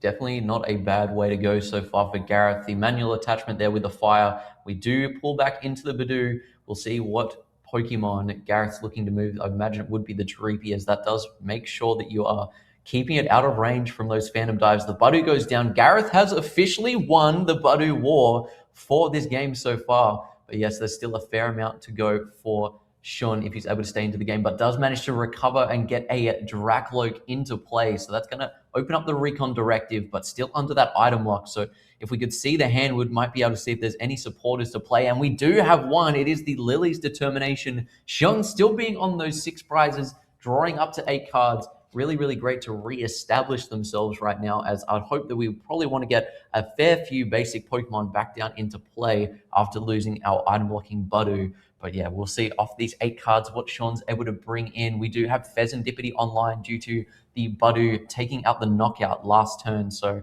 that could be a couple of additional cards to go on top of our already in play Recon Directive. No, definitely be a great card to find off this Lily. The item lock's still in effect though, so yeah, hopefully they're not just drawing into those Buddy Poffins or Pokepads, even an Ultra Ball. Great card, just not this current turn. So they need to be drawing directly into those Pokemon to get them into play. Having used the supporter for turn being the Lily too, there's not really any other outs. Looks like another Dreepy is finding its way onto the board though, so Shun's getting it established. 2 Duskulls showing up as well. Bit risky putting them this late into the game, but the fact that he's got 2, one should be able to survive this next turn. If they get a Dragapult online on Gareth's side of the board, would be able to take out something in the active, put 6 damage counters on one of those Duskulls, but then keeping a Duskull alive means you'll be able to evolve it into a Dusclops or Dusknoir to help fix up some numbers. Maybe even just the Dusclops to take out the active Budew could be a solid play they go for.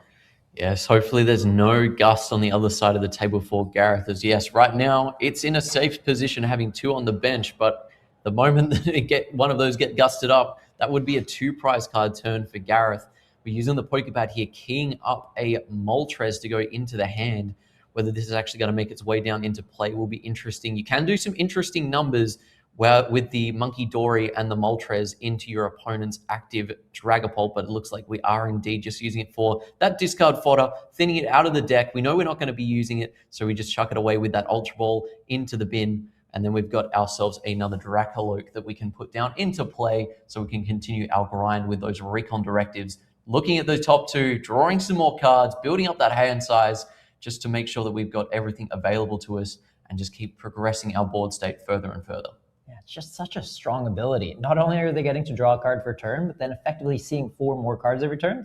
Basically, hey, of these 5 cards, which 3 do you want? Not a bad spot to be in, and just another reason why Dragapult is such a solid deck. Not only is it a solid attacker, gets to mess around with the bench, but also just having inbuilt draw power, having a solid stage 1 in a stage 2 deck is kind of what differentiates top tier decks from the more so the mid tier ones we're seeing here. spreading out our energy a little bit more. We've got the Psychic going onto the Dracloak, and finally we are evolving up into the Dragapult, going in with a boss's orders, bringing that Dracloak from Shun's side of the board into the active, and I imagine we will be taking out one of those Dust Skulls.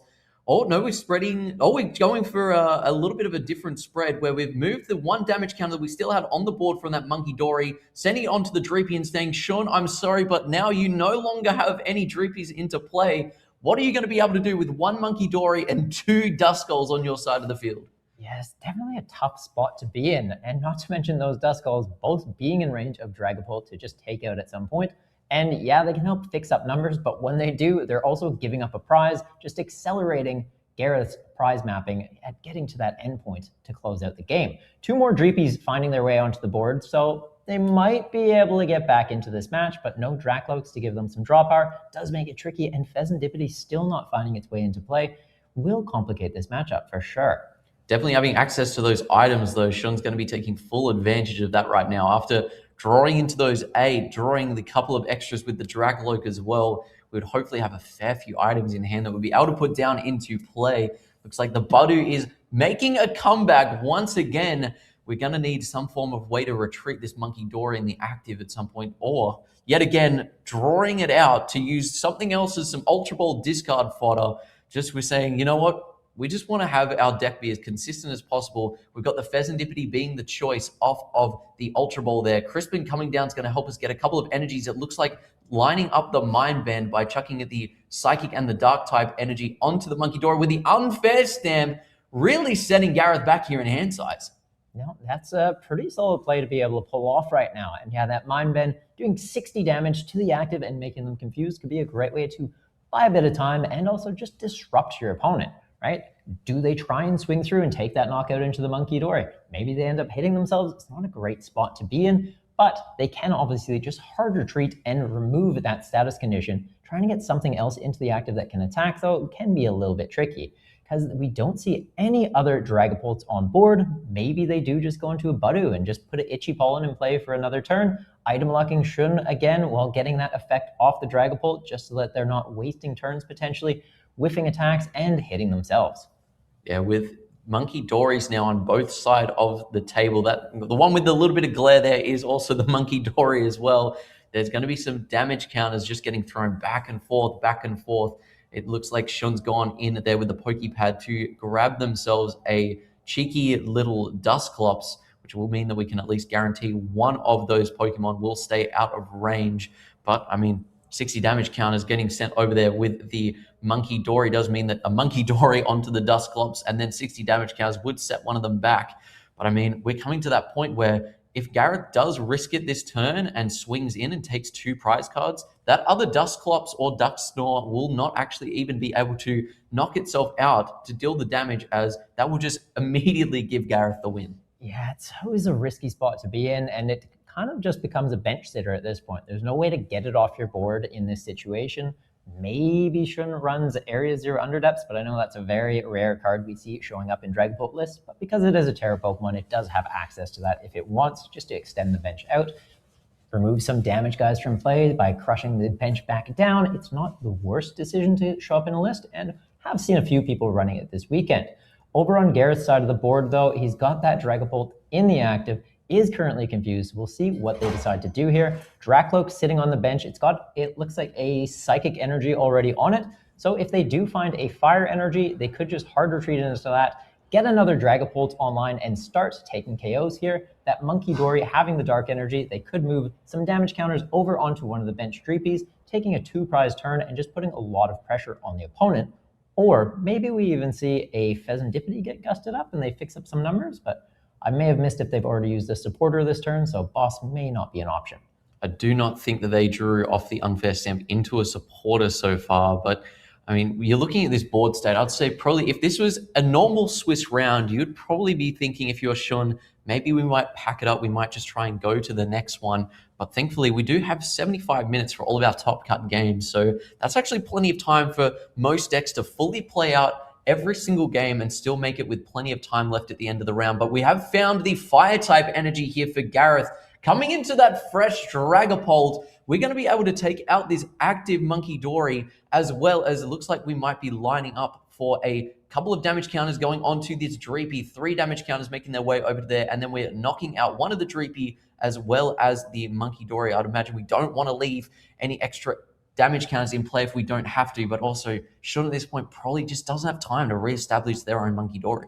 No, I'm not sure that those damage counters will really make the difference here. So it looks like they are just opting to put them on a Dreepy and pretty much say, yeah, I can pick that off with a Phantom Dive next turn. So if you do have something that gets into the active that's outside of range of Dragapult being able to finish off, I'll still have game. But the fact that Gareth is going down to 1 prize, I don't really think there's a way they can get out of this situation. Not to sound like a pessimistic, but it is definitely a tough spot that Shun is in at this moment. Sometimes you can find some interesting lines. There's not only one way to win the Pokemon TCG. Knocking out all your opponent's Pokemon doesn't have to be the one win condition. But sadly, in this one, it looks like Shun has seen the writing on the wall and is scooping these ones up. But yes, it sometimes is pretty interesting to see. There might be one little line that your opponent hasn't perfectly played around that you might be able to get like a cheeky little gust on a Pokemon where they don't have the resources to be able to retreat out of, and then they might end up having to deck out. But at this point, Sean definitely seeing that this is right now probably the time where we can't draw out of this and reestablish anything. It's probably better just to, even though we've got the time, we'll just not have to think too much and dedicate too much mental energy to playing out this game and instead pivot to the next one. So we'll be interested to see what these two players are going to have as their new game plan coming into this game number 2. But Sean now definitely having the advantage, being able to pick whether they want to go first or second. But with some Budoos out there in the field, I mean, kind of feels pretty tempting to be able to play a Lilies and play a Budoo on your first turn and then item lock your opponent. It's not a bad call. Definitely not a bad call. Getting that fresh 8-card hand and making it so maybe your opponent isn't able to build up a board. They weren't able to find any Buddy Poffin or Pokepads in that first turn, and then that item lock comes into effect. It can really disrupt your game plan. So yeah, I'm thinking that Shun might decide to go second here. Yeah, Shun clearly showing off to everybody that he does want to go second with the 2 on the dice, which is very handy for those in the caster lounge that don't know exactly what people are playing and exactly what they want to go for their first or second after one of the matches does conclude. But first up, a mulligan there for Gareth. We saw a lot of those Crushing Hammers. Didn't get to see much Crushing Hammer action in that game number 1. I mean, most of the game was just item lock for each opponent. So that's usually when your items are just going to be filling up in your hand. But yes, right now we're going to be giving Shun an extra card for them to play off of their first draws from the deck. So not a bad way to start off, getting a little bit of an advantage with choosing first or second, then also drawing some additional cards for your turn. No, definitely a nice bonus going into the game, getting that extra card. Maybe we'll see some extras in there too. And yeah, being able to potentially apply that item lock, using a supporter, all the advantages you can get, you want to take on board if possible. Also, talking about time, I am always curious. Once we get into these top tables, I know there is that 75-minute block that they have, but what actually happens if it goes to game 3 and doesn't resolve? Do they have a tie at that situation? So no ties for any of the top cuts due to them being single elimination. So once you get to a state where there's a top cut, you'll actually have a first win condition, which is going to be where your opponent at the end of time, if you're ahead on prize cards, you'll actually just be given the win for that game. So we did see that, I think, probably a few years ago. One of the more classic ones was Tord Redcliffe playing Vance Kelly in the finals in Yokohama, where it all came down to both of the 2 players trying to fight out for who was going to be able to get ahead on prize cards in that last game, with Vance being able to just slowly squeeze ahead. But yes, Gareth here on the check here with the Buddy Poffin. So, I mean, if you see yet again another Budoo on the other side of the table, you're definitely going to be wanting to play the Buddy Poffins down as soon as possible. And I'm sure Shun was hoping that he would be able to stop this game plan from Gareth during his Budoo on the first turn for him of the game. 100%. You want to be using every single item that you can, aside from those key ones that you want to be obviously saving for the mid to late game. Those Crushing Hammers not really having any effect just yet. Can't even actually play them. But yeah, your Pokepads, your Buddy Poffin, if you have them, now is the time to use them, because Budoo's pretty much just going to say, those are offline now. So if maybe they have that Pokepad, they could be trying to dig for that Dracloak so that on the following turn, they have access to Recon Directive. A Team Rocket's Watchtower finding its way into play here, though. So going over to Shun, if he doesn't already have a supporter card in hand, he won't be able to go Ultra Ball, Meowth, grab that Lily. So taking that play away from them, pretty big impact that can have on the game by Gareth. Interesting from Gareth. We've seen, I know Natalie Miller was very much going straight into that Badu immediately the moment that we had a Buddy Poffin in the mirror just to try and establish that item lock. But Gareth here deciding we're going to go for those 2 Dreepies instead. But Sean matching 2 Dreepies into 2 Dreepies right now. Pokepad securing that one for them. Going to be doing a little bit of a prize check there. Make sure all of those resources are still available for them. Not a bad way to start out the game, just after only having 1 Dreepy for that last game for so long, being able to get 2 onto play is really, really fantastic for Sean. And another Pokepad coming down. We might be looking to line up one of those Dracloaks if possible. But I mean, we can see grabbing a Duskull as well. These are also very important to establish early into this matchup, as you do want to make sure you're getting the Dusclops into play as soon as possible as well. 100%. You want to be able to evolve them up so they're outside of that range from those 6 damage counters Dragapult can be throwing around. Might not be needing to pop the Dusclops or Dusknoir immediately, but just making sure that that liability, oh geez, cat's got my tongue apparently, isn't able to be picked off by your opponent and kind of skew that prize trade in their favor. Yes, when you pop the Dusclops, it does give your opponent a prize, but it's also giving you that advantage of some damage. Any other plays being done here by Shun, or just going into that Itchy Pollen? Looks like they may be declaring it. Nope. An Ultra Ball going down here. That might grab them that Dracloak for the following turn, just expecting that the Itchy Pollen may be showing up on Gareth's side of the board as well. Not a bad play, either grabbing the, we've got another Dreepy that looks like we're trying to maybe key into it as well, but we've got that coming down into play, so maybe in hand we might have a supporter like the Judge that's going to be shuffling all of our cards in our hand into the deck, which you kind of don't want to search out Pokemon that you can't evolve into just as you're about to shuffle your hand away. So that Judge is going to be very interesting, especially if Gareth did have some Dracloaks lined up already to go in on those Dreepies. Being able to shuffle both players' hands into their decks. Each of them are going to be drawing 4. Definitely very, very detrimental sometimes early on in the game where you've gone from having a decent-sized hand and now you're going to be getting item locked as well as only having 4 cards available for you to use this coming turn. 100%. That hand disruption, always a big part of the game. We see it quite a bit. Unfair Stamp showing up in a lot of lists, and Judge being a key card as well. Shun finding a Pokepad off the Judge and grabbing that Dracloak. So the following turn, they'll have that Recon Directive as long as they don't also get their hand disrupted on Gareth's next turn. Doesn't seem like any KOs will be happening though. So the potential of Unfair Stamp, not to mention Itchy Pollen blocking that card on the next turn, isn't really there. So unless Gareth is also running Judge, they should be safe to just sit on that Dracloak in their hand and ensure they have that additional card advantage. Itchy Pollen coming down there for Sean, putting the 10 damage counters onto Gareth. We would be interested to see what Gareth actually has in hand, what options they have available to them. If they're, still sitting there with a handful of items, it's going to be a little bit interesting of maybe just even having to pass the turn. But Crushing Hammer, I think I can see they're sitting there for 1, but Sean did miss that energy attachment. Oh no, did I think do the retreat out into the Badu for that last one potentially. But yeah, at the moment we do at least have the Crispin, which is going to be fantastic for throwing those damage counters back over to the opposition if we do have a Dark Energy on the Monkey Dory. But it looks like we might be going instead just to grab the 2 with the Psychic and the Fire. Psychic going onto the Monkey Dory. Don't really think would be in a great spot to get aggressive right now. We don't want to open up that Unfair Stamp line by knocking out this Badu. But I mean, right now, it could be interesting to see what Gareth's trying to key up here if there's no Badu to respond with. But it would be interesting as well if there's a Dark Energy in hand to pick out as well, because that would also get you to be able to throw those damage counters back and maybe take a couple of extra prize cards in one turn if we get our board built up a little bit more. No, it could be a pretty solid play we're about to see, but maybe it is even just a mind bend. The Dark Energy showing up on the Monkey Dory, opting not to move that damage counter, just hanging on to it for a later turn, likely wanting to know which one of these Dreepies isn't going to become a Dracloak so that I can put it in range of one of my Phantom Dives. Taking that Badu out will mean, as long as Shun can't get it back, Gareth should be able to use item cards on their next turn and help them get into the match. Finding some Pokepads ideally, getting some Dracloaks out, it would definitely be a nice spot to be in. Shun evolving up 2 Dracloaks here, getting a Recon Directive. And what are they going to grab with that? Hopefully some energy.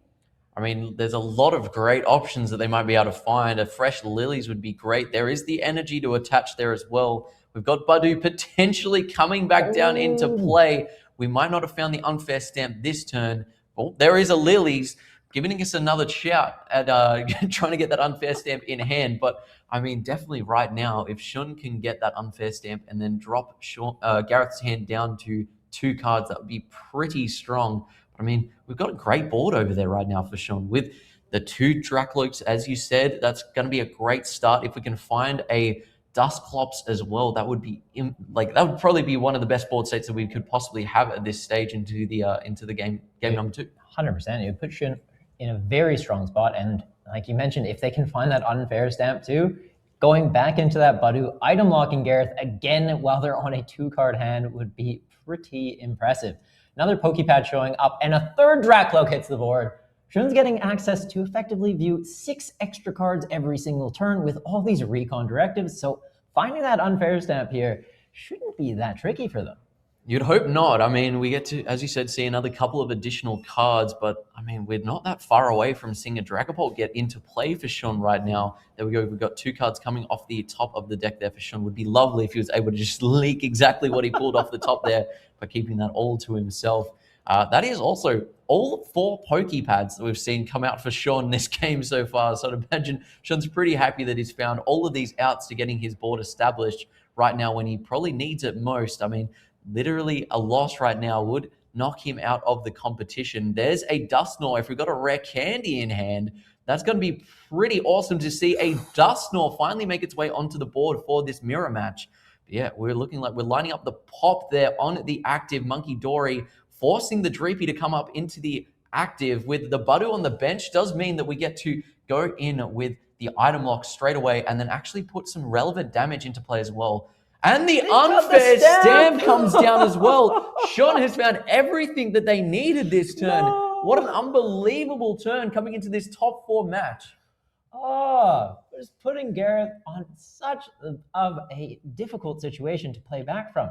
If we do see Shun retreat back into that Badu, reinstating that item lock, very, very hard spot to get out of for Gareth. I think all of these Dreepies have evolved up this turn though, so there isn't really that risk of Dragapult showing up to the party and trying to take some extra KOs here. But yeah, that disruptive potential that Badu does have is always a threat. And with Gareth trying to still get into this match, it may just be the play. Does look like Gareth's drawn a Dracloak off those 2 cards, so we get to see an additional one from the top deck, and then we also get to see another get drawn off of that recon directive. So yet again, unfair stamp might be proving to be a lie, but on Shun's side of the board, we've got the Duskull getting re-established down here with a Buddy Poffin. So we're looking to be in a pretty good spot, especially if we can get another one evolved up into a Dusknoir and keep on attacking Gareth's side of the board. Itchy Pollen coming down. There's the Dracloak, recon directive. Let's see what's coming in. We've got an Ultra Ball and a Night Stretcher, 2 cards we can't use. Monkey Dory is in hand, but it looks like that might be is that an alternate up Meowth there that we've got for Gareth over there? It looks like it might be. If we can get a supporter off of that, that would be very, very interesting. There it definitely is a Meowth in hand. Instead just passing it over. Dory. All right, just pitting the Monkey Dory on the board. Yeah, if they were holding that Meowth, then it seemed like it would have been a good call to potentially get them into a draw supporter, helping them get back into this match, maybe grabbing a Lily, reestablishing that hand after that unfair stamp would have been massive. But the fact that Team Rocket's Watchtower is in play, and Gareth put it there himself, it's hurting him a bit in this situation. Shun playing that Crispin, maybe we're going to see a Dragapult this turn, starting to charge up energy onto those Dracloaks, and with all recon directives still available to them this turn, shouldn't be that difficult to get into. Not to mention, they aren't item locked, so if they find an Ultra Ball, they can always just Ultra Ball, grab a Dragapult, and start taking some pretty impressive KOs into Gareth's board. They are playing 3 Dragapults, so I'd say with all this draw that they have available to them, it's not unlikely that we will actually see a swing into Gareth this turn. But, I mean, sadly, without having boss's orders, it would have been very interesting if we could have bossed up the Dracloak and then taken out the Dreepy just after Gareth did the exact same thing to Shun in that last game. But yeah, we've gone through all of our recon directives now. We'll see what Shun has available to him in the hand, what resources are out there. We've got the Ultra Ball discarding 2 Lily's Determinations. which does look like we've keyed up for maybe that Duskull or the Dusclops coming down into hand. But I mean, that is definitely also a fantastic out just to get us into a Dragapult. But there we go. We have lined up to grab the Dusclops. I'd imagine that is going to be immediately thrown straight down onto that Duskull on the bench. 100%. You evolve that Dusclops in art. Apologies, guys. I am tripping over my words here. Duskull into a Dusclops. You could be popping it, putting 5 damage counters on the bench Dracloak, putting it down to just 40 HP remaining. Then if you can get into a Dragapult, you put 4 damage counters on that. You've still got 2 more you can place wherever you'd like. Gareth, though, having a Monkey Dory on the board, maybe you don't even want to put any damage counters on that. You just put all 6 onto that Dracloak, so they have nothing to work with on the following turn. And only having a Monkey Dory in the active with no energy on it be a very tricky spot to get out of. We're seeing that Dragapult come into play, and yeah, that Clops pops, and it's just the monkey. Was feeling very reminiscent of game number 1. We flopped out the Crispin as the top deck, just showing everybody what's in hand. It looks like we might just be going for maybe a Mind Bend here. Gareth very similarly doing the exact same thing as what Shun played in the first one, where we might just see what resources we have available to us, just try and reposition ourselves here. But there we go. We are keying up the Dark Energy and a Psychic, so we are able to Mind Bend. But depending on what's in hand, it looks like we might have to Ultra Ball away everything, maybe to even just get 1 Pheasantipity just to draw some additional cards. Honestly, here, if I was Gareth, I'd be looking at these 3 cards off Pheasantipity and seeing whether it might be worth it, just saying we might have to just go to the next game. Yeah, I honestly think it might just be that. We'll see what they do. They find that Fez, so 3 cards. What can they do with them? That Mind Bend can buy quite a bit of time, obviously forcing the Dragapult to potentially hard retreat out of it. We know Gareth has Crushing Hammers in his deck as well, so if they find some of those off this Pheasantipity, they land the Crushing Hammer, and then they hit with a Mind Bend, potentially forcing Shun to hard retreat the Dragapult and go down to 0 energy attached to it, and none of the Dracloaks on the bench have energy. They'd be forced to try and find another Crispin and a Dragapult. I tell you what, he has managed to find a Buddy Buddy Poffin, a Crushing Hammer, and a Lily's Determination there off that Pheasantipity. So sadly, using that Crispin to attach to the Monkey Dory, but it does mean that we at least have a couple of lines for our next turn. But yes, we will be able to hopefully reestablish some Dreepies, which is definitely step number 1 in being able to reclaim ourselves into this game. It's just having a little bit of a chat there at the table before we jump in on this Buddy Buddy Poffin. Let's see if we do at least have 2 Dreepies available. There's at least 1 sitting there on the top of the deck. Yeah, a little bit of a discussion there about what we might be keying up right now. Looks like there's 1 Dreepy they've got. We know 2 are now in the discard pile after Shun's last attack.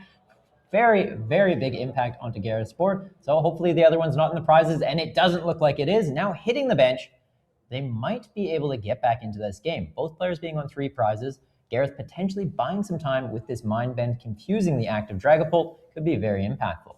Right now, on Shun's side, still has that onboard draw with the Dracloaks, though. So whilst we might be able to discard a few energies, any outs to potential Crispins and other Dragapults to evolve these ones on the bench does mean that we might be able to swing back into this Monkey Dory again. But yeah, we're at 3 prize cards to 3 prize cards right now. So it's actually not too far away from being a tight game if Gareth is able to get any of these Dreepies evolved up into an actual attacker. Because yeah, only having a Monkey Dory sitting in the active is not exactly what you want to be doing around like turn 5 or 6 right now. Tails finally coming down on a Crushing Hammer. So that Dragapult in the active does have the potential to immediately attack, but will have to go through that confusion flip. Yeah, it's always a risky play. Do you go for it? Obviously, having to flip a coin, if it lands, yeah, you're taking out this Monkey Dory, you're getting that prize, and potentially taking something off the bench, putting them in a very strong position. If they could find a Monkey Dory and a boss here, being able to move some damage counters onto that Pheasantipity, boss it up, really disrupt their game plan, not being able to draw the additional cards off flip the script and taking 2 prizes, puts them in a pretty strong spot. But is it worth the risk of flipping that coin? 2 recon directives still available to Shun, so they should be able to find whatever pieces they need for this turn that they're after, maybe getting that Crispin to just reestablish a new Dragapult they can go into and guarantee that attack hits. Options are looking pretty decent. Worst case scenario right here for Sean, if we need to buy a little bit of time, that Badu still is on the bench. That's going to be an additional attacker that we might be able to use. So just discarding one to retreat back into it wouldn't be too bad of a play. But Buddy Buddy Puffin coming down, looking to see what's still available into the deck right now for Shun. So we've got Monkey Dory looking like the grab off that one. Was that for the Buddy Buddy Puffin? Or might have been a fail of the Buddy Buddy Puffin, Monkey Dory from hand, and then an energy attach of the Crispin right there. So we might have a lot of damage that is on our active right now, being 60 that we can throw back with the Monkey Dory, but we're back into some, we've got Badu Wars, and we also have these Monkey Dory Wars as well. So that's going to be interesting to see what damage can be lined up there from Shun on this side of the board. Yeah, it can definitely be very, very solid to be able to just kind of play ping pong with the damage counters and those Monkey Dories. Being able to throw those onto a Dreepy could bring it into range of a Dragapult, taking it out. Seeing another Duskull hitting the bench off a Night Stretcher from Shun here. And pivoting into that Badu, looks like they may just be reinstating that Itchy Pollen play. I know this is very exciting going on right now, but we do have word from the floor that Hiromu has actually taken a 6-prize turn to lock themselves up into the finals, going 2-0. So fantastic news over there. That does mean that it might be, well, at least it's not going to be the Shun legacy that we did here, Jordan and Josh talking about on our previous stream. So we'll manage to at least be able to hopefully cast that one a little bit easier for you guys. But yeah, back into this game that we're looking at currently right now. The item lock has been pretty strong coming into this Lily over on Gareth's side of the field. So not taking a knockout last turn does mean that the only draw might come from a Dracloak, but these 6 cards not going to be too bad. And we don't have too many damage counters, just that one damage counter we're actually able to move over with the Monkey Dory. But yeah, if Gareth right now does want to take a knockout on this Badu, it could mean danger, as we've got a Duskull that's still going to be available on Shun's side of the board. We'll open up Pheasantipity outs, so there's still plenty to play for. But I mean, right now it's going to be putting Gareth in on the back foot just to see what they are actually able to reestablish here. Hopefully off this Lily, we can find some way to draw some cards off these Dracloaks. Looks like we've got a lot of items there, a few Ultra Balls, which we can't play right now. We've got a Night Stretcher as well, 1 Fire Energy, which can be put down into play on one of these Dreepies. But I mean, right now, we really didn't want to have a handful of items while we're item locked. No, it's not what you want to be finding off the Lily in this situation, and it is very rare that you find yourself in this position, item locked this late into the game. Looks like they are considering throwing that Fire Energy onto a Dreepy. Almost looked like he was going to put it on the Fez there for a second. I mean, we might be keying up the Fez. It is like, I mean, it's an optional attacker as well, but it's also a Pokemon that we probably just might be promoting into the active and hoping it won't get knocked out, and then just being able to retreat at a later date. But I mean, there's still damage on the other side of the board for Shun, so it wouldn't be too much for Shun to be able to knock out this Pheasantipity if it does make its way into the active. But we'll see whether we can find all the pieces. Definitely, the game is very much winnable on Shun's side this turn, depending on exactly what we're able to find. But that Badu going into the discard pile, as I mentioned, will enable Fez to become back online. But I mean, we've got a lot of cards to see. I'm not sure what resources are still left in the deck or in the prize cards, but if we've got a rare candy into a Dusknoir, it could be interesting to see what we can do here, as that would be able to easily line us up a route to win this game. Absolutely. Shun can definitely be closing out this match and get into a game 3 for the top 4 match we're currently watching here. Looks like they've got that boss's orders. They're bringing up that Pheasantipity. Monkey Dory in play with that damage counter. They'll be taking that out and just closing out the match, it looks like, going into that game 3. Yeah, nicely done there. The 5 damage counters, all that we need. Once we're able to move the 30 damage counters onto the active Pheasantipity, that's allowing us to take those 2 prize cards, popping that Dusclops. It does give Gareth 1 prize card, but it doesn't really matter if you're going to be closing it out by putting 6 damage counters on the Dreepy that you've just hit with those 5 damage counters. So 3 prize card turn there for Shun. Not as exciting as a 6 prize card turn from our other top 4 bracket game, but I mean, we've still play. We've still got one more game to play. So even though we didn't get to see it that game, who knows? Maybe one of these 2 players here might surprise us with another unbelievably surprising 6 prize card turn. Absolutely. And yeah, hearing about that other match, while we aren't going to potentially be seeing the Shun mirror in the finals, we will be seeing 2 Dragapults playing into each other by the sounds of it. So we've still got an interesting matchup after this one. But it'd be very interesting to see what Gareth decides to do. Is he going to go second as well, opting to potentially put that Itchy Pollen in play, stopping Shun's ability to establish their board? I'd imagine you'd be a little bit upset hearing that that our Bolivia has been eliminated from the tournament. But yeah, I mean, going from one Dragapult mirror into another Dragapult mirror, I'm not exactly sure what the Dragapult player in finals is actually playing as their specific archetype. I can't remember whether it's hammers or I think it might be the Dusknoir as well. Two mulligans coming down from both of these players. Will be both shuffling up. Those do cancel each other out. So if you're ever playing against somebody and you do mulligan, you don't both get to draw an additional card. It does just negate whatever mulligans that you currently have drawn. So no additional cards going to each of these players unless another mulligan does pop up. But Shun quite clearly here going first. Got that Team Rockets dice looking very cool there, signaling that they will be taking this first turn going into game number 3. I'm sure Gareth's going to be pretty happy going second into this final game of the set. Absolutely. Gareth wanting to be able to use their supporter cards, get that Itchy Pollen in play. It's never a bad place to be in. And it looks like we are hopefully finding some basics. Looks like a Dreepy in Gareth's hand there. And Shun's found something as well. Just waiting for them to put out those prizes, flip over those basics, and see. Did Shun find the Butter? No, it looks like a Monkey Dory on one side of the table and a Dreepy on the other. Shun top decking that Buddy Poffin though, so that's going to be fantastic to start them off. Not sure if they already had one in hand, but definitely a fantastic line for them to take with those. And I did see Gareth on the other side of the table had a couple of Pokepads, but I didn't see whether there was also a Buddy Poffin to respond with there. But I mean, an energy as well, it looks like in Gareth's hand. So Shun right now lining up the Dreepy as well as the Budu. Very, very strong to make sure that we're trying to guarantee that item lock.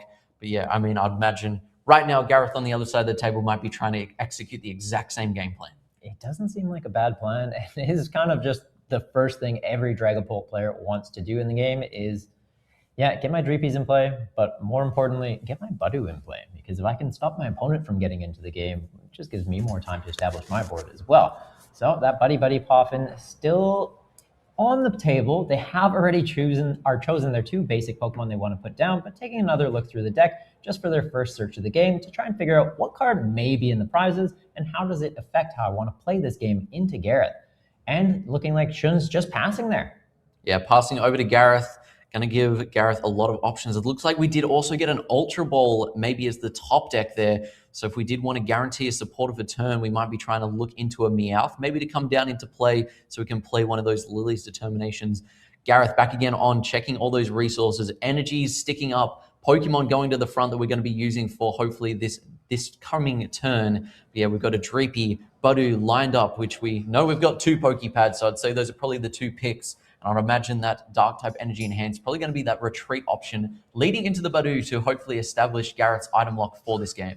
No, definitely a good call there. And Gareth doing the same thing, just taking a look through the deck. What am I working with? How many of my basics are in here? How many of my energies are in here? Because like we've mentioned, energy being a very important resource in this matchup, knowing that the Crushing Hammers are around. I think it might just be Gareth running them though, so they're a little bit safer, but still one to be across. Another Pokepad coming down and a bit of glare there. I'm not sure if that's a Budu or a Dreepy that's hit the board, but attaching that dark energy to the Dreepy, I'm thinking he's chosen to grab a Budu and going to be hard retreating, putting that Itchy Pollen into play. A Lily coming down as well. Gareth's getting a new 8-card hand. Very, very solid spot to be in. Hopefully finding some more Buddy Poffins, establishing that bench even further, getting more Dreepies out, maybe finding some Pokepads to grab those Dracloaks that they really want to be getting online into the following turn. Definitely, if I was in Gareth's position right now, I would have just been happy getting the energy to retreat back into the Budu and have that already established. But the additional 8 cards, you're definitely not going to be complaining right now as Gareth. We're going to have the 8 cards come down into hand right there. Let's see what we're able to pull off of those. Gareth, thankfully, been very, very nicely showing us as many cards as he has in hand. It looks like we've got an energy crushing hammer in there as well. Don't think I saw any way to get into a Dracloak next turn. I can see a Dragapult. I think that's a Pokepad at the front there. Pokepad has been lined up right at the top there. It's hiding itself at the start when we flipped over those cards off the Lily's Determination. But yeah, right now we've got a lot of Crushing Hammer and then a lot of energy and a whole Dragapult. So, I mean, definitely some options there, but hopefully if we can get this Dragapult in hand, we might be able to find a couple of cards that are going to be a little bit more useful to us as we move into Gareth's next turn. Yeah, Gareth is definitely setting themselves up for a solid turn once it goes around the table again. But yeah, still having that energy on the active Dreepy. They know how they want to be closing out this one. It's just what other steps do I want to be doing this turn to really set myself up for success for the rest of this match? They are humming and hawing. It looks like over a Ultra Ball. Can I afford to discard these cards? Yes, getting another Pokemon out is great, but if it's key pieces you need for the rest of the match, can be one of those risk-reward situations. Ultra Ball is coming down, discarding 2 cards, something very shiny, lots of gold there. So I'm thinking maybe some other Ultra Balls potentially, or just gold versions of other item cards. Yeah, I think the Crushing Hammers are probably going to be the chosen targets for those discards, knowing that your opponent doesn't have any energy in play and that you're most likely going to be item locked by that Badoo on the bench. The Crushing Hammers, they haven't seen much play so far, but I mean, you know, if we're going to be picking anything out as discard fodder, it might be something that we are not going to be able to actually be able to play this next turn. So probably not too bad of an idea just getting rid of those. But we've gone into the Badoo there with Itchy Pollen, that Monkey Dory, 10 damage going onto it again. There's a Dark type energy from Shun straight onto that Monkey Dory. We've got a Judge being able to swing back onto Gareth, saying, I did see you put some Dracloaks into your hand, and we're going to just shuffle it back in for you. But yeah, drawing 4 cards for each player, and then we also have that extra Dracloak Recon Directive over on Shun's side of the board.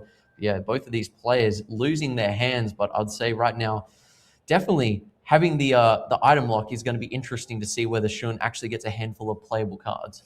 Yeah, it can be one of those tricky situations. Yes, you're disrupting your opponent. You know, they've burned a lot of item cards to set them up for that following turn. Trying to avoid your Badoo saying, yeah, no, you can't play those cards, but then Judge just comes out and goes, yeah, no, you still can't play those cards. But what are we going to be seeing Shun getting off this Judge?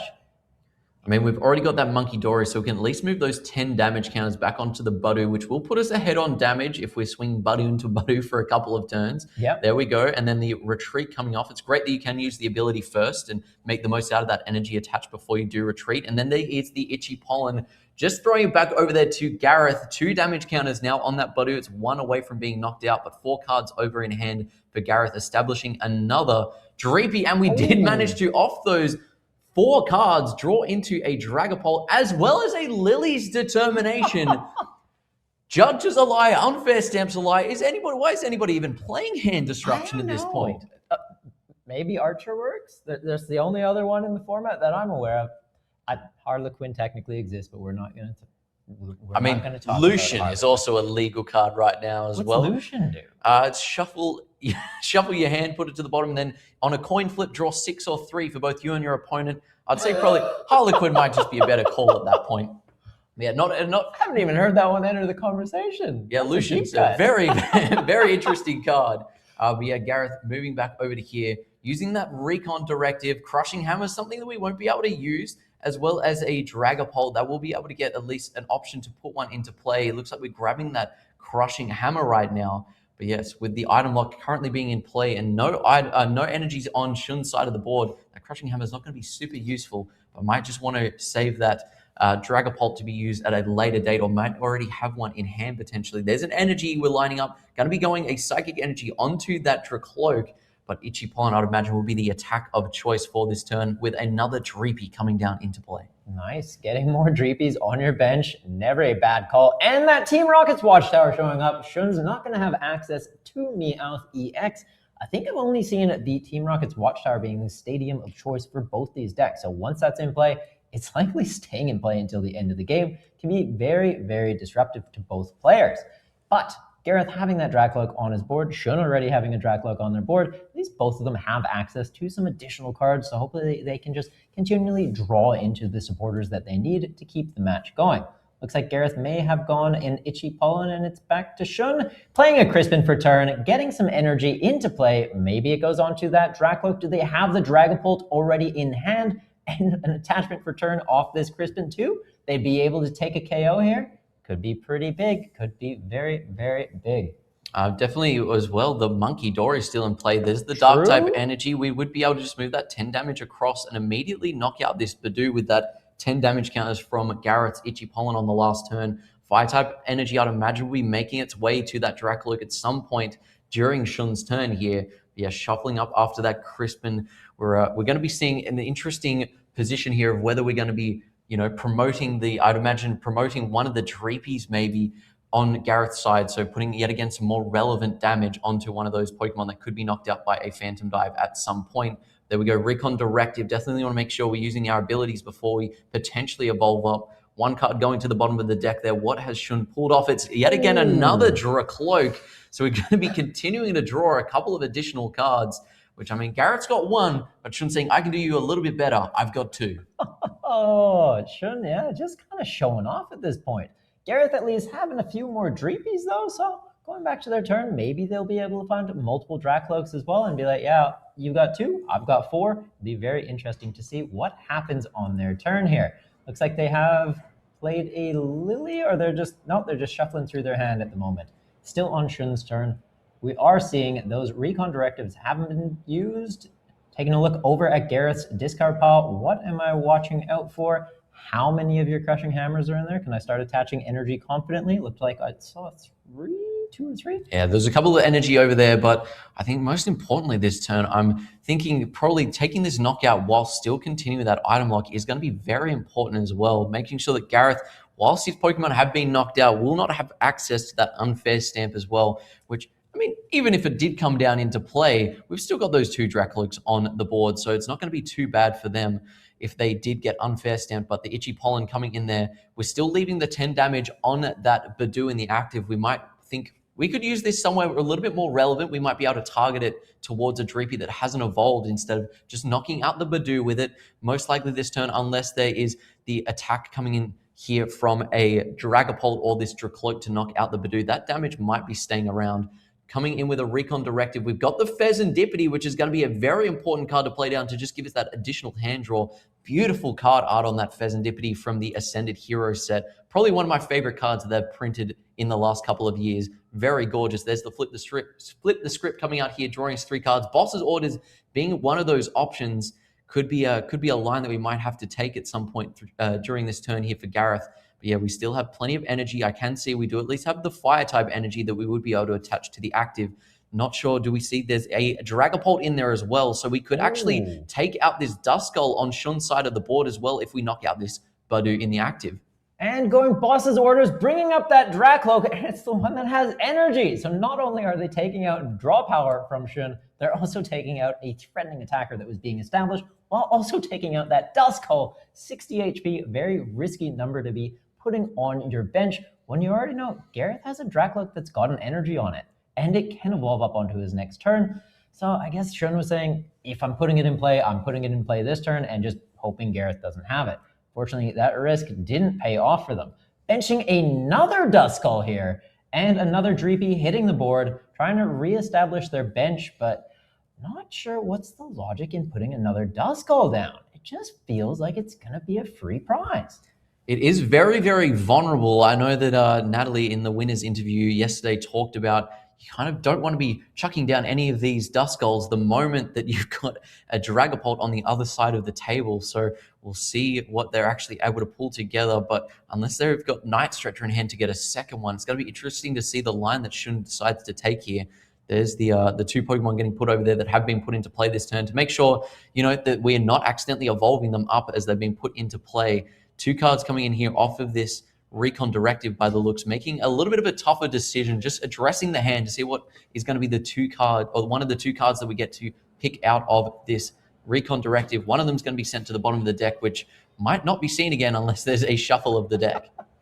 All right, and yeah, very keen to see what Shun gets off these 2 cards. It looks like a Psychic Energy, pivoting that Badoo to the bench and going for the Mind Bend, putting some damage into the Dragapult. 60, it's not a massive number, but that confusion can be very relevant to disrupt Gareth's game plan. Having to potentially harder treat that Dragapult, we've mentioned it before, it's come up in previous games, can really throw off your momentum. They don't have any other Dracloaks on their bench right now, not to mention any other energy, so they can't easily set up another Dragapult to guarantee an attack this turn. Might actually just try and get through the coin flip here. Very keen to see what Gareth goes for. A Dracloak finding its way onto the bench though. Recon Directive, taking a look at his hand. What do I already have? Which one of these 2 cards is really going to supplement the pieces I already have to set up a game plan?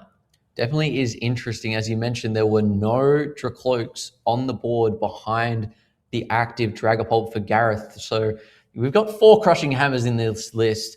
there's going to be some cards that have to get cut, and most of the time that's probably going to look like it might be some rare candies. So that does mean that Gareth will probably be sitting here just drawing a couple of cards. But I mean, we're only confused in the active right now for Gareth. There's a 50-50 chance we can just risk it and go for the attack, and we can still get a knockout on this Duskull. Gareth might have to just come to a point where he needs to weigh up whether that potential 30 damage counters on this active is actually going to be relevant enough, or whether we just actually decide to maybe just risk it and just go for the coin flip, take out that Monkey Door, remove the energy from play as well as the Dusknoir. We're going for a Crushing Hammers here instead.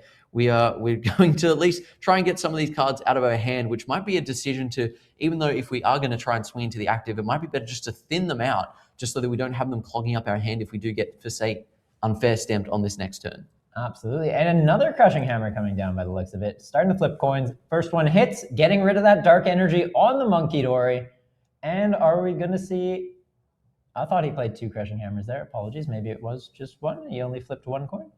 I think one of the first one might have been a Tails. I think Okay, so he rolled them both. I missed the first instance. Apologies. So getting rid of that dark energy off the Monkey Dory, though. So if there is any damage counters left in play on the next turn, Monkey Dory not being able to manipulate those around. But I feel like he might go for the coin flip here. He's already flipped coins, 1 failing, 1 succeeding. Maybe they've got another successful coin flip in play here, or not in play, but in their hand, and could be taking out that Monkey Dory. And like you mentioned, that Duskull being on the bench, it's a free prize. Taking 2 prizes this turn would put Gareth in a very, very strong position while they try and reestablish another Dragapult on their board to likely hard retreat into on the following turn, but at least keep some pressure and momentum on this turn. It wouldn't have been too bad if off that Buddy Poffin we were able to recover a Badoo or something else to go into. But sadly, just playing it down, looking at all the resources and just having to shuffle the deck. We've got all of our Dreepy out so far. So that's left us with no 70 HP or under Pokemon availability grabbed off the Buddy Poffin. So Gareth now definitely either going to be potentially attacking with the Dragapult or retreating it out into something that is a little bit less vulnerable. But I mean, looking at the maths wise, we've got still 5 prize cards left for Shun to take. It might be worth us risking it, because the worst case, we'll lose potentially 2 prizes on our active Dragapult if they can reach for a knockout on it. And then maybe 1 additional prize card might come from one of the bench Pokemon.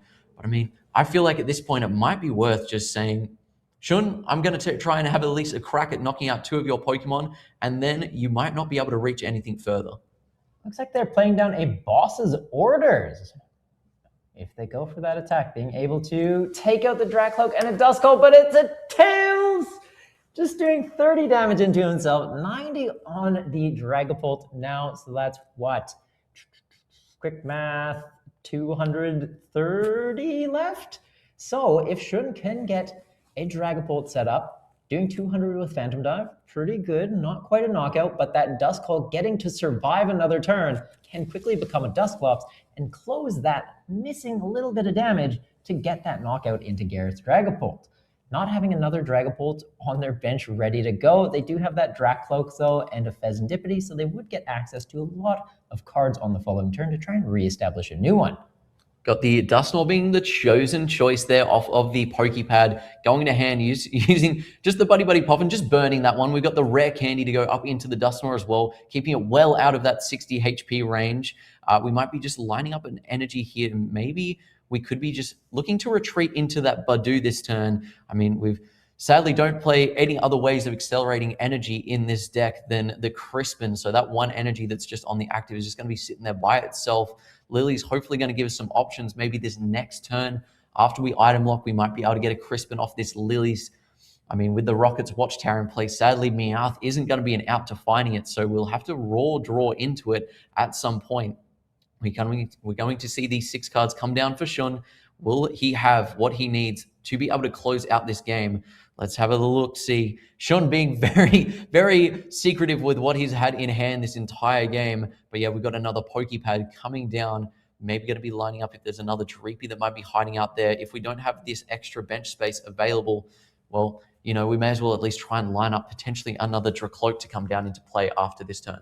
100%. Some extra draw power. You never say no to that. And yeah, as you mentioned, Shun keeping his cards very close to his chest, both figuratively and literally, makes it a bit tricky to see what plays he might be lining up here. Grabbing another Dreepy, likely going to be putting that immediately onto the board. They don't have the risk of a Monkey Dory throwing any damage counters over onto that Dreepy currently, but Garrett's active Dragapult being damaged already, it could be something that comes up, and maybe that is in range of being KO'd.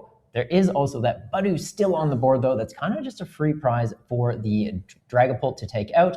That Duskull having evolved up is no longer an option for them to just go, yeah, throw those 6 damage counters there. I want to take that out of play. But we could be seeing some other lines here. Maybe I'm not picking up on that this Dusknoir might be able to take a KO.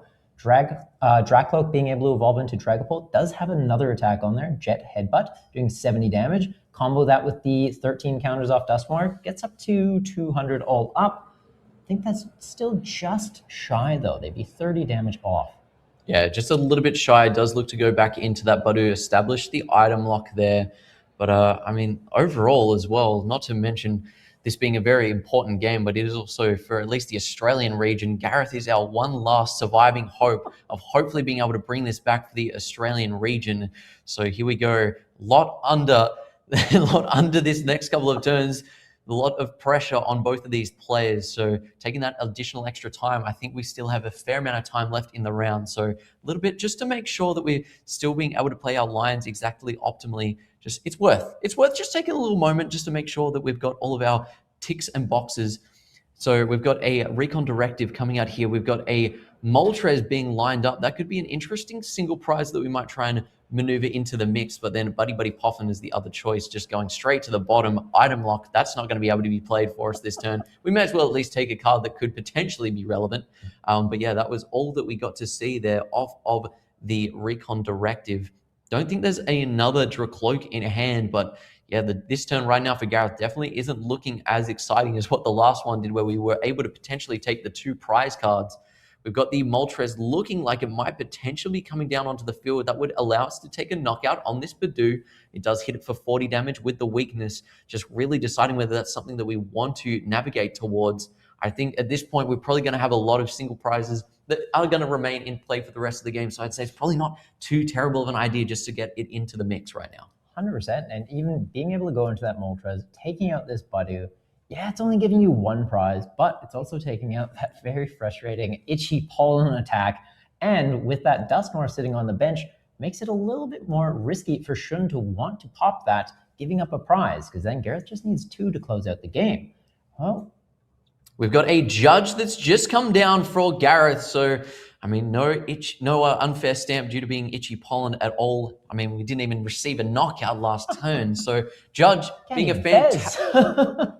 fantastic disruption option here, just to try and remove any progress that Shun was making to build up that hand size. We know that the Lily's determination did come down last turn, so there was at least a little bit of card gain over on Shun's side of the board. So this judge is going to disrupt everything a little bit. Hopefully Gareth here might be able to, off these 4 cards, find another Dracloak just to have a little bit more guaranteed draw. But then we would also have the option to be able to pivot in. There is the Dracloak. We're going for another Recon Directive. Finally seeing a different stadium for once. Ooh. That risky Ruins coming down into play can sometimes be very, very relevant with Monkey Dory being able to throw damage counters across the other side of the board. But I'd say right now, probably the damage counters isn't our main issue. It probably would be stopping our opponent from getting any outs to Meowth. So, I mean, the only other line there would be that it could potentially at some point open up yourself to being able to get a Meowth into play. But I mean, we'd probably be able to time that purely on our own turn so that we don't actually have to leave any vulnerable damage counter Pokemon in play. And, you know, it does still keep the lock of Meowth on our opponent by keeping this Watchtower. We're deciding whether we're going to be retreating right now a Fire-type energy off this active into the Moltres. It looks like the Fire-type energy is the play that's going to remove the confusion from Dragapult. So next turn, we'll be able to attack whilst also taking Gareth down to 3 prizes until he might be able to take out the win for this game. All right. And yeah, that Buddy finally getting taken out. So shouldn't be doing any more itchy pollen shenanigans going into this next turn. Taking a look through their discard pile, though, what resources have I already burned through? What am I still working with here? Before deciding what to put into the active. One of the calls they could be doing is just putting this Dusknoir into the active, effectively working like a pivot Pokemon. doesn't have free retreat, but it does have the option to knock itself out and throw 13 damage counters onto the other side of the board. Could be taking out a Dracloak or the Moltres. Looks like Shun opting to put a Dracloak into the active spot. Might just be going to evolve that into a Dragapult this turn. If they have a Crispin, they could be getting an attack off. So we'll see what they can find here. 2 instances of Recon Directive still in play that they can get access to. And they have a freed up bench spot that could be Fezindipity's new home if they can find one. Ultra Ball coming into play here. Maybe they're grabbing that Fez, or maybe even just a Dragapult or third Dracloak. Be very interesting to see what Shun prioritizes in this instant. Definitely taking his time to think this through. A lot's on the line. Third Dracloak coming into play. 3 Recon Directives still to use this turn. Yeah, it's very unfortunate that we have to choose either between a boss's orders or maybe a Crispin this turn. It would be nice to be able to at least, we could have lined up some bosses on the Fezandipity, spread some damage counts around, and maybe line up that 5 prize card turn. But just having Gareth being able to target down all those energies on Shun's side of the board has really made it tough for them to be able to stay up to the pace of Gareth right now. 5 prize cards to 3, it's pretty reasonable to be able to still manage to take that up with any deck that's going to do it. It's going to be Dragapult.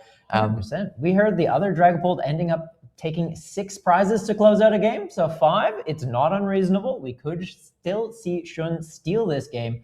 First Recon Directive being triggered here. What's he going to find off these 2 cards? Maybe it's that Crispin.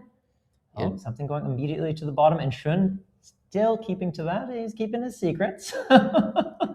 Any supporter right now for turn would be fantastic. That Judge putting in a little bit of work, disrupting up Shun's game plan.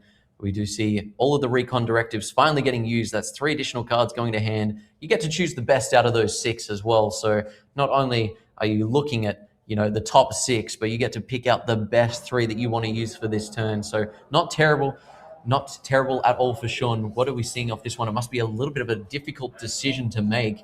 I'd imagine keying up at least a knockout on this Moltres in the active wouldn't be too bad of a game plan for Shun, just to make sure that it's at least gone from play and won't be able to put some relevant damage back onto our side of the board this coming turn. Fezandipity making its way down. Both of these players playing these stunning Fezandipity cards. I'm absolutely in love with it. I think maybe we saw an unfair stamp going into Shun's hand here. So that would be a card that could potentially be played if that was the nice little pink card that we can see in both players' decks. But yeah, it's a bit hard to see because some of these Ultra Balls really blingy. A lot of cards are really blingy here for Shun. A lot of shiny stuff. It's a bit hard to tell exactly what cards are going on over there when we can only see a little bit on the side of the board. But yes, we've got a Rose's Encouragement, not a card that we have seen so far. This allows you to, if you're behind on prize cards, be able to get 2 energies from your discard pile and put it to a stage 2 Pokemon in play. So rather than the Crispin, choosing to use this other supporter card that is actually going to be able to accelerate our energy as well. And it does look like we're declaring that Phantom Dive potentially onto the active. No, we're choosing to go instead for the Jet Headbutt, saving that extra turn so we might be able to find a boss's orders to then be able to progress to a better result for our prize mapping for the next turn. Very interesting call there. And yeah, that Jet Headbutt still putting some solid damage into the Moltres. So even if they choose to hard retreat this out, it's sitting on the bench. 4 damage counters to it will be enough to take it out of play. And we will see, though, what is Gareth going to do? Are they going to hard retreat? Are they going to try and get an attack off with Dragapult into that next turn? Or is it not really worth the risk? Shun having that Dusknoir in play at any moment, that could just pop and bring their Dragapult into range. Not to mention, there's Monkey Dory in play. If Gareth starts attacking and doesn't close out the match, leaving any damage counters on the board could quickly throw them back to the other side of the table, bringing things into range that otherwise might not be, like that Fezandipity. 10 damage counters on it, all of a sudden it's in range, or just fixing up some numbers into the Dragapult. Unfortunately, off that Recon Directive there for Gareth, did eye off the unfair stamp. I reckon he would have been at that point really upset that Shun did not take the aggression there and knock out this Moltres in the active. It would have been really interesting to see what Shun would have been able to pull off of the 2-card hand after that. But yes, it's going to be interesting to see if we're able to line up something for Gareth. Right now, not really, unless there was a Monkey Dory in play, a relevant way to take 2 prize cards. So this Dusknoir still in play, still being relevant for the rest of this game. But yes, we're going to be Just seeing what resources we have in hand, and it looks like it's the Crushing Hammer trying to get a result. This is very much being touted as a way to get an advantage in this kind of a mirror matchup. We finally get a heads there on the Crushing Hammer, removing the Psychic Energy from the active Dragapult there. But yes, it's usually seen as like a way to be able to build up that tempo and just try and set your opponent back a little bit by removing those energies from play. But I mean, Shun right now definitely still has plenty in the deck there, so hopefully there's some way to be able to re-establish one of those Psychics into play and then continue the onslaught with the Phantom Dive. Yeah, Shun definitely having a few options available to them too. Having those Dracloaks, being able to see 4 more cards, and if Gareth does take a KO this turn, Pheasant Difficulty's online too, so effectively seeing 7 additional cards, and as well as the one they're going to be drawing for turn. Not to mention, they could already be holding a draw supporter, just helping them find that replacement Psychic Energy they need and continuing to put that pressure onto Gareth. Dragapult finding its way into the active, hard retreating that Moltres. A little bit of a liability on the bench, an easy prize that could get picked off with damage counters from Phantom Dive, but Gareth wanting to start applying pressure into Shun's board. We'll likely just be seeing a Phantom Dive hitting the active, declaring the attack. And where are the damage counters going to be going, though? You don't really want to be committing everything to one spot, because if you do 3 or more counters on something, Monkey Dory is just going to throw them back at your side. So you're often seeing people do instances of 1s and 2s to make sure that it's not just being chucked back on their board. Yeah, it's pretty tough at the moment. It looks like Shun might have just a Psychic Energy attached to that Monkey Dory, so would maybe have to find a Dark Energy to put down there as well as attaching another one to the active Dragapult. But right now, if we leave this Dragapult in the active, it's going to be very vulnerable for Gareth knocking it out and then removing that Dusknoir as an option from play. But right now, we've got to be looking at these recon directives, building up that hand, getting those resources into play. Yet again, another knockout not taking place here. So Unfair Stamp's not online. Pheasantipity's not online. We've got still a lot here to play for Shun. He's just making sure we've got all of Gareth's resources under wraps here. We want to be targeting exactly the weak spots that Gareth's got in play. We've currently got 100 damage counters on that active Dragapult. So even right now, if we swung into this Dragapult, we might not knock it out and then save those damage counters to be used on a Phantom Dive at a later time. But yes, at the moment, it's not looking too bad for either player, but definitely the 5 prize cards to the 3 is a little bit more behind for Shun's side of the board. Yeah, this is for sure a tough spot for Shun to be in. Obviously, trying to go for that comeback. If they could find a crisp in this turn, though, gives them a way to charge up that active Dragapult and get a Dark Energy for the Monkey Dory to try and help fix up that little bit of a gap in damage they need to take out Gareth's active Dragapult. If they do, taking 2 prizes, putting them down to 3, and they could be putting some damage counters on the Moltres, all of a sudden bringing them down to just 2 prizes required to close out the match. So if they can also chuck a couple of those damage counters on that Pheasantipity to line up a potential boss's orders for game on the following turn, wouldn't seem like a bad call. Night Stretcher getting played, they're finding a Dark Energy from the discard pile and attaching it to the Monkey Dory, and a Lily being here as well. So we're not going to be seeing that crisp in play, unfortunately. Might just be opting for a Jet Headbutt or potentially just harder treating this Dragapult to keep it out of range of Gareth's attack. Yeah, the Ultra Ball for a Meowth to then Lilies that back into the deck was, definitely an interesting choice to show your opponent that you still do have an out to it. Might mean that they just backs them up in keeping this Rocket's Watchtower in play here. But yes, we definitely have the outs to do that Mind Bend to confuse the active Pokemon, but now Gareth has a second Dragapult established, so that tempo swing isn't going to be as brutal as what it was previously when we were confusing this active Dragapult. As right now, Gareth would be able to just retreat into the other Dragapult and then start swinging with a different Dragapult in the active. So we're going to see whether we've got the Mind Bend coming down. It looks like we're choosing to do our Adrenabrain, chuck a couple of damage counters over onto that Moltres first, and then we are deciding to lock in with that Mind Bend, confusing, doing 60 damage to that Dragapult. Gareth really has a puzzle to solve here. No, he's in a tough spot, definitely in a tough spot. But like you mentioned, he does already have another Dragapult ready to go on the bench. So likely just going to be hard retreating, getting around that confusion, not risking flipping the coin for it again. Definitely a strong RIA solid play they can be going into there. So keen to see what they decide to go for. Looks like Gareth also taking a bit of time to decide what he's doing here. Might be a judge call happening, a new hand showing up on the board there. So might be a minute until we see something else happen. Looks like we're moving to doing a Crispin. That's definitely going to be a great out to getting the energy into play, but it does remove Boss's Orders as an option to be bringing up that 2-prizer of the Pheasantipity or the Dragapult. So we'll see. We've got 1 Psychic Energy going to hand. It doesn't look like we're grabbing another one, so we're playing a supporter card purely as an energy search here, which doesn't immediately scream to me great value. Can they not put it into play? So yes, if you can only put one of them into play if you can find 2 different types of energy. So if you've only got 1 Psychic Energy, it just goes to hand. That's the first part of the text for people that are playing the Pokemon trading card game. You can complete the progress in order of what it says on the card. So it initially says search out a card to put into your hand, and then if you do find another type of energy and you can put it into play onto one of your Pokemon. Sadly, Gareth only being able to fulfill that first part of the card's text there. Oh no. But yes, at least we are able to play down the Ultra Ball to find us that Dracloak to put down on the Dreepy, get us a couple of additional cards with the Recon Directive. But I mean, this turn we did at least only need a Psychic Energy to be able to attack with that benched Dragapult. So while we weren't able to get the full effect out of Crispin here, it still is lining us up for the exact game plan that we wanted to do here. As I said, not ideal that we can't take 2 prizes and stop this Dusknoir from getting into the mix. But there we go, another Psychic Energy coming off of that Recon Directive. Would have been a little bit better to see that first and then not have to use our supporter for turn on it. But I mean, even then, Lily's Determination, some other things at this point. If the hand's too good, we might not want to be getting rid of it. There we go. We've seen the Psychic Energy go down onto that bench Dragapult. Psychic, we know there's another one in hand, so that's an easy one to retreat off of from that Dragapult. Shooting this one into the active, I'd imagine we're going to be seeing a Phantom Dive coming down here, removing this Monkey Dory and this energy from play, really putting Shun in a position where we need to find a Crispin if we're going to be trying to do a meaningful attack.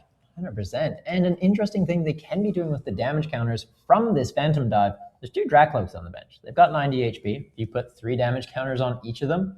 One of them should be in range of another Phantom Dive, being able to pick them off on the following turn, forcing Shun potentially to evolve both of them up to keep them out of range of getting KO'd, or trying to reestablish a Monkey Dory to try and heal one of those. But the main thing they're going to be trying to do would be just charging up a Dragapult, I would think, to get an attack off, hopefully finding that Crispin to be able to keep in the match still. Because, 5 prizes still needing to be taken. They've got an uphill battle ahead of them here. Interesting, we have just had turn 0 get called on stream. So that does mean that right now, Shun is on a clock where you would have to take 5 prize cards. And I think he hasn't promoted yet, so that means he hasn't drawn for turn, so his turn hasn't officially started, which means I'm pretty sure Gareth is going to be made as turn 0. So Shun would be turn number 1, Gareth coming back over for turn number 2, and then Shun being able to finish off.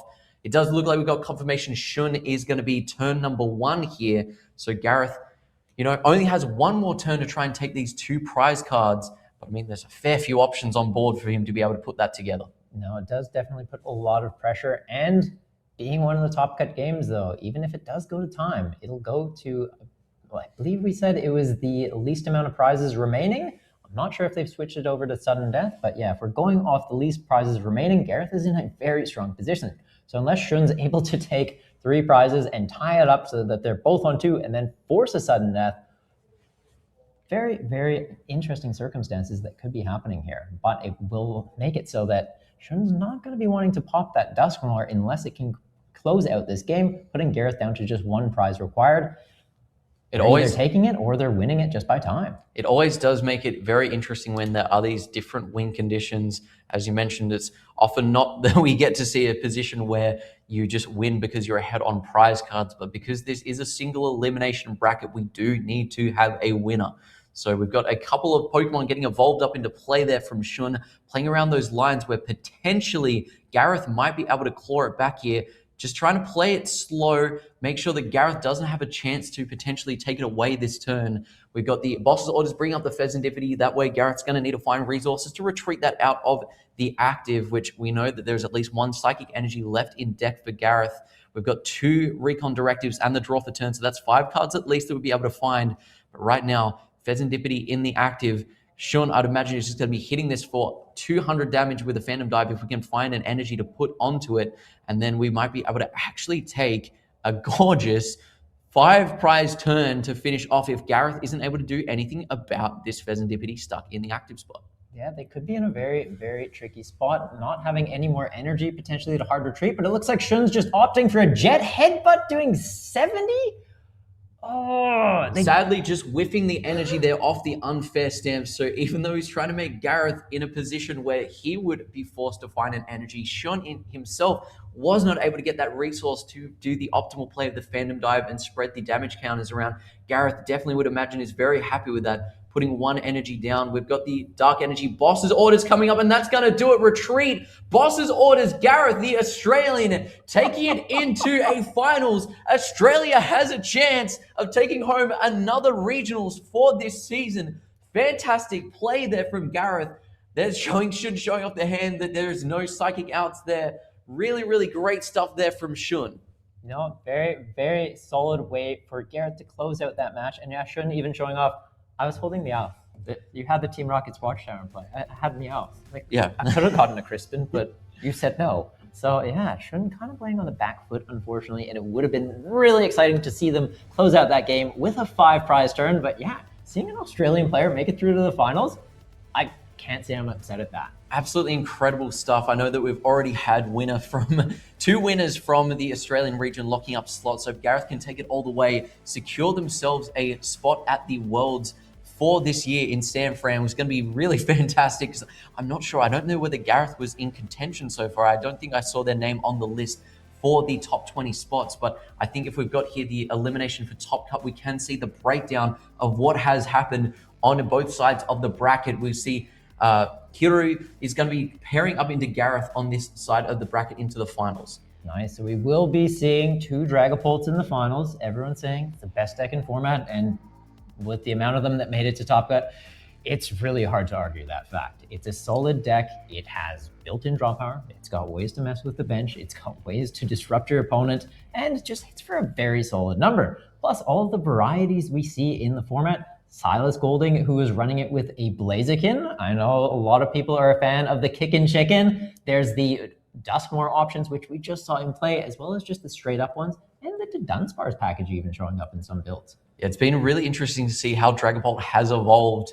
Obviously, everybody knew that Dragapult was going to be probably the best card in the format after rotation. So just seeing all the different avenues that these fantastic players all around the world have been taking the archetype has been super interesting. It looks like, I'm pretty sure, going to be 2 crushing hammers that might be playing into each other for the finals, which I know Alex Shemansky a few weeks ago definitely put on the board at I think it was the Los Angeles Regional Championship. So it's, it's definitely making its way through the OCE tournament that we had this weekend. But I mean, sadly, we're not going to be able to cast the finals, but I mean, we can pass it over to 2 casters that have got very capable hands of taking control of this final matchup. So thank you so much for joining us for this top 4, and we'll catch you guys for this very exciting final matchup. Let's talk about Mega Lopunny EX, because this is one of the most interesting decks to come out of the recent meta shift. After Miloslav Poslidin won Utrecht Regionals with it, it's safe to say this bunny isn't just a meme anymore. At first glance, Lopunny can look pretty simple. It moves into the active, uses Gale Thrust, and if it moved from the bench that turn, does 230 damage for just a single energy, which is already pretty solid. But the real strength of the deck is that it doesn't just land solid hits, it can also take a hit, shrug it off, and come back swinging, all for just 1 energy. So that's kind of where the supporter card Wally's Compassion comes in. Since Lopunny only needs 1 energy to attack, if it takes a hit and survives it, Wally can heal off all that damage, then you just have to reattach that energy, bounce it to the bench, get it back into the active, and it's like nothing ever happened. So your opponent puts all this work into damaging you, but if they didn't land a 1-hit KO, Lopunny just acts like, yeah, but what of it? Which is pretty awesome, but just for the Lopunny player. Probably less awesome for the person sitting across the table from it. The deck also has a really clean way to keep resetting Gale Thrust through the Dunsparce. You can retreat Lopunny into the Dunsparce, use Runaway Draw to draw 3 cards, then shuffle it back into the deck, and free up the active spot again for Lopunny to bounce back into the active and get that damage boost. So the Dunsparce isn't just a draw engine, it's part of how the whole deck actually comes together. And that draw power matters a lot too, because we mentioned your supporter card's likely going to be used to heal, or maybe do some other utility things, so yeah, having some draw power off a Pokemon, definitely a big bonus. The other main engine piece is Fan Rotom. It puts in a lot of work in this deck. Fan Call can grab your Bunearies and Dunsparce to help build up your board state in the early game. Plus, Fan Rotom even has a solid attack too. Doing 70 damage, it can pick off pre-evolution Pokemon in the early game, or even just soften something up for Lopunny to clean up later. And in this format, that early chip damage can completely change the prize map of the game. Now, since Lopunny's attack only cost colorless energy, the deck also gets quite a bit of flexibility in the energy it chooses to run. You can use special energies like Spiky Energy, which can be very helpful to fix up numbers. When Lopunny gets hit, it's like you're hitting your opponent back a little bit too. Mist Energy is also really important right now because it helps protect your Buneary, Dunsparce, or other pieces from being picked off by Dragapult's Phantom Dive damage counters, so while you're trying to set up, you have a bit of protection, and when you evolve up, you've got that energy you need to attack. And in a format that's already full of annoying effects, having Mist Energy can also be very useful in those too. With the deck playing such high counts of special energy, Hilda becomes a consistency card for you too. You can grab an evolution Pokemon and any energy, which means you can grab your Lopunny as your attacker or the Dunsparce if you need some draw power. Not to mention, if you use the Ace Spec card Enriching Energy, you can even grab that too, and Hilda basically becomes a straight draw 7 supporter. But another option you can go for is Survival Brace, which gives Lopunny a bit of a safety net. Now, normally one of the biggest issues it has to deal with is getting one-shot, right? You want to be tanking a hit, healing it off, so if something like Raging Bolt or a fighting type Pokemon comes out and just one-shots you, it's a pretty big problem. Survival Brace lets you stop that though. If Lopunny's at full HP when they try and swing into you, you get to survive on 10 HP instead. Then you just use Wally to heal it off and keep on going. So Enriching Energy is the consistency option, while Survival Brace is more so the no prize for you option. And both make sense depending on what the player expects to face this weekend. Some builds may even use Mega Frostlass EX as an explosive secondary attacker in the deck. If your opponent's been building up a large hand size using Recon Directive repeatedly, Frostlass can absolutely punish them and take a one-hit KO into their Dragapult. Oh yeah, and Lopunny also has a Shred attack, which is a pretty big deal. If you see any Crustles running around, just chuck 2 energy on this and you can get right through them. This deck seemed to almost pop up overnight, going from fringe meme to regional champion. The big weakness, of course, is that Lopunny is still a 3 prize Pokemon, so if your opponent can take a clean one-hit KO into you, it's a pretty big issue. And being fighting weak in a format where Mega Lucario and Garchomp EX are seeing quite a bit of play, it's definitely something to be aware of. But if opponents can't take that clean KO, Lopunny can just reset the damage, reset the attack, and keep forcing opponents to try and find an answer for it. And that's what makes Mega Lopunny such a big deck to watch at Melbourne Regionals. It's a regional winning strategy that can bounce back from hits, punish awkward prize maps, and hop its way to the top tables. Let's talk about Dragapult EX, because right now, this is the deck shaping the entire format heading into Melbourne Regionals. It isn't just one of the best decks in the room, it's the deck that every other deck needs to have a game plan for. After dominant performances in both Los Angeles and Utrecht, Dragapult variants have become the center point of the meta, and that's what makes preparing for this weekend so awkward. Because you're not just preparing for one Dragapult deck, you're preparing for Straight Up Pult, Dun Dun Pult, Pult Noir, and the Kickin' Chicken. Not to mention what other unexpected twists players might have up their sleeves for this weekend. The core threat is always the same though. Dragapult applies pressure to the active using Phantom Dive, doing a pretty solid number, while also putting damage on your bench. That spread damage can add up quickly and be pretty risky in a format where decks are often relying on low HP support Pokemon, 2 prize utility pieces, and even pre-evolutions to get into the game. Plus, the scary part is that Dragapult doesn't even need to hit the ground running to win the game. They can buy plenty of time using Budew, making it awkward for opponents to set up properly, while also adding a little bit of chip damage every time they poke you. Then you add in stadiums like Risky Ruins into the mix, and suddenly trying to build up a board state can become quite dangerous. If your pre-evolution basics are taking damage while you're trying to set up, they can very quickly fall into range of Dragapult's Phantom Dive damage counters. So what may look like a normal setup turn can suddenly become a board state that might cost you the game in a turn or two. And that's before you even factor in Monkey Dory. Adrenabrain lets you move around 3 damage counters, which can give the deck even more ways to fix up numbers, cleaning up awkward board states, and taking crucial KOs. That's what makes this deck feel so oppressive. It's constantly shaping the board state into a position where every Pokemon you have in play is essentially a liability. And because Dragapult naturally plays Fire and Psychic Energy, it also gets access to some really useful tech attack options. You can see single prize options like Moltres to pick off Ogerpon or Chuyu as a way to deal with Crustle. Not to mention, it can even run Clefairy EX into the mirror match. That flexibility matters a lot because it means that Dragapult can adapt into decks that are trying to counter it without completely changing its own game plan. Straight Dragapult probably feels like the cleanest version to play. It's focused on consistency, pressure, and doing the Dragapult thing as smoothly as possible without adding in too many extra bells and whistles. The Dunsparce Pult gives the deck more draw power and a potential secondary attacker. Dusknoir Pult is probably the highest skill ceiling version. It can create some absolutely dirty plays to swing games that almost feel unfair in some situations, but it can also be a little bit more fragile if the pieces don't come together cleanly. And then there's the Kickin' Chicken, which gives the deck another angle entirely, potentially changing how certain matchups can play out and giving you easier access to your energy. That's the real problem with dealing with Dragapult right now though. There isn't one silver bullet that beats every version of it. Even cards that look like direct counters like Clefairy EX can become kinda awkward into it. In theory, it checks Dragapult pretty nicely, but in practice, if you bench it at the wrong time or fail to protect it properly, it can very quickly become a 2-prize gift waiting to be handed over to the opponent. So heading into Melbourne, every player has to ask themselves one question: can my deck beat Dragapult? But realistically, the even harder question is, can my deck beat multiple versions of Dragapult across a long event piloted by players that have been grinding this matchup for weeks? Because that's much easier said than done. And while Dragapult is the first deck to watch this weekend, it's not just a deck in the meta. Right now, it's the deck that's defining the meta. Let's talk about Raging Bolt EX, because this is one of the biggest keep you honest decks in the entire format. No matter how weird the meta gets, no matter how many tech cards players decide to squeeze into their lists, Raging Bolt will keep asking the same very simple question. Okay, but what if I just hit you like really hard? And you know what? It's got a good point. Raging Bolt's been around for a while now, so it's easy to mentally push it to the side while everyone's talking about Dragapult, Russell, Lopunny, and all the other new exciting meta shifts happening in the format. But this deck is still absolutely terrifying. Even with the changes it had to make due to rotation, losing Professor Sada was a pretty big hit. That was a key piece in how the deck wanted to set up and also manage its resources. But instead of disappearing when Sada did, the deck just adapted. Now, a lot of the lists are running Crispin to search out energy from the deck instead of having to get them from the discard pile.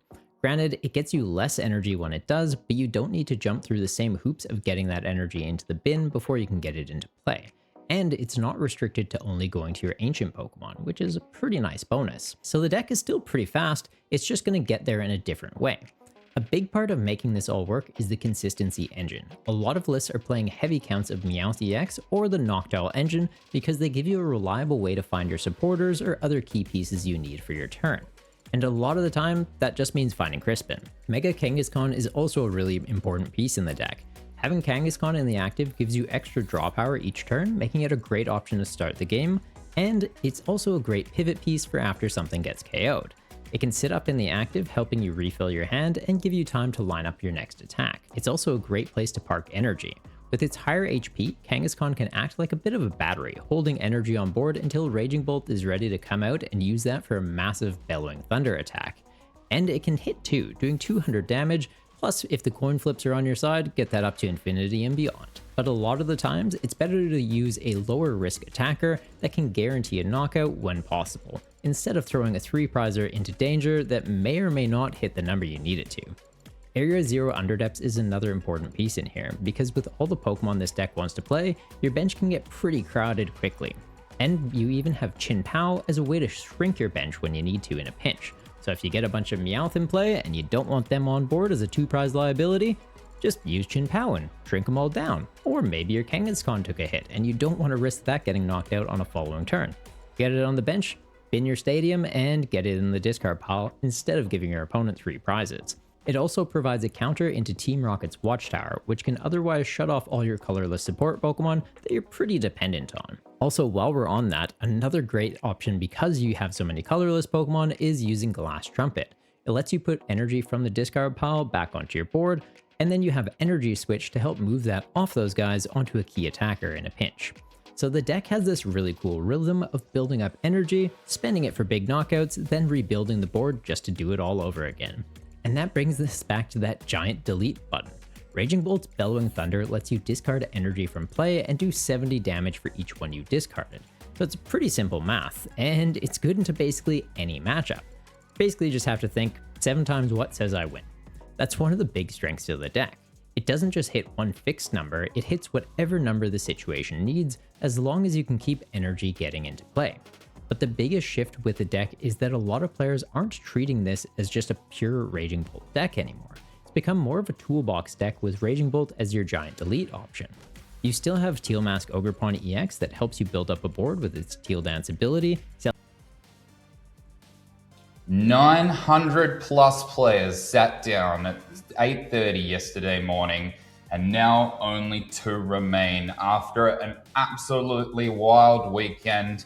Metal makers everywhere, that top 8 going crazy with the Dragapults. We are left with nothing but a Dragapult mirror match in our finals. Hiromu taking down Shun on the Arbaliva, and Gareth managing to take down Shun T in a mirror match for the ages on stream last. And it really is a battle of the titans to finish off this Melbourne Regionals. Well, on one side, Hiromu, he's worked a long way to be here, taking down a lot of Australians. I had a look at his run, but that last match against Shun A was something to behold. Setting up a 6-prize turn with boss in hand, no disruption on Shun A's side to say, hey, I have this. We're going to just take the 6 straight. And then Gareth working pretty hard. Jordan, you watched that one. What can you tell us about that match? Yeah, that match was incredible. Once again, it ended up coming down to almost a 5-prize turn that Shun T was trying to pull off. Gareth had a full bench, no Monkey Dory on the board. All of these attacks, the damage was sticking on the board, but it ended up being Gareth who took down the win with a energy to retreat and a boss's orders to take the game off of an unfair stamp. Yes, I was able to watch a little bit of that game as Hiromu wrapped up 2-0 against Shun A fairly quickly, and Gareth had some clutch boss's orders there, a couple of really good coin flips as well. Crazy confusion flips. I know, but as I said, we are set up for a battle for the ages. Hiromu, one of the greatest Japanese players of the modern era, has won a Champions League, a massive tournament in Japan. Thousands of players compete in these. So many people want to play in the Champions League that there's actually a waiting list. It's a lottery system, right? You have to get in. You have to win the lottery to win. He is the player that won a Champions League with Feraligatr last year and has now become one of my favorite players after that. That Feraligatr deck, he put it on the map, and it is a great one. We saw it at Melbourne Regionals last year, actually. It took up a bit of the meta. And Gareth, a hometown hero. He's not just from Australia. He is from right here in Melbourne, and he has a bit of a cult following. I tell you, the crowd went wild for his win out there when they saw that boss's orders for game. And either way, no matter who wins this, we've got quite the story on our hands as both players are now set up. It looks like Gareth has a Fezendipity start. Here we go. We're getting started. And we are off for our finals. Both players. Touch pass in the finals. No. A dark energy as well. I mean, doesn't really matter what energy it is here, but that is such a bad way to start. We see a Pokepad from Hiromu immediately. Already a much better start than Gareth. I will be curious to see if he has a supporter, but we immediately see him eyeing up that Itchy Pollen. There is nothing worse than having a bad turn 1 and then immediately getting item locked. I mean, this is quite detrimental for Gareth. I'm sure you heard the Gus from me, and I think that was echoed all around Australia and the Pokemon TCG scene. Just the darkness energy to that Fezendipity and pass means that it's likely nobody but coffins for Gareth next time. We have seen this a little bit with some of these Dragapult players. You elect to go first because you want to evolve first, but you need to be able to set up to evolve in the first place. And sometimes you just don't have the cards to get you there without a supporter, as we see this Pokepad coming down and Hiromu saying, all right, well, maybe I don't need a Dreepy right now. I'll just grab this Badoo instead and hope that I can outlast you here. That Psychic Energy to the Monkey Dory will allow it to retreat. And then another Monkey Dory will come down to the bench, it looks like, as well. Hiromu winning these Monkey Dory wars early, but Gareth, I mean, both players kind of losing the Dreepy wars, and this is something I think Gareth would have liked to do in his turn if he hadn't have gone first. That Lily's Determination, setting Hiromu up with 8 fresh cards, and I bet he's hoping that there's either a couple of Dreepy in there or a Buddy Coffin to grab them. Yeah, it's also very interesting to note Hiromu going into Top Cut was the 2nd seed with a record of 9-0-3. This player is... Sorry, wait, was that right? No. It was 9-0-2, but Yes. remained undefeated throughout the whole tournament. Did not take a loss, only a couple of ties. Yep. And that means that Hiromu against Gareth, who was 5th seed, got to choose who goes first, chose to go second, which is something not a lot of people are doing right now in this format. And especially in a Dragapult mirror match, he is really valuing that turn 1 supporter and that turn 1 Ichipola in the mirror match. The 10 damage that's going to go onto the Pheasantipity, of course, could end up being a big deal later as well. But most importantly, we see Hiromu hitting that Buddy Poffin off of the Lily's Determination, and he's definitely winning the Dreepy War right now. Exactly. And I think it's going to be difficult for Gareth to catch up under that Ichipolan should it happen. 2 Dreepies hitting the bench for Hiromu. I think you're right, Jordan. You might know something that we don't know. You want to go second in the Dragapult mirror, it seems. Now, it is worth clarifying that there are many different types of Dragapult in our current format, but these ones are both the same. They're the Dragapults that are playing the Crushing Hammers. Both players playing the Moltres that is mostly irrelevant in this matchup, I would say. We did see the Moltres come down and do a bit of work for Gareth in his top 4 match. Yep. But, I mean, look, a single prize attacker is good, but probably not quite good enough into this matchup most of the time, as now that Ultra Ball grabbing Hiromu, I believe it was a Dracloak for next turn, and we will now see this Ichipolan 10 damage onto the Pheasantipity. What does Gareth have? This is exactly what I was thinking. Arrow. That whenever you see an energy on a Pheasantipity turn 1, you always need to be wondering, are they going to just go Crispin Cruel Arrow? Not only is this going to get Gareth the first prize card, it's going to start hunting down those Dreepies. And importantly, Hiromu only got 2 Dreepies down. We can imagine one of them is going to go down this turn. Hiromu has that Dracloak in hand for next turn.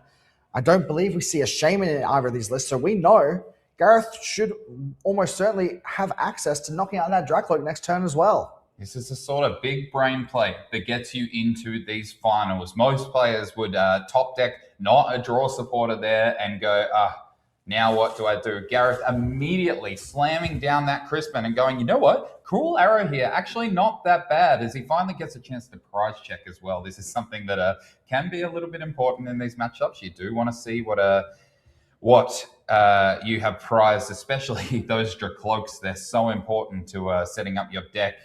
As now this Cruel Arrow is on board, the Psychic Attachment from the Crispin, the Fire Energy from hand, keeping that Darkness potentially for later, the Darkness that was grabbed off the Crispin. Now this Pheasantipity doing its best Dragapult impression, but no damage to the active. We're just sniping the bench down, and that's first prize to Gareth. That's all you need to do right now. Still no benched Pokemon for Gareth. He is making do with what he's got. He's making do quite well, I would say. This Cruel Arrow is applying so much pressure. You almost got to ask, what does Hiromu do this turn? And one of the options could be a Crispin right back at Gareth, going for a Mind Bend to confuse this Pheasantipity. Might be one of his best ways to try and keep this Dracloak safe on the bench. There is also another card in Hiromu's toolbox that he has just Recon Directive into. We are potentially going to see these Crushing Hammers start to impact, taking a couple of energy off that Pheasantipity. You know, it might not seem like too much, but you're making your opponent's resources run extremely thin right now, as our graphic seems to have turned around a little bit. I do believe that we are in the right, but maybe we're wrong, and it is actually the other way around. As I think Hiromu playing this turn out, trying to work out. Oh no, actually I do believe Gareth had black sleeves in the top 4 match. There so you this go. actually You are right. We have had this wrong the whole time. Hiromu making the most of a pretty dicey situation here, and Gareth with the setup. So Hiromu not as big thinking as we thought, going, oh, yep, you know, I'm going to go second in the matchup. He did elect to go first. We just had the graphic the wrong way around. So apologies to anybody watching at home. It is was a little bit confusing to start with there, as our graphic was inside out. But now we have confirmed Gareth, a prize behind Hiromu, taking the first prize with that Cruel Arrow. And I do still really like the position that Hiromu is now in. This Cruel Arrow, you are right. One Pheasantipity and a Dream is interesting as these Crushing Hammers come down. Our first flip of the game is a heads, and it takes the Darkness energy, puts it in the bin.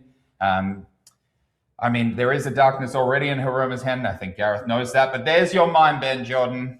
If Pheasantipity in a Dream is no more, we're going to have to flip for it if Hiromu wants another Cruel Arrow here and a Crushing Hammer of his own. I don't know what that flip is. I think it did stay on the table. I did just see a card in Hiromu's hand, though. He has that Buddy Poffin, and of course, Gareth had to choose to give up the item lock in order to try and confuse this Pheasantipity and protect his Drakloaks, which is obviously very important. But now, Hiromu breaking the item lock gives him a chance to try and set up his own board, knowing that he's not going to be able to probably take all 6 prize cards with this Pheasantipity. That would be quite an insane finals if that was the world we live in. But gets the Night Stretcher for that energy back to hand, so can go for the coin flip if he wants to continue targeting these Drakloaks. And it looks like that is going to be what he goes for. Are we flipping right now?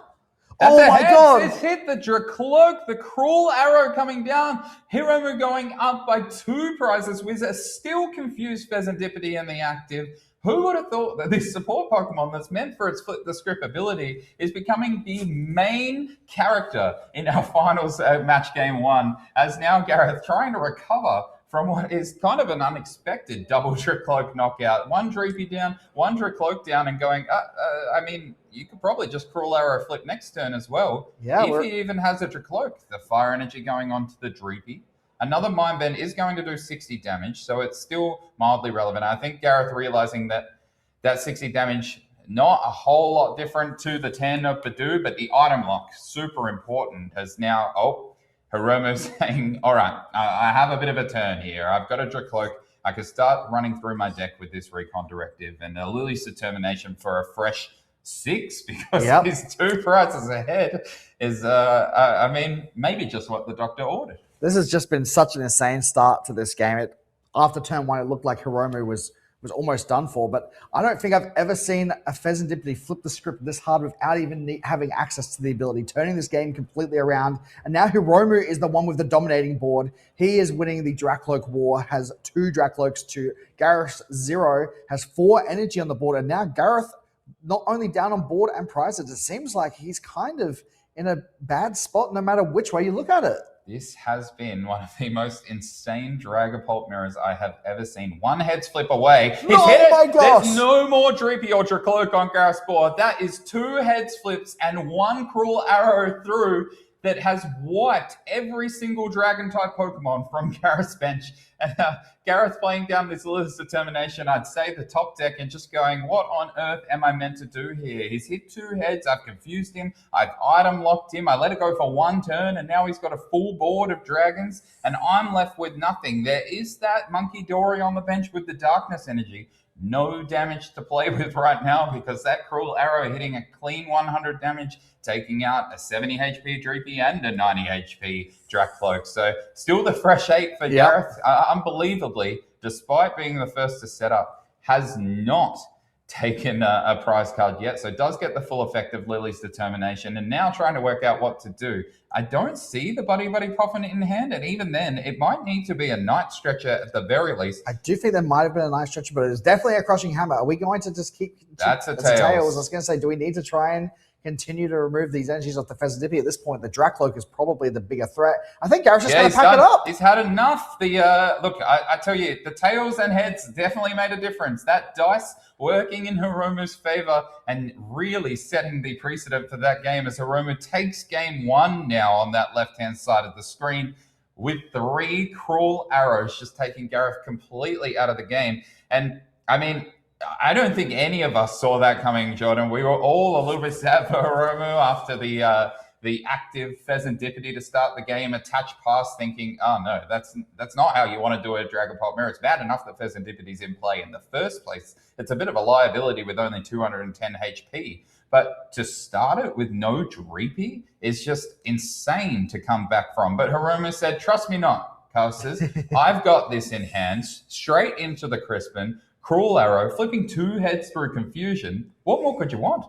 Yeah, that first Cruel Arrow was incredibly powerful for Hiromu getting the knockout on the first Drakloak, but the really pivotal moment was when the first Confusion flip happens. The Crispin into the Monkey Dory to go for the Mind Bend, to go for the Confusion would have worked if it just survived for 1 turn, but the heads stopped Gareth from getting into a Dragapult at that point. Hiromu had already built up his own Dracloaks and was able to just run away from the game. We didn't even see a Dragapult EX come down that game. No.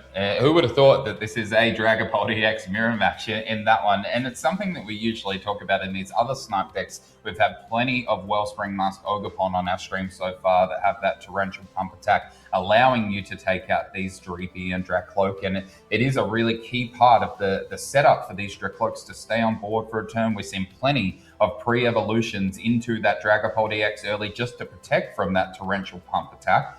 We haven't seen any to protect from a cruel arrow attack, certainly not two through confusion.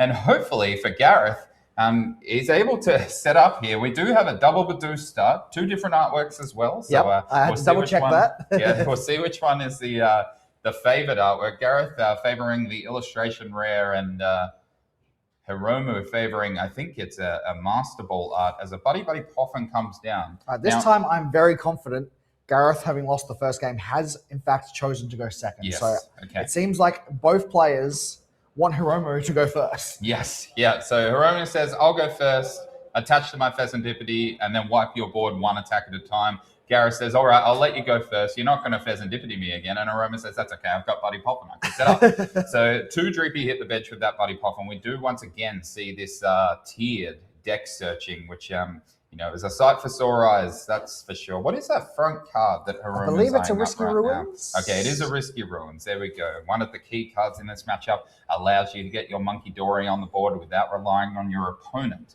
to set the damage up for you, which, if you're a good Dragapult player, you'll do anything to avoid. As now Hiromu finishing his price search, and we'll see if he's got. I'm assuming if he's shuffling, he doesn't have another Buddy Poffin. So it's just a 1 for Hiromu. I think 1 is probably going to be fine, at least for the time being. You are, of course. Oh, there's another Dreepy, so definitely not going to fall into that Pheasantipity trap, and an Ultra Ball as well. Are we going for okay? We're just going to hold a Dracloak. You know you're about to get Itchy Pollen, so it makes sense to make sure you have at least 1 Dracloak in hand, unless, of course, there's a Judge turn 1. But who would play Judge turn 1? Something to watch a little bit later in the game potentially as well is that Ultra Ball got rid of the boss's orders for Hiromu. So usually, you're playing the full 4, sometimes the 3, but they are so important in this matchup as Gareth now. Yeah, Buddy Poffin of his own, the full art this time though. So Gareth opting for these high rarity cards is now also doing his own price search and likely to grab the 2 Dreepy, mimicking what Hiromu did on his first turn.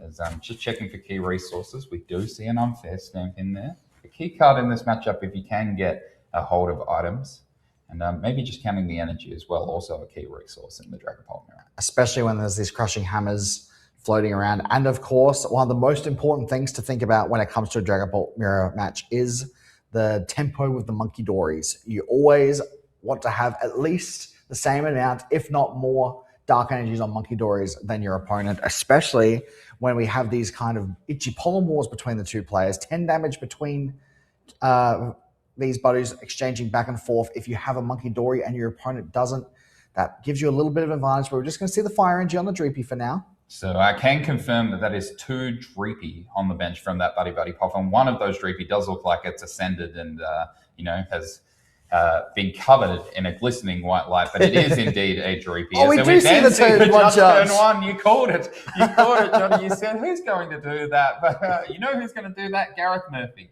Gareth Murphy goes, I've been cruel arrowed away. I'm not having that happen again. You try and work with 4 cards and see how that goes. Incredibly impactful as Hiromu getting rid of 2 key resources there, 2 key supporters to grab that Dracloak preemptively so that he had it through Itchy Pollen. But now that Dracloak's going back into the deck, he's got to draw it out of these 4 cards again. And this absolutely favors Gareth. Both players only seeing 4 cards, of course, but Gareth not yet item locked any Ultra Balls or Pokepads he sees off of these 4 cards will allow him to hold Dracloaks for turn. Hiromu, on the other hand, any of those Dracloak outs that he draws, besides the raw Dracloaks themselves, are not going to be available to him after this Itchy Pollen. But we don't see any item cards from Gareth, just the Itchy Pollen. So both players kind of on an even playing field. But the Dawn, perfect card for this situation to get around this item lock. Such a good supporter search card, getting the Dracloak the Dragapult EX, and of course that important Monkey Dory, as I mentioned before, as the basic Pokemon for this search. It's just so powerful as your first supporter, especially in a mirror match. But to play a supporter that's going to grab you the Monkey Dory that you need after you've already set up your Dreepies, to grab you a Dracloak, which lets you draw further through, and then you've got your Dragapult EX for next turn. There's not much more you could ask for within reason, I think, as now that Darkness Energy comes down on the Monkey Dory, and that is going to allow Hiromu to move that 10 damage over, crucially onto a Dreepy, which, if it remains a Dreepy, puts it within Phantom Dive range on the bench. But it is just an Itchy Pollen back Gareth's way, and Gareth's trying to work out what's going to happen with this hand. Obviously, there were no item cards last time, otherwise he likely would have played them. It's just a boss's orders. Oh, it's just a desperate boss's orders. We have an Itchy Pollen onto the active Dreepy, Hiromu moving very quickly. Seems to have an answer. That is an energy, so it will allow the retreat if need be. The Monkey Dory can actually knock out this active Badoo as well, giving Hiromu access to items. And that is what we are going for here. Retreat with the Psychic Energy and an Itchy Pollen to take the KO on the Badoo. Does Gareth have an answer without items here? He's eyeing off the Ascended Dreepy without an energy. I mean, this judge really backfired for Gareth.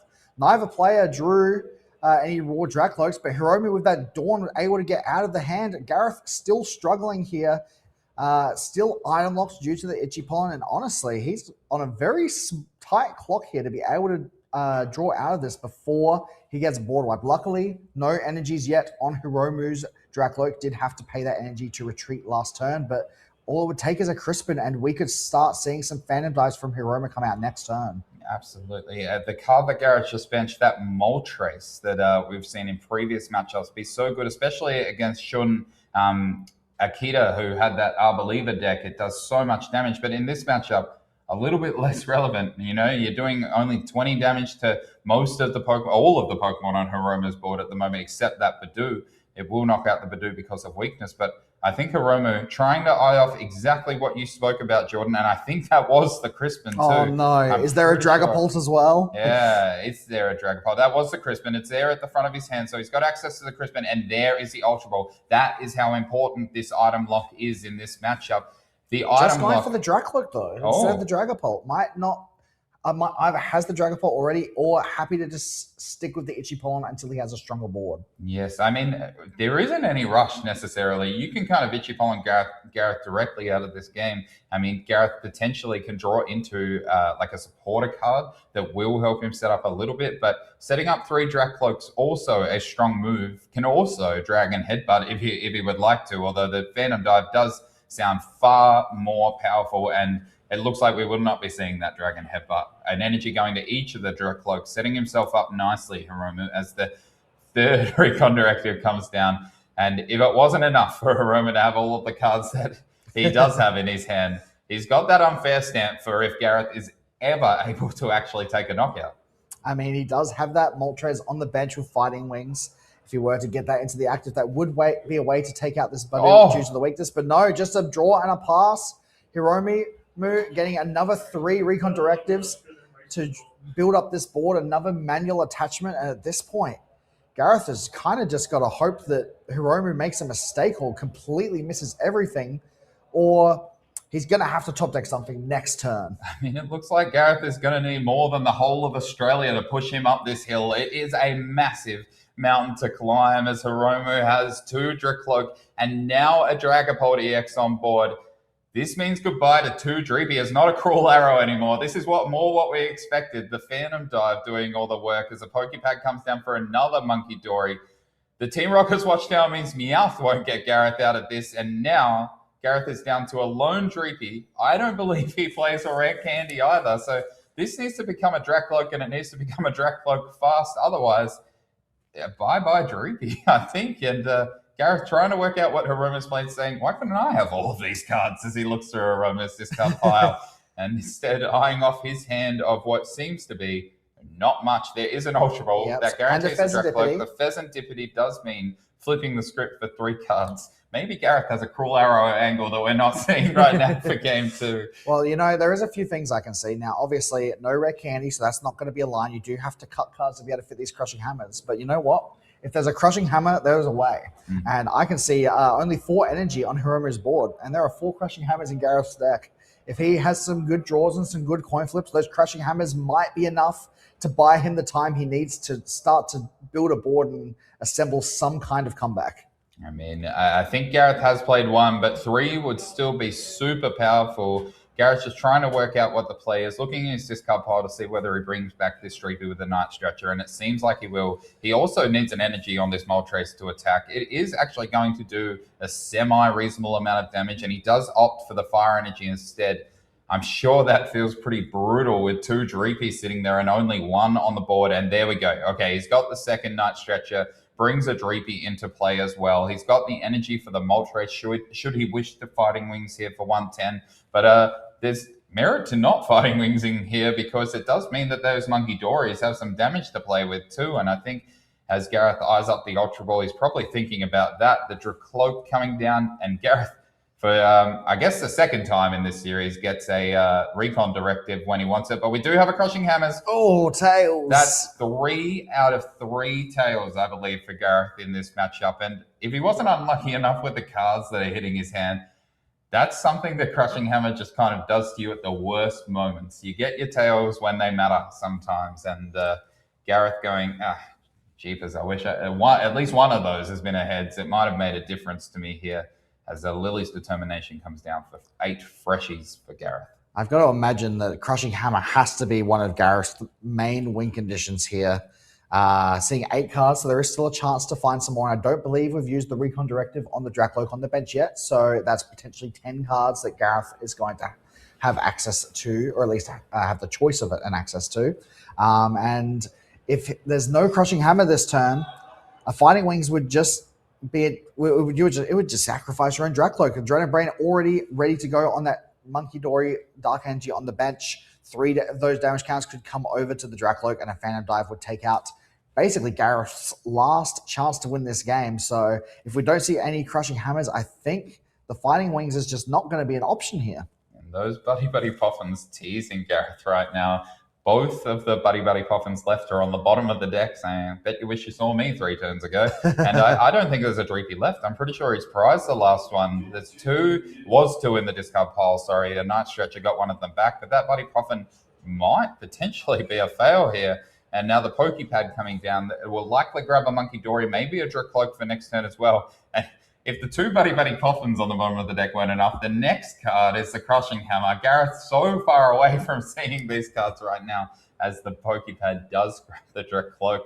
And I tell you, it's a real battle here for Gareth. He is currently safe if he doesn't put any damage on Hiromu's side of the board. And I say safe as a relative term because Hiromu's still going to take a knockout next turn. If he's got a boss's orders, it's going to be on that Dracloak, I'd say. And Gareth is probably out of this at that point. But let's see how he lines up this attack, whether he chooses to Fighting Wings or not. The one good thing going for Gareth here is that Hiromu's bench is currently full, so we won't be seeing any Risky Ruins plus bench a Pokemon to generate some damage for that Adrena Brain. The only way Hiromu will end up with some damage is if Gareth goes for an attack. We finally see that Recon Directive finding a Psychic Energy and a Crispin. Not bad cards for next turn, and I think he's already done about as good as he could do this turn already anyway. So is it going to be the attack or is it going to be the pass? It is going to be the attack, so Gareth is just sacrificing his Dracloak here. Yes, it will be interesting to see if there's any way for Gareth to kind of recover from this. Obviously, giving your opponent the damage, pretty brutal, and he's... oh, no. That's game. Giving your opponent a lot, and that is the game. Hiromu making short work of our finals here in Melbourne. Unfortunately for any Australians, taking down the hometown hero, Gareth still a very valiant effort to make his way to second. That top 4 match in particular, a real thinker, like working through every turn. But Hiromu is the Dragapult king in Melbourne right now. That Dragapult mirror not going the way I think anybody would have thought a Dragapult mirror goes as Hiromu lays out almost his whole deck. Maybe he's about to take a deck list photo on stream, pull it straight from the Twitch stream. But I think both players kind of just talking things through, potentially just having a look at a couple of the cards as well. these might be the 3 energy, but we're on this Serendipity when it was cruel arrowing everywhere. Just looking at some heroes in the making with those basic energy cards. But I mean, Jordan, it's been a big weekend. I did not expect it to end like that. No, that's got to be devastating for Gareth. He played the best he could. I don't think that there's anything he really could have done to prevent that from happening. His opponent just had such a good start. That dawn off of the judge, I think, was the nail in the coffin. He just had nothing to work with, and he needed his opponent to also have a slow start. But it wasn't to be. The cruel arrow play was obviously very, very high level thinking from Hiromu. It's only one card, but you have to know to play that card. He may have had other supporters like Lily's Determination tossing up, but he knew this Crispin is so important, taking out this Dreepy, making sure that no double Dracula can come up down the next turn, and just able to put so much pressure on Gareth's board for the 2-0 victory. He played it well, though. You got to give Hiromu credit. Even if he got dealt a good hand, you still need to pilot the deck to the best of your ability, and he absolutely did that all weekend. I would even argue that in that first game, Hiromu didn't get dealt a good hand. It was that Pheasantipity in a dream for 3 turns there. The head flips, fantastic, obviously. That's a little bit on the lucky side. But still, to see that line that most people wouldn't have seen, to go, oh, my opponent has set up, but hasn't actually got that many Dragon-type Pokemon down onto their bench yet. If I can maybe just take one out here, maybe I can stop them from developing their board and stop them. He did, as Hiromu, I mean, more than paid for his trip down here to Australia. A Champions League under his belt, a Champions League second place under his belt, top 32 in the most recent Sydney regionals, and now first place in the Melbourne regionals as Japanese players win 2 of the 3 Australian regional championships this season. Hey, what do you got to say? They seem to be pretty good at playing Pokemon. Not to give any discount to Australian players, though. Gareth Murphy played super well to get second place at this tournament. Some very, very well played matches by both players throughout the weekend, but unfortunately, sometimes you just don't get the cards you need, and the luck was not on Gareth's side this finals, especially with the coin flips. Yes, it's unfortunate it happened at such a crucial time in the weekend, but I mean, I'm sure Gareth's still pretty content coming second place once the hurt of those hands kind of wears off a little bit. Gareth, bank account being a little bit more full, championship points pushing him a little bit further up the leaderboard, potentially with that many, even in contention to be in those top 4 placings, which might make a difference for next season as well. So Gareth really setting himself up, as we are going to go to one of our informative videos. And when we come back, we will have a winner's interview with Hiromu. Accelerating energy in play and drawing cards while also being a solid secondary attacker in terms of long matchups. But now you also have different attackers for different situations. Clefairy can help into things like Dragapult and Mega Lucario, Passimian can help into Crustle or fighting weak Pokemon, Iron Leaves gives you a way to quickly deal with Garchomp or Zoroark. If you can't get enough energy onto one of your Orgrimmon, just pull them all onto this thing instead. And that flexibility makes the deck a lot harder to play around than just big dino does big number. But to be fair, it still does do that, and honestly, really, really well. And that's why Raging Bolt is still so scary. It has raw power, but now it also has options. And in a format where everyone's trying to solve the meta, sometimes the simplest solution is the best one. Now, the downside is the deck can still be quite resource intensive. You are discarding energy to take big KOs, and if the opponent can disrupt your flow, force awkward prize trades, or make you spend resources into the wrong targets, the game can get much trickier.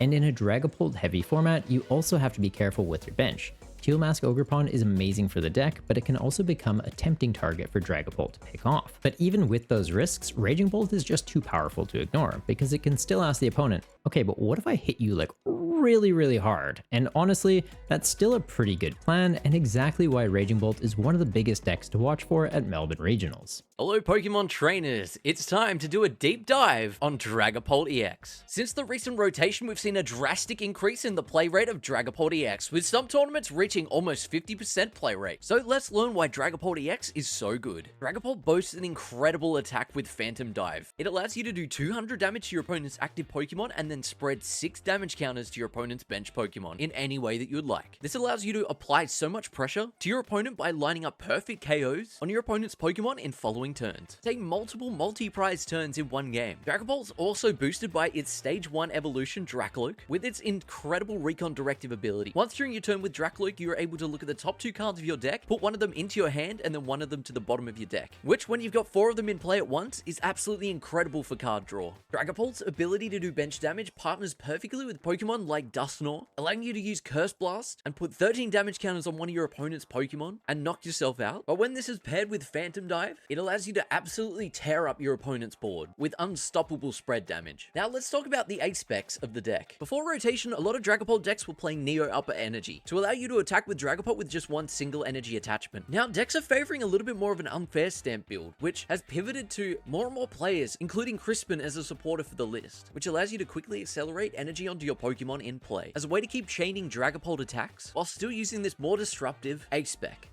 So now we all know how the deck works, let's check out the list. Starting off, we're playing 4 Dreepy, 4 Dracloak, 3 copies of Dragapult, 1 70 HP to Dunsparce, 1 to Dunsparce EX, which helps us into our big basic matchups, 2 copies of Monkey Dory to Adrenabrain some damage across to our opponent's board, fantastic to help us line up with some Phantom Dives, 1 Budu to Ichipole and item block our opponents, 1 Meowth EX with its last ditch catch ability, and lastly Pheasantipity EX to draw some cards with Flip the Script. Moving on to supporters, we're playing 4 copies of Lily's Determination, perfect for starting out our early game, 3 Crispin for that energy acceleration, 3 Boss's Orders for Gust, and 1 Judge for some hand disruption. For our items, we're running 4 Pokepad, 4 Buddy Poffin, 4 Ultra Ball, 4 Crushing Hammers to really help us in the mirror match and generally slow down our opponents, 2 Night Stretcher, and Unfair Stamp as our A-spec. For our stadiums, we're playing 2 Risky Ruins to generate some damage first to use with our Monkey Dory. And lastly, we have our energy count, where we're running 4 basic Psychic type energies, 3 basic Fire, and 3 basic dark energies. And there's the list. Finally, let's talk about all the different versions of Dragapult that you might see this weekend. Whilst we've just gone through one version of the deck with Dunsparce and some Crushing Hammers, which is fantastic at slowing down your opponents, as well as it's really good into the mirror match by helping remove your opponent's energy and gaining you some additional turns. Next up, we have Dragapult Dusknoir. This deck's very high risk, high reward, as it's not as good into the mirror, as it's pretty tough to bench those Duskulls after the first couple of turns, but it absolutely thrives into matchups against other decks, where you can capitalize on Dusknoir's damage to throttle through your opponent's board. And finally, we have Dragapult Blaziken.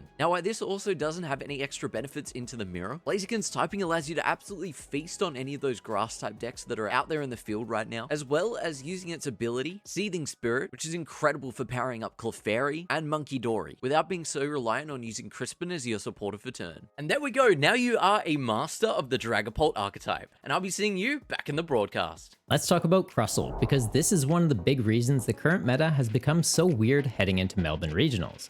While Dragapult is trying to pressure the entire board, Crustle is asking a completely different question. Can you even hit me? Crustle is built around walling opponents out of the game by preventing damage from Pokemon EX, and in a format where so many decks are built around Pokemon EX, that is a big problem to deal with. If your main attacker is a Pokemon EX and you don't have a real answer, Crustle can turn the game into a very awkward puzzle that you need to solve. That's why this deck has such a big impact on deck building. You either need a non-rulebox attacker that fits naturally into your game plan, or you need an attack that can go through the effect, usually with a shred type effect. Cards like the Dunsparce EX or Mega Lopunny can be great ways to deal with this, but even then, they do take up deck space that you might not have. And that space matters a lot, because right now decks are already trying to fit answers for Dragapult, answers for the mirror match, answers for everything else floating around in the meta, all while still trying to stay consistent in how they play. So Crustle basically adds another deck building tax on top of all of that. So thanks for that. It's not enough to say, my deck is good into Dragapult. You also need to ask, what happens if I sit across the table from Crustle? And if the answer is, I hope I don't, or I hope that they brick, that's likely not going to be good enough. Crustle also gets even more annoying because of the special energy it can run, like Mist Energy and Growing Grass Energy. Mist Energy can block effects from attacks, meaning it stops damage counters from things like Dragapult, or even Confusion if you're trying to buy some time attacking it with Monkey Dory. Not to mention there's Alakazam, who gets completely shut off by this. Then Growing Grass Energy is also a tricky one to be aware of, because it boosts Crustle's HP by 20, which can take it out of range of shred attacks that we mentioned before. So suddenly they might just scrape by without getting KO'd, then feed Crustle some ice cream cones to shrug off the damage. Oh, and it wears a cape sometimes too, because apparently the giant wall bug needed another 100 HP. That's what makes Crustle such an awkward deck to play against. It doesn't just wall your big attackers, it can also block some of the sneaky ways that you're trying to get around it. Granted, there are techs to deal with these too, but then having a tech for a tech and finding a way to fit that into your 60 card deck, yeah, good luck with that. And it can be hard to justify if they don't help you in other matchups as well. Now, Crustle had a massive showing in Prague, taking 2 of the top 8 spots, but it had a quieter showing in Los Angeles. And weirdly, that might make it even more dangerous heading into Melbourne, because when Crustle is everywhere, players are respecting it, they're teching for it, they add in a shred attacker or a single prize option, and they make sure they have a game plan if they run into it. But when Crustle starts to fall off, people start getting a little bit greedy with how they build their decks again. Maybe they cut those tech cards to free up space for more consistency pieces or cards that help them into other matchups. And that is exactly when Crustle decides to crawl back into the weekend and maybe steal a spot in top 8. This is one of the biggest decks to watch because Crustle can look completely different to normal Pokemon TCG games. It's not always about who can hit the biggest number, it's not always about who can start taking prizes sooner, sometimes it's just whether the opponent can even find a line of play that lets them break through this wall. And if they can't, Crustle can crawl its way to victory. So if you're playing at Melbourne this weekend or just watching along the stream, keep an eye out for this giant wall bug. Because if players get too focused on beating Dragapult and forget to respect the crab, this thing can absolutely punish them for it. Let's talk about Mega Lopunny EX, because this is one of the most interesting decks to come out of the recent meta shift. After Miloslav Poslidin won Utrecht Regionals with it, it's safe to say this bunny isn't just a meme anymore. At first glance, Lopunny can look pretty simple. It moves into the active, uses Gale Thrust, and if it moved from the bench that turn, does 230 damage for just a single energy, which is already pretty solid. But the real strength of the deck is that it doesn't just land solid hits, it can also take a hit, shrug it off, and come back swinging, all for just 1 energy. So that's kind of where the supporter card of Wally's Compassion comes in. Since Lopunny only needs 1 energy to attack, if it takes a hit and survives it, Wally can heal off all that damage, then you just have to reattach that energy, bounce it to the bench, get it back into the active, and it's like nothing ever happened. So your opponent puts all this work into damaging you, but if they didn't land a 1-hit KO, Lopunny just acts like, yeah, but what of it? Which is pretty awesome, but just for the Lopunny player. Probably less awesome for the person sitting across the table from it. The deck also has a really clean way to keep resetting Gale Thrust through the Dunsparce. You can retreat Lopunny into the Dunsparce, use Runaway Draw to draw 3 cards, then shuffle it back into the deck, and free up the active spot again for Lopunny to bounce back into the active and get that damage boost. So the Dunsparce isn't just a draw engine, it's part of how the whole deck actually comes together. And that draw power matters a lot too, because we mentioned your supporter card's likely going to be used to heal, or maybe do some other utility things, so yeah, having some draw power off a Pokemon, definitely a big bonus. The other main engine piece is Fan Rotom. It puts in a lot of work in this deck. Fan Call can grab your Bunnyeries and Dunsparce to help build up your board state in the early game. Plus, Fan Rotom even has a solid attack too. Doing 70 damage, it can pick off pre-evolution Pokemon in the early game, or even just soften something up for Lopunny to clean up later. And in this format, that early chip damage can completely change the prize map of the game. Now, since Lopunny's attack only cost colorless energy, the deck also gets quite a bit of flexibility in the energy it chooses to run. You can use special energies like Spiky Energy, which can be very helpful to fix up numbers. When Lopunny gets hit, it's like you're hitting your opponent back a little bit too. Mist Energy is also really important right now because it helps protect your Bunnyery, Dunsparce, or other pieces from being picked off by Dragapult's Phantom Dive damage counters, so while you're trying to set up, you have a bit of protection, and when you evolve up, you've got that energy you need to attack. And in a format that's already full of annoying effects, having Mist Energy can also be very useful in those too. With the deck playing such high counts of special energy, Hilda becomes a consistency card for you too. You can grab an evolution Pokemon and any energy, which means you can grab your Lopunny as your attacker or the Dunsparce if you need some draw power. Not to mention, if you use the Ace Spec card Enriching Energy, you can even grab that too, and Hilda basically becomes a straight draw 7 supporter. But another option you can go for is Survival Brace, which gives Lopunny a bit of a safety net. Now, normally one of the biggest issues it has to deal with is getting one-shot, right? You want to be tanking a hit, healing it off, so if something like Raging Bolt or a fighting type Pokemon comes out and just one-shots you, it's a pretty big problem. Survival Brace lets you stop that though. If Lopunny's at full HP when they try and swing into you, you get to survive on 10 HP instead. Then you just use Wally to heal it off and keep on going. So Enriching Energy is the consistency option, while Survival Brace is more so the no prize for you option. And both make sense depending on what the player expects to face this weekend. Some builds may even use Mega Frostlass EX as an explosive secondary attacker in the deck. If your opponent's been building up a large hand size using Recon Directive repeatedly, Frostlass can absolutely punish them and take a one-hit KO into their Dragapult. Oh yeah, and Lopunny also has a Shred attack. Welcome back, everybody, to our Melbourne Regional Championships, and I am lucky enough to get the champions interview with our eventual winner, Hiromu, on the Dragapult Hammers EX. Hiromu, how does it feel to win the Melbourne Regional 今 Championships? 回のメルボルンの大会に優勝なんか感想がございますでしょうか。そうですね。とりあえずとても嬉しい。めちゃめちゃ嬉しいですね。So glad. So he's really happy because he won this event and he finally he got his first victory in this season. I mean, you say it finally, you've got your first victory this season, and I know that you're so happy, but you have won one of the biggest events that we have ever seen in the Champions League last season. How does this feel compared to that Champions League win in 2025? Yeah. そうですね。じゃあ CL と比べたら、リージョナルの勝つと CL の勝つ、何の差がありますか？そうですね。CL チャンピオンズリーグはトップ4まで世界大会の権利がもらえるんですけど、そこが優勝じゃないと日本の人はもらえないので、そこが違うから。So in Champions League, only the champion gets to invite to Worlds, but in here, because he was only at top 4 right now, and this time when he wins, he actually gets the invite right away, and he's super happy about that. There we go. So winning this one gets you the invite right away, and that will take you to the World Championships in San Francisco in 2026. Now, I have to ask, that first game, we saw you start a Pheasantipity EX and nothing else, and then you somehow turned that into wiping every Dracloak off of Gareth's board. Talk us through that play. How did that come into your mind?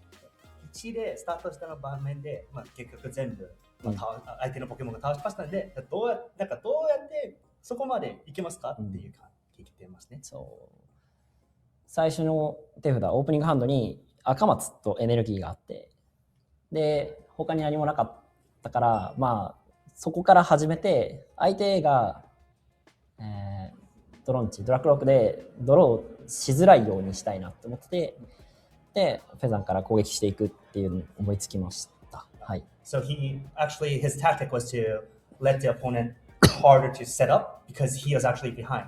But his tactic is slow his opponents down, and then he uses attack to buy himself time. Using that cruel arrow to slow down Gareth's Dracloaks definitely made a difference in that game one. You brought that back from almost nothing, I would say. It's one of the most impressive things that we saw on the stream this weekend. Now, you have come to an Australian Regional Championships before. I noticed that you got a top 32 in Sydney just a couple of months ago. Do you plan on making the trip down to Australia again to play in future Regional Championships?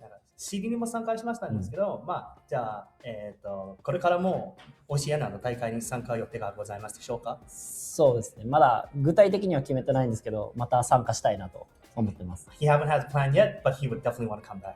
There we go. You heard it here first. Our Melbourne Regional Champion will likely be back, definitely wants to be back. And I think that might be it for our champions interview. Thank you so much, Hiromu, for giving us the time after your victory. I'm sure you want to go and celebrate with your friends. So we are very grateful for the couple of minutes that you have given us. And we hope to see you again next season.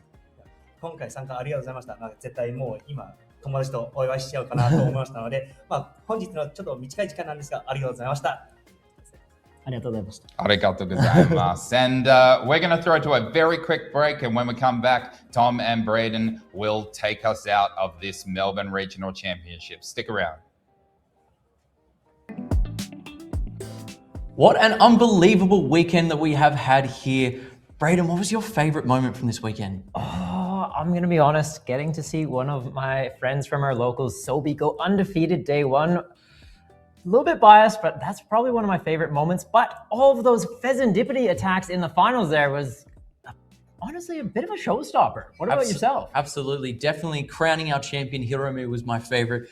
Absolutely congratulations to them, and then commiserations to Gareth. But this weekend we had a fantastic showing of all players from our region and other regions from around the world as well. We can see here we've got our top cut bracket there with top 8 leading into top 4 with our crown finalist Hiromu.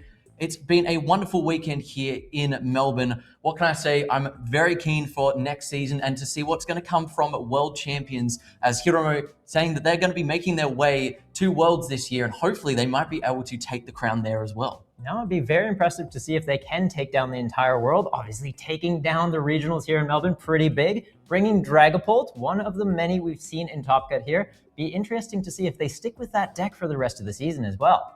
Yeah, big thank you to everybody that has played this weekend, done a side event, joined us here on the cast for the stream. Melbourne Regionals is always the event to go to here in the Oceania region, in my opinion. So I'm hoping that next season when we swing back around, we'll be able to see a whole bunch of you guys here again to enjoy this weekend, the beautiful competition, the sights, everything that Melbourne has to offer. So with that, thank you so much for watching the broadcast this weekend, and we'll catch you guys in the next one.